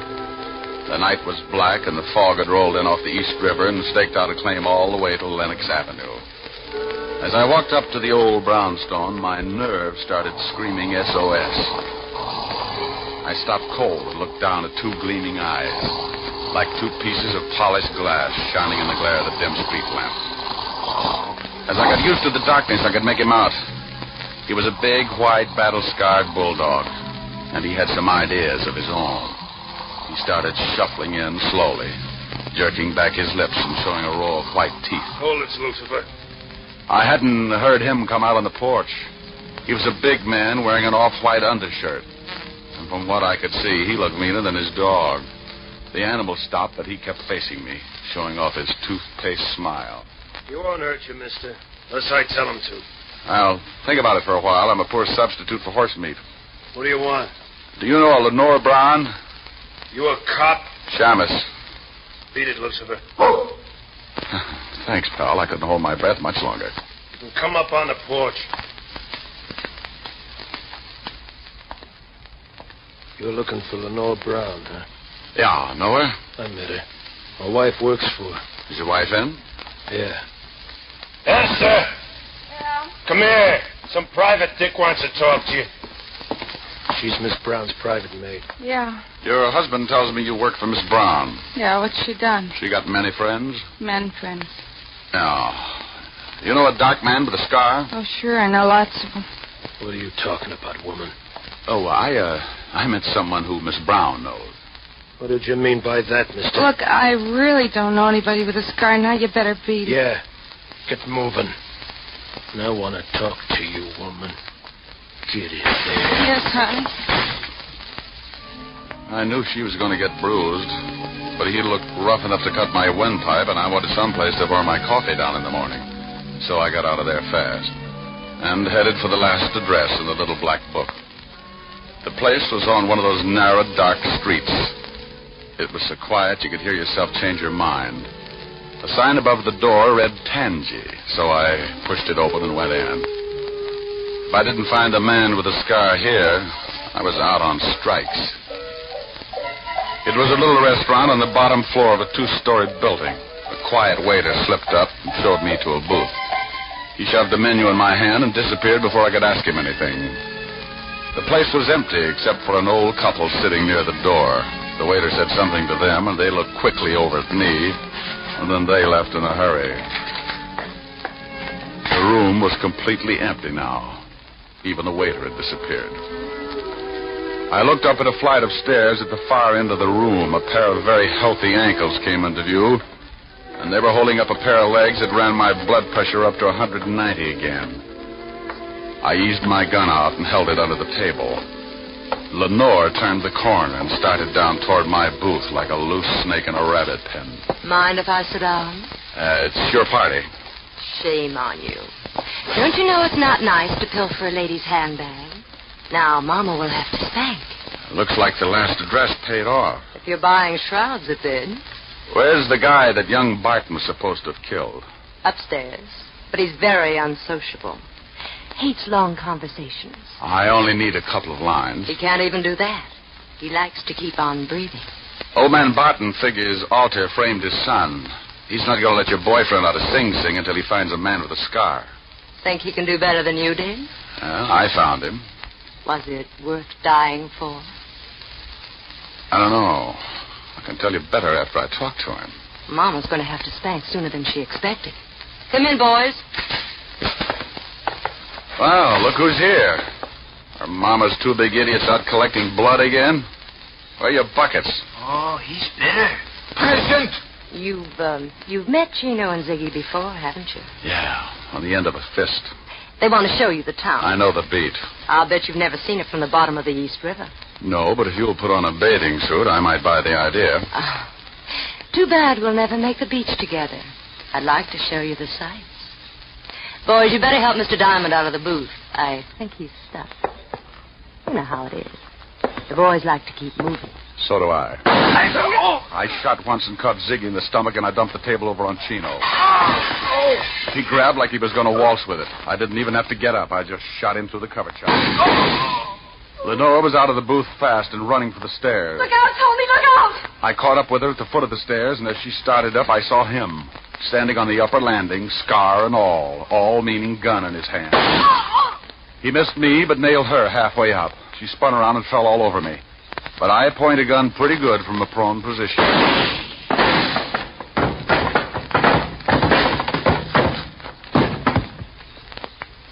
You should have kept your nose up, mister. A bad landing washes you out.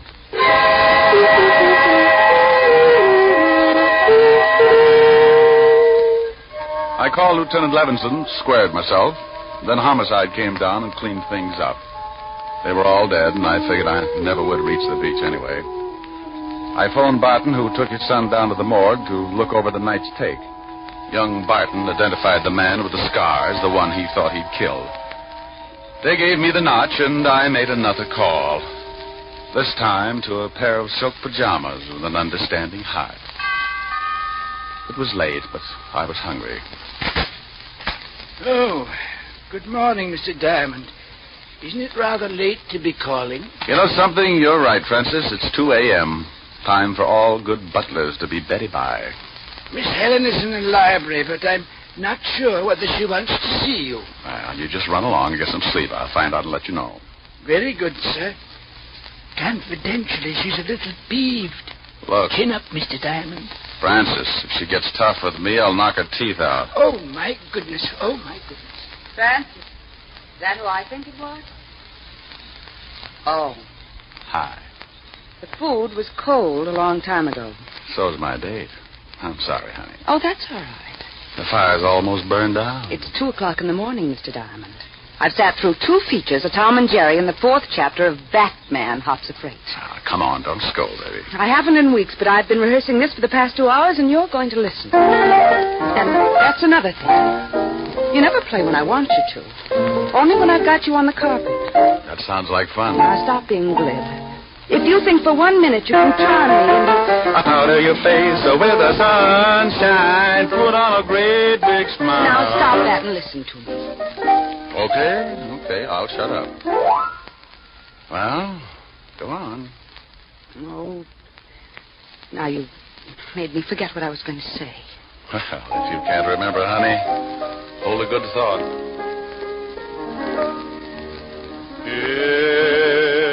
It's a big, wide, wonderful world you live in. When you're in love, you're a master. Of all you survey, you're a gay Santa Claus. I just remembered. Too late now, honey. I'm rolling. There's a brave new star-spangled sky above you.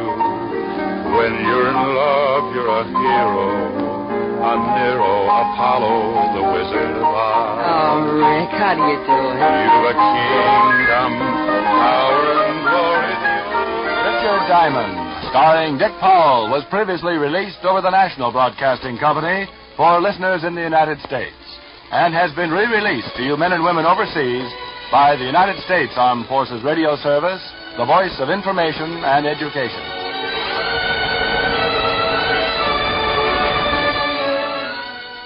Thank you for listening to Golden Age Radio. We invite you to return tomorrow for an all-new set of episodes that will take you on even more unforgettable adventures. My grandmother used to make the best ice cream. Now you can find her recipes online. That's el4e.com. Don't turn your dial, because the next installment of timeless tales and captivating narratives is just around the corner. Stay tuned for another dose of vintage radio magic that will transport you to a bygone era of entertainment like never before. Ladies and gentlemen, the secret word tonight is smile. S-M-I-L-E. Really? You bet your life. The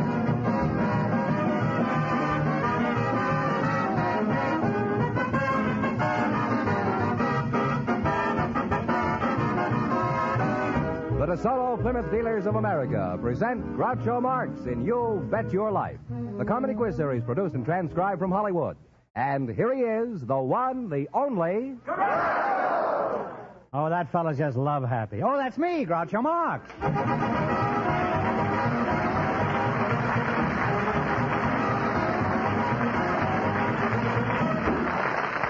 Thank you. Well, here I am again with $1,000 for one of our couples tonight. George Fenneman, who's first to try for it? Just before we went on the air, we asked if there were any young people in the audience who'd like to get married if they found the right person. And our studio audience selected Miss Rosalie Page and Mr. Bob Hartham, and here they are. Folks, meet Groucho Marx. Welcome, kids, for the DeSoto Plymouth Dealers. And if either of you says the secret word, you split $100 in cash. It's a common word, something you always have with you. So you two would like to get married, eh? Well, we'll see what we can do here. Miss Page, is that right? That's right. Rosalie Page. Yeah. Where you from, Rosalie? St. Louis, Missouri. And where you from? Bob Hawthorne? Hawthorne. Kansas City, Missouri. Kansas City. Kansas Well, City. you're practically stablemates, huh? How old are you, Bob? 35. 35. And Rosalie, what is your age? 27. That's a lovely age. How long have you been 27? October the 27th, What year? 1949. It isn't necessary to snarl at me, Rosalie. Well, you're a very pretty girl, Rosalie. Why aren't you married? You've reached the age of consent? Well, nobody really ever asked me. Well, nobody asked me, and I'm married. Bob, have you ever asked a girl to marry you? No, never have. Would you be interested in asking Rosalie? Well, I don't know her. Well, these days, that doesn't stop anybody. Besides, I can fix that. Bob, I want you to meet Rosalie. How do you do? Well, now it's all settled now. If I can just find you two a place to live, that's all. What sort of work do you do, Bob? I'm a room clerk at the Townhouse Hotel. Rosalie, I found you a place to live. Anything unusual ever happen around your hotel? Oh, quite a few unusual things. Well, could you give us one, an example?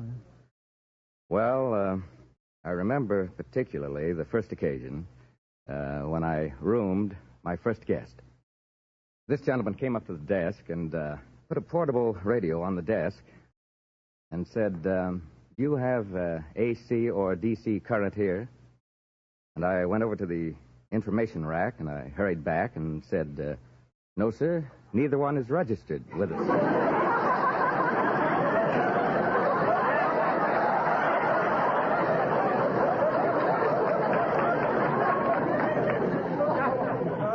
And you're still working at the hotel? Rosalie, who do you work for? Jerry Ralston. Jerry Ralston? Yes. Thought that was a breakfast food. What kind of work do you do, Rosalie? I'm a legal secretary. A legal secretary? Yes. Is that so? Mm-hmm. Jerry Ralston, huh? Yes. What kind of a name is that for a law firm? Doesn't he have a complete lawyer's name like yes. Shadrach, Meshach, Abednego, and Shyster? It's Fink, Ralston, Leventhal, and Kent. Oh, see, I knew there were more handles to it than that. Now, Rosalie, as a legal secretary, just what do you do? I start out in the morning by opening up the office and start filing and getting things ready for the boss, cleaning off his desk, and bring my book. And you take dictation, huh? I take dictation, yes. Does your boss have comfortable knees? Huh? No, I don't know. Never sat on your boss's knee? No. Fine secretary. Yeah. Where do you sit in your office? On a chair. You'll never get any work done that way, huh? What kind of dictation do you take from your boss, Rosalie? Well, various pleadings like complaints, answers, and orders nunc pro tunc, and... What's that? Orders nunc pro tunc. What is that? Now for then. Now for them. Why don't they say that, huh? Well, because it's Latin. They don't want to say it that way. Oh, they don't want anybody to know what they just said. And, what else do they say? And then I draw up leases, and, oh, yes, I also do briefs. You do, huh? Yes. You take the boss's briefs, huh? I take his briefs. What do you do, sew patches on them? Doesn't he get chilly standing there? Does he? No, these are legal briefs. Legal or illegal, he's got no right to be standing there. What are legal briefs? Well, they're documents that are rather lengthy documents. Oh, long underwear, eh? That's the best kind of wear when you're making a court appearance. Eh? Is your chair more comfortable than your boss's knee? Yes. No. Oh, I Then you've tried your boss's knee, eh? Now, what kind of a knee has he got? Is it AC or DC? Well, you're really a charming couple, and I hope you'll be very happy together. Now, before we play You Bet Your Life, I'd like to remind you, when you buy Easter seals, you help all crippled children everywhere. Your donations will go to the crippled children in your state. Now, in just 1 minute, you're going to try for a chance at $1,000. You bet your life.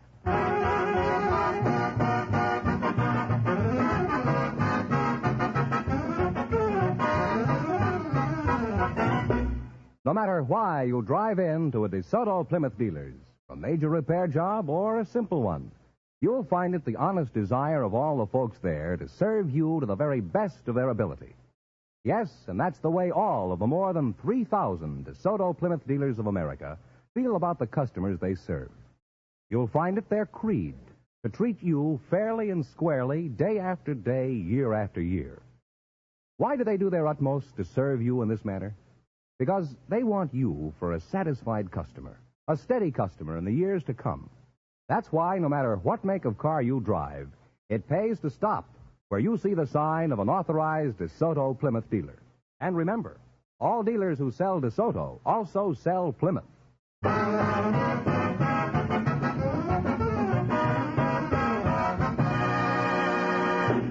Now, let's see if you two will get a chance at $1,000. Fenneman, tell them the rules. Each of our three couples has $20. They bet as much of that 20 as they want on each of 4 questions. The couple that earns the most money gets a chance at the DeSoto Plymouth $1,000 question at the end of the show. Our other 2 couples are in a waiting room off stage, so they don't know what's happening out here. Here we go. Let's see how high I can build you $20. You selected nursery rhymes as your category. Is that correct? That's right. Here's your first question. How much of the $20 will you bet? $10. $10. What did Old King Cole call for beside his bowl and pipe?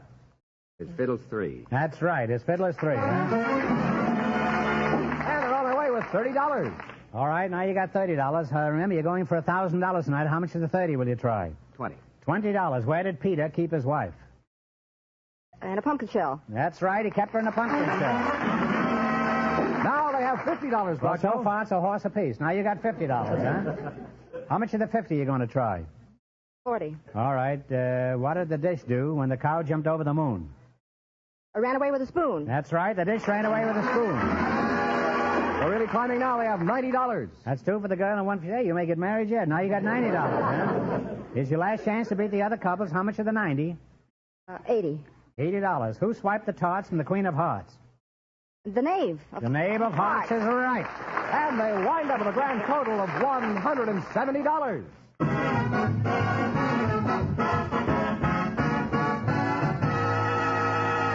Thanks and good luck from the DeSoto Plymouth dealers. Now, don't go away now. You might get a chance at the big question.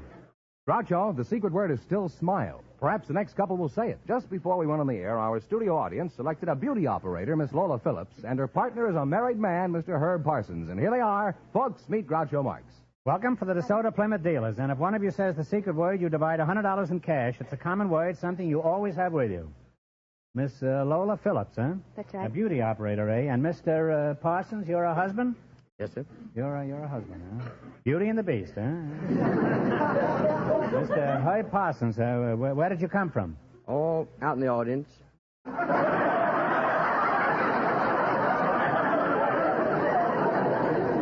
I know you're from the audience, but you weren't born out there, were you? How are things in the audience? Pretty good, huh? Pretty good, huh? How are conditions out there? Huh? Very fine, very fine. Uh-huh.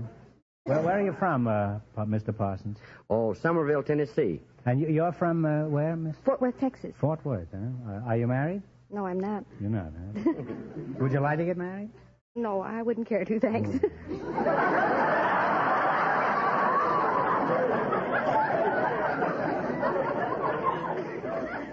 Well, that's the closest I've come in a long time.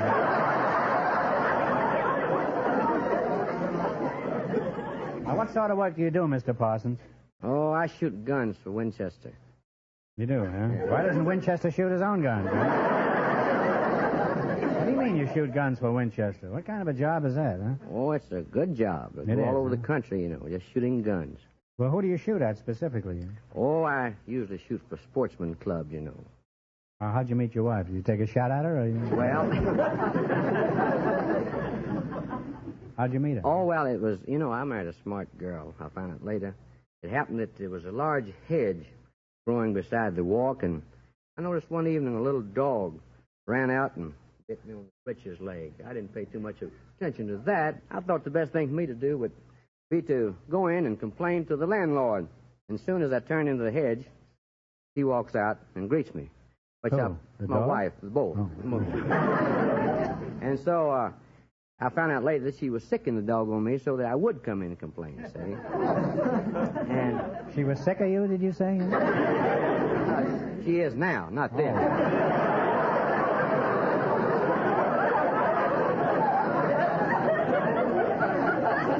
Now, what about the dog? You still got the dog? No, the dog died.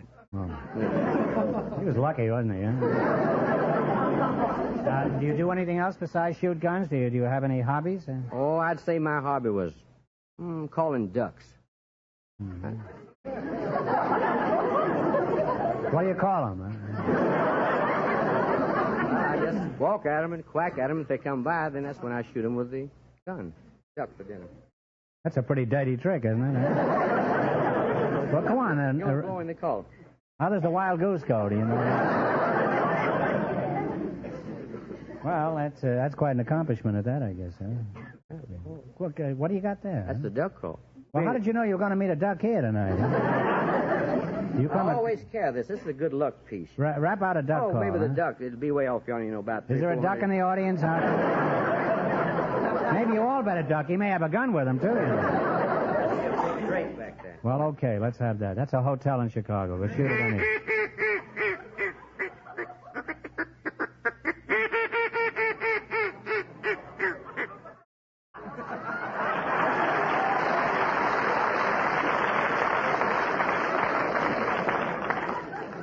And you mean to say that a duck finds that alluring? No, his curiosity gets the best of him when he comes by. Well, what does he think it is? He doesn't know. That's the reason he comes by, I think.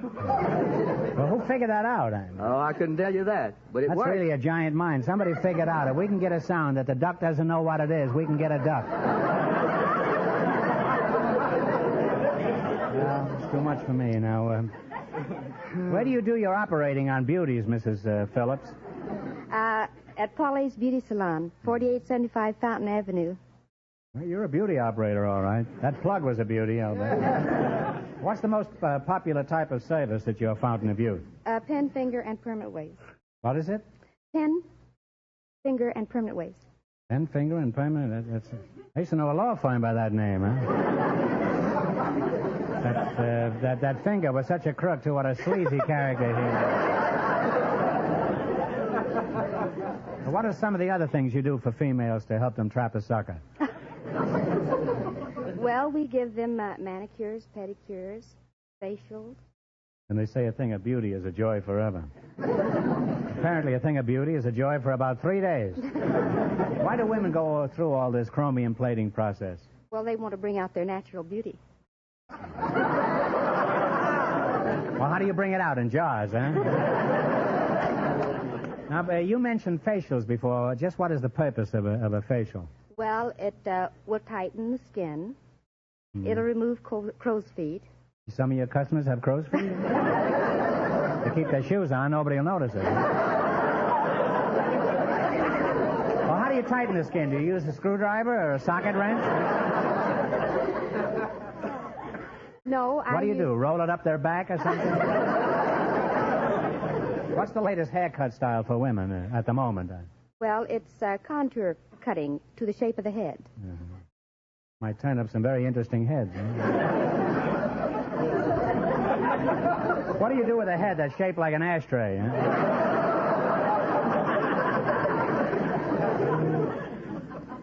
You ever listen to your customers when they gab to each other? Oh, I'm much too busy. I see, but what do they talk about?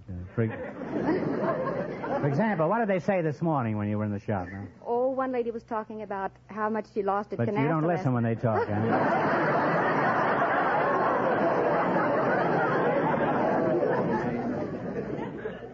Have you been listening intently to all this secret stuff about beauty shops, Mr. Parsons? Very much. Pretty revealing, isn't it, huh? Oh, for heaven's sakes. Well, tell me, which do you prefer, a blonde, a brunette, or a redhead? Oh, I kind of like about between a blonde and a redhead. Well, that's a perfect place to be.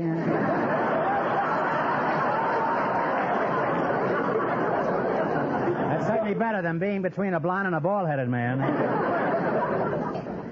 Well, after talking to a beauty operator, I know all the secrets of the opposite sex, but despite that, I love them anyway.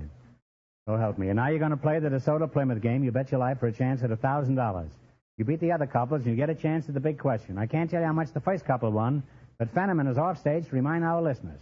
The legal secretary and the hotel clerk earned $170. Here we go. Let's see how high I can build you $20. You selected Irish songs as your category. Is that right? That's right. Here's your first question. You have $20. How much will you bet? $10? Yeah, anything you want. Anything up to 20. What is the name of this Irish song? Play, Jerry.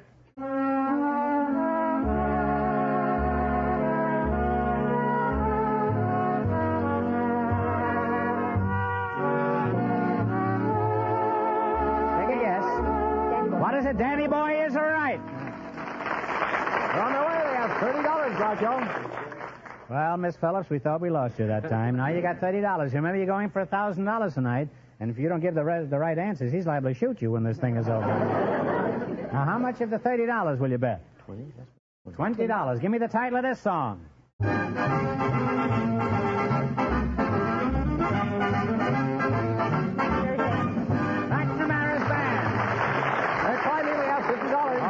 $50. Here's your third question. How much of the 50 will you go for? $40. Okay with you, Mr. Parsons? That's very good. Let's see if you can identify this Irish song. Okay, Jerry?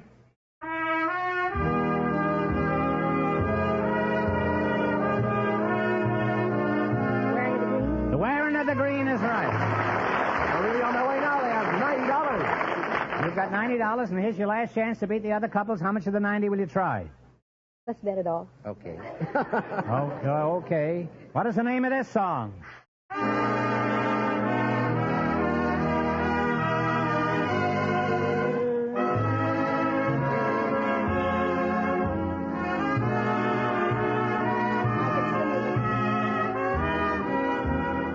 Something about our... What's the answer? Take a guess at it. Did you make the Shamrocks go or something?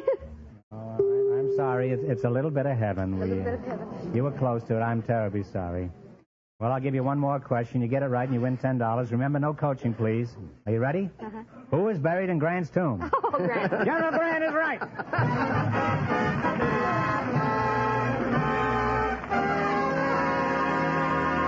Thanks and good luck from the DeSoto Plymouth dealers. Now, we'll soon know who gets the chance at the $1,000 question. You know, friends, every dealer who sells DeSoto also sells Plymouth. Is that by any chance why they're called DeSoto Plymouth dealers? Precisely, Groucho. How clever.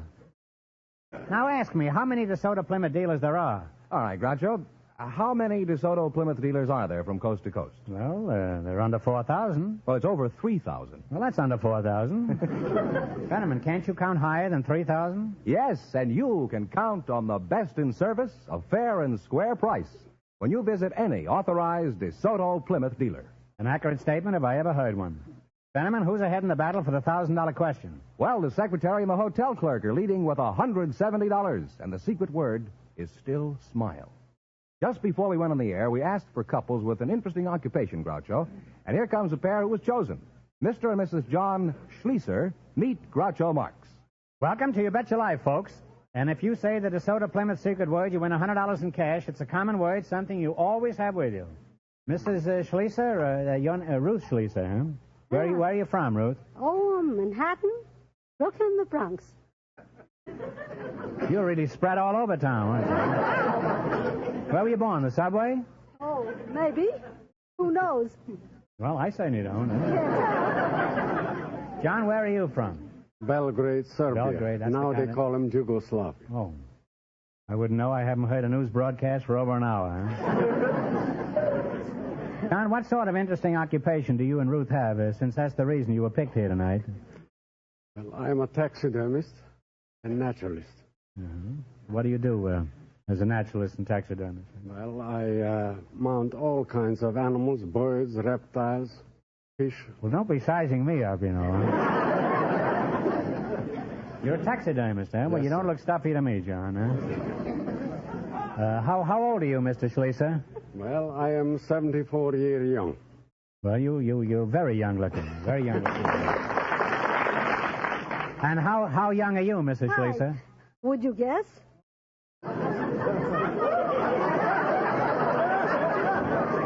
Well, if you stop wiggling, I'll take a guess at it.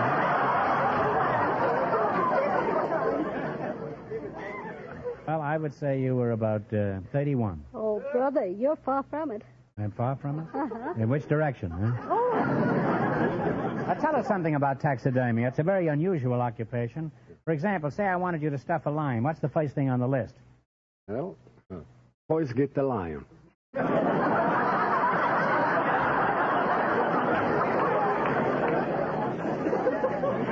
Well, let's make it a leopard, huh? That's all right, I've got a line. Never mind where I got it. Go ahead. What do you do, huh? Well, first of all, I know. First you get the line. I know that. That's the first thing. And be sure that he's dead.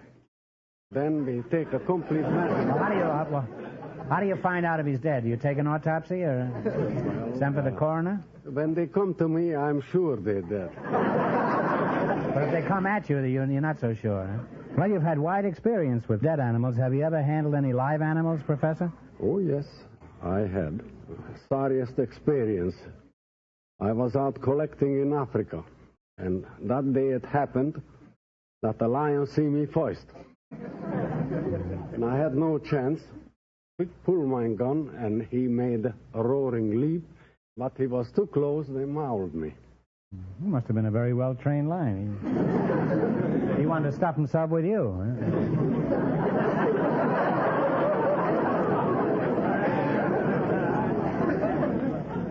How did you get to be a taxidermist? I loved everything what God created. Immaterial, what kind of animals, reptiles, insects, everything. I was interested in them. Mm-hmm.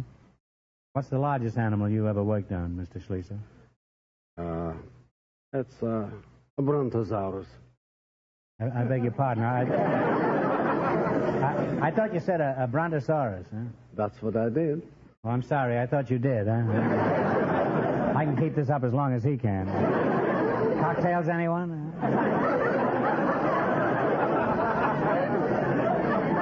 Well, it's certainly been very interesting and instructive having you here tonight. You see, if I never met you, I'd never know anything about taxidermy. Now I know practically everything about it. Now, let's see how good you two are at winning money. You're going to play You Bet Your Life for $1,000. You beat the other two couples, and you get a chance at the big question later. I can't tell you how much they won, but Fenneman's going to remind our listeners. The hotel clerk and the secretary are ahead with $170. Here we go. Let's see how high I can build you $20. You selected biblical questions as your category. Is that right? Yes, sir. Now, here's your first question. How much of the 20 will you try? 10. Well, all right. Who was the wicked wife of Ahab? A-H-A-B. She was trampled to death. I don't know. Well, it was Jezebel, huh? They have $10, Groucho. All right, now you're down to, remember, you're going for $1,000 tonight. Now, how much of the $10 will you try? 20.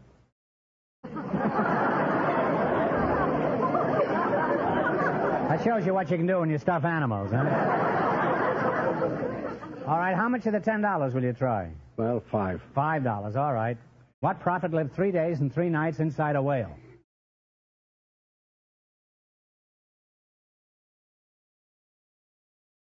Well, I don't know.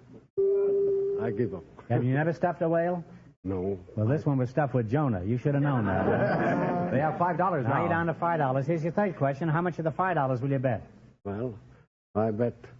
The what? I bet the 5. All right. Who led the attack at the Battle of Jericho?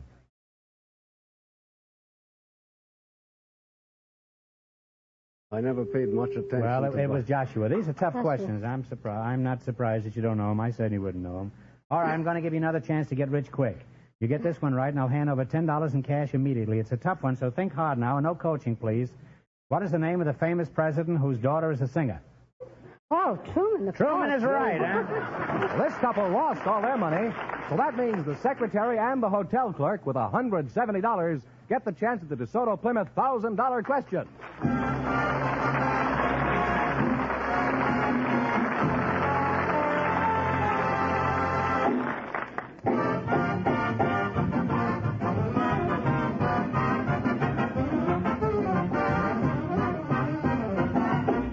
To get expert, courteous service at the lowest possible cost, more and more car owners every day drive into DeSoto Plymouth dealers. That's a wise thing for you to do, too. For DeSoto Plymouth dealers always do their utmost to please you in every way they can. They have factory-trained mechanics working with factory-designed and approved tools and equipment. They make sure the service they offer in their shops is the best service you can get anywhere. And that goes for the more than 3,000 DeSoto Plymouth dealers throughout America, all of whom take pride in their reputation for fast, efficient, courteous service. Keep this in mind next time your car needs attention, and drive in at the sign of an authorized DeSoto Plymouth dealer.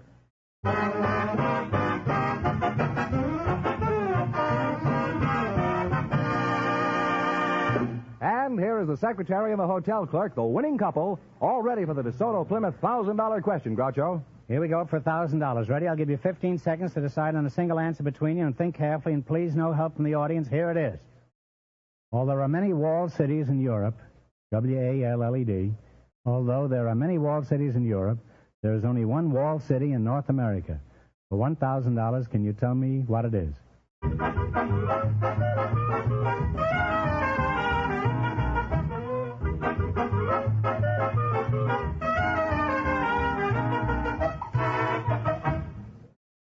Okay, what's the answer you two have decided upon? I don't know. I thought it was West Point, but No, I'm sorry. It's Quebec, the former capital of Canada. I'm sorry. That means the big question next week will be worth $1,500. Well, you lost the big money, but you won $170 in the quiz. Congratulations, and thanks to both of you.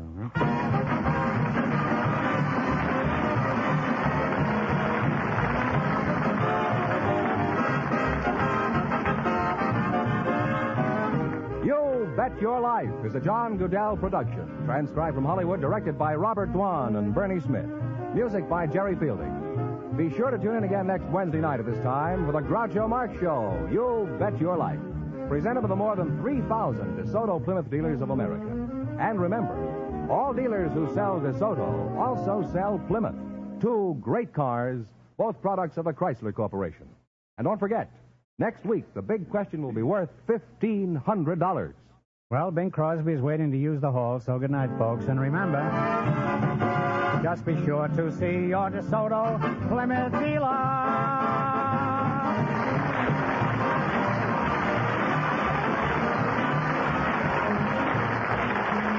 Here's a tip from the National Safety Council. It's a wise driver who believes in highway signs. This is George Fenneman signing off for the more than 3,000 DeSoto Plymouth dealers from coast to coast.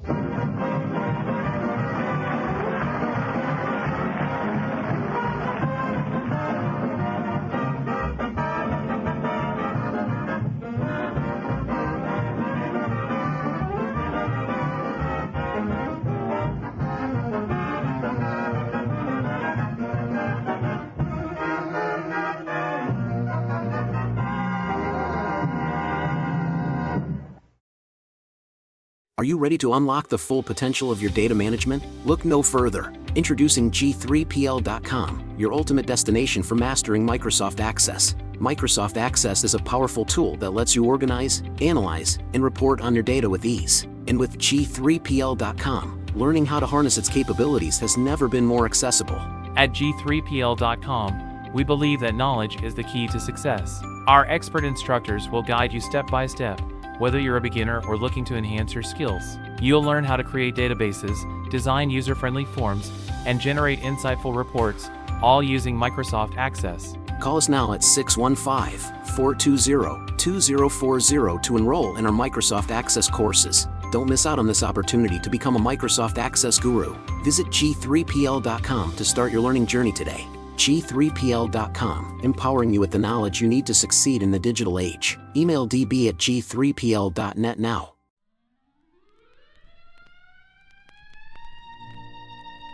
Thank you all for tuning into Golden Age Radio today. We hope you enjoyed the classic tunes and captivating stories from the past. Absolutely. It's been a delightful journey through time, and we truly appreciate each and every one of you for joining us. We have a fantastic lineup prepared for tomorrow's broadcast, filled with even more nostalgic melodies and thrilling dramas from the golden era of radio. So mark your calendars and set your alarms because you won't want to miss it. Join us again tomorrow at the same time for another unforgettable session of Golden Age Radio. Invite your friends and family to come along too. Let's make it a delightful gathering filled with timeless entertainment and warm memories. Once again, thank you for being part of our wonderful audience today. We look forward to having you with us again tomorrow as we dive into the enchanting world of the past. Until then, take care and have a fantastic day ahead. See you tomorrow. See you tomorrow. Attention all business owners and aspiring database wizards. If you want to take your data management to the next level, G3PL.com is your ultimate destination for expert Microsoft Access support and training. That's right. G3PL.com believes that every successful database journey starts with a dedicated individual guiding you to success. That's why we're proud to introduce G3PL.com, a Microsoft Access expert. Whether you're just starting or looking to enhance your access skills, G3PL.com's personalized training will set you on the path to mastery. G3PL will be with you every step of the way, providing hands-on guidance and real-world examples. But don't just take our word for it. Hear what a satisfied client has to say. Thanks to G3PL.com, I've become a Microsoft Access Pro. The personalized training was exactly what I needed. I learned to create and optimize databases, run powerful queries, and automate tasks with VBA. Now, I'm confidently handling complex projects with ease. It doesn't stop there. G3PL.com is your go-to for top-notch support and solutions. Exactly. If you're struggling with your existing database, G3PL will troubleshoot, optimize, and fine-tune it to perfection. G3PL.com designed a custom database that transformed our business operations. We needed a streamlined system to manage our services and customer data. Their expertise delivered a tailor-made solution that exceeded our expectations. I can't thank them enough. G3PL.com understands that every project is unique, and we're here to offer individualized attention to your specific needs. So, why wait? Take the leap into the world of Microsoft Access Excellence with G3PL.com. Contact G3PL today and embark on your database journey with an Access expert. Send an email to db@g3pl.net or call 615-420-2040 and ask for Mark to learn more and get started.